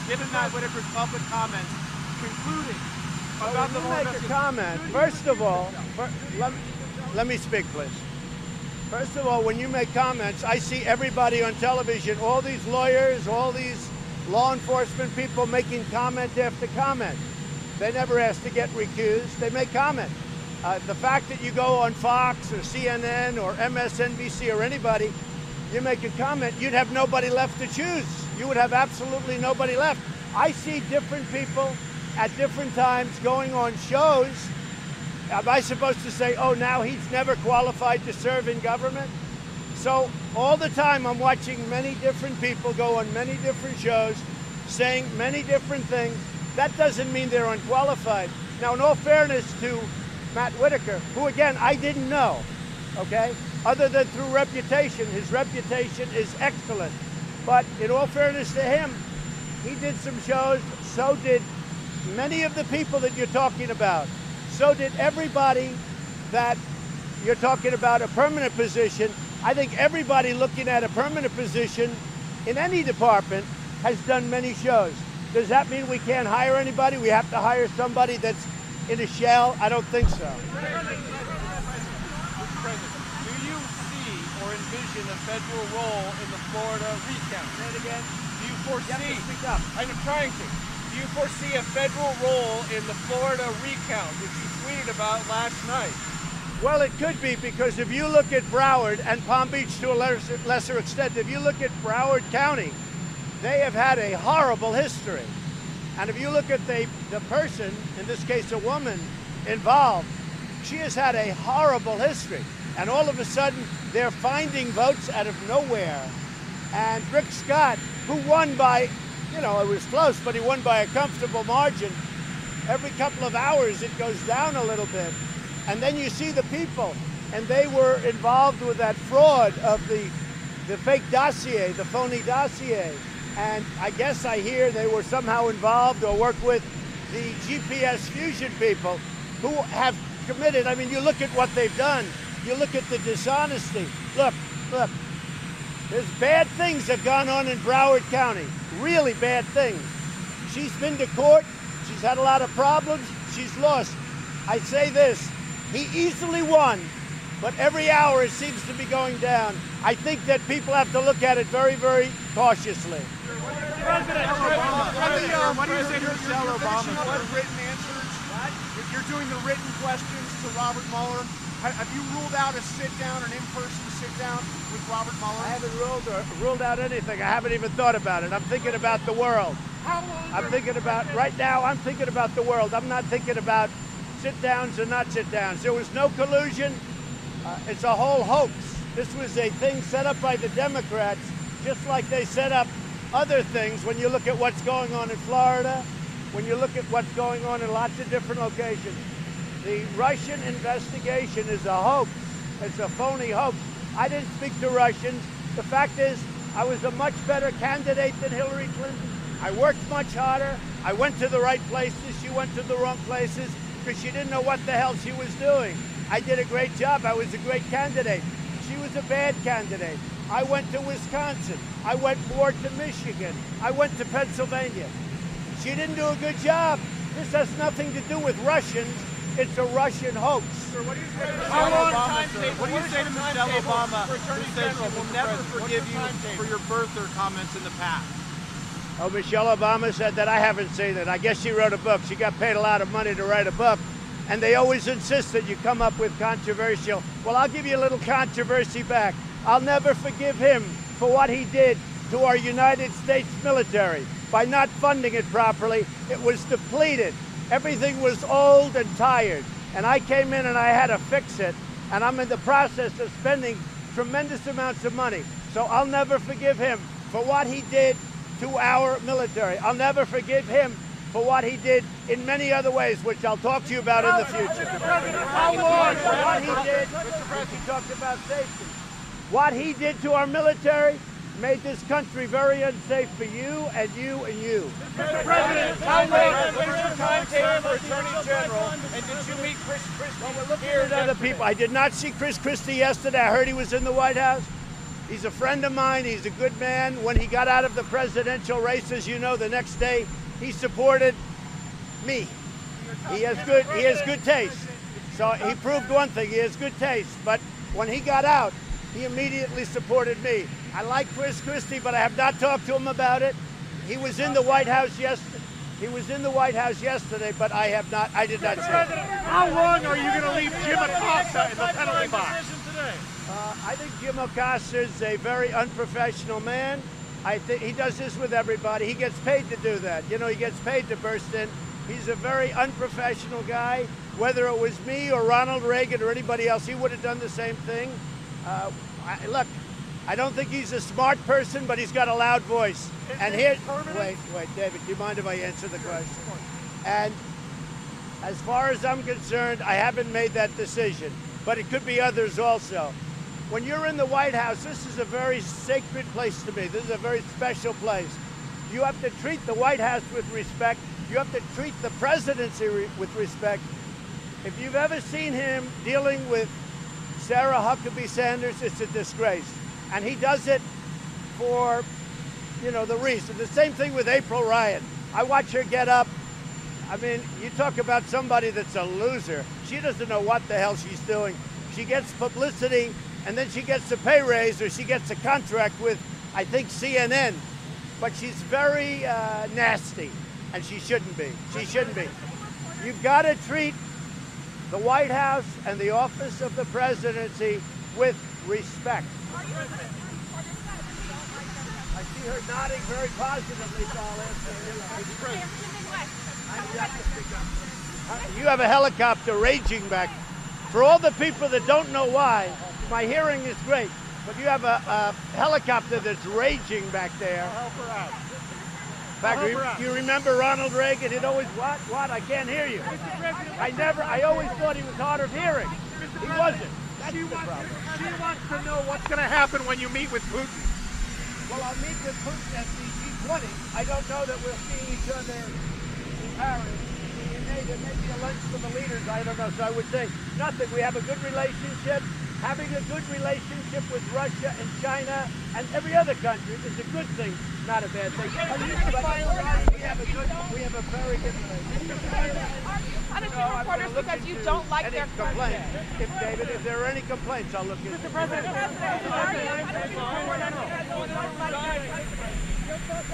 your thoughts about the Turkish decision to delay the Oil pipeline? Well, it was a political decision made by a judge. I think it's a good decision. 48,000 jobs. I approved it. It's ready to start. And they went, and I guess they'll end up going to the Ninth Circuit as usual. We're slowly putting new judges in the Ninth Circuit. Everything goes to the Ninth Circuit. Everything. Now, DACA, that was actually good news yesterday because you never win in the Ninth Circuit if you're on this half of the equation. When I say half, it could be half or more. But you never win. You rarely win in the Ninth Circuit. The good news is, by rejecting DACA in the Ninth Circuit yesterday, finally, we've been waiting for that. We get to the Supreme Court, and we want to be in the Supreme Court on DACA. President Obama said he had no right to sign it. He had no right, but it was upheld in the Ninth Circuit, as usual. If you take President Obama's statement, he knew that he couldn't sign it. So this whole thing it's a terrible thing, what's happening with the courts. The DACA will now hopefully go to the Supreme Court, where we'll be given a fair decision. We'll be making a decision. So many people who want it. We are looking at Heather. We're looking at numerous people. We have plenty of time. Nikki is staying till the end of the year. We're working with Nikki also. We have some very good people that want that job. I'll make the decision over the next few weeks, but by the end of the year. Sir, the Democrats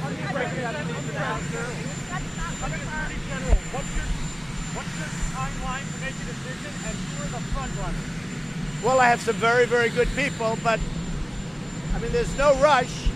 You know, it has to go through a Senate process, which takes a long time. But we'll pick somebody that's great. We're going to pick somebody that's very good. And again, I think it's Matt Whitaker is a highly respected man, but I didn't know Matt Whitaker. But he's a highly respected man. Just said the Senate process. Matt Whitaker has not gone through a Senate process. Yeah, but neither has Mueller. Excuse me. You talk about the Senate process. Mueller is doing a report. He hasn't gone through the Senate process. So you're saying Whitaker hasn't. But Whitaker has, wait a minute, because he was a really distinguished U.S. attorney in Iowa, and he was approved by everybody, because to be U.S. attorney, that's top of the line. He was a highly respected, in fact, I'll tell you, the ambassador to China, as you know, Terry Branstad, who used to be the governor of Iowa, he told me that what a great choice that is, that he is one of the most respected people in all of Iowa. And that was coming from Terry Branstad, who was the governor. Look, Mueller, a big complaint people have, Mueller was not Senate confirmed. So he's doing a report. He wasn't Senate confirmed. Whitaker was Senate confirmed. And now he doesn't need this, but he was Senate confirmed at the highest level when he was the U.S. attorney from Iowa. But Mueller was not Senate confirmed. Why didn't they get him Senate confirmed? He should have been Senate confirmed. Because of all the conflicts, they didn't want to bring him before the Senate because he's very conflicted. So because of those conflicts, they didn't want to bring him before the Senate. But don't tell me about Whitaker. Don't tell me about Whitaker because Mueller was not Senate confirmed. And Whitaker was. Sir, the Democrats keep picking up more seats in the House. Whether they get a couple of more House seats doesn't matter. It doesn't matter. But you notice the votes never go the other way. They hire lawyers, and the votes don't ever seem to go the Republican way. Although I hear, I don't know, you tell me, it's always the Democrats. It's always GPS fusion. It's always crooked stuff.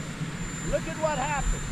how many FBI are gone, how many Justice Department people are gone, that I found out, there's a lot of bad stuff going on in this country, and we're finding out, and I'm getting to the bottom of it, and I've done a hell of a job. How many people have been fired from the FBI? You got Comey, you got McCabe, you got Strzok, you have Lisa Page, you have Baker, you have a whole list of people. There's a lot of crooked stuff going on, but it is interesting. It always seems to go the way of the Democrats. Now in Arizona, all of a sudden, out of the wilderness, they find a lot of votes, and the other candidate is just winning by a hair. What's going on in Florida is a disgrace. Go down and see what happened over the last period of time, 10 years. Take a look at Broward County. Take a look at the total dishonesty of what happened with respect to Broward County. Broward County, just press. Broward County / election. There's a lot of dishonesty. Mr. President, why do press secretary share the doctor's video of his of the fake video? The taped video of Costa?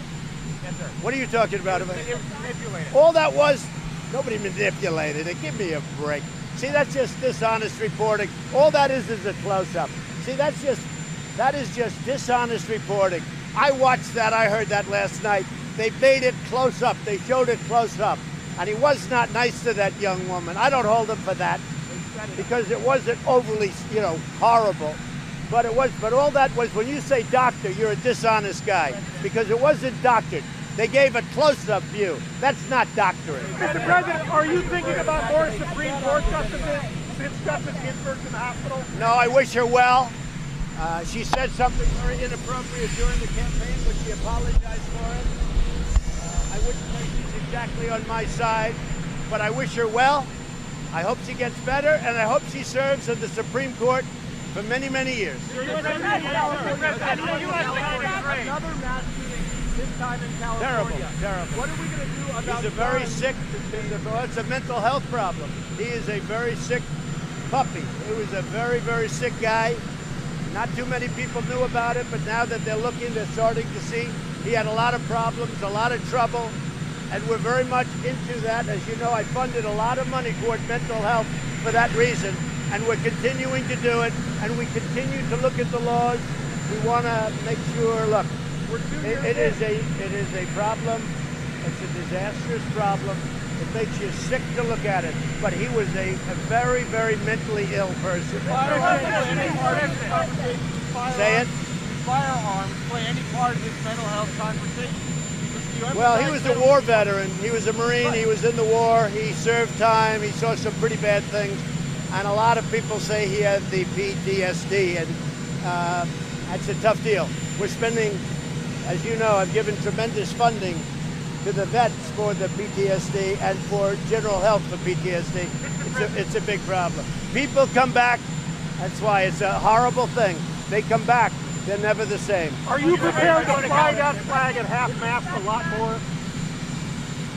Well, I don't like abusing any privilege, but when I see something that we should do, I always do that, yeah. I always do that. Are you going to California? Are you going to California? I believe you should. When it's a worthy situation, I do believe it.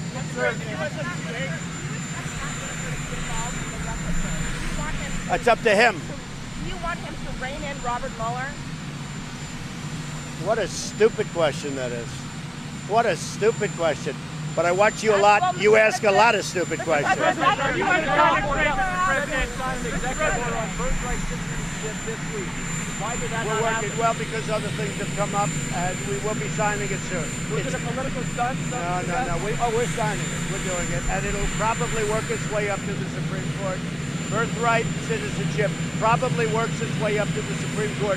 It will be signed. We wanted a perfect document. And because of the election and all of the delays in the election and whatever's going on in Broward County, remember the word, Broward County. Is there any evidence of fraud in Broward County? When you take a look at the past, take a look at the Right past, now, is there and any all of a sudden they're finding votes. You mean after the election, they're finding votes, and then you look at her past where she's already been convicted, and now they're finding votes, and you have this guy Elias, who represented Hillary Clinton in a lot of very shady things, I think what you ought to do is get smart. Good luck, folks. I'll see you in Europe. I look forward to seeing a lot of things, but on Monday in particular, our stock market has just broken another record, as you see. Our economy is doing phenomenally well. Our jobs numbers just broke yet another record. They're higher than ever before. Our country is doing better than it's ever done. Our military is rebuilt. It was a mess when I took over, and a lot of good things are happening, and now I'm going to watch Alabama, LSU, and that'll be a lot of fun, so we look forward to it. You have a question? Go ahead. Mr. President, what's your next step for China trade talks? There is some... They're moving along. They've moved slowly, and not much too slowly for me, but they want to make the deal much more than I do. But the trade talks with China are moving along, I think, very nicely. If we make the deal that we want, it'll be a great deal. And if it's not a great deal, I won't make it. But the trade deal is moving along, and China wants to be there. And do you want to lift tariffs then? They said that... Well, there was a lot of incorrect reporting, but you'll see what I'm going to be doing. Can you clarify Look, that? we've taken in tens of billions of dollars of tariffs. I gave $28 billion, 16 and 12, to our farmers, and it's been pretty amazing what we've done. Our farmers are very happy. We have to make the right deal for the farmers, manufacturers, for everybody. And if we don't make that right deal, we're not going to make a deal. But if you get the phase one deal, will some Well, you'll tariffs see. be lifted? There's a difference on tariffs, but we're going to always get tariffs. We never got anything. Just so you understand, China forever never paid us 10 cents. Now we have literally, we will soon have literally hundreds of billions of dollars coming in from China. We never got anything from China. So a lot of very positive things are happening. I think that people will be amazed. Just to say, again, I'd like to make a deal, but it's got to be the right deal. China very much wants to make a deal. They're having the worst year they've had in 57 years. Their supply chain is all broken like an egg. They want to make a deal. Perhaps they have to make a deal. I don't know. I don't care. That's up to them. But the reports were incorrect. About lifting tariffs. The level of tariff lift is incorrect. You said the impeachment hearings should not be held behind closed doors, but now you say you don't want them to be public. No. I don't care if public. They should be public. What I said, it was misreported as usual. What I said is very simple. There shouldn't be anything. There shouldn't be impeachment hearings, is what I said. So maybe they misconstrued it. But what I say is, read the transcript. It's all about the transcript. They're having people, I never even heard of some of these people. I don't know who they are. And by the way, it's all third-hand knowledge. But regardless of what anyone says, read the transcript. Now, they want to have a transcript of the other call, the second call, and I'm willing to provide that. We'll probably give it to you on Tuesday, Monday being a holiday. We'll probably give it to you on Tuesday, but we have another transcript coming out, which is very important. They asked for it, and I'd gladly give it. There's never been a president who's been so transparent. This is a witch hunt at the highest level, and it's so bad for our country. But here's the deal. Read the transcript. You'll see the call. Now I'll give you a second transcript because I actually had 2 calls with the president of Ukraine. So you'll read the second call, and you'll tell me if you think there's anything wrong with it. But never in history has anybody gone through this. It's a witch hunt, and it should never happen to another president. Thank you. Thank you. So thank you very much. We're going to Austin, Texas. Apple is opening up a fantastic facility. They're spending a tremendous amount of money. And I've been asking Tim Cook from the day I got elected from the campaign. I've been asking Tim Cook to, if they would, we want to see Apple build here. That way you have no tariffs. There's no tariffs. When companies come to our country and they build, there's no tariffs. The economy is doing unbelievably well. We continue to talk to China. China wants to make a deal. The question is, do I want to make a deal? Because I like what's happening right now. We're taking in billions and billions of dollars. I'm going to go very quickly, just a quick comment on what's going on in terms of testimony with Ambassador Sondland. And I just noticed one thing, and I would say that means it's all over. What do you want from Ukraine? He asks me, screaming. What do you want from Ukraine? I keep hearing all these different ideas and theories. This is Ambassador Sondland speaking to me. Just happened. To which I turned off the television. What do you want from Ukraine? I keep hearing all these different ideas and theories. What do you want? What do you want? It was a very short and abrupt conversation that he had with me. They said he was not in a good mood. I'm always in a good mood. I don't know what that is. He just said, now he's talking about what my response. So he's going, what do you want? What do you want? I hear all these theories. What do you want, right? And now, here's my response that he gave, just gave. Ready? You have the cameras rolling? I want nothing. That's what I want from Ukraine. That's what I said. I want nothing. I said it twice. So he goes, he asked me the question, what do you want? I keep hearing all these things. What do you want? He finally gets me. I don't know him very well. I have not spoken to him much. This is not a man I know well. Seems like a nice guy, though. But I don't know him well. He was with other candidates. He actually supported other candidates. Not me. Came in late. But here's my response. Now, if you weren't fake news, you'd cover it properly. I say to the ambassador in response, I want nothing. I want nothing. I want no quid pro quo. Tell Zelensky, President Zelensky, to do the right thing. So here's my answer. I want nothing. I want nothing. I want no quid pro quo. Tell Zelensky to do the right thing. Then he says, this is the final word from the President of the United States. I want nothing. Thank you, folks. Have a good time. I'm going to Texas. I'm going to London, to NATO.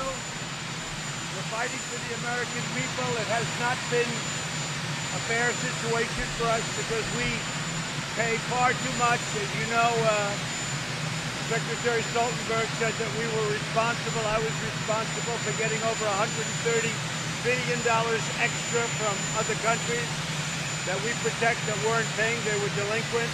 So we'll be talking about that. We'll be talking about a lot of things. We are leading the world now in the economy, and we have been almost since I became president. But we're substantially ahead of anybody else. Nobody's even close. You know that very well. And I look forward to having a number of very, very productive days for our country. We'll be working hard. Do you have a question? Afghanistan. Signing the Hong Kong bill hurt the chances of signing the deal for us? Well, it doesn't make it better. So we'll see what happens.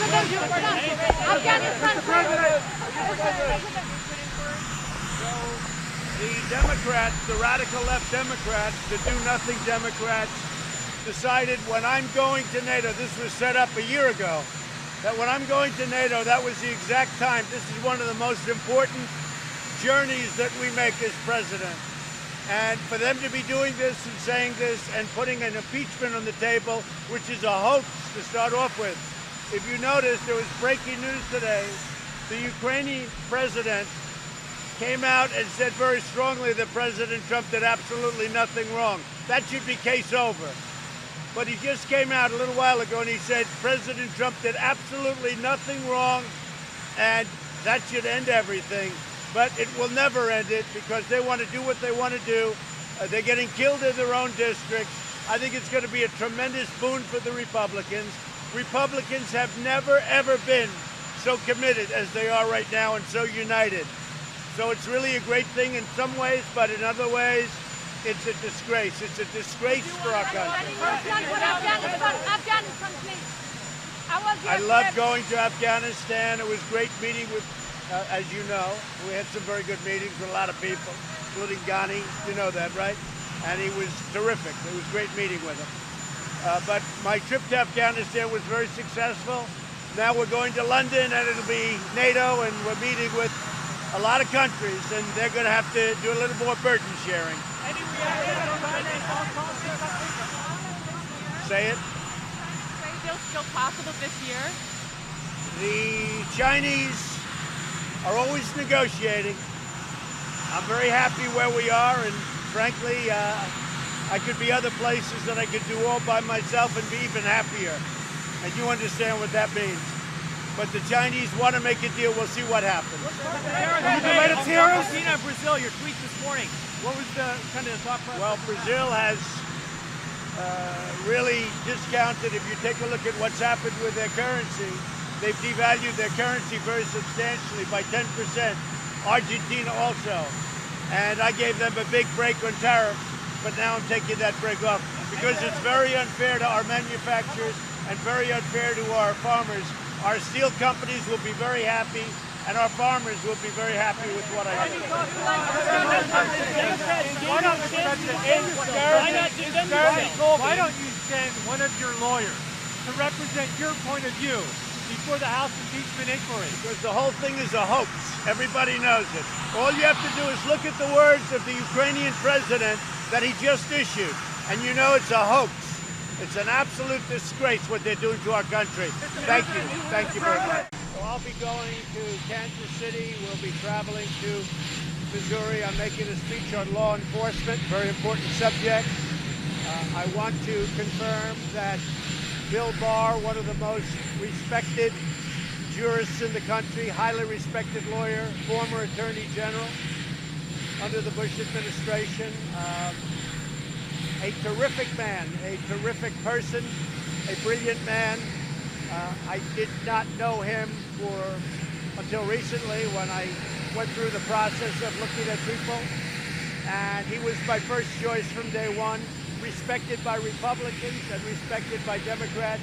He will be nominated for the United States Attorney General, and hopefully that process will go very quickly. And I think it will go very quickly, and I've seen very good things about him even over the last day or so when people thought that it might be Bill Barr. So Bill Barr will be nominated for the United States Attorney General position. I think he will serve with great distinction. I also want to inform you that Heather Nauert, somebody that we know very well, who's done a great job at as working with Mike Pompeo and others over at the State Department, Heather Nauert will be nominated. She's going to work with Nikki Haley to replace Nikki at the United Nations. She'll be ambassador to the United Nations.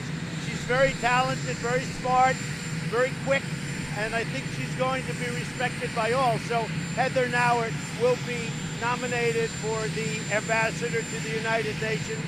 Those are two very big ones. I have another one for tomorrow that I'm going to be announcing at the Army-Navy game. I can give you a little hint. It will have to do with the Joint Chiefs of Staff and succession. And I look forward to telling you, and I'll see you later. I'll see you again. Hello, everybody. That's a very bright sun. It's a beautiful day in Washington. I will say that we've had tremendous reports coming out on the economy. It's been incredible. And numbers like we haven't seen before. And we have the strongest economy in the world, 266,000 jobs. You can add another 40 to that. It's about 300,000 jobs. Very importantly, it's 50 or 55,000 manufacturing jobs. We're the envy of the world. Our economy is the envy of the world, and we're going to keep it that way. So that's very important. I spoke with the King of Saudi Arabia. They are devastated in Saudi Arabia. We're finding out what took place, whether it's one person or a number of people. And the king will be involved in taking care of families and loved ones. He feels very strongly. He's very, very devastated by what happened and what took place. Likewise, the Crown Prince. They are devastated by what took place in Pensacola. And I think they're going to help out the families very greatly. But right now, they send their condolences. And as you know, I've sent my condolences. It's a very shocking thing. And we'll find out. We'll get to the bottom of it very quickly. This has been done for many decades. We've been doing this with other countries, foreign countries. I guess we're going to have to look into the whole procedure. We'll start that immediately. And other than that, anybody have any questions? Yeah. Well, I just know he came back from someplace and he's going to make a report, I think, to the Attorney General and to Congress. He says he has a lot of good information. I have not spoken to him about that information, but Rudy, as you know, has been one of the great crime fighters of the last 50 years. And he did get back from Europe just recently, And I know he has not told me what he's found, but I think he wants to go before Congress and say, and also to the Attorney General and the Department of Justice, I hear he's found plenty, yeah. Well, we'll see about North Korea. I'd be surprised if North Korea acted hostilely. I have a very good relationship with Kim Jong-un. I think we both want to keep it that way. He knows I have an election coming up. I don't think he wants to interfere with that, but we'll have to see. He's somebody that I've gotten along with very well for 3 years, and he's gotten along with me very well. So we'll see how it goes, but I really don't think he wants to interfere with the election. I think he'd like to see something happen. The relationship is very good, but, you know, there is certain hostility. There's no question about it. I don't know that his relationship with South Korea is very good, but we're going to find out.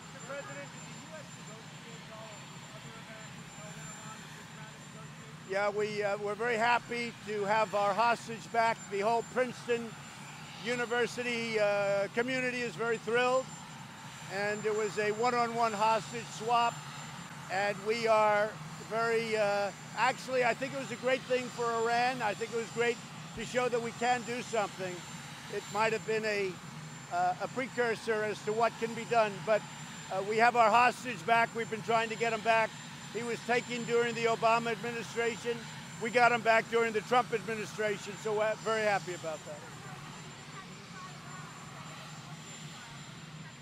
Say it, what? Well, I don't know. I know this, that the impeachment thing is a total hoax. The numbers have totally swung our way. They don't want to see impeachment, especially in the swing states. They've swung our way. I've never seen a swing like this because people realize it's a total hoax. We had a perfect conversation. It was only a conversation. Nothing came out of the conversation except good relationship with Ukraine. And the people see that it's just a continuation of this 3-year witch hunt. And I'm looking forward to seeing the IG report. I hear they're announcing it on Monday. And I look forward very much to seeing what happens with the Durham report, maybe even more importantly, because it's a horrible thing that took place. And it should never happen to another president. Okay? So I'll be going to Florida right now. We have a very, very big and successful meeting with Republicans, and we're also meeting with Jewish committees. And separately, we're doing 2. And I believe you're going to be covering at least one of them. So I'll see you in a little while. Thank you. I just want to say Merry Christmas to everybody. I'm heading over right now to Walter Reed Military Medical Center. Say hello to some of the bravest people anywhere in the world. They're great people. I'll be coming back right after that. We'll be over there for a while, but we're just going to wish them a Merry Christmas, a Happy New Year, and we love those people. Thank you. Thank you very much. We had a very important call this morning at 8 o'clock with Lebanon and with many leaders from different countries. And I think it was, first of all, it's one of the most horrific things I've ever seen. But it was a very important call with, really led with France and President Macron, who's very close, as you know, to Lebanon. And we had it, a lot of things were worked out. We're going to do a lot of help. We've got to help them. A lot of countries are going to be helping. They think 150, but it's probably, the number of lost could be astronomical. They say at least 5,000 were injured, and that means many hundreds of people were killed. That is a horrible situation. So the United States is working very diligently. We have 3 planes going over, loaded up with medical supplies, food and water. We'll be sending additional planes. That took place this morning. It was a teleconference call with various leaders from, and United Nations from throughout the world. Please, Jonathan.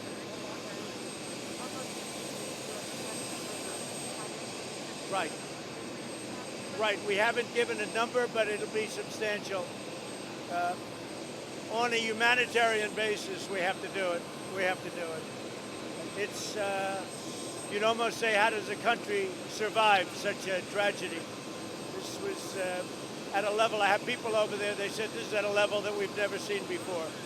The blast, they've never seen anything like it. So we'll be helping them and substantially. We've had 3 major planes already over with a lot of mostly medical equipment and various things to help. We have some excellent military that do this, and they've reported back that they've never seen anything like this before. So it's a horrific situation, but we'll help. Yeah.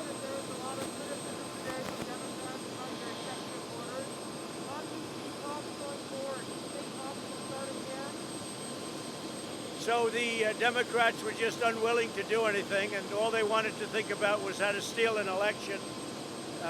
We discussed it yesterday, Jeff, where they wanted all sorts of things having to do with mail-in voting.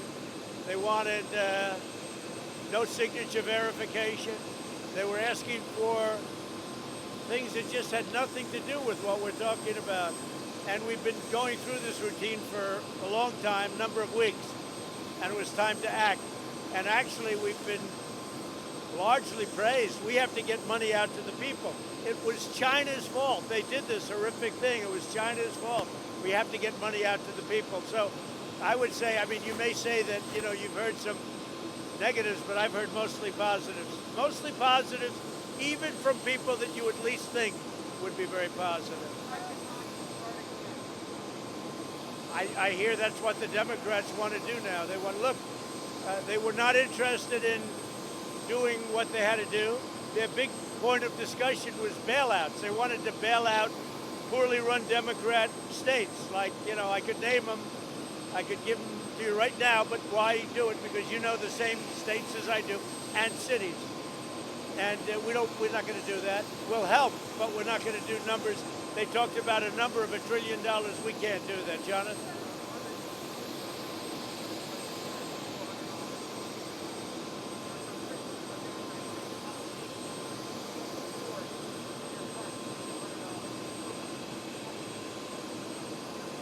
Yeah, we have a system where we can do 100% or we can do 75%. They'd pay 25%, and it'll depend on the state, and they'll make an application. We'll look at it and we'll make a decision. So it may be they'll pay nothing in some instances. It may be a little bit like the National Guard. You know, the National Guard, as you know, sometimes will pay all of it depending on the tragedy or whatever it may be, the disaster. And sometimes the state will pay 40%, 25%, 10%, or nothing, depending on how it works out. So this will be, we can make a decision on that on individual states with an application, okay?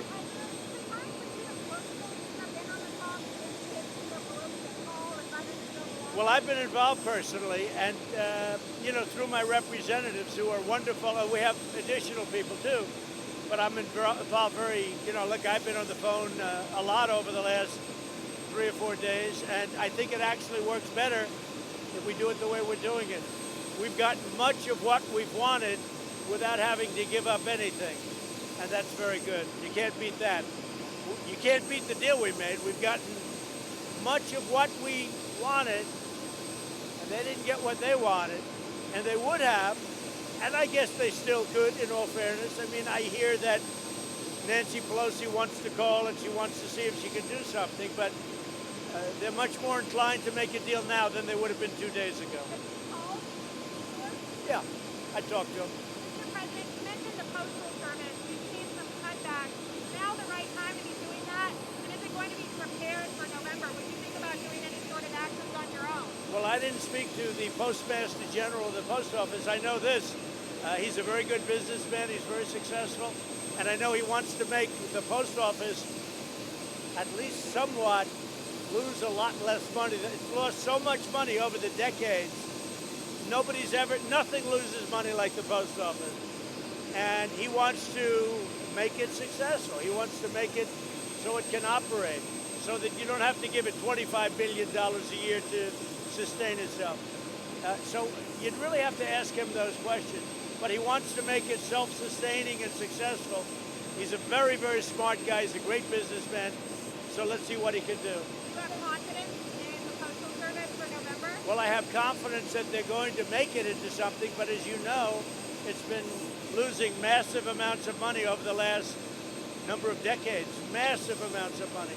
This is not something new. This is something that's been taking place for a long time. It loses a tremendous amount of money.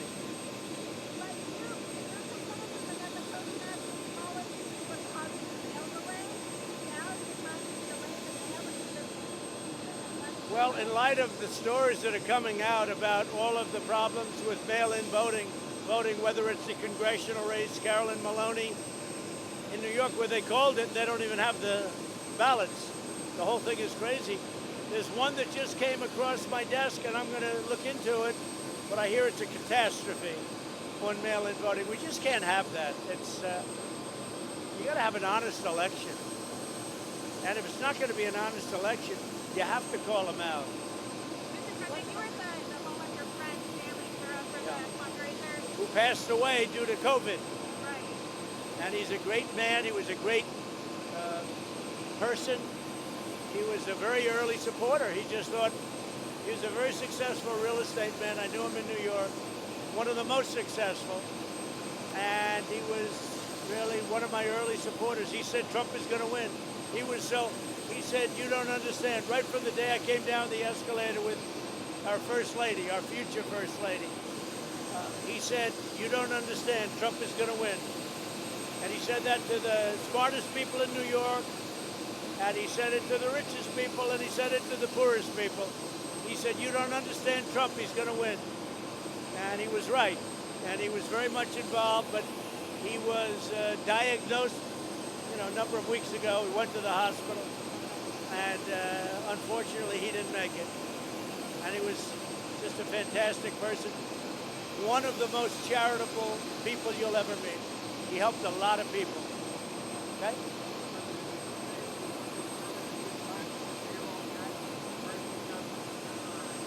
It may be permanent. We're looking into it. Right now, we have it cut. It's going to a certain time, as you know, and we'll take it out till the end of the year, and then I'm going to make a decision as to, number one, an extension, and number two, making it permanent, and no reimbursement. So, yeah. Well, what we're doing is we reimburse through the general fund, not through Social Security. This will have no impact on Social Security. We're going to, through the general fund, reimburse. This will have zero impact on Social Security.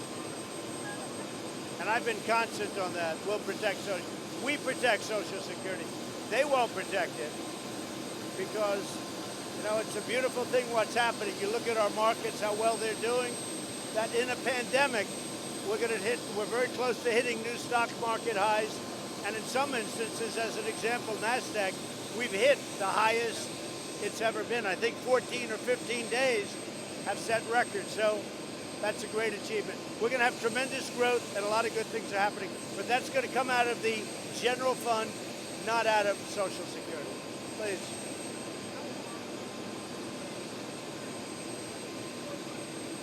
No, we'll be able to do it as long as we deem it necessary. And I will say this, the Democrats have called, they'd like to get together. And we say if it's not a waste of time, we'll do it.